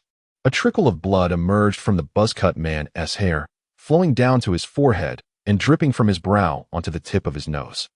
Not far away in the kitchen, the female workers heard the commotion and, like startled sparrows, peered out cautiously. Upon seeing the buzz-cut man on the ground, blood trickling from his nose, they were rendered speechless, uncertain of what had transpired. After a brief moment, the buzz-cut man lay there, eyes wide open, motionless. Whether in shock or unconsciousness remained unclear. Leader Chen approached Captain Shen, a look of sincere apology etched on his face. "I apologize for the trouble, brothers. This fellow has been a thorn in my side since the day I opened my business, and I've endured him long enough." Captain Shen, having witnessed Chen's earlier ferocious countenance, was now confronted with a beaming smile, leaving him perplexed about Chen's true nature. Leader Chen turned to the remaining 5 thugs and bellowed, "What are you standing there for? Lift him and take him to my office." His expression twisted once more, revealing a menacing demeanor that instilled fear in the others, causing them to tremble in awe of their seemingly schizophrenic boss. "Why the delay? Did you not hear me?" Leader Chen strode forward, delivering a swift kick to one thug's backside. These individuals were mere street hoodlums, unaccustomed to the harsh realities of life. Terrified, they complied hastily, hoisting the buzzcut man and guiding him into Leader Chen's office. Captain Chen approached, stating, "Apologies for the inconvenience, Boss Chen." Following this, the group turned to return to the hall. Leader Chen waved dismissively, indicating that it was of no consequence. Once inside, they placed the buzzcut man onto a chair. At this point, he began to regain his senses, his eyes filled with terror as they fixated on Leader Chen. "Bring over a chair and sit properly," Chen barked. Several men quickly lined up and obediently took their seats, awaiting interrogation from the figure before them. Chen Ling knew all too well that these were merely petty thugs, street urchins at best. The real hardened criminals had either been locked up or sentenced during the crackdown, and those remaining wouldn't dare cause trouble now. Chen Ling fixed his gaze on the crew-cut man and asked sternly, "What's your name?" The crew-cut man, thoroughly subdued by the earlier kick, understood perfectly that even if they all attacked together, they stood no chance against Boss Chen. Reluctantly, he muttered, "Zhang Long." With a mocking smirk, Chen Ling retorted, "And I suppose your friend here is Jiaohu? What do you do for a living?" Though resentment burned within him, Zhang Long dared not voice it. He answered meekly, "No job." Chen Ling had only asked casually. It was obvious. If this man had work, he wouldn't be idling around here all day. "Who sent you here?" Zhang Long glanced around nervously. He wanted to answer but feared his comrades would brand him a coward. Yet refusing to speak meant inviting another beating from this ruthless man. Choosing pragmatism over pride, he admitted, "Zheng Feng, the owner of Tianyi Baozi's shop." "So it's that bastard." Chen Ling cursed inwardly. He wasn't foolish. Having only recently arrived in Mingquan, he had no enemies. The only plausible culprit was his business rival, Zheng Feng. The moment Chen Ling leased this storefront, Zhang had swooped in with a cut-rate sublease offer. Chen Ling took a sip of water, set the cup down, and asked, "What did he promise you?" He pulled open a drawer, tore off a strip of tissue, and handed it to Zhang Long. Now that the man had confessed, Chen Ling's demeanor softened slightly. With no reliable men under his command yet, he needed to win these thugs over, to plant a thorn in Zheng Feng's side. Zhang Long accepted the tissue, stood up respectfully, and wiped the blood from his forehead. With Chen Ling's tone less hostile, Zhang Long relaxed marginally. "He covers our lunch and gives each of us 50 yuan, he explained. Chen Ling propped his feet on the table and chuckled disdainfully. "For such petty cash, you weren't afraid of getting beaten?" His smile was faint, almost amused. Another youth, Lu San, interjected. "He said you were outsiders. No need to fear. He's got connections." Chen Ling didn't doubt that. Operating a business here required backing. Just how formidable Zhang's connections were, however, remained to be seen. "So, who scares you more, him or me?" Chen Ling's grin was inscrutable. Without hesitation, Zhang Long replied with flattery, "We didn't fear you before. Now we do." His laugh was awkward. He couldn't claim whether Zheng Feng intimidated him. After all, he'd never witnessed the man's power. But Chen Ling's martial prowess was undeniable. Plain for all to see. Why fear me now? Chen Ling wasn't about to swallow their sycophancy blindly. He needed to gauge their limits, to better control them in the future. "Brother Chen, you've got ties to Deputy Director Feng at the station's police substation. And your skills, none of us stand a chance against you. Who wouldn't be afraid? What does it mean to have a connection with Deputy Director Feng?" This phrase is rather awkward, isn't it? They are not particularly afraid of the police station, as they have committed no crimes. If the police were to apprehend them, it would merely result in a reprimand and a swift release. The crux of the matter lies in the fear of being beaten. Pain is universal, affecting anyone. "Who among you is unemployed? Who is willing to join me?" Chen Ling produced a pack of cigarettes and tossed it over. Civilization is continually advancing. We no longer live in an era where one relies solely on brute force to navigate the world. Now is the opportune moment to leverage these individuals to create some inconvenience for the Tianyi Steamboat shop. Chapter 62. For my use receiving the cigarette tossed by Boss Chen, Zhang Long blinked in confusion. Lu San, however, reacted swiftly, inquiring, "Brother Chen, are you suggesting that we follow you?" It seemed more comprehensible to follow along rather than to toil. Chen Ling nodded, stating, "The street office has asked me to deliver heartfelt breakfast to the elderly living alone. Are you willing to take on this task?" Upon accepting this responsibility, he immediately fretted over the logistics of distribution. 160 households of solitary seniors was no small number, and this was not an ordinary delivery. Breakfast had a strict time sensitivity. Delivering too early would mean the elderly were still in bed, while delivering too late would leave them hungry. Kanji was particularly difficult to keep warm. This required a substantial workforce, and prompt action was essential, ideally completing the deliveries between 6:30 and 7:30 in the morning. Within a single hour. Upon hearing that this was for the government, the young men instantly perked up. They ceased lounging, and the cigarettes Zhang Long had distributed were forgotten. Some clutched in hand, others tucked behind their ears as they swiftly surrounded Chen Ling. During this period, many petty delinquents and street vagabonds existed primarily due to low employment rates. The influx of educated youth returning to the cities further constricted the opportunities for unemployed young individuals.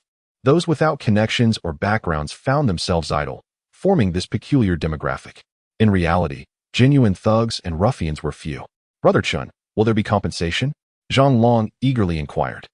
The others nodded in agreement, as this question resonated deeply. Without sufficient food, one could hardly speak of dedication. Chen Ling tossed over a match for them to light their cigarettes, smiling slightly. "If there is no pay, how will you eat?" Lu San quickly flattered. How could Brother Chen possibly shortchange the brothers? Hee. How much will it be? His face was a mask of sycophancy. In a world bustling for profit, it was only natural for them to inquire about wages. From 6:30 to 7:30 in the morning, just 1 hour. What do you think would be a fair wage? Chen Ling delegated the authority to determine compensation to them. Upon hearing this, the group deflated like punctured balloons. Regular workers laboring 8 hours a day might earn 70 to 80 yuan per month. How much could they expect to earn for just 1 hour of work? Yet, even the smallest of mosquitoes contributes meat. Zhang Long, their leader, cautiously extended 2 fingers, tentatively asking, 20. Would that be acceptable? They were so impoverished that they had to pool money just to buy a pack of cigarettes. Otherwise, they wouldn't be causing a ruckus at the dumpling shop on East Street. Chen Ling reclined back in his chair, legs crossed on the table, gazing at the ceiling while laughing heartily. Zhang Long felt a knot in his stomach, sensing he had asked for too much, and quickly amended, What if it were a bit less? Chen Ling lowered his legs and straightened up. "You're asking for far too little." The group collectively gasped in surprise. Their 8 days of labor barely equated to a single day's worth for a regular worker, and asking for 20 yuan was already a bold demand. How could they possibly consider it insufficient? Chen Ling retracted his smile and spoke with seriousness. "I will pay each of you 35 yuan a month. What do you think?" In truth, this job was indeed quite arduous for the drowsy youth. Having decided to follow him, he assured that he would not treat his brothers unfairly. "Brother Chen, this is quite generous, isn't it?" Zhang Long scratched his head, feeling somewhat embarrassed. "Not excessive.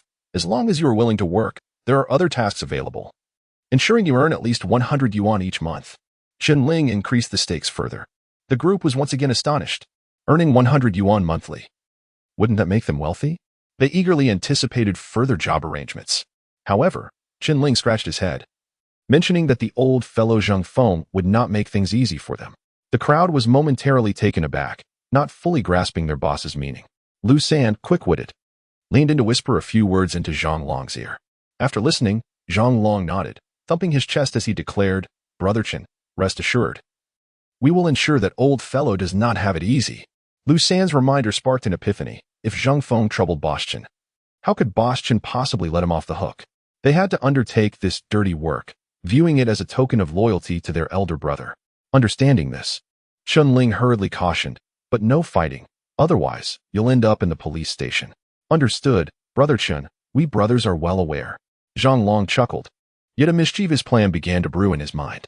While Chen Ling was conversing with his newly recruited subordinates, a man and woman unexpectedly entered from outside. Chen Ling squinted and was taken aback. Who were they? They resembled a pair of giant pandas. The woman in front had a round face, resembling a large steam bun from Jiaodong. Her complexion was vividly painted, other than her chin and forehead, which were pale. The rest of her face was a deep shade of blue-black.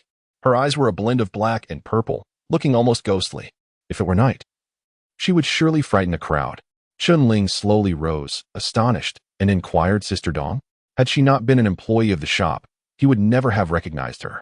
Just yesterday, although Dong Xin had a swollen face from being struck by Niu Dali, it was tea of this hue. How could it have changed so dramatically overnight? He gestured for Zhang Long and the others to leave first, then resumed attending to the guests. As they entered the room, Chen Ling noticed the man behind Sister Dong and gasped. It was actually Mayor Dong. He asked in astonishment, "Mayor Dong, what happened to you?" When Mayor Dong had visited earlier that morning, his complexion had been fair, exuding an air of scholarly elegance. In just a few hours, his eyes had turned dark, as if he were trying to make it obvious that they were siblings. Dong Changshan stepped in, awkwardly smiling. His facial muscles were tense, and that smile looked more sorrowful than a frown. Xiaoqin, forgive my appearance, Mayor Dong said, rolling up his trousers and sitting down across the table. Dong Xian timidly sat beside her elder brother. Chen Ling opened his mouth, but the words lingered on the tip of his tongue, unspoken. He pondered in silence. How could a dignified town mayor engage in a brawl? Mayor Dong let out a heavy sigh. It was at the hands of Niu Dali. He sensed Chen Ling's confusion. Earlier that day, Mayor Dong had visited the Mingquan soy sauce factory, where he summoned Niu Dali to the street. The mayor confronted Niu Dali publicly, demanding to know why he had struck his sister. Niu Dali, who had just endured a thorough beating from Chen Ling at the Baozi shop on East Station Street, harbored a simmering rage within him. He felt a deep aversion to the inquiries of his former brother-in-law. When Mayor Dong demanded the return of his sister's child and threatened to take legal action, Niu Dali's composure shattered. With his girlfriend contemplating a breakup, he was already troubled by that predicament. The threats from his former brother-in-law only deepened his despair. Without a moment's hesitation, Niu Dali retaliated, violently assaulting Mayor Dong right there in the street. Mayor Dong intended to take his sister home, but Dong Xian staunchly refused. At a loss, the mayor was about to enlist Chen Ling's help in caring for his sister when Dong Xian suddenly knelt before Chen Ling, pleading, "Boss Chen, I implore you to help me retrieve my child." Tears streamed down her face. She understood all too well that since Niu Dali dared to strike even the mayor, her only recourse was to seek assistance from her boss. Chapter 63, Backlash. Just after a few words exchanged, Dong Xian unexpectedly knelt before Chen Ling. What was he to do? Chen Ling hurriedly rose to his feet, extending his hand to his sister. "Sister Dong, what are you doing?" His countenance instantly darkened. At that moment, Chen Ling felt as though he had been ensnared. Noticing the unease on Chen Ling's face, Mayor Dong quickly stood up and helped his sister to her feet. Chen Ling promptly asserted, "Sister Dong, you are an employee in our establishment. If anyone dares to mistreat you, I shall not stand idly by. As for the matter of retrieving the child, I will do all that I can to assist. If I am ultimately unable to help, there is little I can do." Mayor Dong echoed his sentiments, saying, "Indeed, if Stao Chen can assist you, he will certainly do so." While these words appeared to endorse Chen Ling's position, they subtly hinted at a form of moral coercion. Chen Ling was not naive. He could easily discern the underlying implication. However, he was acutely aware that the tactics employed by Dong Changshan were destined to fail. Claiming that someone had deceived his sister and threatening to sue Niu Dali would serve merely as a futile venting of frustration, devoid of tangible results. The court relies on evidence, regardless of how they divorced. The divorce agreement and the divorce certificate stand as proof. To effectively confront a rogue, the most potent strategy is to return their own methods against them. Seeing a customer arrive, Shui Rui brought over a pot of boiling water, preparing tea for everyone and placing it before the host and guests. Her timely intervention successfully diverted the conversation. "Xiao Cheng, how are your wife and child?" Mayor Dong inquired. Given that his sister worked under Chen Ling, he felt it necessary to express concern for his family, hoping to mend the previously tense relationship. This also signified that he would no longer pursue the issue of Chen Ling's overbearing behavior. "They're all well," although Chen Ling held some reservations regarding Mayor Dong. He felt it appropriate to respond. He continued, "Is my father still in contact with the Hong Kong investors?" He contemplated teasing this fool. Chen Ling harbored significant discontent towards Dong Changshan regarding his father-in-law's predicament. Mayor Dong offered Chen Ling a cigarette, replying, "We are just waiting for Wu Dongying to finalize things." He boasted, "We have 8 million. Upon hearing this, Chen Ling tilted his head back to the ceiling, erupting in boisterous laughter. The sound was deafening, resonating so powerfully that it left Mayor Dong's ears ringing. Yet, this laughter unsettled Dong Changshan, who sensed a mocking undertone within the mirth. Outside the Tian-E bun shop, patrons criticized the establishment. "The quality of these buns is atrocious. I even found hair in mine, utterly revolting. Let us dine elsewhere." Another chimed in, "The filling is undercooked. Consuming it could lead to severe stomach issues. You could end up with an embarrassing mishap." Someone else exclaimed, "Are you foolish? There's pig hair in the meat." Zhang Feng ultimately faced retribution. In front of the Tian-E bun shop, Lu San, accompanied by 2 others, incessantly disparaged the establishment. Zhang Long, along with his 2 companions, rolled up his sleeves and donned cloth shoes, glaring with a fierce demeanor. They approached passers-by menacingly, their presence creating an atmosphere of intimidation. They lingered outside the Tian-E bun shop, causing pedestrians to steer clear and divert past the post office. This collusion rendered the Tianyi bun shop desolate. Originally, a significant portion of customers had been lured away by the neighboring East Street bun shop. Now, with these ruffians stirring trouble, the place was more desolate than ever. Fuming, Zhang Feng emerged and confronted Zhang Long, demanding, "What is the meaning of this?"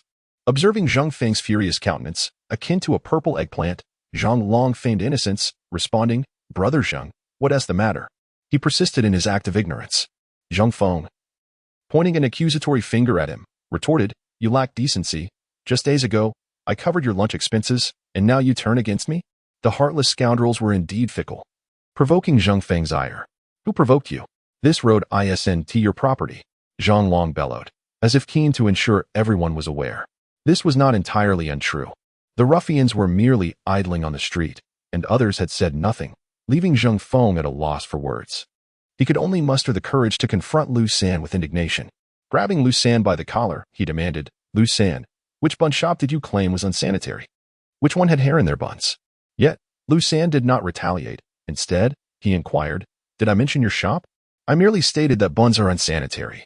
What concern is it of yours?" Indeed, he had never named names, so why should Zhang Feng take it upon himself? Zhang Feng trembled with rage, pointing at Lu San's nose but unable to articulate his thoughts. You. He was truly tempted to strike him. "Everyone, come see. The owner of Tianyi Bun Shop is unreasonable and wants to resort to violence." Lu San began to shout, adopting a pitiful victim's facade. His companions joined in the uproar. "Come and witness. No one dares to eat at Tianyi Bun Shop anymore. The owner is seeking to blame others. Is there any justice in this?" This was a grave turn of events. Having previously refrained from naming the shop, Lu San had now made it explicit. With the promise of entertainment, a crowd quickly gathered, encircling the shop. Was he not merely tarnishing his own reputation? Realizing the gravity of the situation, Zhang Feng hastily released his grip, pointed a finger at the ruffians, and returned to the shop in frustration. The very individuals he had enlisted to confront the East Street bun shop had swiftly turned against him. It was evident that Zhang Long, that wretched scoundrel, had allied himself with Boss Chen. His wife approached with a dark expression. "I will go speak to that Chen fellow. This is intolerable." As she began to stride out, her husband quickly restrained her, exclaiming, "Do you think he will admit to anything?" The rapid betrayal by Zhang Long indicated the opponent's cunning. If his wife were to confront them directly, it would surely yield no favorable outcome. Zhang Feng pondered that he must devise a strategy to compete with the steamed bun shop on Jiandong Street. Otherwise, his establishment might face closure. That morning, Chen Ling instructed Fatty to take Zhang Long and 6 others to the bicycle market to purchase a tricycle. All other delivery tools had been prepared. Once the tricycle was acquired, they could commence delivering meals to the elderly and lonely. Chen Ling entered the kitchen and inquired, "Sister Dong, is your injury no longer a significant issue?" Stubborn Dong Xin ultimately chose not to return with her brother, but instead resolved to persist in her struggle against Niodali. She firmly decided that she would not rest until she reclaimed her child. Filled with gratitude, Dong Xin nodded at Chen Ling, saying, "I'm fine now, thank you, boss." At that moment, 2 employees from the postal service approached. One carried a ladder while the other had a bundle of wires slung over his shoulder. They looked at Chen Ling and asked, "Who is the owner here?" The female workers turned their gazes toward Chen Ling. He responded, "Is there something you need?" "Oh, we are here to install the telephone. Where should we install it?" One of the workers replied. Taken aback, Chen Ling wondered internally, who requested a telephone installation. Chapter 64. Mysterious installations for Chen Ling. The opportunity to install a telephone was a coveted one. However, in this day and age, acquiring such a luxury was no trivial matter. Even with ample funds, one would face a daunting wait of no less than 6 months. Had it not been for his constant thoughts of his wife and children, he would have applied for installation long ago. With a hint of confusion, Chen Ling inquired, "Is there a mistake? We have not applied for a telephone installation. This is the Baozi shop on East Station Street, correct? You must be Boss Chen." The technician, having set down the ladder, confirmed the details. Chen Ling promptly nodded and led them to the office. Regardless of who had sent them, he thought it best to proceed with the installation. If they happened to be mistaken, he could simply pay for it, thus sparing himself the lengthy wait. The installation was executed with remarkable speed. The telephone line was already outside, and the technicians, skilled in their craft, swiftly connected it in less than an hour. After testing the phone and leaving behind the number, Chen Ling purchased a telephone directory for 5 yuan. As a parting gesture, he handed each technician a pack of Ashima cigarettes. procured by Captain Shun at the modest price of 80 cents per box, a treat he had yet to indulge in himself. No longer would he need to visit the postal office to make calls. Once the technicians departed, Chen Ling eagerly picked up the phone, ready to converse with his wife. Just then, Director Huang from the office approached with a beaming smile. Upon seeing her, Chen Ling's understanding dawned, and he hastily expressed his gratitude. "Thank you, Director, for arranging the installation of the telephone." It was evident that the office had facilitated this, for his circle of acquaintances was rather limited, and he lacked both the efficiency and financial means to secure such services on his own.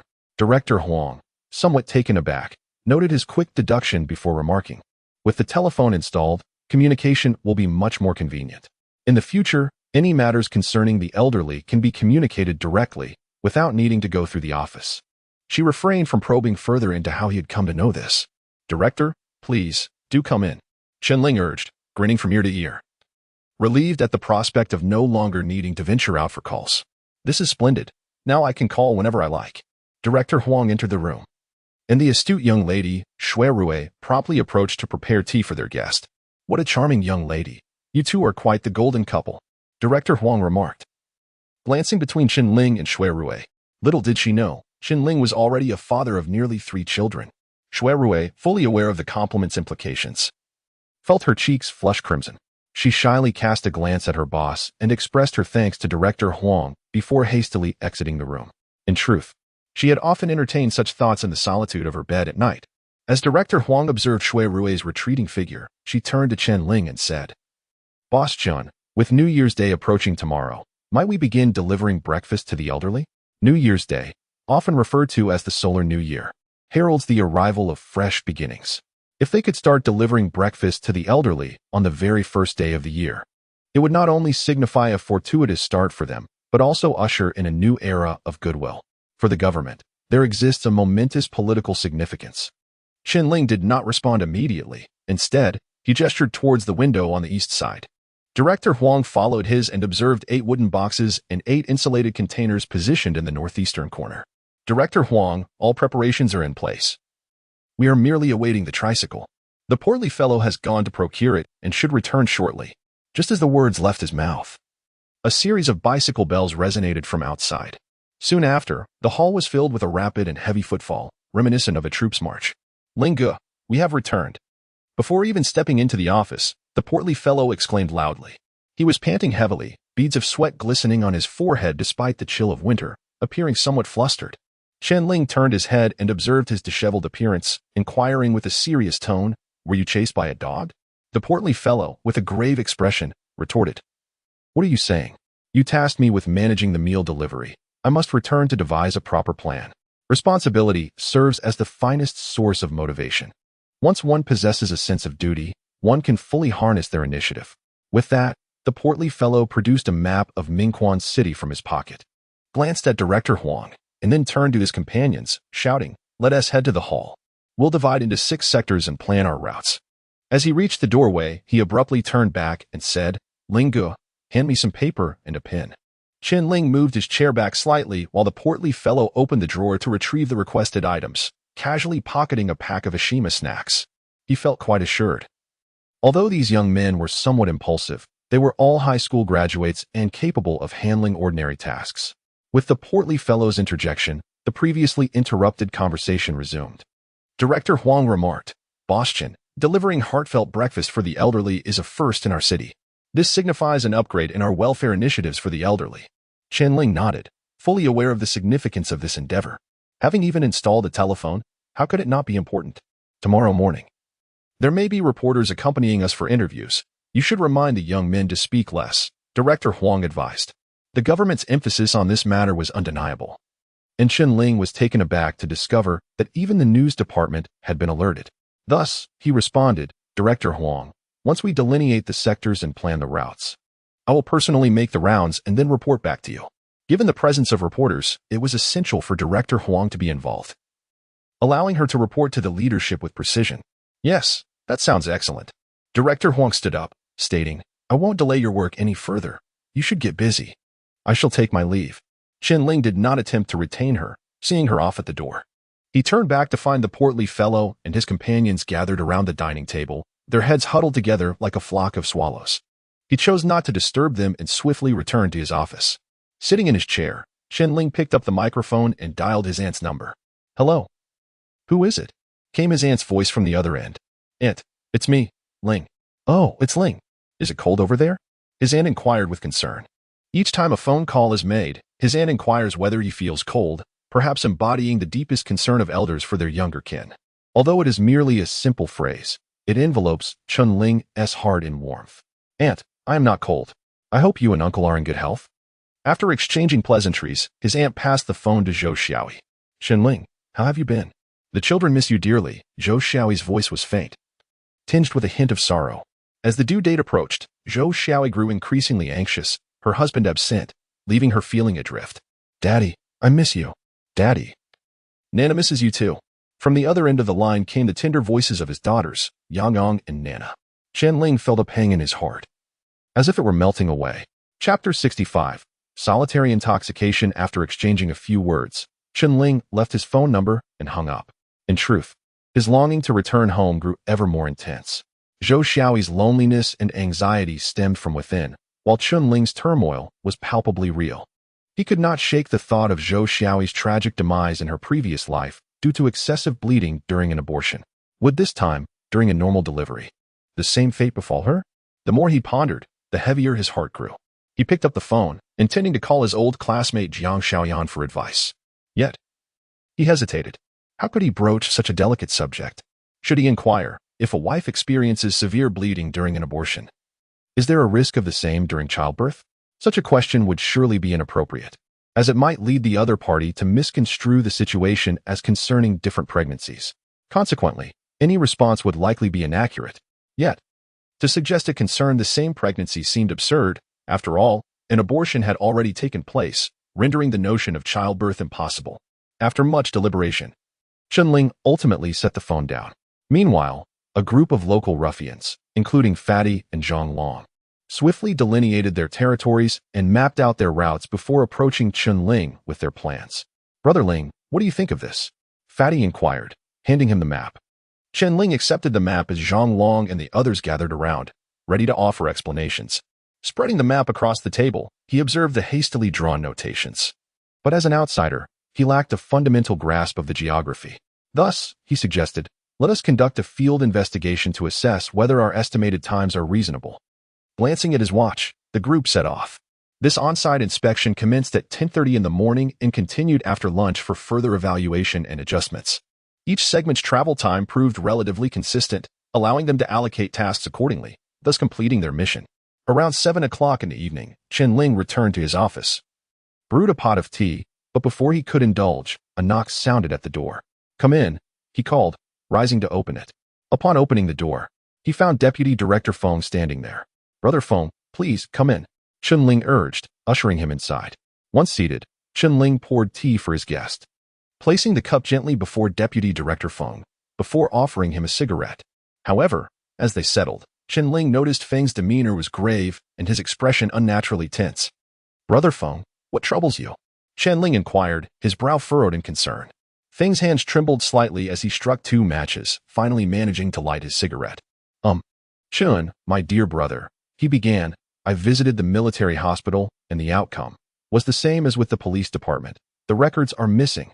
Feng's words came out in fragmented bursts, each syllable laden with weight. Feng Qingdong had significant connections within the military, and after failing to locate the lost child's records at the police station, he sought help from acquaintances at the hospital's leadership. Yet, the results remained disheartening. Chen Ling's heart sank, plummeting into an abyss of despair. He once held a steadfast belief that within the confines of the Public Security Bureau or the military hospital, a glimmer of hope could be unearthed. Yet now, reality has delivered a crushing blow, leaving him with nothing but an abyss of disappointment. He inhaled deeply from his cigarette, succumbing to a fit of violent coughing. "Brother Feng, thank you." He attempted to muster a semblance of a smile, but ultimately faltered. Deputy Director Feng lifted his teacup, savoring a gentle sip, and remarked, "Brother, do not lose heart. I shall visit the artillery brigade again. Perhaps there, some clues may emerge." While his words held a kernel of truth, they were primarily a source of consolation. As an officer well acquainted with military affairs, he was acutely aware that in the military, Personnel are as fluid as water, making it exceedingly challenging to trace leads from years past. Furthermore, the loss of a child is but a personal tragedy, and it is improbable that either commanding officers or ordinary soldiers would have preserved pertinent records. Should there be any leads, they could only be passed down through oral tradition. Thus, where could those veteran soldiers from yesteryear seek answers? This question loomed like a needle in a haystack, leaving Feng Chengdong devoid of any assurance. Chen Ling's gaze was vacant as he said, "Brother Feng, I must trouble you then." Although his understanding of the military was not as profound as Feng Chengdong's, 2 decades had elapsed, and the military had undergone numerous transformations. With the Public Security Bureau and hospitals offering no leads, the prospect of finding clues within the military was daunting indeed. Fortunately, having traversed the vicissitudes of life, he possessed a relatively mature mindset and recognized the arduous nature of this endeavor from the outset. Now, he could only do his utmost and leave the rest to fate. Rising from his seat, he approached the door and called out to the kitchen, "Sister Dong." Hearing her boss's call, Dong Xin emerged from the kitchen, her hands dusted with flour. "Boss, what is it?" "Prepare a few dishes. I wish to share a drink with Director Feng," Chen Ling instructed. Dong Xin was renowned for her exquisite baozi and commendable stir-fry skills, and having savored her culinary creations, Chen Ling knew they would be delightful. Upon hearing that Chen Ling intended to treat him, Deputy Director Feng promptly stood, saying, "No need to trouble yourself. I have matters to attend to." He rose to depart, understanding that Chen Ling's heart was heavy and wishing not to intrude further. After bidding farewell to his guest, Chen Ling returned to his office, where Dong Xin approached softly, inquiring, "Boss, do you still require the dishes?" Typically, after guests departed, everyone partook in communal meals, the boss included. "Yes. Prepare a dish and bring it over." "I wish to have a drink," Chen Ling replied, his expression devoid of warmth, reflecting his troubled spirit. The boss never drank alone, and Dong Xin, recognizing his somber demeanor, understood that his mood was quite poor. She nodded in acknowledgement and returned to the kitchen. She first retrieved sausages from the freezer, slicing them thinly and plating them before sending them to Chen Ling via airmail. The freezer was well stocked with ingredients, and after thawing them with warm water and salt, Dong Xin began to stir-fry. Airmail set down the plate, casually snatching a piece of sausage to taste. Noticing Chen Ling's impassive expression, he discreetly exited. Alone in his solitude, Chen Ling poured a generous glass of Lanling special liquor, casting aside his chopsticks and lifting the glass to take a sip. The wine was both bitter and spicy, entirely unlike the flavors he was accustomed to. He grasped a slice of sausage with his hand and stuffed it into his mouth, chewing vigorously for quite some time before he could barely suppress the acrid and piquant taste lingering on his palate. Subsequently, he propped his long legs upon the table, lifted his glass, and tilted his head back, gulping down a substantial mouthful. This draught was no less than a couple of ounces, fiery enough to compel him to shove more sausage into his mouth. Thus, he struggled to swallow while incessantly pouring more wine down his throat. Oblivious to Dong Xin, who had come over with dishes, his mood deteriorated further with each sip, and only after downing an entire bottle of Lanling Tekka did he stagger out the door. Upon arriving at the Bayonne Grand Theater, he noticed a line of people waiting to purchase tickets, and without regard for the film being screened, he joined the queue. "Boss Chen, may I buy a ticket?" came the voice of Miss Shui. Chen Ling was taken aback, wondering why she was there. Chapter 66, The Loss of Greatness. Tonight's film screening features a domestic production. The Heroic Woman, 13 Sisters. Shui has procured tickets and refreshments, supporting her boss as they enter the cinema.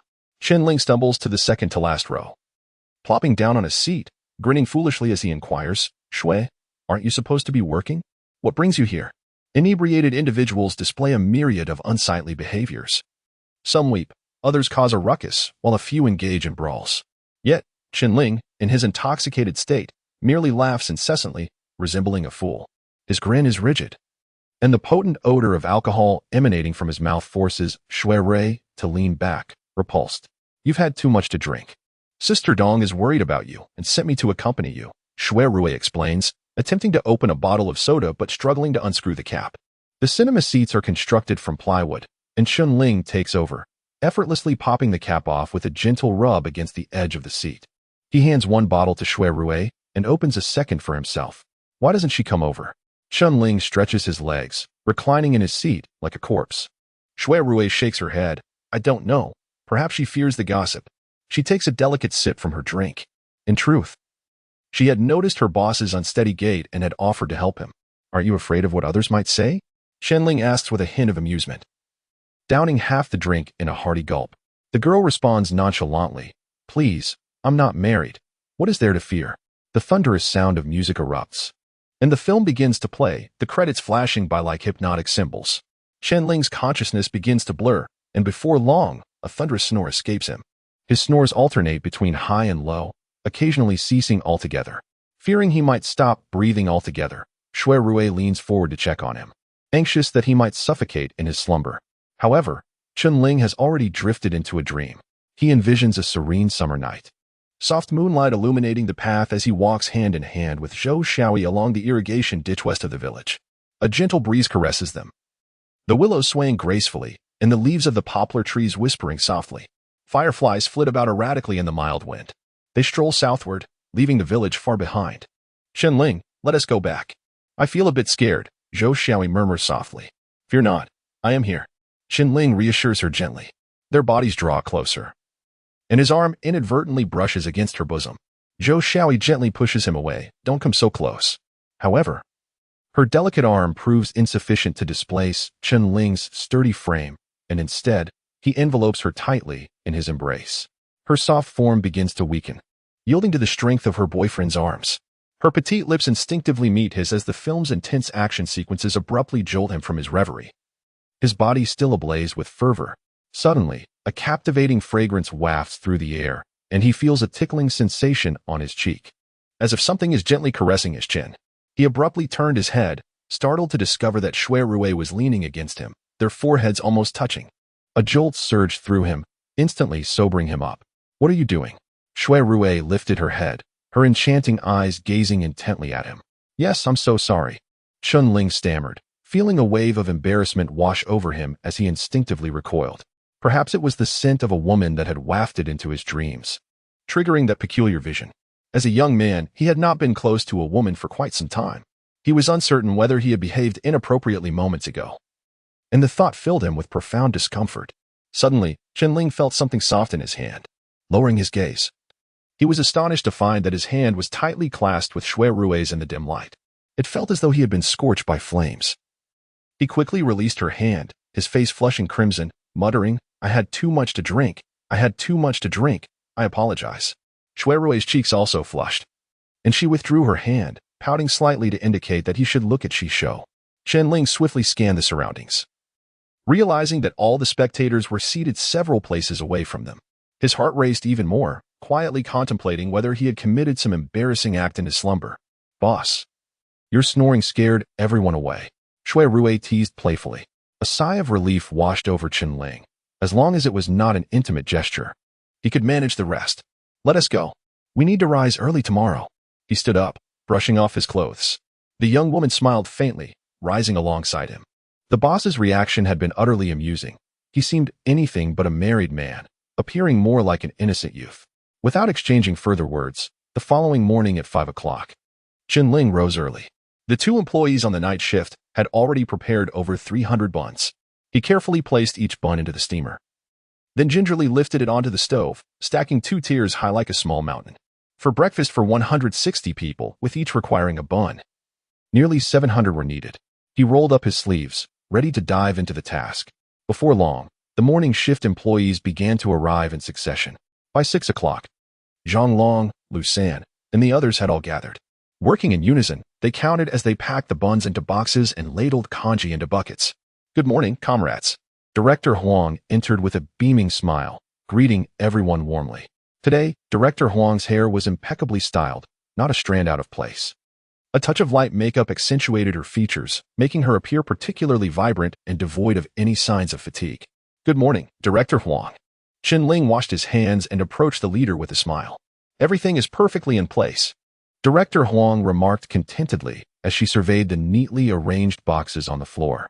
"Indeed, we are just waiting for your command, Director," Chen Ling quipped in response. The group moved the buns and congee to the tricycle parked outside, with Chen Ling and Director Huang following closely behind. At that moment, a Toyota van approached, with a large pot perched atop its roof and a swaying antenna. The words Minghuan television station were prominently displayed on the vehicle's exterior. The van came to a steady halt in front of the entrance, and with a clattering sound, the doors swung open. A young woman with a sweet smile descended from the vehicle. "Good morning, Director Huang." Chen Ling was astonished to recognize that this beauty was none other than Xiao Tiantian, the host from Mingquan Television. "Good morning, Xiao Tiantian." Director Huang gracefully stepped forward, extending his hand with warmth. Before he could finish his words, another Beijing jeep drove up. Chapter 67. Seizing the opportunity for an interview. The benevolent initiative by the Zhangqian Street office has garnered significant attention from the municipal propaganda department. Not only did the local television station receive a notification, but even the newly established Donghai Evening News, the sole newspaper dedicated to the concerns of everyday citizens, was informed. This publication enjoys a vast readership and is deeply cherished by the community. 6 tricycles lined up in an orderly fashion, gradually departing. After capturing a segment, the television cameraman watched as the tricycles dispersed towards their respective destinations. Zhou Xiaoyi quickly approached Director Huang, whispering, "Director Huang, shall we set off too?" She grasped his hand, leading him towards the vehicle. Director Huang, taken aback, turned around and waved to Chen Ling, signaling him to join them. Chen Ling couldn't help but wonder, could there be a role for me in this? The vehicle soon arrived at Woolley Street and came to a halt. Zhang Long, carrying steamed buns and porridge, walked at the forefront. The cameraman alighted from the vehicle, once again raising his camera to commence filming. They arrived at a quaint courtyard, featuring a spacious row of tiled houses and 2 additional side rooms on either side. An elderly gentleman, approximately 65 years old, sat on a tricycle, wielding a small broom and laboriously sweeping the yard. Upon noticing Zhang Long approaching with breakfast, the old man promptly set down his broom and came forward, expressing his gratitude. "Thank you, young man. Please, come inside." The elderly gentleman, wearing spectacles and sporting neatly combed white hair, exuded the aura of an intellectual. "Good morning, Professor Zhao," Zhou Xiaoyi greeted, microphone in hand, gently ushering the elder inside. Professor Zhao, whose full name is Zhao Aigua, is 65 years old and once taught at Donghai University.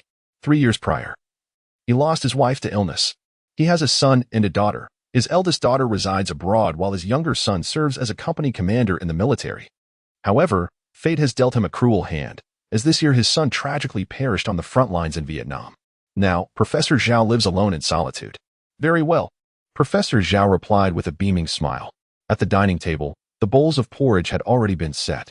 Zhang Long placed the steamed buns down and carefully poured the porridge from a small thermos into the bowl before turning to exit. "Thank you, young man," Professor Zhao called after him. The cameraman busily filmed outside, causing Zhang Long to feel a bit self-conscious. Overwhelmed with nerves, he struggled to articulate a response, merely bowing to the elder before hastily departing. Zhou Xiaoyi parked the vehicle and, microphone in hand, smiled at the camera, addressing the audience. "Dear viewers, Happy New Year."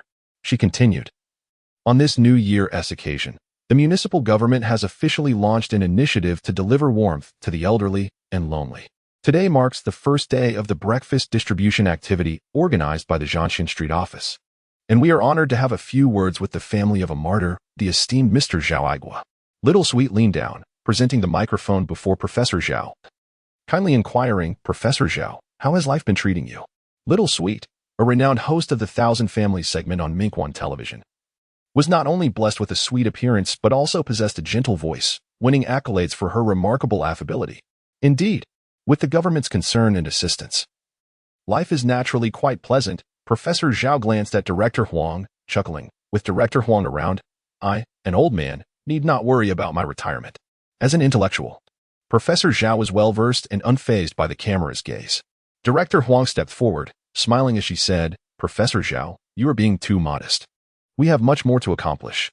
Should you encounter any difficulties or have any suggestions, please feel free to express them." Her smile radiated like the blossoms of spring.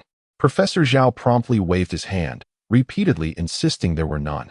Little Sweet gazed at him with anticipation, asking, "Professor Zhao, do you have any thoughts on the government's breakfast distribution initiative?"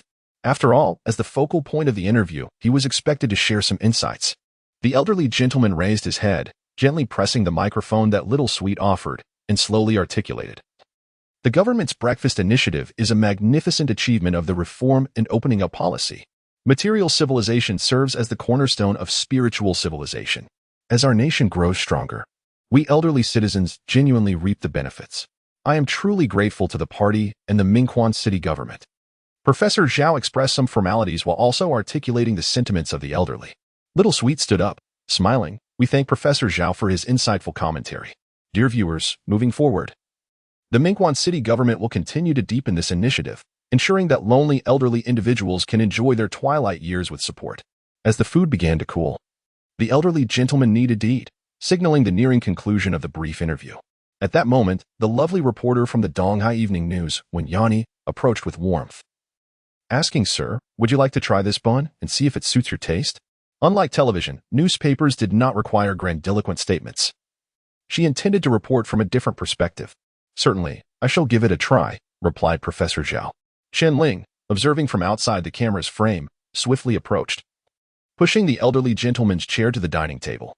The television crew, initially ready to wrap up, redirected the camera towards Professor Zhao upon seeing him at the table.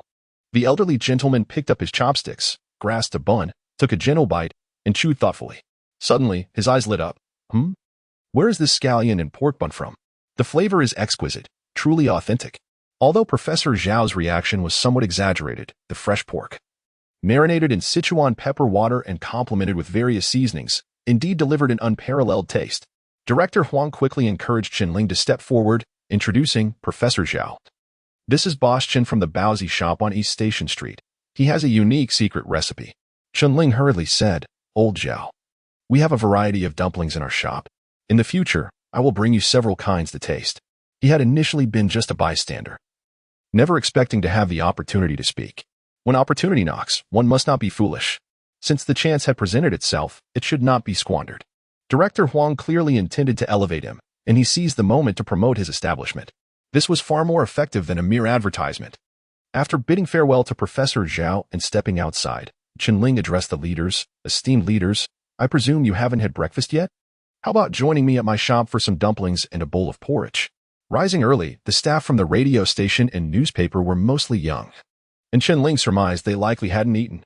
This too was a splendid promotional opportunity, one he could not afford to miss.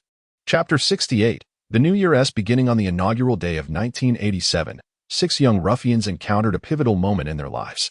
They transformed into formal employees at the Baozi shop on East Street, successfully shedding their previous identities as delinquents. Furthermore, they had the privilege of sharing breakfast with the popular television host and a reporter from the newspaper, which filled everyone with pride, particularly for Zhang Long. The prospect of appearing on Mingquan television was exhilarating. If he could share the screen with the beloved sweetie, he would surely have tales to regale his grandchildren. After breakfast, the employees gathered in the hall, where Chen Ling addressed them with a warm smile. "Today is New Year's Day, and first and foremost, I wish everyone a Happy New Year."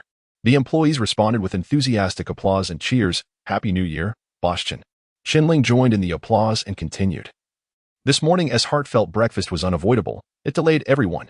From now on, we shall take a holiday, and tonight we will gather for dinner, resuming work tomorrow." This announcement was met with another round of fervent applause. With a hint of trepidation, Zhang Long inquired, "Brother Chen, can we join the dinner as well?" After all, it was their first day on the job, and having only worked for an hour, he felt it might be presumptuous to dine with the veteran employees. However, he was not alone in this sentiment, as his fellow newcomers shared the same concern.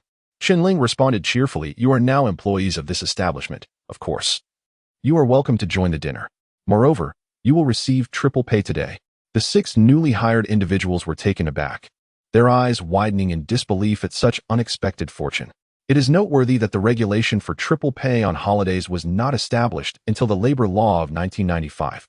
Thus, their astonishment was mingled with joy upon receiving this news. Upon hearing this, Fatty's eyes widened even more. He was working alongside these 6 individuals, and yet he had not been mentioned. He quickly asked, "Brother Ling, will I also receive triple pay?" Chen Ling shot him a playful glare. "Those who work after midnight, and those who work this morning will receive triple pay. You will not." Fatty, realizing the implications, grew anxious and queried, "Why don't I receive it?" Wang Zhixiang, standing behind him, gave him a light slap and a knowing glance. Suddenly, everyone understood. Chen Ling burst into a hearty laugh, so robust that it left Fatty's face flushed with embarrassment. It was then that Fatty comprehended that Brother Ling was merely teasing him. Wang Ling, with a playful smile, chimed in, "Boss Chen, if I continue to make and sell Baozi here, could I possibly earn triple pay?" Although she posed the question half-jokingly, it reflected her genuine desire. With a large family and financial struggles, any additional earnings would be greatly appreciated. Certainly, as long as you are willing to work hard, triple pay awaits you. Chen Ling replied without hesitation. On New Year's Day, most enterprises were closed for the holiday.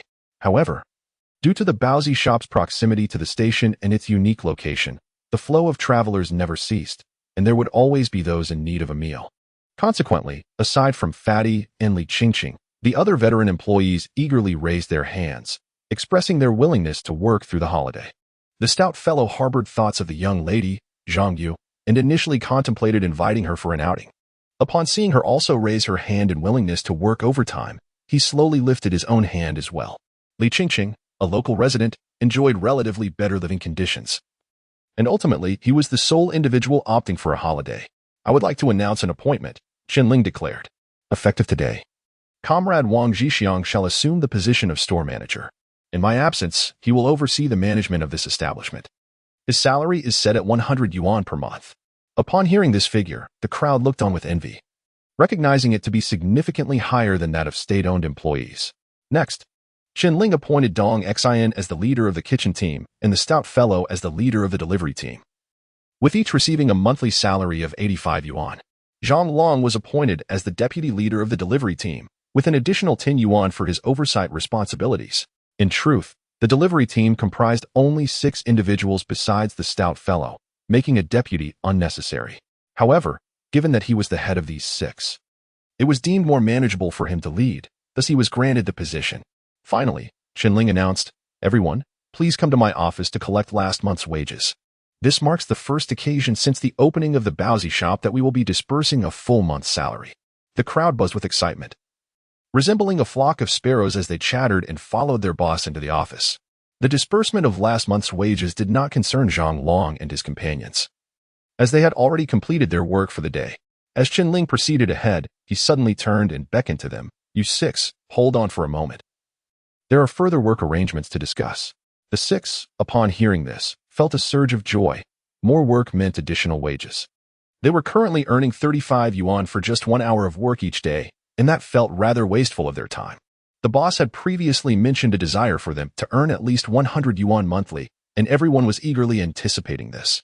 Before long, the veteran employees emerged from the office, some counting their bills, others clutching them tightly, their faces aglow with joy. Many were receiving their wages for the first time, a momentous occasion indeed, as they pondered how to spend this newfound wealth. After receiving their wages, Zhang Long and his companions took a seat. Chen Ling addressed them. "There is a task at hand, and I am curious whether you would be inclined to undertake it." The group gazed expectantly at their boss, eager to discern what the work entailed. "Brother Chen, do tell." Zhang Long stretched his neck, all ears. "We now have the means to deliver meals. Would you like to earn a little extra money?" Chen Ling beamed, deliberately teasing their curiosity. Zhang Long, impatient by nature, urged, "Brother Chen, stop keeping us in suspense and just tell us." Lu San and the others echoed his sentiments. Chen Ling tilted his head toward the ceiling, emitting his signature laughter, before lowering it to say, "You can take some Baozi from the shop to sell at the train station and the long-distance bus terminal. The price will be the same as in the shop, and I will provide you with a commission." Upon hearing this, the group erupted in exuberance.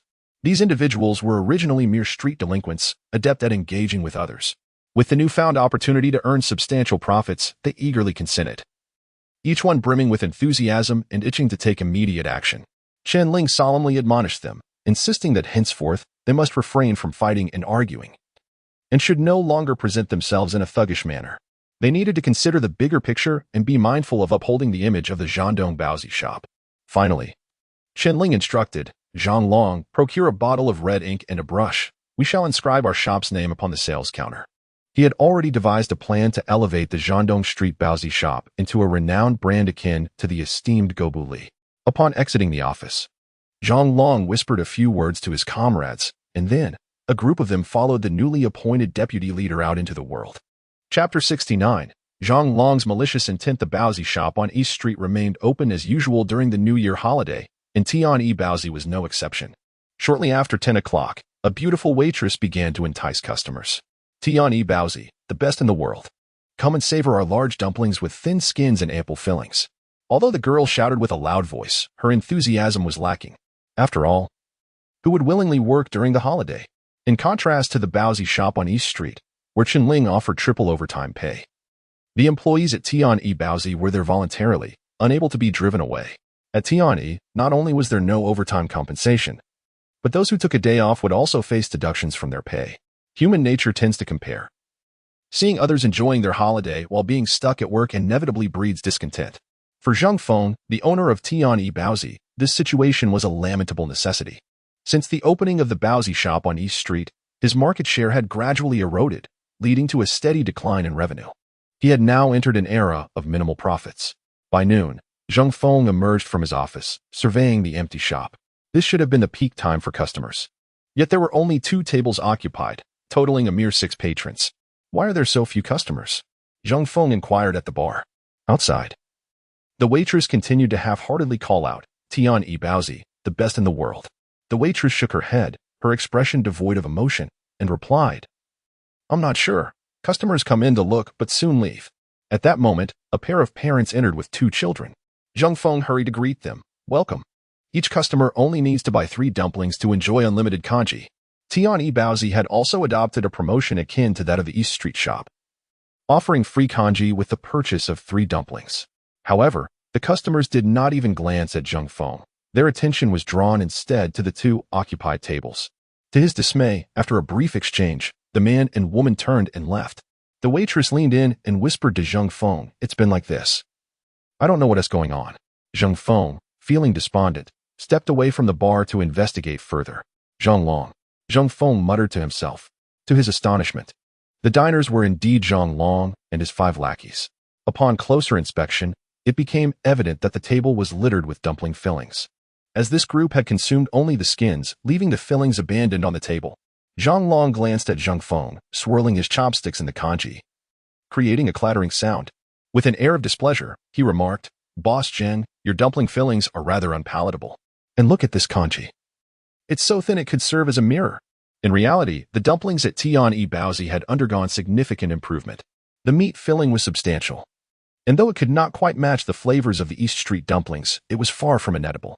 The kanji was adequately prepared, but Zhang Feng was unaware that adding a touch of starch before cooking would enhance its thickness.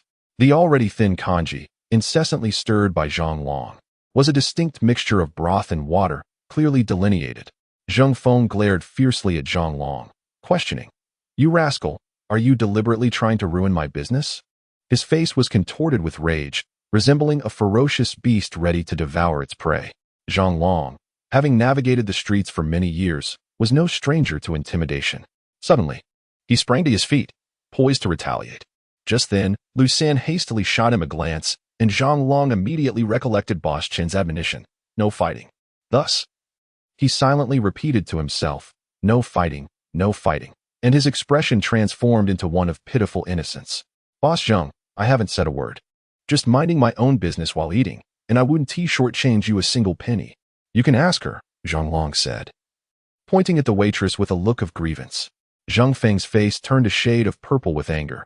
It was obvious why he was upset. He was foolish. Everyone knew that the most expensive part of a bun was its filling, yet Zhang Long had discarded the filling onto the table. Anyone witnessing this would deem the bun subpar and inedible, especially with Zhang Long's innocent visage, which was quite infuriating.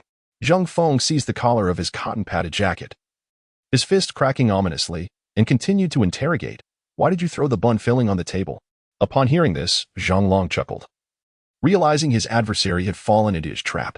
The buns I bought were deemed unpalatable by my brothers, so they chose not to eat them. What concern is that of yours? This statement held some truth. Having spent their own money on the buns, they had every right to discard them without others intervening. Zhang Feng pondered for a moment, struggling to find a retort, and feeling the indignation swell within him. He raised his fist, ready to strike. Seeing this, Zhang Long immediately raised his voice, shouting, Help! The owner of Tian-E Bun Shop is attacking me. Call the police. His cries were as piercing as a pig being slaughtered, instantly drawing the attention of passers-by. Before long, a crowd of onlookers gathered outside. A woman wearing a red armband approached and inquired, What is happening here during the festive season? She was a neighborhood committee member, often jestingly referred to as the Little Foot Detective Squad by Huang Hong. Lu San seized the opportunity and quickly stated, Boss, why don't you explain to the uncles and aunties? the brothers and sisters, so they can judge for themselves. As soon as he spoke, all eyes shifted to Boss Jiang, eagerly awaiting his explanation. Zheng Feng found himself momentarily speechless, his complexion turning a deep shade of gray. Someone pressed, "Boss, tell us, why did you resort to violence?" "Indeed, in business, harmony is paramount. How could one strike a customer?" An elderly bystander stepped forward in defense of Zhang Long. Being a businessman, Zheng Feng was not oblivious. He understood that revealing the truth could have dire repercussions for his establishment. Thus, he chose to remain silent. "If you want to speak, I will," Lu San declared. Pointing to the table, "Uncles and aunties, brothers and sisters, the filling in the buns we purchased was simply unpalatable, so we didn't eat them. Yet the boss came over and immediately attempted to strike us. At that moment, a brother brought over a bowl of porridge and, with impeccable timing, made a pointed remark to the community committee lady. 'Annie, take a look in the mirror and see how beautiful you are.' The crowd immediately grasped the underlying sarcasm, erupting into laughter. The community committee lady joined in the raucous laughter, glancing at the small grains of millet settled at the bottom of the bowl, yet refraining from any retort. Instead, she earnestly advised, 'Young people must learn to cherish resources. Every grain is born of toil, and we cannot afford to waste food. Vows are purchased with money, and even if they are not to your liking, they must be consumed.' Thus, what Zhang Long and the others had left unspoken, the elderly lady articulated perfectly.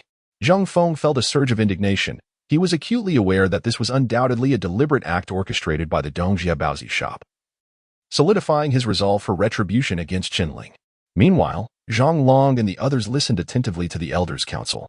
Finally, the lady waved her hand, saying, all right. That's enough. Please disperse, don't disturb the business." Chapter 70, A Family Reunion. French fries are here. Lu Sheng, with a cheerful demeanor and an apron tied around his waist, entered carrying a large platter of golden, crispy French fries. He had learned the art of frying potatoes from his cousin Chen Ling and was eagerly awaiting the return of his son Dongqiang to showcase his culinary skills. Today, the cooking was entrusted to the matriarch and Lu Sheng, along with Zhou Xiaoyi. With only 20 days left before the arrival of her baby, Lu Xiaoyi's belly had grown so large that she struggled to walk without becoming breathless, making cooking an impossible task. The fries were placed in front of the children, and the table was already laden with an abundance of sumptuous dishes. The head of the family, Lu Xinji, sat at the main seat, issuing orders. Today, the Lu family was indeed bustling with laughter and joy. Aside from their daughter, the county magistrate's son, Lu Ping, had managed to carve out time from his busy schedule to bring his wife and child back to celebrate the new year with his parents. As soon as Lu Dongqiang laid eyes on the golden, crispy fries, he couldn't resist reaching out to grab some. His cousin, Lu Dongxue, quickly intervened, playfully scolding him. "Have you washed your hands?" Lu Dongxue, Lu Ping's daughter, was currently a freshman at Donghai University in the provincial capital and would soon turn 19. 3 years older than her younger cousin, Lu Dongqiang. "Of course, I've washed them, twice even," Lu Dongqiang replied, quickly stuffing the fries into his mouth. Nana and Yangong nestled closely beside Zhou Xiaoyi, their big eyes fixated on the platter of fries. Grandpa Lu Xinji urged, "Yangong, Nana, come over here to Grandpa." He worried that the two children, in their innocence, might inadvertently bump into Zhou Xiaoyi. Zhou Xiaoyi, understanding and considerate, responded, "Uncle, it's all right. The children are just being playful." Being a guest, she felt it would be inconsiderate to trouble the elders further. Yangong had been here for nearly 2 months and had already become quite familiar with everyone. Hearing his grandfather's call, he quickly left his mother's side and ran over. His eldest cousin's wife swiftly grabbed a small stool, adjusted the chairs, and placed the stool next to her father-in-law before lifting Yangong onto it. She then picked up a fry and fed it to the child. Turning back, she gently advised Nana, "Nana, sit between Aunt and Mommy, don't crowd Mommy." With that, she affectionately patted the child's small head. As the dishes were all prepared, the matriarch led Lu Sheng and Zhou Xiaotong into the room, and everyone began to find their seats. The round table could accommodate 8 people comfortably, but today there were far too many, 12 in total. Lu Xiaoyi quickly noticed that their family made the count uneven, so she suggested, "Aunt, the children are a bit rambunctious. How about Xiaodong and I take them to eat at the coffee table?" She was a very considerate woman, having noticed that her second cousin's wife had not shown a pleasant demeanor since they sat down, taking advantage of the crowded table. Dining at the coffee table would also help avoid any idle gossip from Zhao Fang. This arrangement, however, seemed somewhat inappropriate. Chen Ling was not present, and it would be rather blatant to have his wife and children eat separately, as if they were outsiders. The Liu family was certainly aware of such social niceties. Aunt hurriedly said, "No need, no need. Just squeeze in a bit. It will be more lively. Come, come, Yang, sit closer to Grandpa." As she spoke, Uncle bent down to adjust the children's chairs. Liu Ping stood by the stove, holding an enamel jug to warm the liquor. Noticing the lack of space, he proposed, "Dad, why don't you come over here? It's rather inconvenient for the three of us to drink at the table, and it will save us from being constantly monitored by them." He placed the large tea jar filled with liquor on the coffee table and then went to serve the dishes. Truly, he was worthy of being the county chief. He understood the intricacies of human relationships better. This arrangement alleviated the crowding at the table and spared the younger cousins from feeling awkward. The old man chuckled and said, "That's a good idea. It saves your mother from incessantly nagging." Grasping his chopsticks in one hand and his cane in the other, he made his way towards the sofa. Second brother Lu Xing began bustling about, serving the appetizers, while his son Lu Dongqiang stood up, eager to help. Lu Dongxiuwei grasped her younger brother's hand firmly, saying, "Why are you going with the adults to drink?" Although they were cousins, their bond was exceptionally strong. "Sister, there are only girls over here." He forcefully pried her hand away and decided to seek out Grandpa. "Humph. Little brat," Lu Dongxiuwei sighed in resignation, releasing her grip. Lu Dongqiang approached the television cabinet, skillfully turning on the TV to watch his favorite cartoon. "Are you going to make noise?" Zhao Fong said impatiently. Despite the absence of overt conflict between the stepmother and stepson, an underlying tension always lingered. Occasional minor frictions rendered the household atmosphere somewhat discordant. Lu Dongqiang turned to glare at his stepmother, ready to retort, when Uncle S' voice rang out, "Leave it on. I want to watch the news." His words acted as a dousing water, extinguishing the sparks of dispute between the two. "Oh, Uncle, are you drinking Matai?" Lu Dongqiang settled next to his uncle, immediately spotting the Matai on the coffee table. Only then did the old man notice the liquor clinging to the sides of the glass, displaying a pale yellow hue. Unlike ordinary spirits, which were clear and transparent, exuding a rich, aromatic scent. Why drink such expensive liquor? 8 yuan a bottle is hardly worth it. The old man, accustomed to a life of hardship, felt it unnecessary to indulge in such costly drinks. Lu Xing quickly clarified, "Dad, 8 yuan was the price from 2 years ago. Now it's 20, and it's not even guaranteed to be available." "Ah?"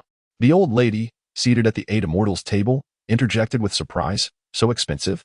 That could buy 2 bags of flour. Drinking that might make one immortal." Laughter erupted throughout the room. The television played the cartoon Tom and Jerry. With Tom desperately chasing Jerry, the cheerful and exaggerated music instantly capturing the attention of Yang and Nana. The family's tabby cat was equally entranced by the screen. Ears perked and eyes wide, focused intently on the images. Come to Grandpa," the old man smiled, extending his hands towards the 2 little girls. Yang and Nana obediently ran over and tightly embraced their grandfather's legs. On the coffee table, people indulged in drinking, while at the round dining table, everyone encouraged one another to enjoy the dishes. As the clock struck 6:30, the television began broadcasting news from Donghai TV. The renowned host, Zhou Xiaoyi, appeared beaming with a smile, microphone in hand, and said, "Dear viewers, Happy New Year to you all. As we welcome this new year, the city government is actively promoting an initiative to bring warmth to the elderly and lonely, which has officially commenced today. Come, let us follow the camera and take a look." At that moment, a graceful middle-aged woman introduced, "Professor Zhao, this is Boss Chen from the Baozi shop on East Street." Children typically have little interest in the news, and Lu Dongqiang approached the television, abruptly changing the channel with a decisive snap. Someone had already spotted a familiar figure and leaped up in excitement. Chapter 71. Chen Ling appears on television. Yang was intently focused on the television when suddenly the channel was changed, and she anxiously exclaimed, "Daddy! Daddy is on TV." Upon hearing the child's declaration that Chen Ling was on screen, everyone set down their chopsticks and turned their attention to the television. However, the screen was currently displaying an advertisement, and there was no sign of Chen Ling. At that moment, Uncle Lu Sheng abruptly stood up, flustered, and urged, "Quick, switch back. Your cousin is in there." Earlier, upon hearing the mention of the Jiandong Street Baozi shop, he felt an uncanny familiarity. He had heard that his cousin owned a shop by that name. However, just as he caught a glimpse of his cousin's image, his son had changed the channel. Upon hearing Lu Xing's words, the others realized he was correct. Consequently, they all stood up in unison. Dongqiang, seeing the commotion, hurriedly attempted to switch back, but due to his overwhelming anxiety, He failed several times to find the correct channel. After much struggle, he finally managed to return to the right station, but Chen Ling's appearance was fleeting, and the camera quickly cut away. The elderly lady exclaimed with enthusiasm, "That's my nephew. Did you all see? My nephew Ling is on TV." The group, engrossed in her excitement, momentarily lost their appetite for the meal. The elderly woman's usual composure was replaced with genuine joy, radiating from her heart. "It's my brother-in-law. My brother-in-law is on television." Zhou Xiaoyi also felt elated. Her face flushed with excitement. Yet, there are always those who cannot bear to see others thrive. Zhao Fong, the second daughter-in-law, muttered under her breath, "Humph, what's so remarkable? Big Brother appears on TV every day." To this day, she held a grudge against Chen Ling's family for disrupting her life. "What did you say?" The elderly lady's expression darkened instantly. Zhao Fong assumed her voice was low enough to be unheard, but everyone in the room clearly caught her words. The elderly woman's indifference to Zhao Fong's usual rudeness did not signify fear. At that moment, Zhao Fong's disdain for her natal family undoubtedly struck a nerve. As the tension between the mother-in-law and daughter-in-law threatened to escalate, Lu Ping swiftly gestured for everyone to sit down. He then remarked, "That is quite different. When I appear on TV, it's on the county channel. But my cousin is on the provincial television station." This was indeed true, as the county mayor of Dothing. His appearances on the county channel were part of his work, while he had never graced the provincial station. The elderly gentleman picked up his cane and gestured towards the table, saying, "Call Ling." The elderly lady turned around, retrieved the telephone directory from under the phone, and Yang immediately interjected, reciting a phone number. "Do you remember Daddy's phone number?" Zhou Xiaoyi asked in astonishment.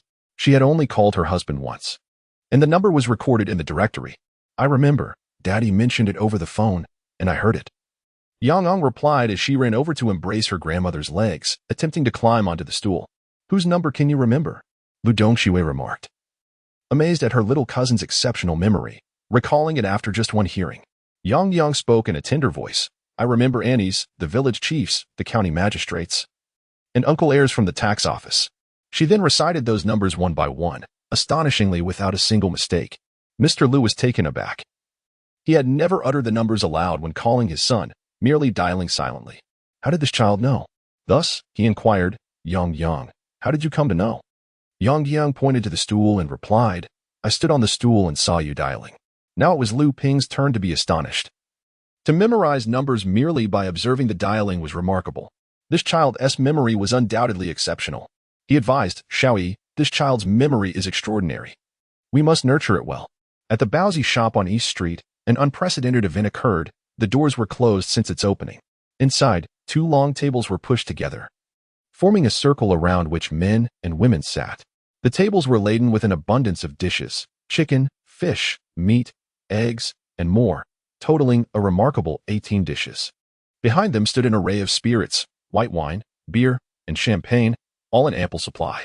Particularly, the Grand Champagne stood erect like a cannon. The shop currently had 17 employees, and with Chen Ling, they could just manage 2 tables. However, to enhance the atmosphere, Boss Chen decided to gather everyone at one table. As the drinks flowed, those with lesser tolerance were nearing their limit. Wang Zhixiang, his face flushed, approached holding a glass and cheerfully declared, "Boss Chen, on behalf of the brothers, I propose a toast." Now a manager, he had every right to represent the group in toasting their boss. Zhang Long immediately stood in agreement. Yes, everyone, let's raise our glasses." He, possessing more social experience than the others, naturally kept pace at the table. Shui Rui, with a radiant smile, lifted her champagne. "Sisters, we must not fall behind." Though young, her beauty made her particularly lively at the table. Sitting beside the boss, she continually poured tea and water for everyone. Unable to refuse their warm hospitality, Chen Ling stood to raise his glass. "Thank you, brothers and sisters, let us drink together." With that, he tilted his head back and downed half his glass. Everyone, unwilling to be outdone, followed suit, shouting cheers. In unison. Suddenly, the ringing of a phone echoed in the office. Chen Ling remarked, "Zhixiang, you all continue drinking. I'll take this call." He hurried into the office and answered, "Hello. This is the Baozi shop on East Street. Whom may I ask is calling?" "Ling?" Andy instantly recognized his voice. "We saw you on television. How impressive. My nephew has made a name for himself." Andy's praise made him feel a tad shy. Chen Ling chuckled heartily, saying, "Annie, I was just helping out and happened to be caught on camera." Although they had no television there, He was well aware that the station would surely broadcast the interview from that morning. However, two things surprised him. First, he was puzzled as to how the Mingquan TV station's interview had made it to the provincial channel. In their hometown, the signal from the Mingquan City television station is currently inaccessible. Moreover, is he not merely a passerby? How did he manage to appear on television? However, one must not dismiss this. Even your eldest cousin has remarked that he has yet to grace the provincial television station.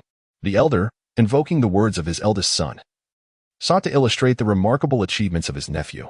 Upon hearing that his eldest cousin had also returned, Chen Ling promptly exclaimed, wishing the two elders, cousin and cousin-in-law, as well as the children, a joyous festival. Having lived a renewed life, he certainly would not forget such courtesies. Inside the room, only his aunt spoke, her voice resonating clearly over the phone, audible to all present. Everyone joined in to extend their congratulations and well wishes. Wow, Daddy is on television. Daddy is on television. Yang and Nana shouted at the top of their lungs. Zhou Xiaoyi also chimed in loudly, cousin, I'm coming to find you for dumplings. Chen Ling, upon hearing this, eagerly inquired, Zhou Xiaoyi is home? Yes, she wants to find you for dumplings. His aunt relayed the message. Haraha. Chen Ling continuously urged her to come over. Suddenly, a loud crash echoed from outside the shop, the sound of shattering glass. This is bad. Someone is vandalizing the store. He swiftly ended the call and dashed towards the door. Chapter 72. Pursuit of the vandal. As Chen Lingjun conversed with his aunt, the sudden sound of shattering glass pierced the air. Instinctively, he realized that trouble had arrived. He hurriedly bid farewell to his aunt and rushed toward the door.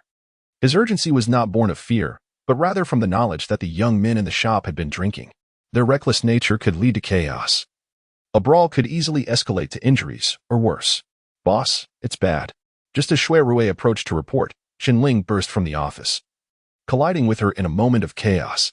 The petite girl was no match for the robust figure of her boss, and she tumbled to the ground. Outside, shouts from Zhang Long echoed, followed by a chorus of curses. Chen Ling was acutely aware of his subordinates' temperament. When they fought, it was as if they were celebrating a festival.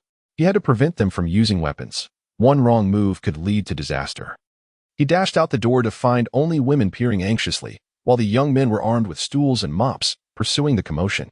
Moving with agility, he soon caught up to one after another, finally spotting a figure sprinting towards the train station. Zhang Long brandished a brick ahead, with Zhang Ermao wielding a mop closely behind, both relentlessly pursuing their target. Just as Chen Ling was about to catch up, he shouted at the top of his lungs, Zhang Long, Ermao, do not resort to violence. But as soon as he spoke, Zhang Long felled one of their adversaries with a swift blow from his brick. The remaining three turned back, seeing only Zhang Long and Ermao, and charged at them, furious at the sight of their bloodied comrade. One by one, they drew out fruit knives, lunging towards the duo. With the brick gone, Zhang Long found himself defenseless, while Ermao wielded his mop with surprising vigor. For a moment, the attackers struggled against him. Zhang Long, accustomed to brawling but lacking martial prowess, was soon overwhelmed, receiving several cuts that left his clothes in tatters. As a bald assailant lunged for his throat, Zhang Long stumbled backward, tripping and falling to the ground. The opponent seized the opportunity, raising the knife to strike. Seeing the dire situation, Chen Ling sprang into action, taking 3 swift strides before launching a kick that struck the assailant's wrist, sending the knife flying. Following that, a whirlwind kick sent the attacker sprawling. The remaining 2, realizing the tide had turned, hoisted their injured companion and fled. The bald man, seeing his comrades escape, limped away as well. Zhang Long was intent on pursuing, but Chen Ling stopped him, saying, no need to chase, it's even now. Zhang Ermao and Zhang Long returned with clenched teeth, when suddenly, Boss Zhang from the nearby Baozi shop emerged, grinning broadly. Ah, Boss Chen, what is going on? Such a commotion. Under the streetlight, Zhang Feng's smug expression was irksome, as he leaned in with a playful demeanor. To him, the sound of shattering glass was the sweetest melody of the new year.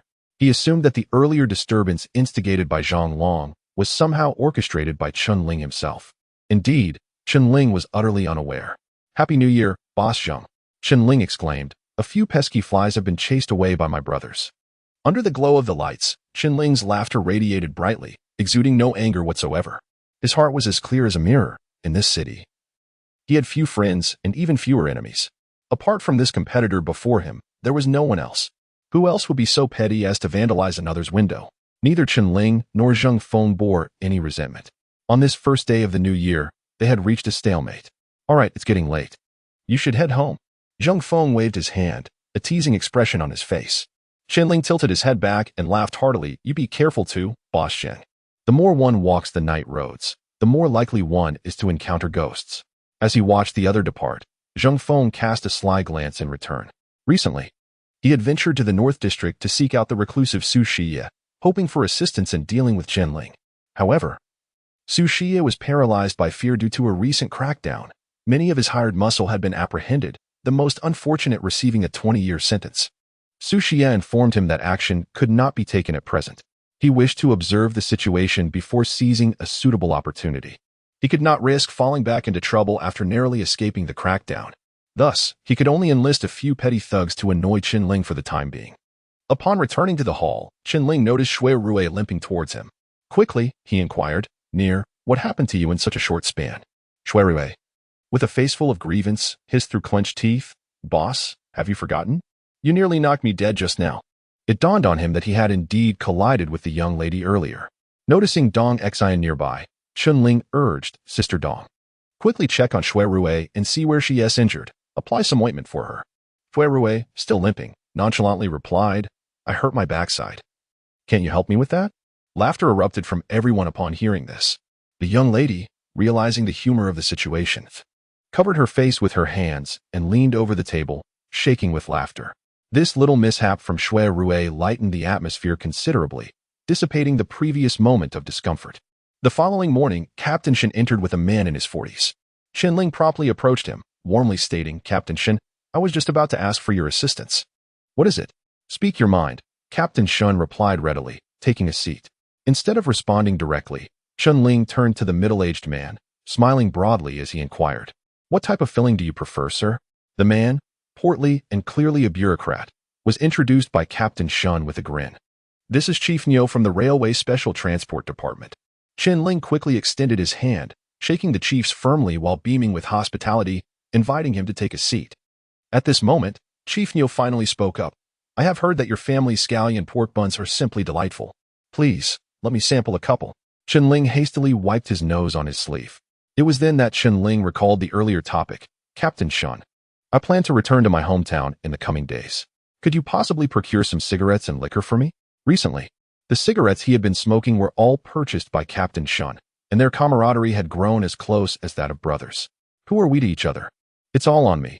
Many of the things I have were also arranged by Chief Niu. Captain Shen thumped his chest, responding with remarkable enthusiasm. The train transportation department was indeed a place that traversed the breadth of the country. Chen Ling pondered to himself that he must cultivate a good relationship with him in the future. Suddenly, Chief Niu shifted the topic, saying, I noticed your window pane is shattered. I hope it is not due to a conflict with Zhang Feng. He cautioned Chen Ling to avoid any discord with Zhang Feng, as he was well acquainted with Zhou Xiaoyi. Having lived a full life, Chen Ling felt his blood pressure spike at this remark and inquired, Are you referring to Sushi from the North City District? Chapter 73. Awaiting the opportunity to devour the wolf upon seeing Chief Niu nod, Chen Ling's heart raced, an involuntary tightness gripping him. He was reborn, not a warrior, nor devoid of intellect. Sushi was undoubtedly a formidable character to be avoided at all costs. Patience was imperative. He had perused the newspapers and surmised that in 2 or 3 months, he would be able to gain the upper hand against Sushi. This individual was cunning and ruthless, having taken 2 lives while managing to evade repercussions during a crackdown. Although he was not the most prominent gang leader in the country, he had been singled out for action by the highest authorities. At that moment, the office phone rang abruptly. Chen Ling tossed aside his conversation, saying, We shall continue later, and walked toward the office. The attendant brought in steamed buns and congee, setting them down before quietly departing. The 2 men picked up their chopsticks and began to eat. Captain Shen broke the silence, inquiring, Chief Niu, how did you ascertain that it was Zhang Feng who shattered the glass? As a seasoned postal worker transferred to this location for 3 years, he had never heard of Zhang Feng's audacity. Chief Niu, with his head bowed over his bun, glanced up slightly and replied, Have you not noticed that only Zhang Feng's establishment sells buns in this area? The other shops have already been smashed by Sushi. Having worked here for 2 decades, he was acquainted with Sushi's subordinates, thus possessing some insight into the situation. From the expression on Chen's face, it seems likely that Zhang Feng is indeed the culprit, Captain Shen remarked. Chief Niu remained silent, merely nodding in agreement. Entering the office, Chen Ling answered the phone, saying, "Hello. This is the Bowsy shop on East Station Street.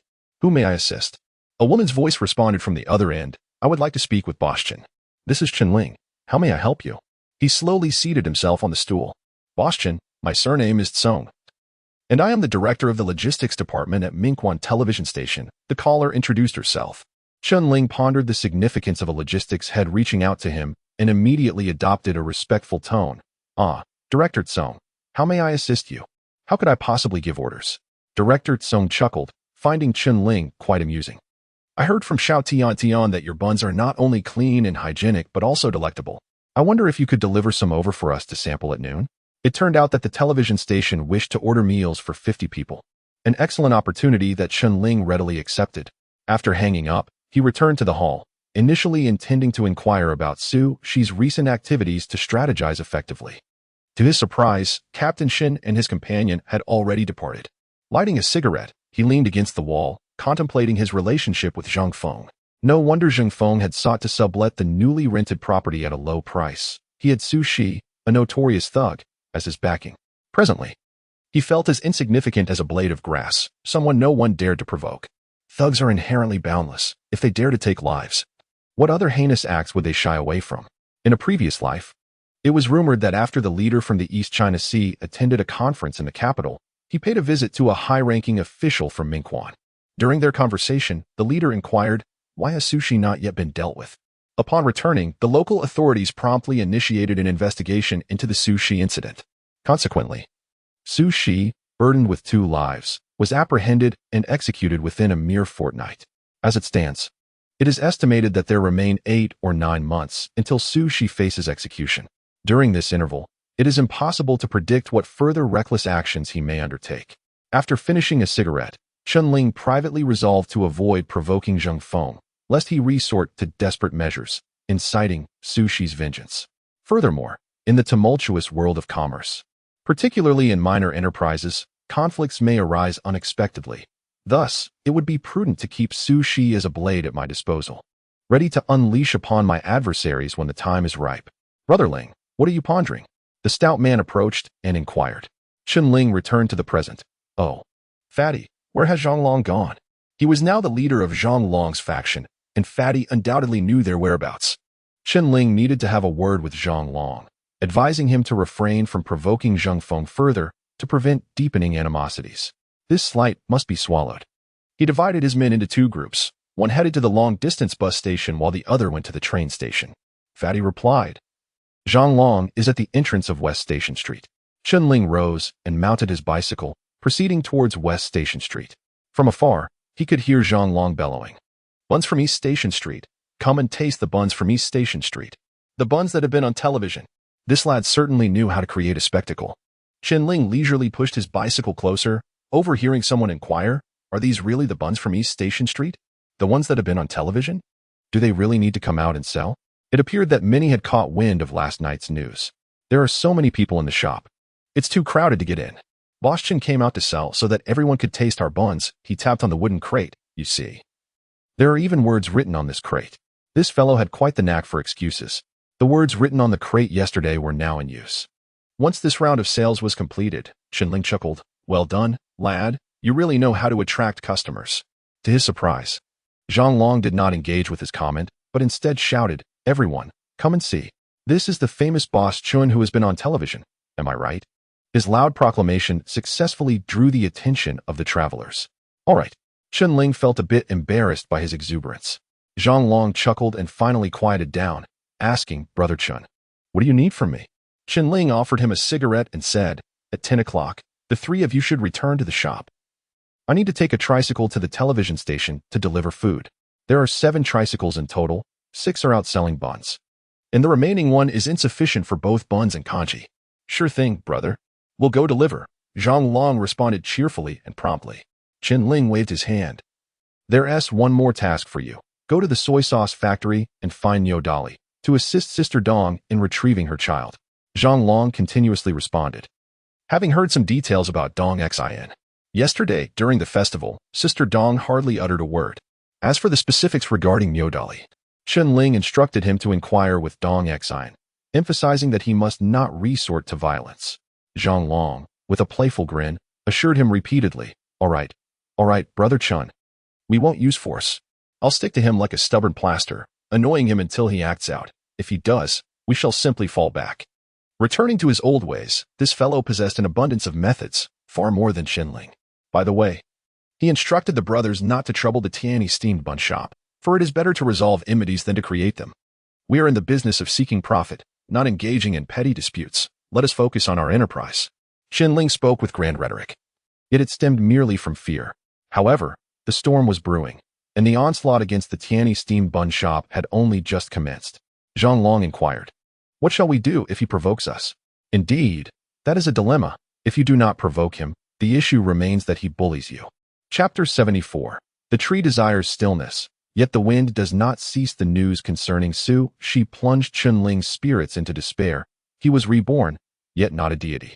Given his current capabilities, to contend with such a nefarious adversary was nothing short of courting disaster. The only recourse was to momentarily retreat. However, war does not cease merely at one's behest. Once the newspapers and radio broadcasts disseminated the information, the first to react was Zhang Feng's wife, Dehua. With the East Street bun shop thriving, what of the Tianyi bun shop? The meat remained the same, yet now a ravenous wolf had arrived. If it devoured all the meat, would she not be left famished? No, she had to confront him, to render him incapable of continuing. Dehua stepped out of the shop, commencing her tirade. You wretched scoundrels, leaving the countryside only to wreak havoc upon us. Zhang Feng set up a small table, brewed tea for Dehua, and placed a stool beside the table, thus establishing the battleground. Listen well, all you bun shop owners, you are utterly shameless. You substitute rotten pork and dead rabbit meat, masquerading as quality fare. Whoever dares to consume it, let them risk their lives. Meanwhile, in the office, the corpulent man and Chen Ling remained oblivious to the unfolding chaos. He handed Chen Ling a note he had recorded while the boss was absent. Chen Ling unfolded the note, revealing a phone number and the name Director Bien inscribed beneath it. Chen Ling pondered in confusion. He had never interacted with Director Bien before. What could he want with him? And why the urgency? Upon dialing the number, Chen Ling found himself speaking with none other than Director Bien. Good day, Director Bien. This is Chen Ling from the East Street Bun Shop. May I inquire what you need from me? Ah, Chen. I came across an article in the newspaper regarding your bun shop, which mentioned that the flavors are quite delightful. Would it be possible for you to deliver some for our breakfast in the future? It turned out that Director Bien was in charge of the cafeteria. Observing that the East Street Bun Shop remained unresponsive, Dehua continued her vitriol. You shameless wretch, sending the women from your shop to entice men for your promotion. Bah. What a disgrace. Chen Ling continued his conversation.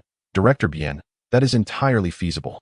Just inform me of the delivery schedule and the number of diners, and I will ensure it arrives promptly. He responded with great enthusiasm. When business opportunities present themselves, one cannot afford to decline. In the kitchen, the woman making buns began to sense something amiss. Zhang Yu dashed out of the shop, spotting a woman with a dark complexion, short stature, and a flat nose, hurling insults in their direction. Upon noticing Zhang Yu, the woman stood and pointed. What are you staring at, you little harlot? I'm addressing you. Zhang Yu rushed back, informing her companions, the owner of Tianyi Bun Shop just called us harlots. Upon hearing this, Dong Xin and the others erupted in indignation. Each rolled up their sleeves, armed with rolling pins and stools, and rushed outside. As business suddenly surged, Chen Ling, realizing he was overwhelmed, called Zhang Yuanshan to discuss plans for a branch. Suddenly, he heard shouts from outside the shop, abruptly ending his call to investigate. He found the owner of Tianyi Bun Shop standing before her establishment, rolling up her sleeves, directing her furious curses at them. The female staff, equally fierce, were hurling insults with passionate fervor. You wretched woman, you think you can entice others? Just look at your ghastly appearance, even more unattractive than a pig. With that complexion, when you venture out at night, no one would even notice you. You wish to share a bed with someone who would desire you. The war of women was a cacophony of sharp tongues, each barb striking with profound intensity. A visceral exchange that was almost unbearable to hear. When one side faltered in their insults, Zhang Feng promptly dispatched new reinforcements to join the fray. And you think you're beautiful? Otherwise, why are you all so worn out? Standing at the dumpling shop on East Street, it's all about sun and yang. You're all peddlers of human flesh. Bah, these brazen women, sleeping with the boss and then with random men, are utterly shameless. The bustling East Street, already crowded, came to a halt as onlookers paused to witness the spectacle of female ire. Delivery vehicles were compelled to slow down, honking gently as they inched forward. Shui Rue called out defiantly, "Our boss is quite the handsome fellow. Are you envious?" To which Wang Ling chimed in, "Just take a look at your boss. He resembles a breeding boar." As the conflict escalated, both sides found a common target, each other's boss. Chen Ling, unable to contain the chaos, sought a ceasefire, but to no avail. It was the other side that had instigated the altercation in the first place. Suddenly, the sound of a police siren pierced the air as a patrol car from the nearby station approached. Officers began to mediate, as both factions, composed entirely of women, refrained from physical confrontation and could only be counseled. Chen Ling and Zheng Feng could not allow their employees to continue with such vitriol. Business still needed to be conducted. After all, insults alone would not lead to the downfall of the opposition. Moreover, Zheng Feng had his own methods to retaliate later if necessary. After 10 minutes, this verbal melee finally subsided. With the skirmish concluded, Chen Ling mounted his bicycle and pedaled east along Station Front Street, intending to scout out a new storefront near the People's Mall before proceeding along Jingxi Road to Diguanyuan. At that moment, thick clouds obscured the sky, casting a gray pallor over the landscape, while tiny snowflakes, reminiscent of millet grains, fluttered down, producing a soft rustling sound. The thoroughfare was relatively quiet until he reached the moat, where he turned south along the riverbank. As he approached the People's Mall, pedestrian traffic noticeably increased. This area symbolized the prosperity of the provincial capital and stood as one of the burgeoning commercial centers that emerged post-reform and opening. An array of diverse shops lined the streets, a bustling tableau of commerce. From a small tape shop wafted the gentle, lingering strains of a song. If I had never met you, where would I be now? How would my days unfold? Should life be cherished? Teresa Tung's melodious, melancholic voice seemed to transport listeners to distant realms, evoking memories of times long past. Suddenly, a wave of nostalgia washed over Chen Ling. He longed for the company of his wife and children. Quickening his pace, he hoped to locate a suitable shop soon and return home. With Zhou Xiaoyi's due date rapidly approaching, his anxiety grew with each passing moment. Before the People's Mall, the scene resembled a bustling train station entrance, where people jostled shoulder to shoulder, feet brushing against one another amidst the cacophony of traffic and vibrant activity. Even as snow gently fell from the sky, the fervor for shopping among the crowd showed no signs of waning. Chen Ling gazed upon the throngs of people before him, pondering to himself that perhaps this journey would be in vain. In such a bustling locale, how could there possibly be any vacant storefronts available for lease? As Chen Ling maneuvered his bicycle, striving to push westward, Zhang Long, accompanied by two of his brothers, arrived at the entrance of the soy sauce factory. "Comrade, do you recognize this individual?" Zhang Long inquired, holding out a photograph to a woman exiting the factory. The woman took the photo, scrutinized it, and then cast a wary glance at Zhang Long. "I know him. What is the matter?" Despite Zhang Long and his companions attempting to mask their rogue demeanor, the woman could still discern certain clues. After all, their aura was unmistakable. "Oh, we have important matters to discuss with him." "Thank you, sister." The woman, uncertain of their intentions, hastily distanced herself. Chapter 75. The delinquents in action. Zhang Long, big head, and squinty eyes arrived at the soy sauce factory without causing any disturbances. Upon seeing someone exit the premises, they produced a photograph and inquired if the individual recognized Niodali. This unusual behavior aroused suspicion among the onlookers, who regarded them with heightened vigilance. The trio lingered outside for 20 to 30 minutes, eventually catching the attention of the reception desk. The attendant reported the situation to the security department, and the head of security emerged to ask, "Young men, what business do you have with Niodali?" Typically, one could simply register at the reception desk to gain entry, for this was not a military exclusion zone. However, the trio's inquisitive demeanor, without any intention of entering, struck as rather peculiar. "Leader, we have important matters to discuss with Niodali," Zhang Long replied, maintaining a semblance of decorum. Despite their odd behavior, they did not provoke hostility from the factory personnel. After all, summoning the police would be counterproductive. This was a meticulously orchestrated plan that required careful execution. "Very well. You may send one person inside to find him. There is no need to inquire from outside." The head of security was cordial and understanding. "Thank you. That won't be necessary. We shall wait for him to finish work," they responded. Their intention was to exert psychological pressure on Niodali by allowing the factory workers to observe them, making it impossible for them to enter and seek the individual directly. "All right then." The head of security glanced at his watch. There were only 10 minutes remaining until the end of the workday. Although the trio's actions appeared somewhat eccentric, they bore no significant malice, since the guests preferred to remain outside. The head of security did not insist further and returned through a small door adjacent to the reception desk. The soy sauce factory was modest in size and lacked a cafeteria. Before long, small groups of workers began to emerge for their meals. Recently, Niu Dali had been dining out with his girlfriend and taking her to the cinema, showering her with sweet words until his lips felt chafed. After persistent efforts, his relationship with his girlfriend had finally begun to thaw. Her father, seeing his daughter's affection, reluctantly softened his previously harsh opposition. Hand in hand, Niu Dali and his girlfriend Lily exited the factory, blissfully strolling northward across the street. Zhang Long meticulously compared the photograph, scrutinizing Niu Dali's height and robust physique. After confirming his identity, the three immediately followed suit. When they were merely 3 steps away from Niu Dali and Lily, a young man blocked their path. Big Head forcefully shoved him aside, impatiently exclaiming, "Get out of the way. Move aside." The young man glanced back, noting the fierce expressions on their faces, and silently stepped aside. These street thugs and petty delinquents were as undesirable as foul refuse, evoking no desire to engage with them. Once entangled, they would cling to you like an inescapable burden. If you were to strike them, they would see you as their benefactor, lingering at your doorstep for sustenance. Your future prosperity would hinge upon their dependence. Conversely, if they were to assault you, you would find yourself at their mercy. No money, just your life. At worst, they might spend a few days behind bars. It was not as if they had never been incarcerated before. To them, multiple stints in prison were merely a routine affair. Unlike those with respectable occupations who, once detained, bear the burden of a criminal record, which could adversely affect their future prospects in joining organizations or ascending ranks, leaving a permanent blemish on their lives. As they walked, Niu Dali sensed something amiss. Passers-by seemed to deliberately steer clear of them. The trio, however, fixated their gaze on him, nearly stepping on his heels. Miss Lily, too, detected the unusual tension, turning to see the 3 individuals less than a meter away. "What do you want?" she inquired, indignantly. The desolate street had few people, yet these 3 chose to approach them so closely, clearly harboring ill intentions. The 2 scoffed, scratching his nose. "What do you mean? Don't you know in your heart? Indeed, after committing wrongdoings, you feign ignorance?" Mimi Yin chimed in. The 3 displayed an air of indifference and provocation.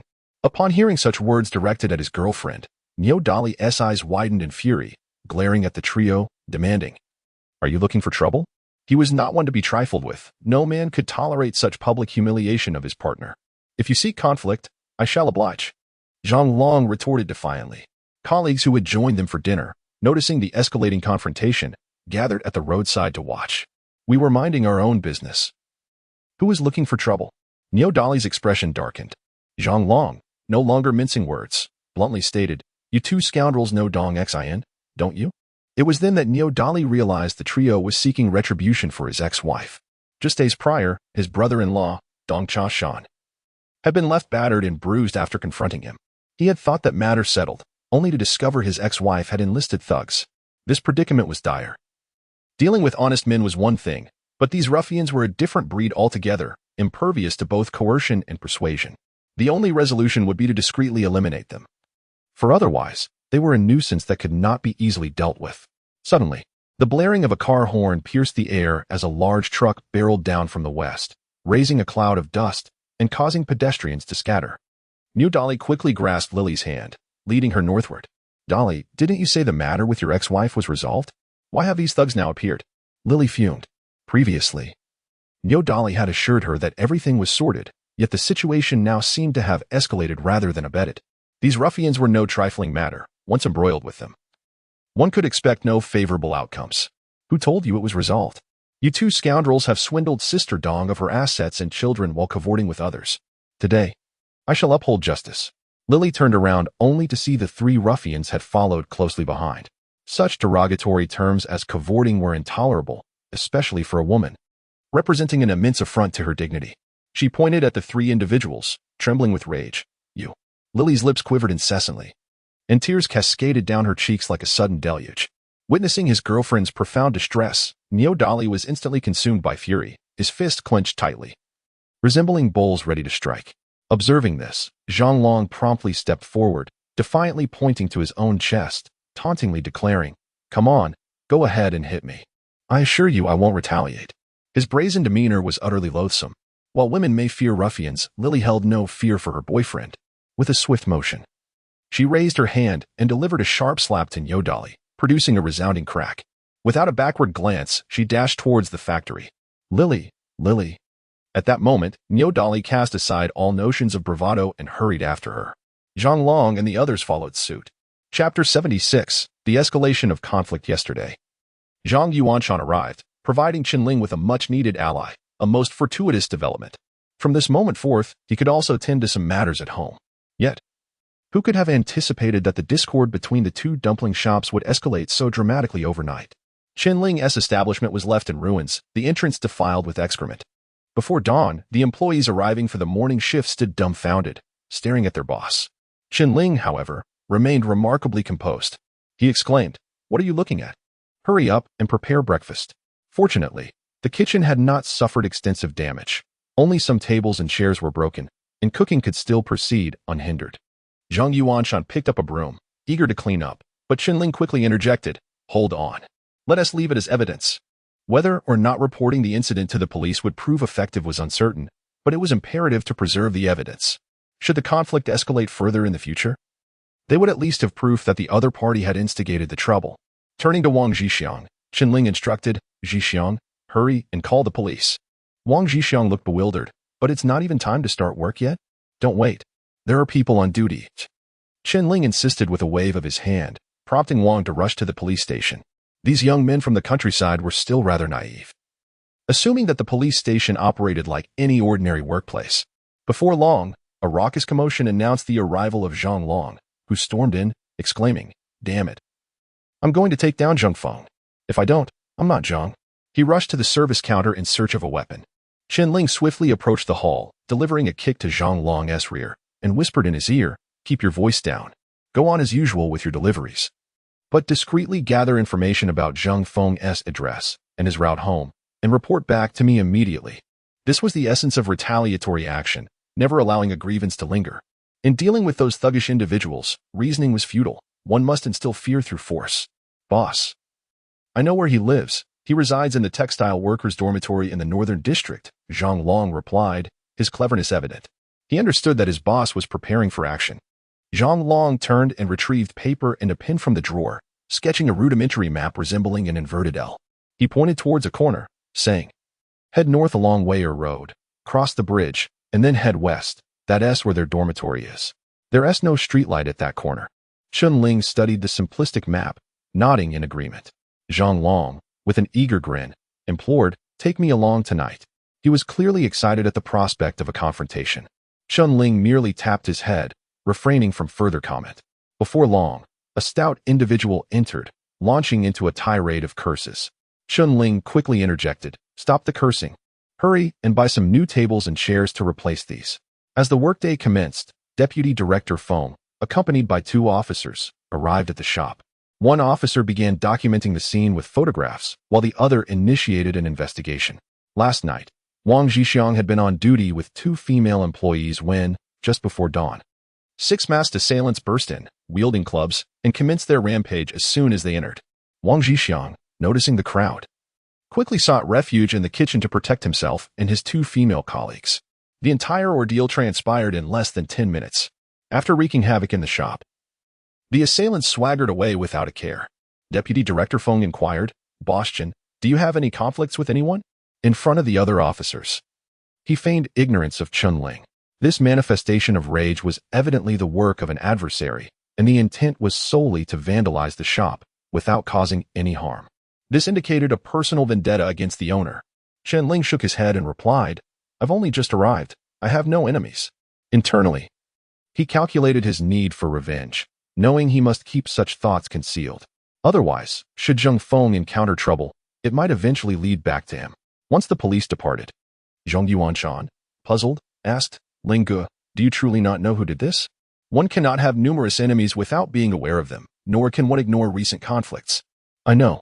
It's Zhang Feng from Tianyi Steamed Buns," he stated, fixing his gaze on Zhang Yuanshan. "What should we do?" A fierce glint flashed in Zhang Yuanshan's eyes as he clenched his fists and declared, "Let us deal with him." The previous day, they had secured a 2-story building east of the provincial hospital for their new storefront. Chen Ling signed a 3-year lease at an annual rate of 2,600 yuan. With matters now settled and no pressing concerns at hand, the two mounted their bicycles and headed north towards the textile workers' dormitory to scout the area. After approximately 20 minutes of travel, they crossed a bridge and spotted a sign on the west side of the road that read Minquan City Textile Workers' Dormitory. Dismounting, they first surveyed the surrounding terrain. It was a T-junction, with way or road as the prominent thoroughfare, and turning left would lead them to their destination. There were no towering edifices nearby, only small storefronts selling sundries, clothing, and local products. Business was sluggish, with customers few and far between. They crossed the street, entering a narrow alley about 6 or 7 meters wide, just enough to allow vehicles to pass. Proceeding further, they arrived at the textile workers' dormitory. Halting their bicycles, Chen Ling produced a cigarette and offered it to Zhang Yuanshan. "This is the spot. It's the route Zhang Feng takes home every day," he stated. Zhang Yuanshan lit the cigarette and surveyed the area, commenting, "This isn't ideal. There are too many shops around." Indeed, it was a residential area. While there weren't many large stores, numerous small ones thrived. Chen Ling reassured him, "No worries. He finishes work at 10, and by that time, all the shops will be closed." Zhang Yuanshan nodded, still unfamiliar with local customs since his arrival in Minquan. On such a cold night, by 10 o'clock, the streets would be nearly deserted. Chen Ling looked up to observe the streetlights. However, it was of little use. During the day, one could not ascertain whether the lights were functional. On the return journey, Chen Ling stopped by a general store to purchase several pairs of women's knee-high stockings, and then visited a local goods shop to buy 3 smooth floor cleaning sticks before returning to the steamed bun shop. These floor cleaning sticks, slick and roughly the size of an egg, were made of poplar wood and served as an ideal instrument for striking. Upon entering the office and having just finished a cigarette, the phone began to ring. It was Deputy Director Feng. "Chen, come to my house tonight. Let your sister-in-law prepare some delightful dishes, and let us enjoy a drink together." The timing of this invitation is indeed quite deliberate, neither too early nor too late, but specifically chosen for this evening. Has he uncovered something? Or perhaps there is new progress regarding the search for my biological parents? "Brother Feng, I have some matters to attend to this evening. Would it be possible for me to come over tomorrow night instead? Regardless of the circumstances, this evening, I must ensure that Zhang Feng and his wife receive a stern lesson. Otherwise, they may remain unaware of the many eyes of the formidable Ma Wangye." Chapter 77. Clues emerge as night finally descended. Zhang Long hurriedly approached, his face beaming with joy as he greeted Chen Ling. "Brother Chen, I want to join you. I have experience with this kind of thing." He certainly had a knack for timing. Noticing Chen Ling's silence, Zhang Long pulled out a wooden stick from his coat and then tucked it back in with a grin. This fellow was indeed quite professional. Chen Ling pondered for a moment. After all, once they engaged in this altercation, Zhang Feng would most likely deduce his involvement. So there was little risk in having an extra person privy to the plan. He retrieved a pair of long socks and handed them to Zhang Long, who inspected them thoroughly before giving a thumbs up. "Brother Chen, brilliant." Thus, the 3 of them donned their coats and rode bicycles, soon arriving at the textile workers' dormitory. Just as Zhang Long had predicted, the streetlight at the intersection was out, leaving the area shrouded in darkness. They concealed their bicycles in a discreet location and locked them up. Chen Ling glanced at his watch. It was precisely 10 o'clock. That fellow should be off work now. "Zhang Long, you keep watch while Yuan Shan and I take action." "Not a chance." Zhang Long interjected quickly. "You're too tall. You'll be easily recognized." "Right." Zhang Yuanshan concurred. "I'll team up with Zhang Long to handle the situation, and you can keep an eye from the bridge. When he arrives, just whistle to alert us." Chen Ling conceded, trusting that with Zhang Yuanshan present, nothing would go amiss. He handed 2 sheets to Zhang Long and swiftly made his way to the bridge. Approximately 10 minutes later, as anticipated, Zhang Feng appeared, hunched over his bicycle, carrying his wife. Chen Ling placed his fingers in his mouth and let out a sharp whistle. The 2 men immediately donned the long socks over their heads, with Zhang Yuanshan brandishing the wooden stick and Zhang Long clutching the sheets. Zhang Feng, riding his bicycle, swiftly rounded the corner. In an instant, a wooden stick shot out, wedged in the front wheel of his bicycle. With a resounding thud, both he and his wife toppled to the ground. Before they could comprehend the situation, the sheets descended upon their heads like a net. Soon after, a flurry of blows rained down upon the couple. Initially, they cried out in distress, but within a few minutes, silence enveloped them. "What is going on?" a voice called out. "Oh no, the neighborhood watch is here." The two assailants quickly retracted their weapons and vanished into the night. Meanwhile, the following afternoon, Chen Ling arrived at the military district's staff dormitory. He gently knocked on the door according to the room number. With a creak, the door slowly opened, revealing a sharp-featured youth. The boy was slender. Resembling Feng Chengdong to a striking degree, one could easily surmise he was his son. "Hello, you must be Uncle Chen. Please come in." The boy was polite, and his demeanor reflected his excellent upbringing. "Brother Chen, you've come. Please, step inside." A woman wearing an apron approached warmly, her face radiating hospitality. Judging by her age, she was likely Feng Chengdong's wife. "Sister-in-law, good day." "Old Feng, look at Brother Chen. He has brought so many gifts." "Mrs. Feng remarked as she graciously accepted the offerings from their guest and then called out towards the living room. It was Chen Ling's first visit, and he had brought 2 bottles of Wuliangye, along with some delicacies and fruit. Feng Chedong, clad in a cardigan and wearing slippers, approached with warmth, inviting Chen Ling to take a seat. The modest abode consisted of 2 bedrooms and a living room, despite the simplicity of a dining table and a few chairs. The living area felt somewhat cramped. A spread of Western dishes adorned the table, and upon sitting down, Feng, the deputy director, began pouring tea for his guest. Chen Ling's gaze lifted to a banner above the dining table, boldly inscribed with the characters "Great Rivers and Mountains." To his astonishment, the signature read Wu Faxian, a name that resonated with prominence, a former high-ranking military official of considerable repute. "Brother Feng, how did you come to possess his calligraphy?" Chen Ling inquired, astonished. Despite his own experiences, he could hardly fathom that someone like Feng Qingdong would unabashedly display the words of such a sensitive political figure in his home, revealing a broader embrace of the party than he had previously imagined. "I know him," Feng Qingdong replied with an air of ease. Chen Ling could not help but marvel at the connections one could forge within the military district, encountering such legendary figures. At that moment, Mrs. Feng approached with a plate of dishes, smiling as she said, "Old Feng, stop holding back. Let us drink with Brother Chen." It was evident that this family shared a harmonious bond, and Mrs. Feng had a jovial spirit. Chen Ling erupted in hearty laughter. "Sister-in-law, please take a seat as well," he insisted, standing up. Mrs. Feng quickly responded, "Xiaochen, you are too courteous. Please, sit down. The dishes will be served shortly." Feng Chendong uncorked a bottle of wine, and Mingming adeptly poured. It was clear that Deputy Director Feng enjoyed his drink. No wonder his wife urged him to relax. After all, it was the children who assisted in pouring wine. Feng Chengdong raised his glass. "Let us drink first. We will wait for sister-in-law to join us," Chen Ling remarked. He was not one to disregard social niceties. Respecting the matriarch was essential for maintaining good relations among friends. Every detail mattered in the art of visiting. Before long, all the dishes were served, and the family of 3, along with Chen Ling, began to eat. The 2 adult men sipped their wine while the women and children enjoyed beverages.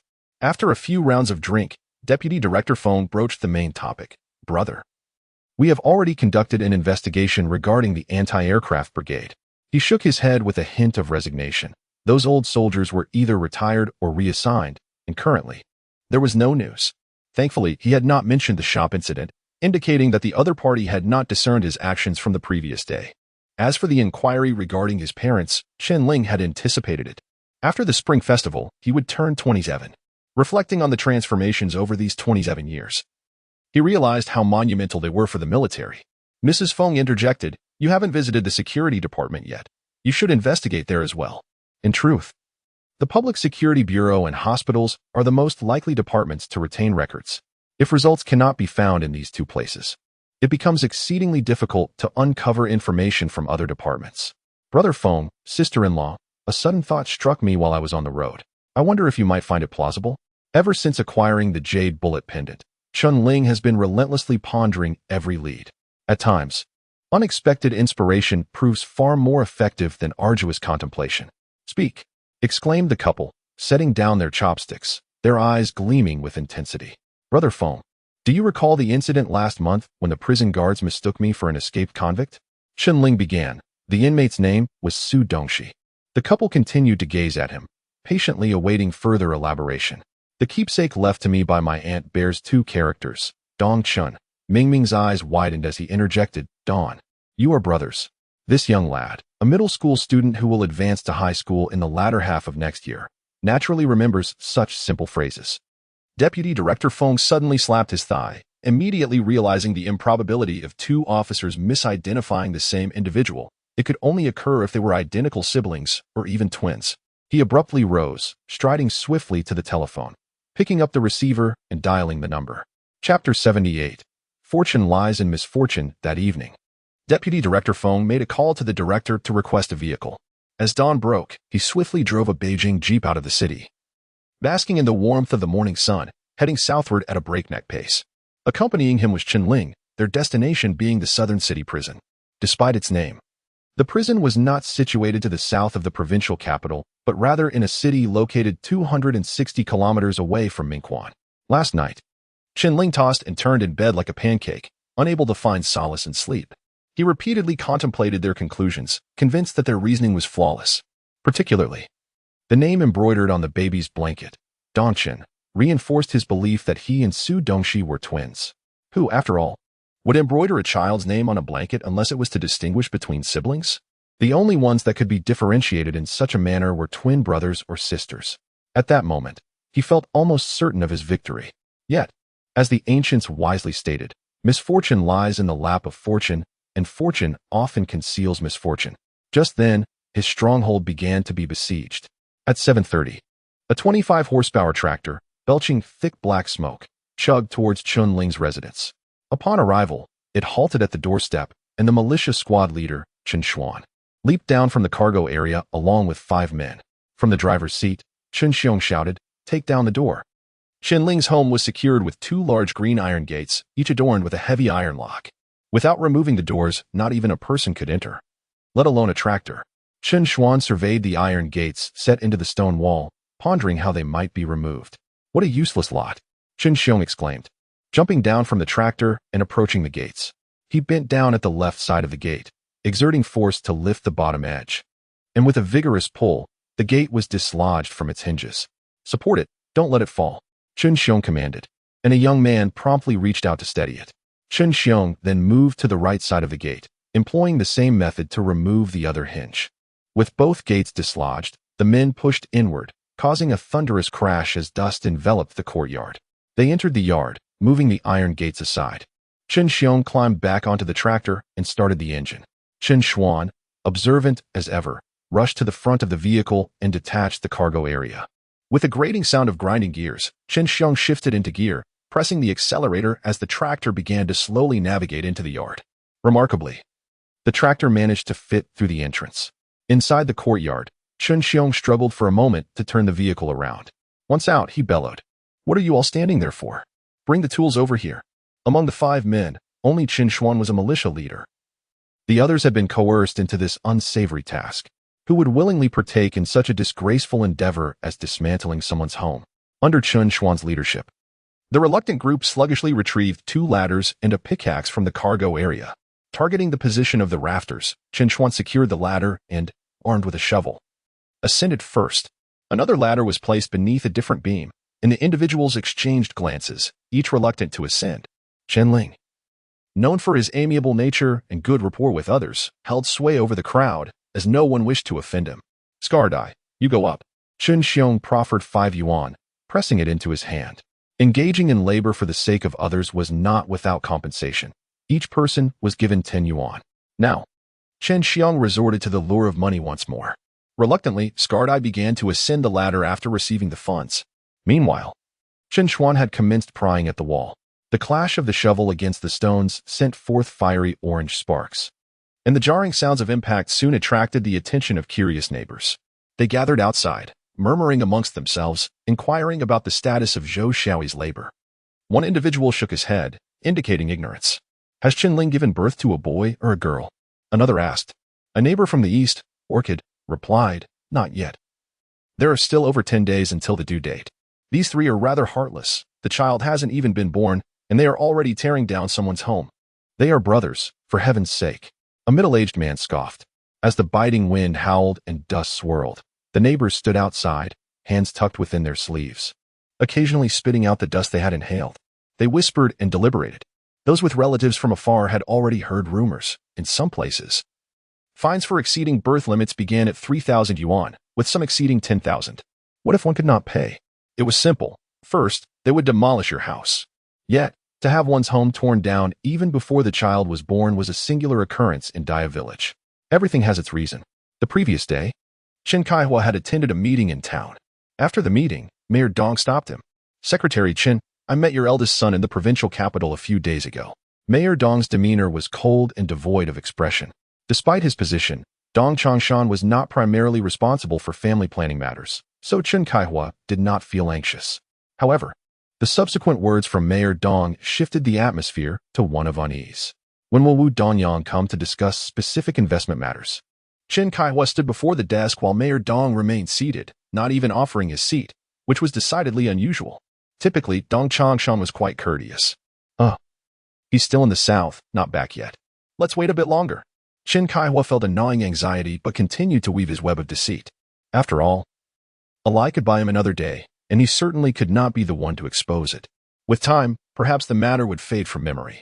Or by the next term, Dong Changshan might be reassigned elsewhere. Mayor Dong let out a chilling laugh. "Chen Kaihua, you wouldn't be trying to deceive me to extricate your son from the police station, would you?" His expression darkened ominously. Since returning from the provincial capital, Dong Changshan had repeatedly recalled Chen Ling's sarcastic laughter and his words, feeling a profound significance behind them, coupled with Wu Dongyang's prolonged silence. Mayor Dong speculated that Chen Kaihua must be manipulating him to save his son. It was truly unfortunate. Chen Kaihua had originally hoped to conceal the truth for a while longer, but he did not anticipate being uncovered so swiftly. After fervently denying the accusations, Chen Kaihua took a considerable amount of time to reflect. The deception he orchestrated to mislead Mayor Dong was known only to Chen Ling.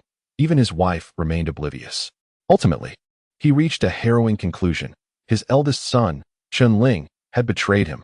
"Do not blame me for my lack of loyalty in this merciless turn of events."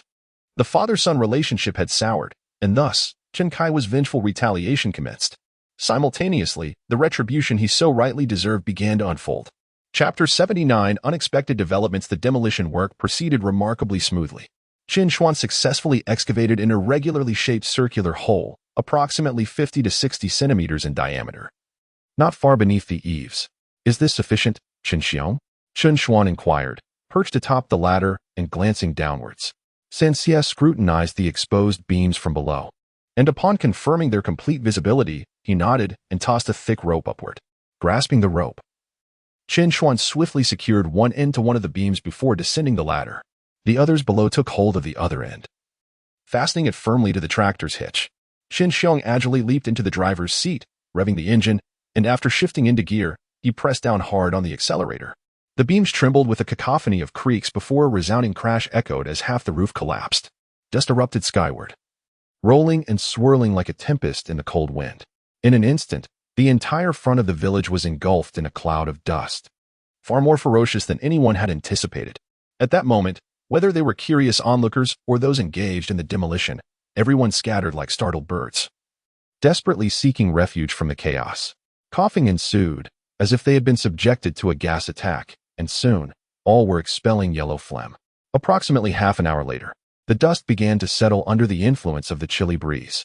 Chen Xiong, accompanied by 5 others, returned to the scene to commence the dismantling of the second triangular beam, this time equipped with experience. Bala Yin climbed the ladder to quickly secure one end of the beam before hastily descending. Meanwhile, Chen Xiong prepared to rev the engine, ready to drag the beam down and retreat swiftly. However, just as Chen Xuan was checking the rope attached to the tractor's hitch, the tractor suddenly lunged forward with force. A thunderous bang rang out as the rope, akin to the thickness of an egg, abruptly detached from the beam, shooting back towards the tractor like a striking cobra. Reacting instinctively, Chen Xuan turned to see the other end of the rope lash towards him with the ferocity of a steel whip. In an instant, darkness enveloped him, and he lost consciousness. Witnessing Chen Xuan collapse from the impact, the surrounding onlookers rushed forward. Blood streamed from his mouth and nose. He was already unresponsive. Chen Xuan's uncle happened to be present, and, in a state of acute anxiety, shouted, "Quickly, take him to the hospital." He then urged the onlookers, "Hurry and notify Xuan's parents. The child is in trouble." With a distance of 5 to 6 li to the county hospital and time pressing, there was no opportunity to call for an ambulance. The crowd hurriedly lifted Chen Xuan into the tractor's cargo area. Chen Xiong swiftly drove off, securing the load. The tractor belched thick black smoke, galloping like a wild stallion towards the county town. The road conditions were poor, and the tractor jolted violently. It was uncertain whether a healthy individual could survive the journey to the hospital.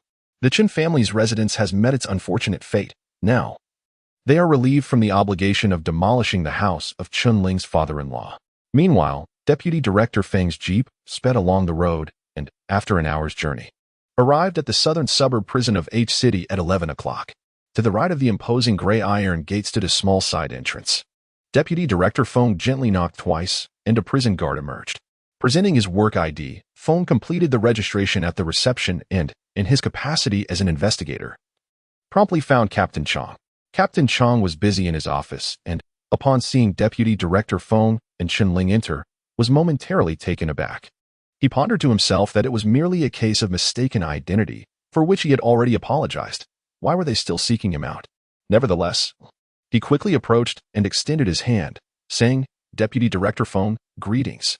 He then grasped Chen Ling's hand earnestly, expressing, "Comrade Chen Ling, I sincerely apologize. The previous incident was a misunderstanding, and I regret any distress it may have caused you."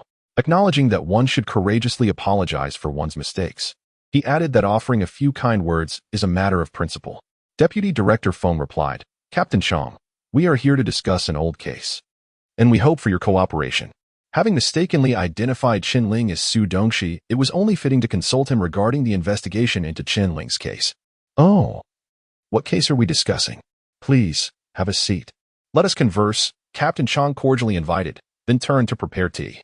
Deputy Director Feng settled onto a single armchair, while Chen Ling and the driver chose the three-seater opposite, quietly taking their seats. They deliberately left the sofa next to Feng for the host's convenience. Captain Chang placed teacups before them, then sat beside Feng across the small tea table.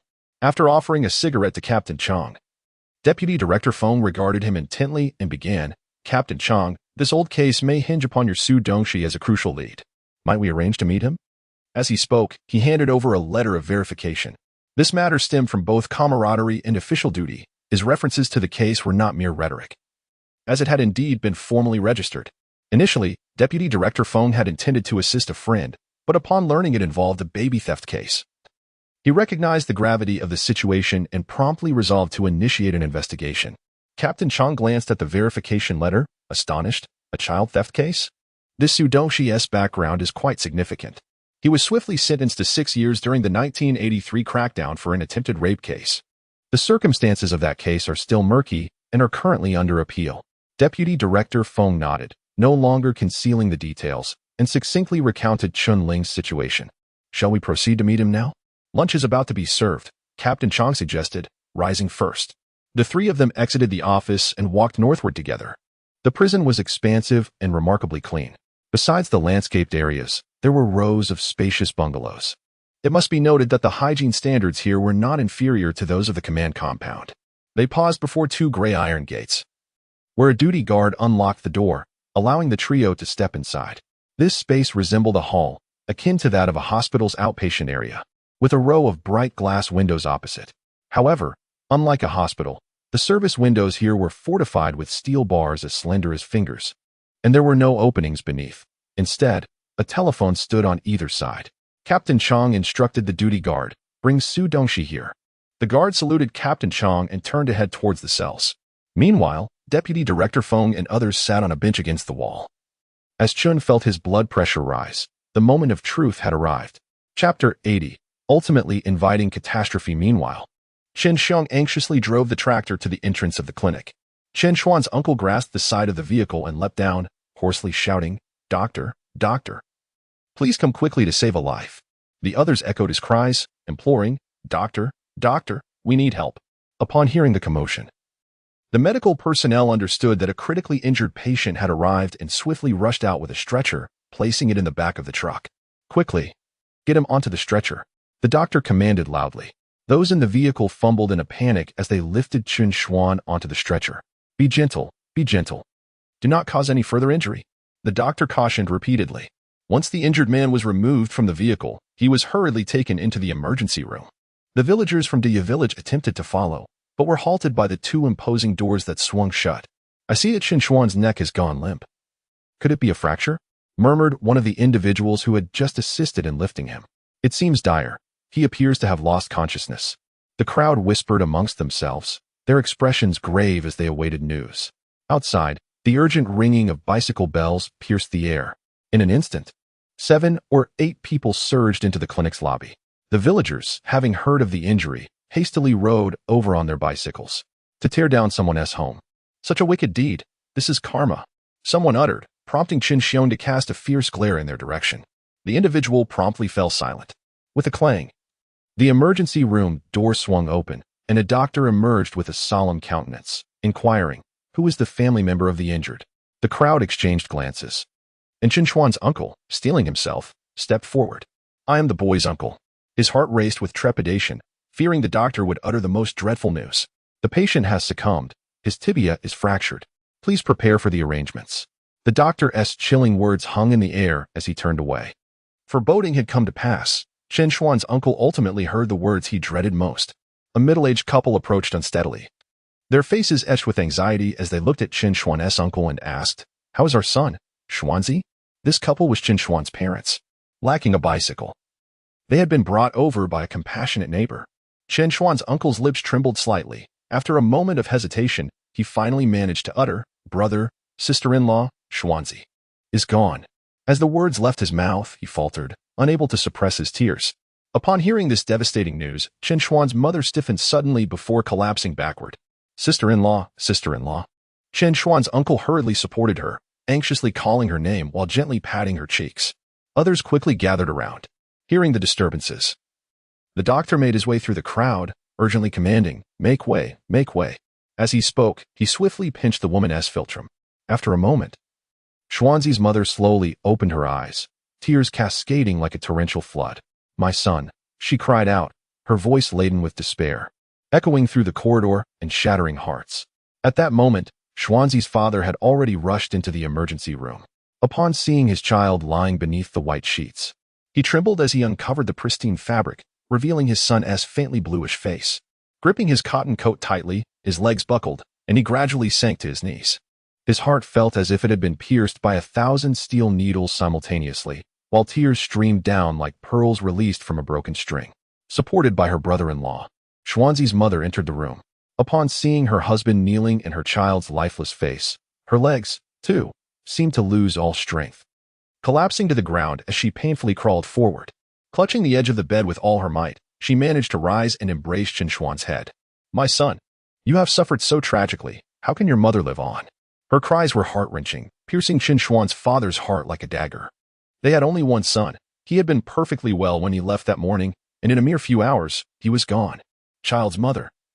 Chen Xuan's father struggled to rise and tightly embraced his wife. He witnessed his sister-in-law pressing her face against her nephew's, and Xuanzi's uncle hurriedly stepped forward to pull her away. Yet, her hands clung desperately to her son's head, refusing to let go. Brother, sister-in-law, do not grieve too much. He stammered through his own tears, unable to contain his sorrow. Tears surged forth like a flood, blurring his vision once again. Nurse Zhou Xiaoyi, hearing the cries, though accustomed to such sounds, couldn't he help but inquire with a villager, what has happened? Upon learning that the secretary of Dia village had incited the villagers to demolish Chen Ling's house, resulting in a tragic death, she immediately returned to the nurse's station and dialed the town government of Qingxi. Upon hearing that Chen Kaihua was once again engaging in illegal activities, this time leading to loss of life, Mayor Dong was filled with regret. If he had not vociferously advocated for the release of Chen Kaihua and his son, such a calamity might have been averted. After notifying the police station, he hastily left his office and proceeded towards the county hospital. In the South City prison, the on-duty guard entered the cell and shortly thereafter emerged with a young man in handcuffs. Chen Ling looked closely and was struck dumb with astonishment. The man stood approximately 182 meters tall, with a wheat-colored complexion and strikingly handsome features. Beneath thick black brows, his eyes sparkled with a rebellious glint. The long eyelashes added an unexpected delicacy to his visage. Were it not for the blue prison uniform and a shaved head, Chen Ling might have mistaken him for a mirror image of himself. It was no wonder that Captain Chong had mistaken identities. At the very moment their gazes intertwined, the other person appeared momentarily stunned, clearly having recognized Su Dongxi as well. Su Dongxi, sit down quickly. The prison guard firmly pressed down on his shoulder. Slowly, Su Dongxi approached the chair beneath the glass window, sitting down like a wooden figure, his eyes never straying from Director Chen's gaze. The guard retrieved a key from his pocket and grasped Su Dongxi's arm, preparing to unlock the handcuffs. However, Su Dongxi remained unresponsive, as if entranced. His eyes fixated on Director Chen. Su Dongxi, there is a case that requires your assistance in providing some clues. You must answer their questions truthfully and cooperate fully, understood?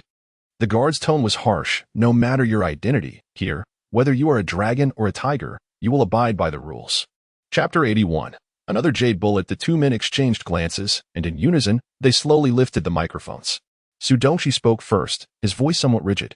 Who are you? Although many in the world bore a resemblance to one another, the likeness of two individuals appearing as if they were cast from the same mold was indeed rare, akin to the striking similarity found only in identical twins. At that moment, Chen Ling had nearly confirmed in his heart that Su Dongxi, standing before him, was his long-lost brother. This belief was shared not only by him but also by Vice Director Feng, the police officer who had driven them, and Captain Chang, all of whom were present. Captain Chang remarked, "Comrade Chen Ling has a small quilt with Dongxian embroidered on it. It is quite possible they are twins." Vice Director Feng, smoking a cigarette, nodded in agreement, sharing his insights with Captain Chang. Chen Ling unfastened his collar and cautiously reached into his shirt, delicately retrieving a pendant. He gently lifted the red cord, revealing a jade bullet that swayed before him. Simultaneously, Su Dongxi took off a pendant from around his neck, presenting it to Chen Ling. He then handed it to the prison guard, who opened the door and passed it to Vice Director Feng. Feng accepted the pendant in silence and transferred it to Chen Ling. Upon receiving it, Chen Ling scrutinized it closely, noting the identical patterns that perfectly matched his own. The back of the jade pendant bore similar uneven grooves. He slowly aligned the two jade bullets together, and indeed, they fit seamlessly, forming a complete bullet head. Chen Ling's eyes began to glisten with unshed tears, a veil of moisture clouding his gaze. Inside the glass enclosure, Su Dongxi observed quietly, his expression devoid of emotion. Clearly, he did not share Chen Ling's sentimentality, or perhaps he was preoccupied with other thoughts. Chen Ling lifted the complete jade bullet with his fingers and turned to Vice Director Feng, who understood the unspoken request and approached to take the jade bullet. Moving towards the door, the prison guard received it and then handed it back to Su Dongxi. "Have you ever heard that you have a brother lost to the world?" Chen Ling asked in a low voice. Inside, Su Dongxi nodded. "Are you Su Dongchen?" "I now go by Chen Ling. Perhaps I was meant to be called Su Dongchen." Chen Ling replied, pulling out a handkerchief to gently wipe away the tears from the corners of his eyes. Captain Chang and Vice Director Feng sat on the bench, smoking. Captain Chang softly remarked, "Su Dongxi's father is the deputy commander of the Mingquan military district." Vice Director Feng was taken aback, his eyes widening as he exclaimed, "Su Chenxi? His mother is Director Chen from the Secretariat, Chen Dong?" The realization dawned on him that the names of Su's parents were profoundly intertwined with that of their child. Captain Chang was astonished that Vice Director Feng could so readily name Su Dongxi's parents. "Do you know them?" Captain Chang inquired with curiosity. Vice Director Feng smiled slightly. "What a coincidence. I once served in the military district and still reside in the commander's compound. It is indeed remarkable. Who would have thought that Deputy Commander Su had a son lost to the world? Is Su Dongxi the one who was sentenced during the severe crackdown of 1983? Deputy Director Feng inquired, recalling that several individuals had been charged with crimes of debauchery. In 1983, during the intense crackdown, many individuals from various organizations such as the August 1st Auditorium, the sports team, the song and dance troupe, and the military district offices faced sentencing, all under similar charges of debauchery. Indeed, Captain Chang replied, it was an attempted rape. This particular detail was unknown to Deputy Director Feng. Within the precincts of the military district, such topics were considered taboo. The charge of debauchery surfaced from the crimes committed alongside the young rascals. Su Dongxi was not only the son of a high-ranking official but also an exceptional student from the National Defense University, serving as a company commander in a certain unit. He was tall and robust, with striking features. Given his attributes, describing him as the dream lover of many women would hardly be an exaggeration. How could an attempted rape charge even come about? Captain Chang, do you believe Su Dongxi's charges hold validity? Deputy Director Feng found it difficult to comprehend the nature of this young man's alleged crimes. As a police officer, his inquiries were made with utmost seriousness and responsibility. During the severe crackdown, the atmosphere was exceedingly tense, with arrests and sentencing occurring at an alarming pace. Many individuals were sentenced within a mere fortnight of their apprehension. Such a hasty process raised concerns about the potential for miscarriages of justice. Su Dongxi steadfastly denied the charges against him and was actively appealing. Captain Chong sighed, noting that the woman remained adamant, with no witnesses to corroborate her claim. At that moment, the sound of clattering utensils announced the arrival of the cook pushing a meal cart. Chen glanced at his watch. It was already 11:30. He rose and turned to Captain Chong, suggesting, "Captain Chong, shall we dine together?" Deputy Director Feng looked at Captain Chong with eager anticipation, softly inquiring whether it would pose any significant issue. Generally, family members were not permitted to dine with inmates. However, today as circumstances were rather exceptional.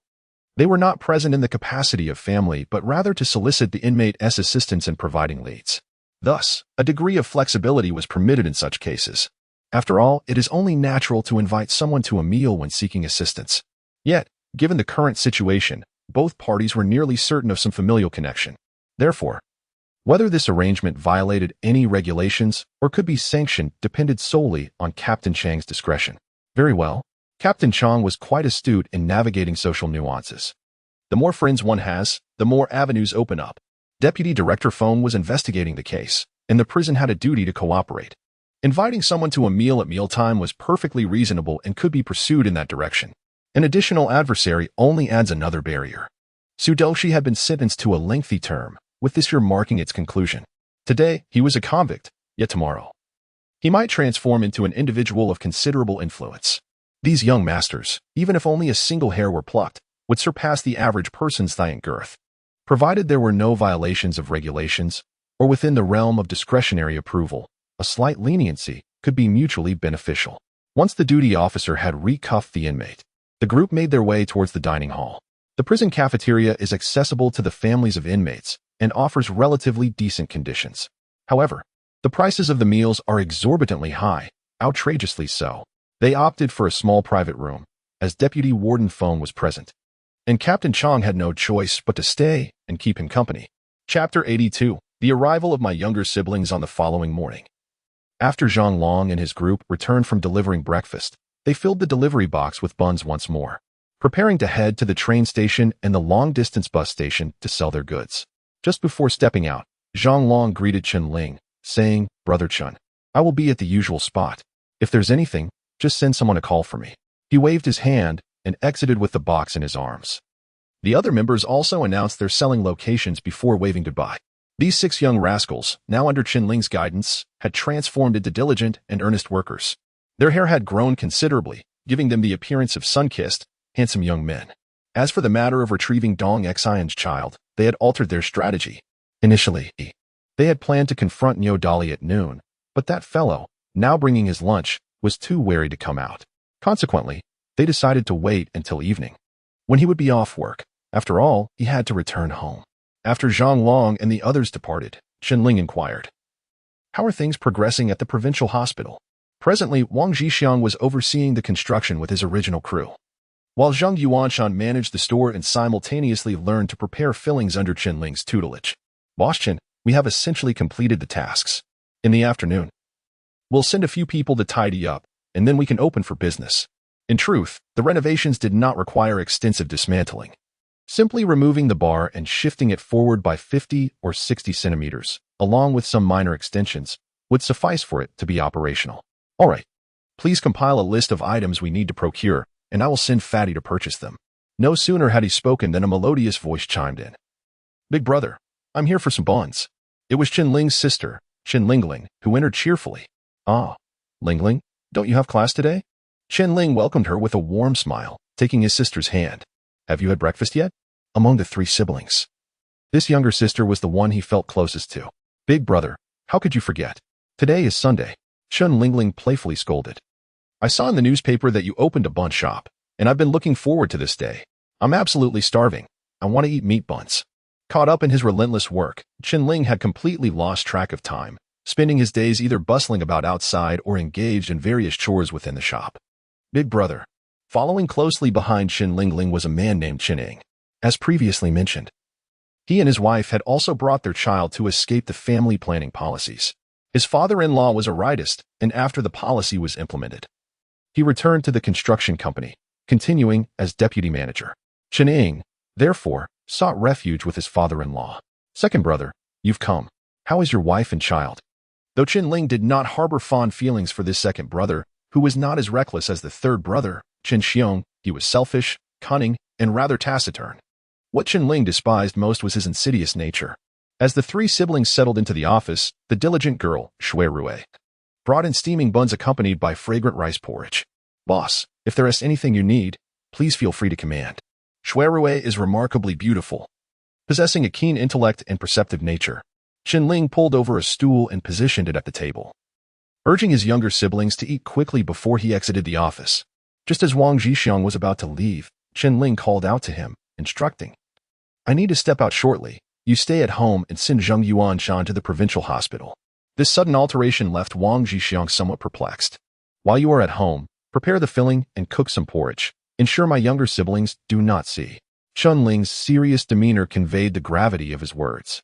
His reluctance to have Zheng Yuanshan at home stemmed from a concern that the latter might be too courteous to decline any requests. It was not that Chen Ling harbored a narrow-minded disposition. Rather, it was Chen Ying's self-centered nature that necessitated caution, as he seldom considered others' well-being.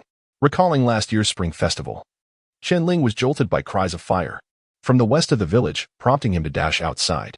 The dry weather, coupled with improved living conditions, had led to an increase in firecrackers being set off, which posed a significant risk of igniting fires. As he stepped beyond the threshold, he spotted his younger brother approaching from the west gate and hurriedly inquired, "Whose house is on fire? We must go see." To his dismay, Chen Ling merely glanced at the billowing smoke, remained silent, and headed eastward. Chen Ling rushed to the scene of the fire and, upon arrival, realized it was indeed his younger brother's house. Thick smoke was billowing from the doorway. Fortunately, the neighbors banded together and managed to extinguish the blaze. Had everyone possessed the same indifference as Chen Ling, his brother's home would surely have turned to ashes. Chen Ling's concern was not that his sister might emulate such apathy, but rather that she could be exploited by Chen Ling. If Chen Ling were to acquire any skills with his inherently selfish nature, it would be no surprise if he engaged in ruthless competition with his elder brother. He might even resort to despicable and unscrupulous tactics. After ensuring his subordinates were well instructed, Chen Ling returned to the office, only to find that Chen Ling and his siblings had finished their breakfast. He took the dishes to the kitchen and then returned. "Second brother, what occupation do you pursue now?" he inquired. The family from the West Mouth relied solely on the meager provisions from their father-in-law's household, which was certainly insufficient. Furthermore, with his younger brother's family also depending on them, even if their parents-in-law were indifferent, the younger brother's wife would surely object. "My father-in-law found me a job carrying bricks," Chen Ling replied, handing his elder brother a cigarette. Chen Ling regarded this statement with skepticism. In the depths of winter, construction projects were scarce, and the building teams had largely suspended operations. Even large construction companies in the provincial capital were unlikely to hire temporary workers. However, since his father-in-law was the deputy manager of a company, finding a small job was not entirely out of the realm of possibility. Chen Ling's inquiry was somewhat casual. As he had little faith in Chen Ying's sincerity, his suspicions were confirmed. Indeed, Chen Ying's father-in-law had secured him a temporary position loading and transporting bricks, earning a meager 50 yuan per month. However, he abandoned the job after merely half a month, finding the labor excruciatingly arduous. Each day, he would wear out a pair of gloves, and without them, his fingers would often be left bloodied. Thus, he ventured into the black market, embarking on the trade of permits. This line of work, while not devoid of profit, necessitated a complete underground network. Presently, the black market was under the dominion of Su Shiye, and a portion of his meager earnings had to be remitted to Su, effectively rendering it merely a commission bestowed by Su. Chen Ling glanced at his watch. It was already 8:30. He addressed his companions, saying, "You and Xiaomei should wait here. I have a crucial meeting arranged." He mentioned that he would return by noon, and the three siblings could share a few drinks together. He had made an appointment with Deputy Director Feng to visit the military district headquarters to see their mother. His encounter with Su Dongxi had essentially confirmed their fraternal bond. According to Su Dongxi, he had a twin brother who had vanished shortly after birth in a fire at the military district's general hospital. Before his father's passing, he had urged their mother to ensure the retrieval of her son. The moment of judgment was swiftly approaching. It was his mother who stood as the arbiter of his return to his rightful heritage. Chapter 83. The corpse placed before Chen Kaihua's door. In truth, Chen Ling harbored a deep desire for him to depart swiftly. Only with his absence could she successfully achieve her aims. Meanwhile, her comrades engaged in open and covert struggles. And at home, a corpse had been ominously placed at her doorstep. The events unfolded as follows. Upon returning from the hospital, Mayor Dong promptly convened a meeting of the town committee to address the situation. During this assembly, he enumerated 2 charges against Chen Kaihua. First, the destruction of private property. Second, the unlawful demolition of another's residence, resulting in fatalities and constituting a grave responsibility incident. The villagers had violated population control regulations, but even before the child could be born, they forcibly razed the family's house, an act clearly in defiance of the law. Even if the child had been born, penalties should have been imposed first. The decision to demolish the property rested with the town committee, town government, and family planning office, as per protocol.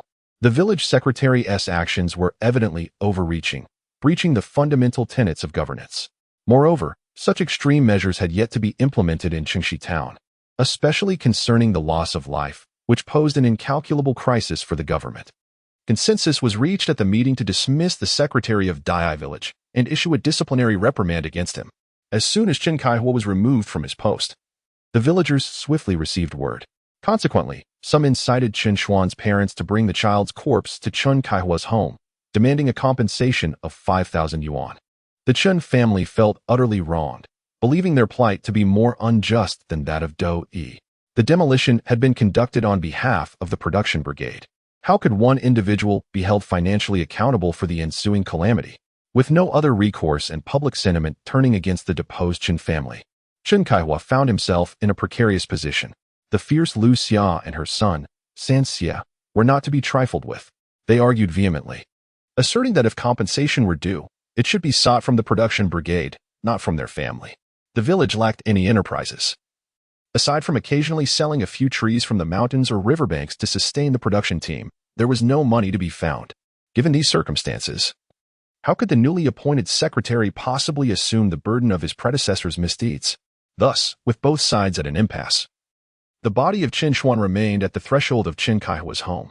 In the meantime, Chen Ling and Deputy Director Feng encountered each other at the eastern gate of the command post and rode together towards the western district. Within the courtyard, the asphalt road stretched forth like an arrow, the surface as smooth as an airport runway, immaculate to the point that not even a single withered leaf could be found.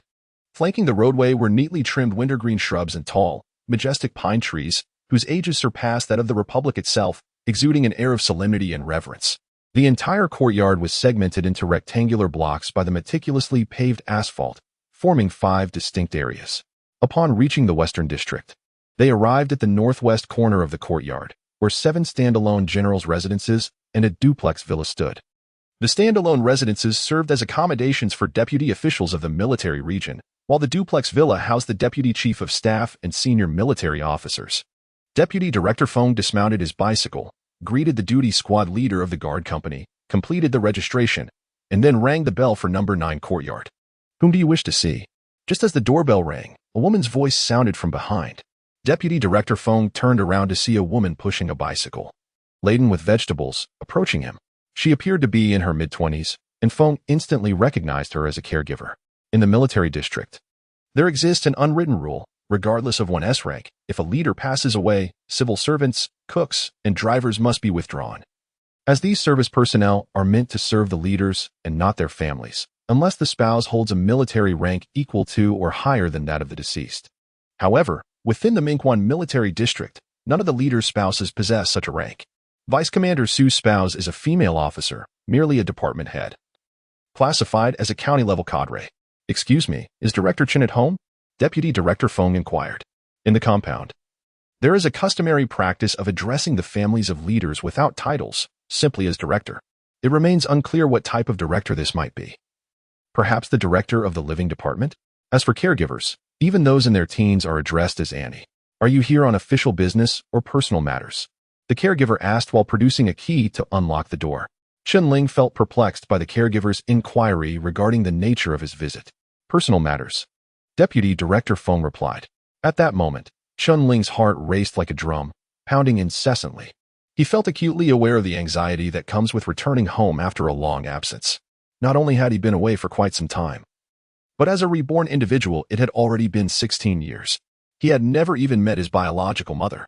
How could he possibly remain calm? "Come in," the caregiver said, her gaze lingering on Chen Ling's face for a moment. "Are you Su Dongxi?" It seemed the caregiver had not been here long enough to recognize Su Dongxi, perhaps having seen a photograph of him. With a wry smile, Chen Ling shook his head and followed the caregiver into the courtyard. Upon entering, they found a guardroom, with a two-story general's residence to the north. To the west, there was a moon gate, through which fruit trees could be glimpsed. In the southwest corner, a row of tightly locked bungalows stood. Compared to the imposing general's residence, the courtyard was relatively small, measuring about 250 square meters. The plane trees and pomegranates had shed all their leaves, and the various trees appeared gray and desolate. "East June, we have guests," the caregiver announced as she swung open the wide door.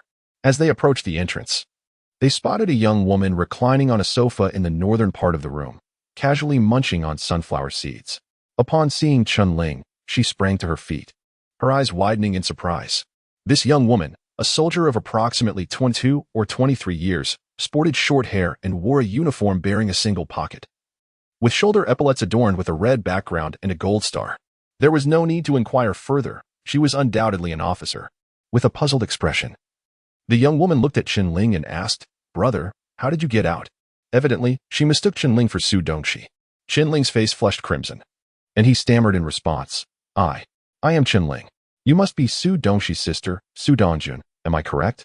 Yesterday, while dining with Su Dongxi, he had been introduced to her family background. Their father had passed away due to illness in early 1983. Their mother was still serving in the military, and they had an elder sister named Su Dongqing, who was already married, as well as a younger sister named Su Dongjun. At this moment, Chen Ling still identified himself by his current name. Observing the situation, Deputy Director Feng hastily interjected, "Comrade Su Dongjun, following the police investigation, it is highly probable that this comrade Chen Ling is indeed your brother, Su Dongqing." Upon hearing this, Su Dongjun regarded Chen Ling with a look of skepticism. She displayed neither excitement nor joy. Subsequently, with a solemn expression, she slowly took a seat, picked up the microphone, and began to dial a number. Chapter 84. Home. Not as he imagined, it is often said that the halls of power are as deep as the sea, and that daughters of impoverished families ought not to tread there. Unexpectedly, it appears that even sons encounter similar fates. Uncertain of whom the young lady was conversing with on the phone, Chen Ling began to scrutinize the grand residence before him. The living room, situated at the eastern end of the building, spanned approximately 50 square meters. To the northeast, a wall obstructed the view, presumably concealing the kitchen behind it. The northwest section of the living room connected to a corridor, which led to two rooms on its northern side. Beyond that, the layout remained hidden, likely containing additional rooms and a staircase.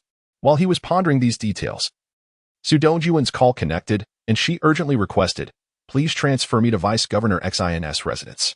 Chen Ling initially presumed she was calling her mother, so he was taken aback by her reference to the vice governor's home. Just as he was contemplating this, the call went through, and Su Dongjun anxiously exclaimed, "Sister, hurry back. A man named Chen Ling is here, and the police say he might be the one Su Dongxin has found." No sooner had she hung up than a soldier timidly entered, saying, "Hello. This is a moving notice. Please pass it on to Director Chen. If you don't relocate soon, the water and electricity will be cut off." He placed an envelope on the coffee table. Su Dongjun's eyebrows shot up, and in a fit of anger, she yelled, "Get out."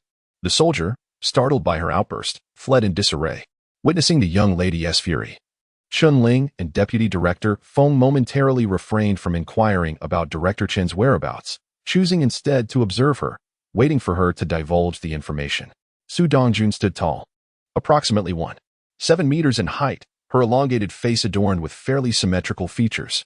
Although her complexion was less than ideal, marked by a few blemishes, she could not be deemed a beauty. Her figure was modest, yet she exuded an air of pride. At first glance, it was clear she was not the daughter of an ordinary family. Despite her resemblance to Chen Ling being minimal, her expressive brows bore a striking similarity to his. "Shall we take a seat?" Chen Ling inquired. Since their arrival, they had remained standing, with the host not even offering them a chair, an indisputable breach of etiquette. This behavior exemplified the haughty demeanor of the offspring of high-ranking officials, who often looked down upon common folk. Su Dongjun cast a sideways glance at him but remained silent.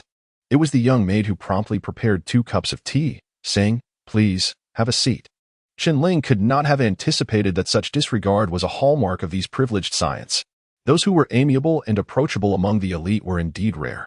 After taking a seat, Su Dongjun casually picked up a newspaper and reclined on the sofa, engrossed in reading. offering no further conversation to them. "Brother Feng, please enjoy some tea," Chen Ling said, unexpectedly taking on the role of host. Given the dismissive attitude directed at him, he felt no obligation to engage. After all, he was there to find his mother, not to appease his sister. He had no need to concern himself with her demeanor. Approximately 20 minutes later, a sleek black Crown sedan slowly entered the courtyard. The car door opened, and a couple in their 30s emerged, while the driver remained inside, awaiting their return. The man was quite handsome, though his expression was serious, exuding an air of arrogance. The woman possessed an exquisite figure, her ear-length hair framing a strikingly handsome visage, characterized by sharp features, large eyes, and long eyelashes. This resemblance to Chen Ling was unmistakable, hinting at a sibling connection. Upon entering the room, Chen Ling and Deputy Director Feng rose, but upon sensing the man's reluctance to extend a handshake, they refrained from initiating one themselves. "Please, take a seat," the woman murmured softly. She hung her small bag on the coat rack beside the sofa and removed her cream-colored woolen coat, draping it over the rack as well. "You must be Zhou Xiaoyi," Deputy Director Feng inquired. The woman nodded slightly and settled into her seat, her gaze fixed intently on Chen Ling. "Are you suggesting that this young man is my brother?" Zhou Xiaoyi inquired with a calm demeanor, her tone measured and rational, which sent a chill down Chen Ling's spine. He had anticipated that a reunion with a long-lost sibling would elicit profound excitement, perhaps even tears of joy. Yet, the scene he had envisioned was conspicuously absent. Feeling a sense of unease, he wished to expedite the encounter and meet his mother. If she, too, displayed a cold demeanor, he felt it might be best to forego this familial bond. However, as a father himself, he could not fathom that a mother could be indifferent towards her son. Chen Ling removed the bullet pendant from around his neck, which Deputy Director Feng took, stating, "We have already met with Comrade Zhou Xiaoyi. This is evidence. Please inform us of Director Chen's whereabouts." In a world devoid of compassion, Deputy Director Feng sought to extricate himself from the situation swiftly. Zhou Xiaoyi observed coldly, reclining languidly on the sofa. She took the pendant and scrutinized it closely. At that moment, a young man who had accompanied Zhou Xiaoyi approached, producing a box of Chinese cigarettes. Introducing himself, "I am Xianpei, Dongqing's husband. Here, have a smoke." He extended a cigarette to each person present. He discerned that aside from their dissimilarities, Chen Ling and Zhou Xiaoyi bore an uncanny resemblance. It was evident that this was indeed the long-lost son of the Zhou family. Although the Zhou family had fallen from grace, and Zhou Xiaoyi had served time in prison, their future prospects appeared bleak. Yet, as the saying goes, a centipede, though dead, does not lie still. The Zhou family still had an uncle who held a vice-ministerial position in the capital, and they would undoubtedly invest their resources to nurture this reclaimed son. Thus, it would be prudent to cultivate a good relationship with him. Chen Ling and Deputy Director Feng accepted the cigarettes, not rejecting the unexpected kindness. Xianpei then asked, "Brother, your name is Chen Ling, correct?" He had heard this name over the phone. Chen Ling nodded in affirmation. Xianpei retrieved a lighter to ignite the cigarettes for the two men. But Deputy Director Feng waved his hand, producing a match to light Chen Ling's and his own. "Brother Chen, what do you do for work now? If you need any assistance, please do not hesitate to reach out to me." Xianpei picked up a notepad from the coffee table, scribbled down a phone number, and handed it to Chen Ling. As the son of the vice-governor, Xianpei's influence was surely substantial, and Chen Ling was pleasantly surprised by his brother-in-law's unexpected friendliness. "Indeed, this jade pendant resembles my brother as precisely," Zhou Xiaoyi declared after her examination. Returning the pendant to Chen Ling, Deputy Director Feng hurriedly inquired, "When shall we have the opportunity to meet Director Zhou? Remaining here serves little purpose. It is far more beneficial to encounter the principal figure directly." Xianpei responded, "Unfortunately, my mother-in-law has been the victim of an enemy attack, resulting in a car accident that has left her with a brain injury. It has already been 2 months, and she remains in a state of unconsciousness." He sighed deeply. Upon hearing this, Chen Ling felt a sudden pang in his heart. After all, she was his mother. Zhou Xiaoyi had previously mentioned that before his father passed away, he had expressly instructed his mother to ensure the return of her son. Chen Ling had anticipated a warm welcome upon returning home, but to his dismay, his mother lay in a deep coma. Observing his sister's demeanor, he realized that his journey home would not be as smooth as he had hoped. Chapter 85. Visiting Mother. Upon hearing the news, Chen Ling learned that his mother had fallen into a coma due to a sudden enemy raid that led to a traffic accident. The bond between mother and son was palpable, and anxiety gripped his heart. He found it incomprehensible how the two sisters could remain so leisurely at home. He hurriedly inquired about the address and room number before promptly departing. After bidding farewell to Deputy Director Feng, he mounted his bicycle and sped towards the military hospital. Throughout the journey, his heart raced with urgency as he recklessly ran several red lights, narrowly avoiding collisions on multiple occasions. Even as shouts of indignation erupted behind him, he paid them no heed and pressed onward. Upon reaching the T-junction in front of the textile factory, a bicycle suddenly crossed his path, barreling toward him. The young man, precariously balancing a gas canister, swayed as he zigzagged in front of a vehicle, making a beeline for the sidewalk. Chen Ling anticipated that the cyclist would brake. But to his astonishment, the young man showed no intention of slowing down and instead attempted to merge into the north-south lane. In that split second, Chen Ling slammed on the brakes, but it was already too late. A thunderous crash resonated as his front tire collided forcefully with the cyclist's rear wheel. The bicycle veered wildly, scraping against a large willow tree before careening into the roadside ditch. Chen Ling's mind went blank in an instant, and with a swift motion, he was hurled from the handlebars. Fortuitously, his reflexes kicked in. As he hit the ground, he rolled several times in an attempt to mitigate the impact. Like a spinning top, he continued to roll without pause, eventually springing to his feet. The vitality of youth was undeniable, allowing his mind to react swiftly while his body followed suit in executing the necessary maneuvers. Alas, he had learned that haste often leads to misfortune. Having collided with someone, he could not simply flee the scene. Limping towards the roadside ditch, he noticed the young man with the gas canister clinging to the trunk of a willow tree. As Chen Ling approached, the young man leaped down, and their eyes met, both sharing an awkward smile as they simultaneously spoke. "How are you?" Before finishing their sentences, laughter erupted between them. The young man sported a neat crew cut and a robust physique, exuding vitality. Dressed in a military uniform and liberation shoes, he appeared to be a soldier. "My apologies, brother. I crossed the road thinking you would stop," the young man admitted. The mutual understanding between them was serendipitous, both having expected the other to brake. Chen Ling had initially feared being taken advantage of, given that he had caused the accident. To his surprise, the young man was the first to apologize. "Brother, you were carrying a gas canister, and I should have braked. I was in such a hurry to see my mother at the hospital that I was speeding and couldn't stop in time." Chen Ling replied with an awkward chuckle, also offering his apologies. The young man scrutinized Chen Ling, exclaiming, "Look, your pants are torn." Chen Ling glanced down, realizing that in his reckless attempt to roll gracefully, he had ripped a sizable hole in the gray polyester pants at the knee. Two individuals bent down to assist in lifting the vehicle, which was entangled with a gas canister and a bicycle, proving to be quite a burden. Together, they managed to extricate the bicycle from the roadside ditch. Chen Ling remarked, "You resemble a soldier." Once the bicycle was upright, the young man hurried over to help lift Chen Ling's bicycle as well. "Brother, your insight is remarkable. I have just retired and came here to my aunt's in search of employment," he said, shaking his head in resignation. "Jobs are not easy to come by. After assisting my aunt with the gas canister, I shall return this afternoon." Chen Ling's branch was on the verge of opening, currently seeking staff, and ideally, they hoped to recruit veterans. "Brother, I sell steam buns on Station Front Street and am establishing a chain at the provincial hospital, earning 70 yuan monthly along with bonuses. Would you care to give it a try?" He extended an invitation to the young man. "That sounds wonderful, brother. Where can I find you?" The young man exclaimed with joy. Chen Ling, pressed for time, provided a contact address and urged him to visit in the afternoon before hastily departing.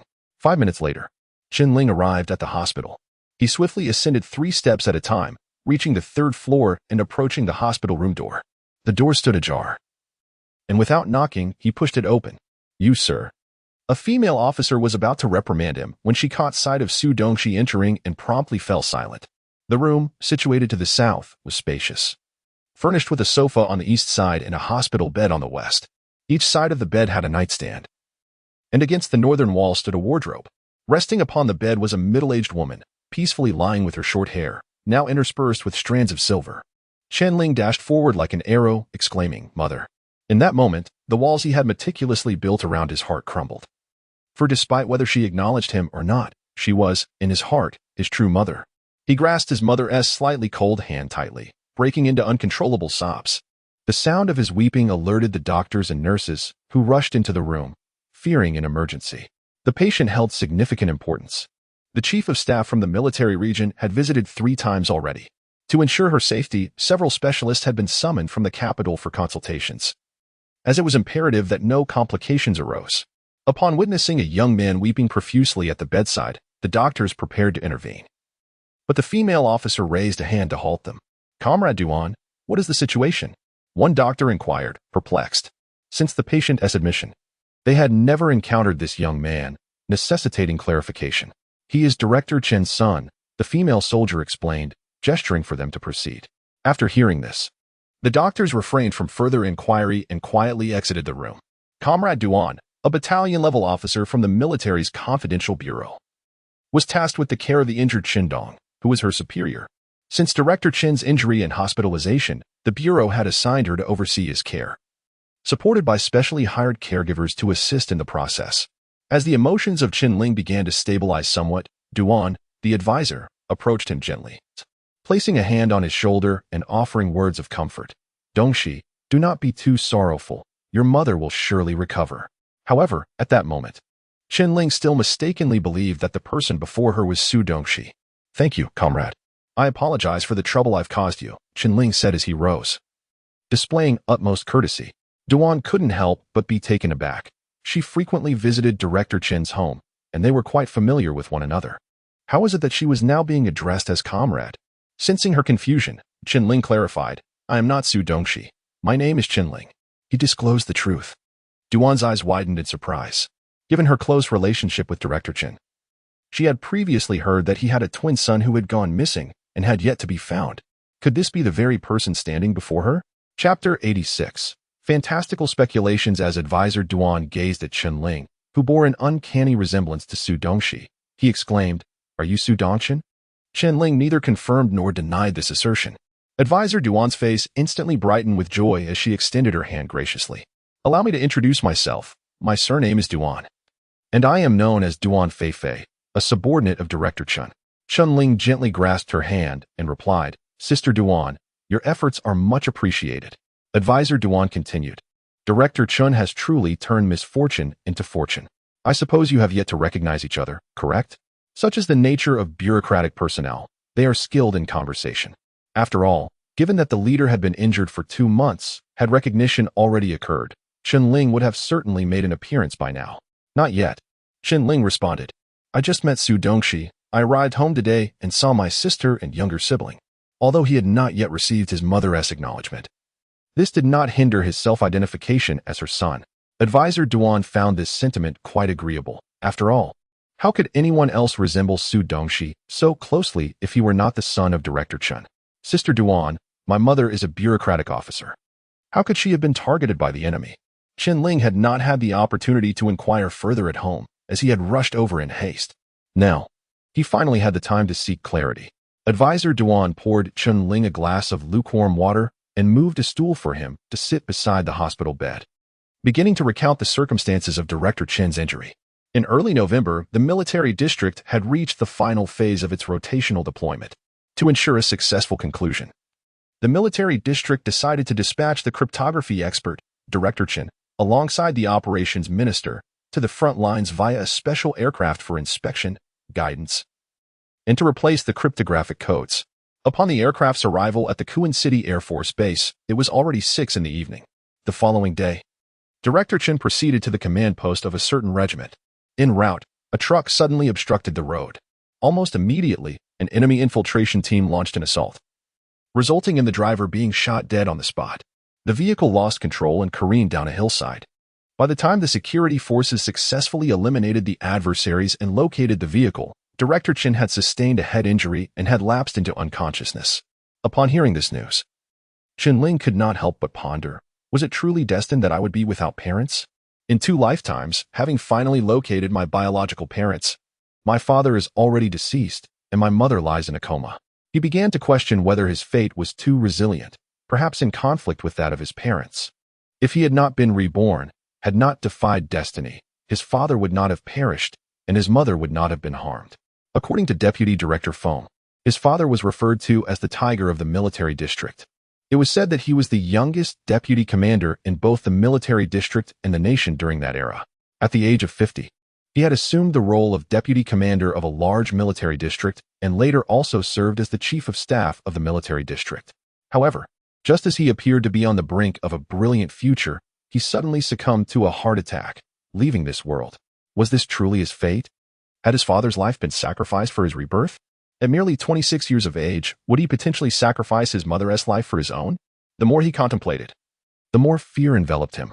He clutched his mother's hand tightly, pressing the back of her hand against his face, suddenly reminded of a pressing question. In early November, Mother fell into a coma, and it was also during that time that he was mysteriously reborn. Could this be mere coincidence, or is there some deeper connection? His inexplicable demise at the execution ground, does it bear any relation to his mother? Could it be that her spirit, having separated, traversed into another realm to rescue him? His thoughts were indeed preposterous and fantastical. After shedding tears beside his mother for a while, Chen Ling made his way to the hospital office. At noon, he had to host his younger brother and sister. By 11:30, he returned to the Baozi shop on East Station Street. Sister Dong was an exceptionally reliable woman. The cold dishes were already prepared and plated, and the hot dishes had been sliced and set aside. As soon as Chen Ling arrived, she promptly heated the oil and began cooking. "Brother, what are you so busy with? I'm nearly starving." Chen Ling approached, playfully pouting at her elder brother. Chen Ling gently poked her forehead, chuckling, "You little glutton. You had breakfast just after 8, and it's only 11:30. Starving already?" The siblings burst into a hearty laughter. Chen Ling smiled slightly and remarked, "What have you been up to all morning?" Chen Ling had indeed been out since 8, keeping himself occupied the entire morning.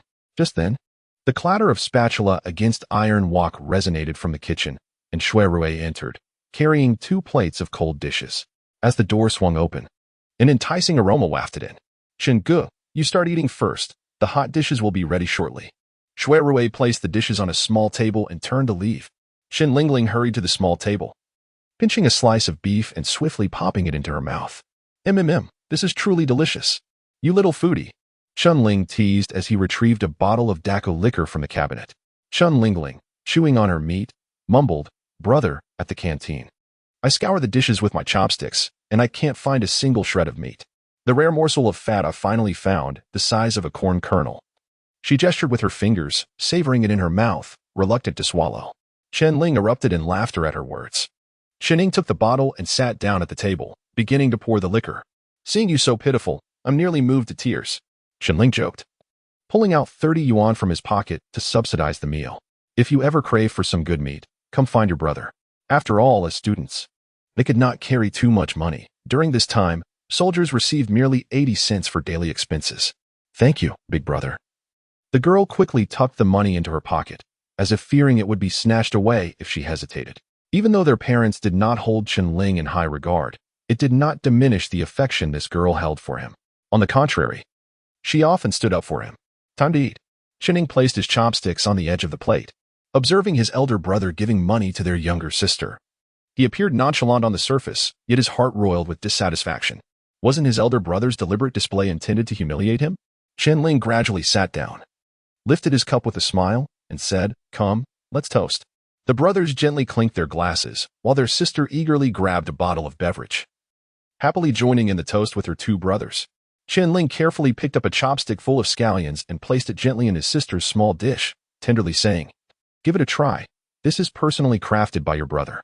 Although there were no esteemed guests present, Deputy Director Feng, Captain Shen from the postal team's fleet, and Ping Jihong occasionally dropped by for a visit. He prepared some homemade beef jerky and pork delicacies, storing them in the refrigerator, readily available for guests at any moment, both convenient and delectable. Wang Zhixiang approached with 2 dishes in hand, and Chen Ling warmly invited him to join for a meal. However, Wang Zhixiang merely smiled, lit a cigarette, and turned to leave. The task of serving dishes fell to Shui Rui, who had now become Chen Ling's capable secretary. Whenever guests arrived, she would instinctively come forth to offer her warm hospitality without needing to be called. Seeing Wang Zhixiang's sudden appearance, Chen Ling couldn't help but wonder if he had some matter at hand. Thus, he promptly followed Wang Zhixiang outside. Chapter 87. The malicious intent of the second brother Chen Ling followed Wang Zhixiang into the kitchen. The two shared an unspoken understanding, and Wang Zhixiang remarked, "Boss Chen, I suspect your second brother is trying to sneakily learn the craft." "Oh." Chen Ling expressed his surprise, as Wang's intuition proved accurate. Wang continued, While I was preparing the filling, he kept peeking in, and I had to shoo him away several times.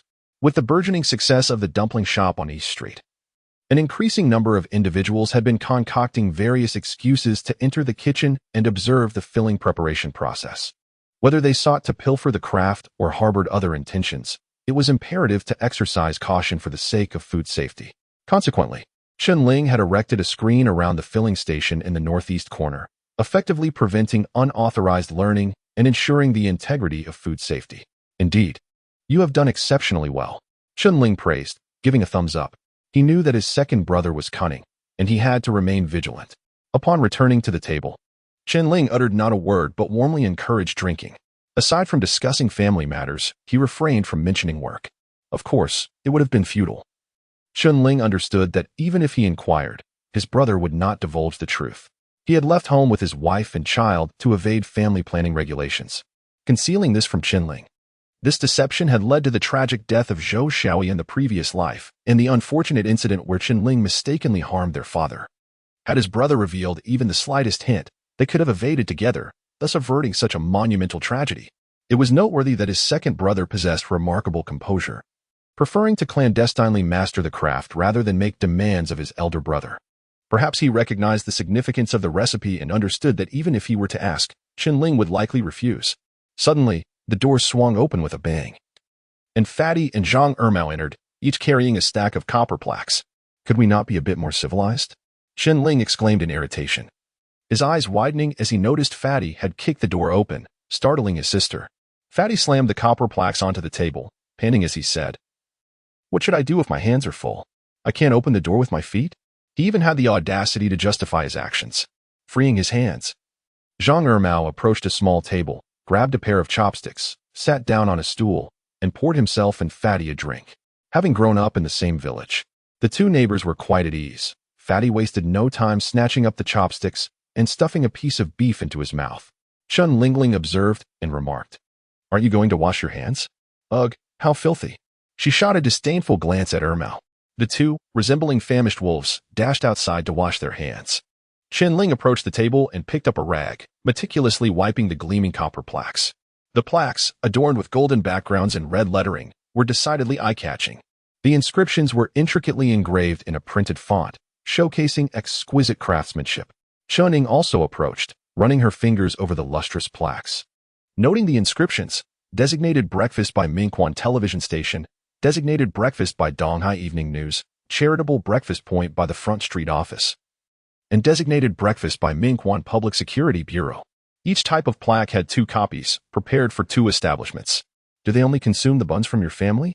Chen Ling widened his eyes, pondering why someone would spend a fortune on his recipe and techniques. Even those in positions of power and high social recognition only indulged in the buns made by his elder brother. It seemed these buns were indeed extraordinary. During this era, advertising was rather simplistic, and the concept of designated products had yet to emerge, thus inevitably leading to such misconceptions. Chen Ling stacked the copper plates and remarked, "That's the gist of it. Don't take it too seriously." In truth, he had not sought the others' consent. It was indeed true that they were eating his buns. When he encountered them, he would casually mention it, lest they perceive it as a rare commodity and demand money from him, especially television stations and newspapers. They were all quite shrewd. It would be foolish to pass up a bargain. After all, people at that time did not comprehend the notion of infringement. The plump man and Ermao returned after washing their hands, and Chen Ling inquired, "Plump man, has Shi Xiong given you the shopping list?" The plump man rubbed his hands against his backside and replied, "He has. We will go shopping this afternoon." "Well, make haste. We need to complete all preparations today and tomorrow, as we are set to open the day after," Chen Ling concluded, returning to his seat. He was exceedingly busy. Time was of the essence, and he was overwhelmed. Delaying the store's opening by a day would mean missing out on major clients, resulting in a financial loss. Calculating in his mind, he realized his wife's due date was merely 10 days away. He needed to expedite the opening of the branch, then return home to take his wife to the county hospital. The conditions at the town hospital were rudimentary, and he could not rest easy. Moreover, he was troubled about his mother. After enduring a long separation from his beloved parents, he had discovered that his father had already passed away, and his mother had fallen into a coma due to an enemy attack. His younger brother was imprisoned, while his elder sister and younger sister, both of whom were rather cold-hearted, had chosen not to care for their mother, instead allowing the leaders to send someone to attend to her. How could that be acceptable? Even if others provided excellent care, they would ultimately remain strangers. In the morning, he consulted a neurology specialist who informed him that if brain damage persisted for a year in a comatose state, it could be deemed irreversible. His mother had only been in a coma for 2 months. Through external stimulation, such as family members conversing with her, calling her name, or playing music, there was a possibility of recovery. After lunch, having sent off his younger brother and sister, the retired soldier who had been involved in the accident earlier that morning arrived. He had not inquired about his name before, but now learned it was Cheng Cheng, a name both pleasant and easy to remember. Cheng Cheng. Our store implements a comprehensive position system. Regardless of whether one is the owner or the store manager, proficiency in the business is imperative, no matter the position. One must first learn how to make buns. Do you have any objections? This method of operation was something he had adopted from future practices. The advantage of this approach was that it would eliminate idleness and ensure that no one was overburdened while others were leisurely, thereby significantly enhancing production efficiency. All right. Cheng Cheng responded readily. During his time in the military, he had to assist in the kitchen every weekend, so making buns was not a daunting task for him. After the matters were settled, Chen led Cheng Cheng into the kitchen, where they encountered Dong Xian. He remarked, "Sister Dong, this is Cheng Cheng, a retired soldier with commendable qualities. Please teach him how to prepare bread and dumplings." Dong Xian readily agreed. Now aware that her boss was assisting her in requesting a child from Yodali, which motivated her to work even harder. "Sister Dong," Chen continued, "I will go buy a tape recorder shortly. If any candidates arrive for interviews, kindly have them wait in the office. I shall return promptly." The branch was about to open, and they were short-staffed, necessitating the hiring of additional personnel. At that moment, Chen Ling, the second brother, was also heading toward the employer's home. He was determined to earn the 2,000 yuan commission. It is often said that brothers are as close as hands and feet. If hands and feet can labor for income, why not sell their skills for money? However, the other party was extremely vigilant, making it challenging to clandestinely learn the craft. Thus, he devised a more ingenious strategy, undermining the foundation. Chapter 88. The opportunity for revenge has arrived at 3 o'clock in the afternoon. Chen Ling arrived at the Textile New Village and knocked on the door of Tianyi Steam Bun Shop, owned by Boss Zheng. To prevent any information from leaking and alerting Chen Ling, Zheng Feng refrained from receiving Chen Ling at the shop and instead awaited him at home. "Brother Chen, you're back. How are things? Any chances?" As soon as the door swung open, Zheng Feng eagerly inquired. He did not harbor the naive expectation of effortlessly acquiring skills in one go. Rather, he sought to ascertain whether Chen Ling had developed any sense of vigilance. The acquaintance between Chen Ling and Zheng Feng was both unexpected and entirely reasonable. Zheng Feng and Su Shi's parents both worked at the textile second factory, and the two had grown up together as childhood friends. To this day, they maintained regular contact. Although Su Shi had chosen to remain low profile under the oppressive crackdown, the black market business continued unabated. On this particular day, Chen Ling accompanied an underling to pay respects to Su Shi's grandfather and fortuitously encountered Zheng Feng and Su Shi's grandfather discussing the steam bun shop on East Station Street while holding a newspaper. By this time, Chen Ling had already perused the newspaper and knew that the shop was run by the elder brother, which prompted him to be more vigilant. After exiting, he proactively sought to build rapport with Zheng Feng. Chen Ling deceived Zheng Feng by claiming he was from the same village as Chen Ling. Was this not a case of an opportune moment presenting itself? Zheng Feng, eager to obtain the recipes and techniques from Chen Ling, saw this as a golden opportunity. "Brother, could you possibly acquire the recipes and techniques from the East Station Street bun shop?"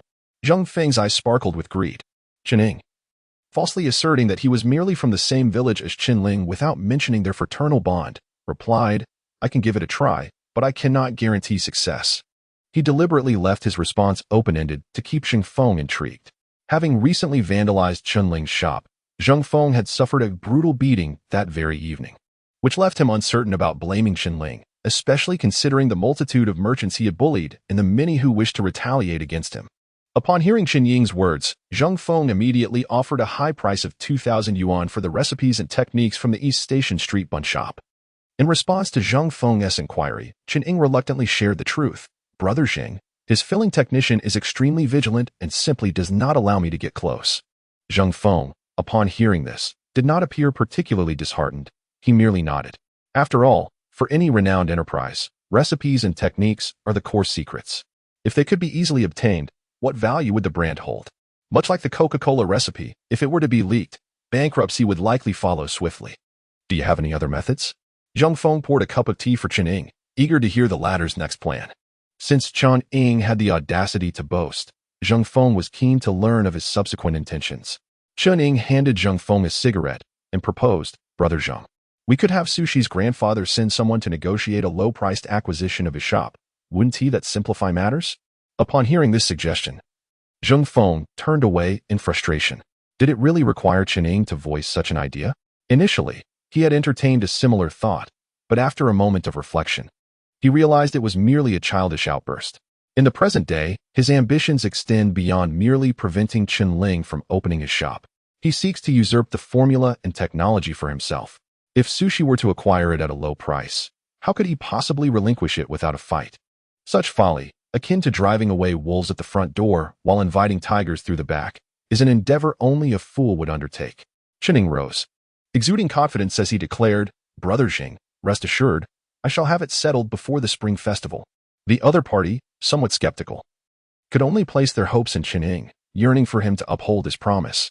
In this era, Yinwu launched a classic advertisement. Yinwu, Yinwu. A song brings forth a tale of love. Chen Ling, not one to be left out, ventured to the department store. Spending 120 yuan on a Yinwu brand dual cassette recorder, along with several tapes. Upon returning to the shop, he found over 10 applicants waiting in the office. He set down the recorder and, with the swiftness of slicing vegetables, chose 6 individuals, 2 men and 4 women. The Baozi shop is labor-intensive, necessitating a substantial workforce for smooth operations. Furthermore, Chen Ling intended to swiftly expand his branches, thereby constricting the survival space for future competitors.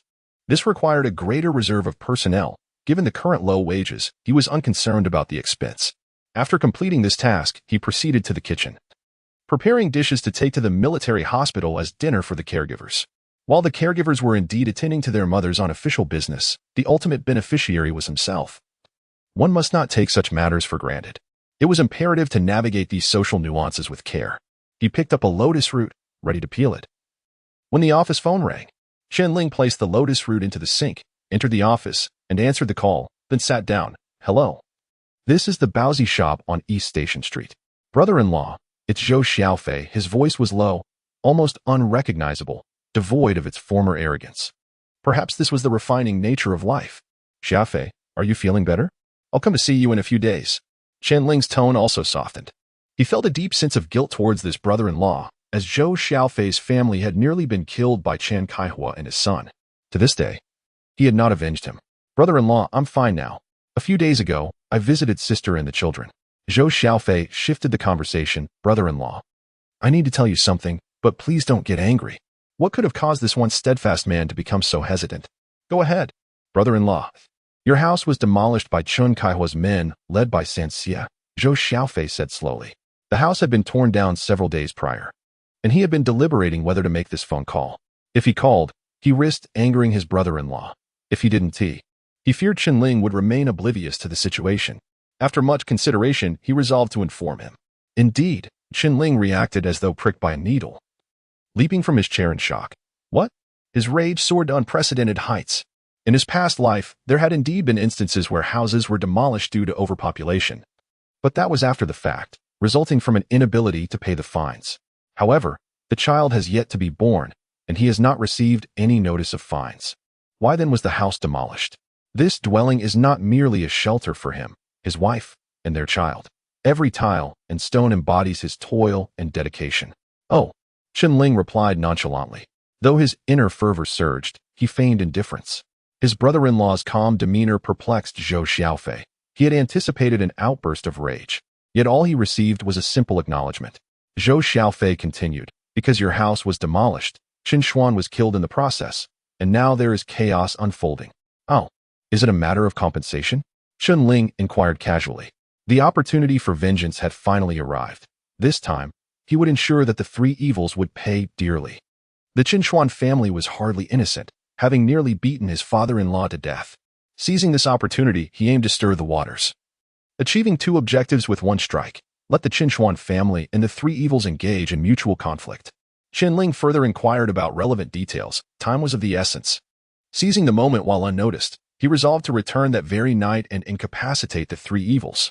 Chapter 89. Time waits for no one after hanging up the phone. A series of challenges began to unfold. Although the opportunity was rare, the last long-distance bus to Dafeng departed at 1:30 in the afternoon, and it was already 5 o'clock. How was he to return? He had only just seen off his siblings at 2:30. Taking action tonight would ensure that no one would ever suspect him, making this undoubtedly the most opportune moment. After much contemplation, he realized that securing a vehicle would be ideal. However, at this hour, there were no rental services available. Where could he possibly find a car? Suddenly, an idea struck him. He pulled a phone number from his pocket and dialed it swiftly. Once the call connected, Chen Ling politely inquired, "Hello, may I ask if you could help me locate Xian Pei?" He then heard someone on the other end call out, "Director Xian. There's someone looking for you." This acquaintance, whom he had only met that morning, was now proving to be quite useful. Desperate for a solution. How could an ordinary person find a car at this time? "Hello, who is this?" came Xian Pei's voice through the receiver. "Brother-in-law, it's Chen Ling." His tone shifted to one of utmost courtesy. "I truly apologize for imposing on you so soon after our introduction, haha." Xian Pei had previously mentioned that Chen Ling could reach out to him if he needed assistance, and surely he would not go back on his word. "What is it? Just tell me, and I will do my utmost to help. If I can't, I'll find a way for you." Xian Pei was quite eloquent. In that moment, Chen Ling felt deeply touched. Initially, he had perceived him as proud, but he now discovered a warm and amiable nature. Little did Chen Ling know. Xian Pei's willingness to assist stemmed not only from goodwill towards him, but also due to his uncle, who held a deputy minister position in Kyoto. "Brother-in-law, I have an urgent matter that requires me to return home. Could you assist me in renting a car? I am willing to cover the costs, and I can drive it myself." Having once been a significant businessman, driving was certainly within his capabilities. The notion of renting was merely a polite way to express his intent. If he could have secured a vehicle himself, he would have done so already. "I thought it was something serious," Xian Pei replied. "I have a Beijing Jeep. If you don't mind, you can take it for your use." What is the essence of privilege? What defines the offspring of the powerful? A car that ordinary citizens struggle to find for hire is readily available to him. How could that not evoke envy? "Wonderful, wonderful. I'm truly grateful, brother-in-law." Ha. After ending the call, Chen Ling retrieved his overcoat, wool hat, and mask, and also took a tape recorder along with a large burlap sack. He had already moved into the office, and beneath his pillow, he had a baseball bat that Fatty had procured for him. Chen Ling extracted the bat, wrapped it in the burlap sack, tucked it under his arm, and made his way to the lobby. By this time, numerous diners had commenced their meals. Spotting Wang Zhixiang, he remarked, "Zhixiang, I'm stepping out for a while. You needn't look for me this evening." He needed to inform the manager to avoid causing unnecessary concern should they notice his absence. After waiting outside for less than 10 minutes, a nearly new military green Jeep approached and came to a gentle stop before him. A young man stepped out of the car and approached Chen Ling with a courteous demeanor. Addressing him politely, "Comrade, you must be the owner of this establishment, Su Xiao, am I correct?" He noted Chen Ling's youthful appearance, handsome features, the overcoat tucked under his arm, and the tape recorder he held in his hand, a clear indication that Chen Ling was prepared to leave. "Ah, indeed, I am Chen Ling. You must be the one sent by my brother-in-law, Xian Pei, to deliver the vehicle?" Chen Ling found the situation somewhat amusing, realizing he had unexpectedly transformed into a young master. "Precisely, that is you," the young man affirmed, before continuing, "Su Xiao, would you like me to drive you back? The roads can be treacherous at night."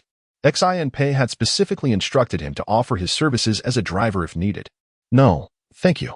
Please convey my regards to Xian Pei upon your return," Chen Ling replied, turning towards the car. He was determined not to have anyone drive him. His intention was to return to exact vengeance, and if not for safety, he would not have rushed back at such an hour. Observing Chen Ling's resolute tone, which did not seem to be mere pleasantries, the young man replied, "Very well, the car is already fueled. Drive safely."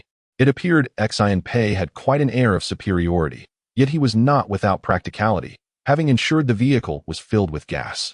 Chen Ling entered the car, started the engine, and waved to the young man through the window before pressing the accelerator, speeding towards the General Military Hospital. Upon entering the hospital premises, he drove to the inpatient department and parked. He picked up the tape recorder and hurried up to the 3rd floor. Gently pushing open the door to his mother's hospital room, Chen Ling saw a middle-aged woman preparing to leave with a meal box. The woman appeared momentarily startled upon seeing him. Chen Ling quickly greeted her. "Hello, Annie. I am Chen Ling, here to see my mother." The woman, clad in an ill-fitting isolation gown, made Chen Ling speculate that she must be the caregiver assigned by the confidential office to look after his mother. "Oh," she responded, regaining her composure. Just then, a female soldier rose from the sofa and approached Chen Ling with a smile, saying, "You must be Chen Ge." Noticing that Chief Duan was absent, likely having changed shifts, Chen Ling observed that this young soldier, in her 20s, with 2 braids adorning her head, possessed strikingly delicate features. Clad in polyester military attire, with a red epaulette adorned with 2 5-pointed stars, she was clearly a soldier. "Yes, that is me," Chen Ling nodded in response. The soldier's cheeks flushed slightly as she softly introduced herself. "I am Tian Jing, the translator on duty tonight." Chief Duan was a family man, and within the confidential office, she was the only soldier available for the evening shift. "Xiao Tian, you have worked hard." Chen Ling turned to the middle-aged woman and said, "Andy, please go and have your meal. Do not delay." After the caregiver departed, Tian Jing tidied up the bedside cabinet. Chen Ling placed the tape recorder atop it and plugged it into the power source. Subsequently, he took out several boxes of tapes from his pocket, carefully loading them into the cassette slot, and with a click, pressed the play button. Thud, thud, thud, thud. The clear and powerful notes resonated like fate knocking at the door. The exhilarating music surged forth like a tumultuous tide, reminiscent of a violent typhoon, evoking an involuntary shiver. Chen Ling straightened his posture and softly remarked, "Xiao Tian, the doctor mentioned that listening to music may aid in my mother's awakening.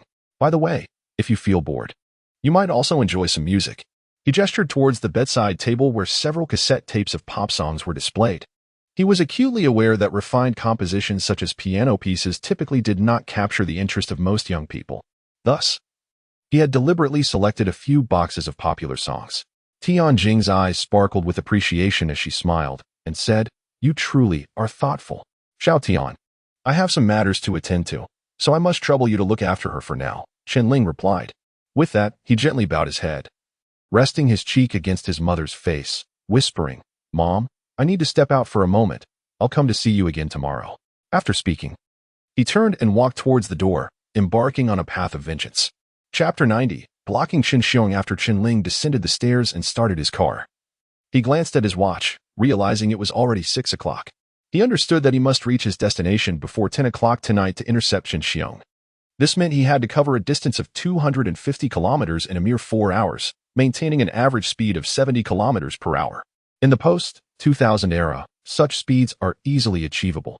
However, in the present day of the 1980s, many roads remained unpaved, especially mountainous paths that were often rugged and treacherous.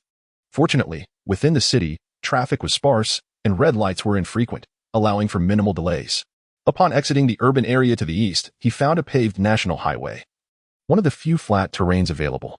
To compensate for the slow pace on the mountainous roads, Chen Ling pressed the accelerator, racing at a speed of 100 kilometers per hour. The Beijing 212, while capable of reaching speeds of 120 to 130 kilometers per hour, could hardly attain its maximum velocity under the poor nighttime conditions. Moreover, at the age of 16, Chen Ling had matured beyond reckless youthfulness. He was no longer one to gamble with his life. The journey was relatively smooth until he reached the Wangji intersection, where he applied the brakes and gazed northward. A turn to the north and another 10 kilometers would lead him to his wife and child, but to ensure his revenge was executed flawlessly, he refrained from making that turn. Lighting a cigarette, he inhaled deeply before accelerating once more. After traveling 35 kilometers, he made his way north for another 3 kilometers to reach Dia Village. To avoid drawing attention, he directed his vehicle towards the county hospital. Arriving at the county hospital at 9:30, he parked his car in front of the hospital building and hurriedly made his way to the family quarters. Approaching a single dormitory, he noticed the lights still illuminated inside. Chen Ling gently knocked on the door. "Who is it?" The door creaked open, revealing Jiang Xiaoyan clad in pajamas. One pant leg rolled up above her ankle. It appeared she had just washed up and was preparing for bed.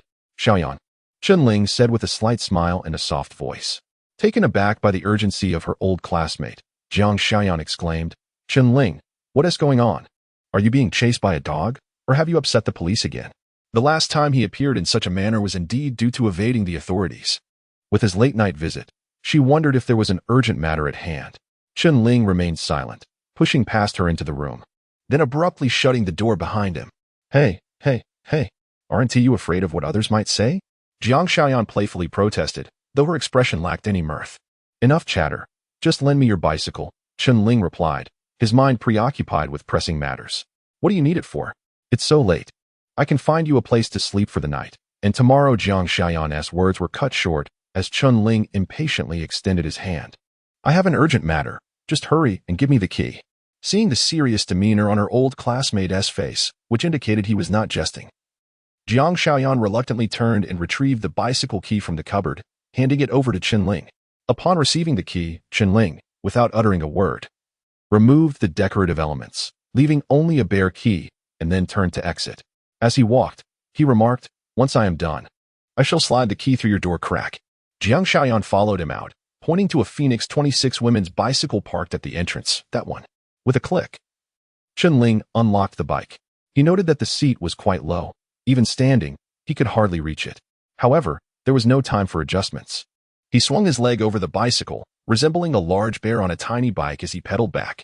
Upon reaching the Jeep, Chen Ling opened the door, quickly donned his coat, put on a cotton hat, and masked his face securely. He then wedged a sack and a baseball bat in the back seat before cycling towards Daya Village. Under the gentle moonlight, Chen Ling alternated between sitting and standing on the bike, pedaling with great effort.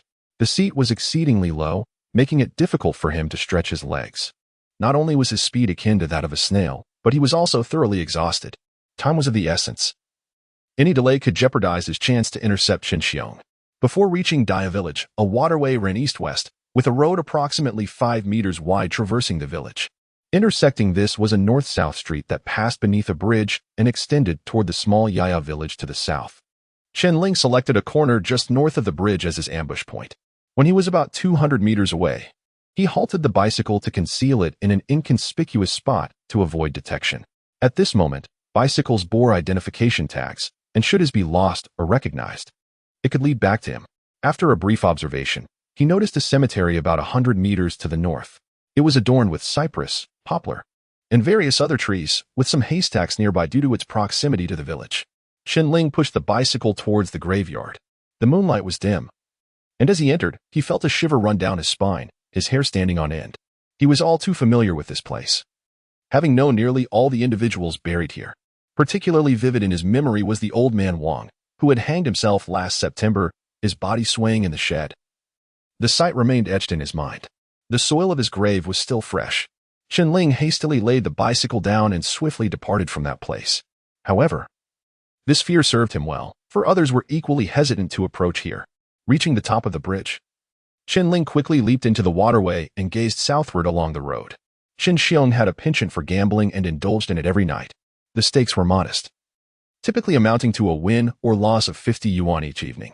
In the afternoon, Zhou Xiaoyi mentioned that to evade scrutiny from the police station, Chen Xiong had recently relocated his gambling activities to the riverside between Daya and Xiaya villages.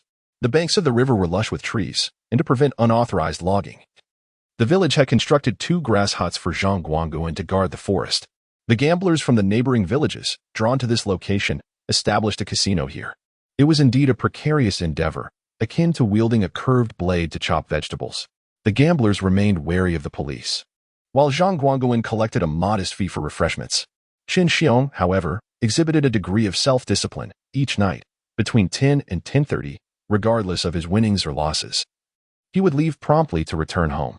This punctuality afforded Chen Ling an opportunity for revenge. Under the cold, silvery moonlight, the earth appeared shrouded in a gray mist.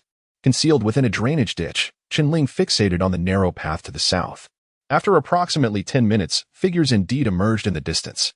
Chen Ling felt a surge of elation, believing he could finally confront Chen Xiong, only to suddenly realize that there were 2 individuals. This complication posed a dilemma. Chen Xiong was known for his solitary nature. How could he possibly have an accomplice? What was to be done? Was it truly the case that he had traveled such a distance only to retreat empty-handed?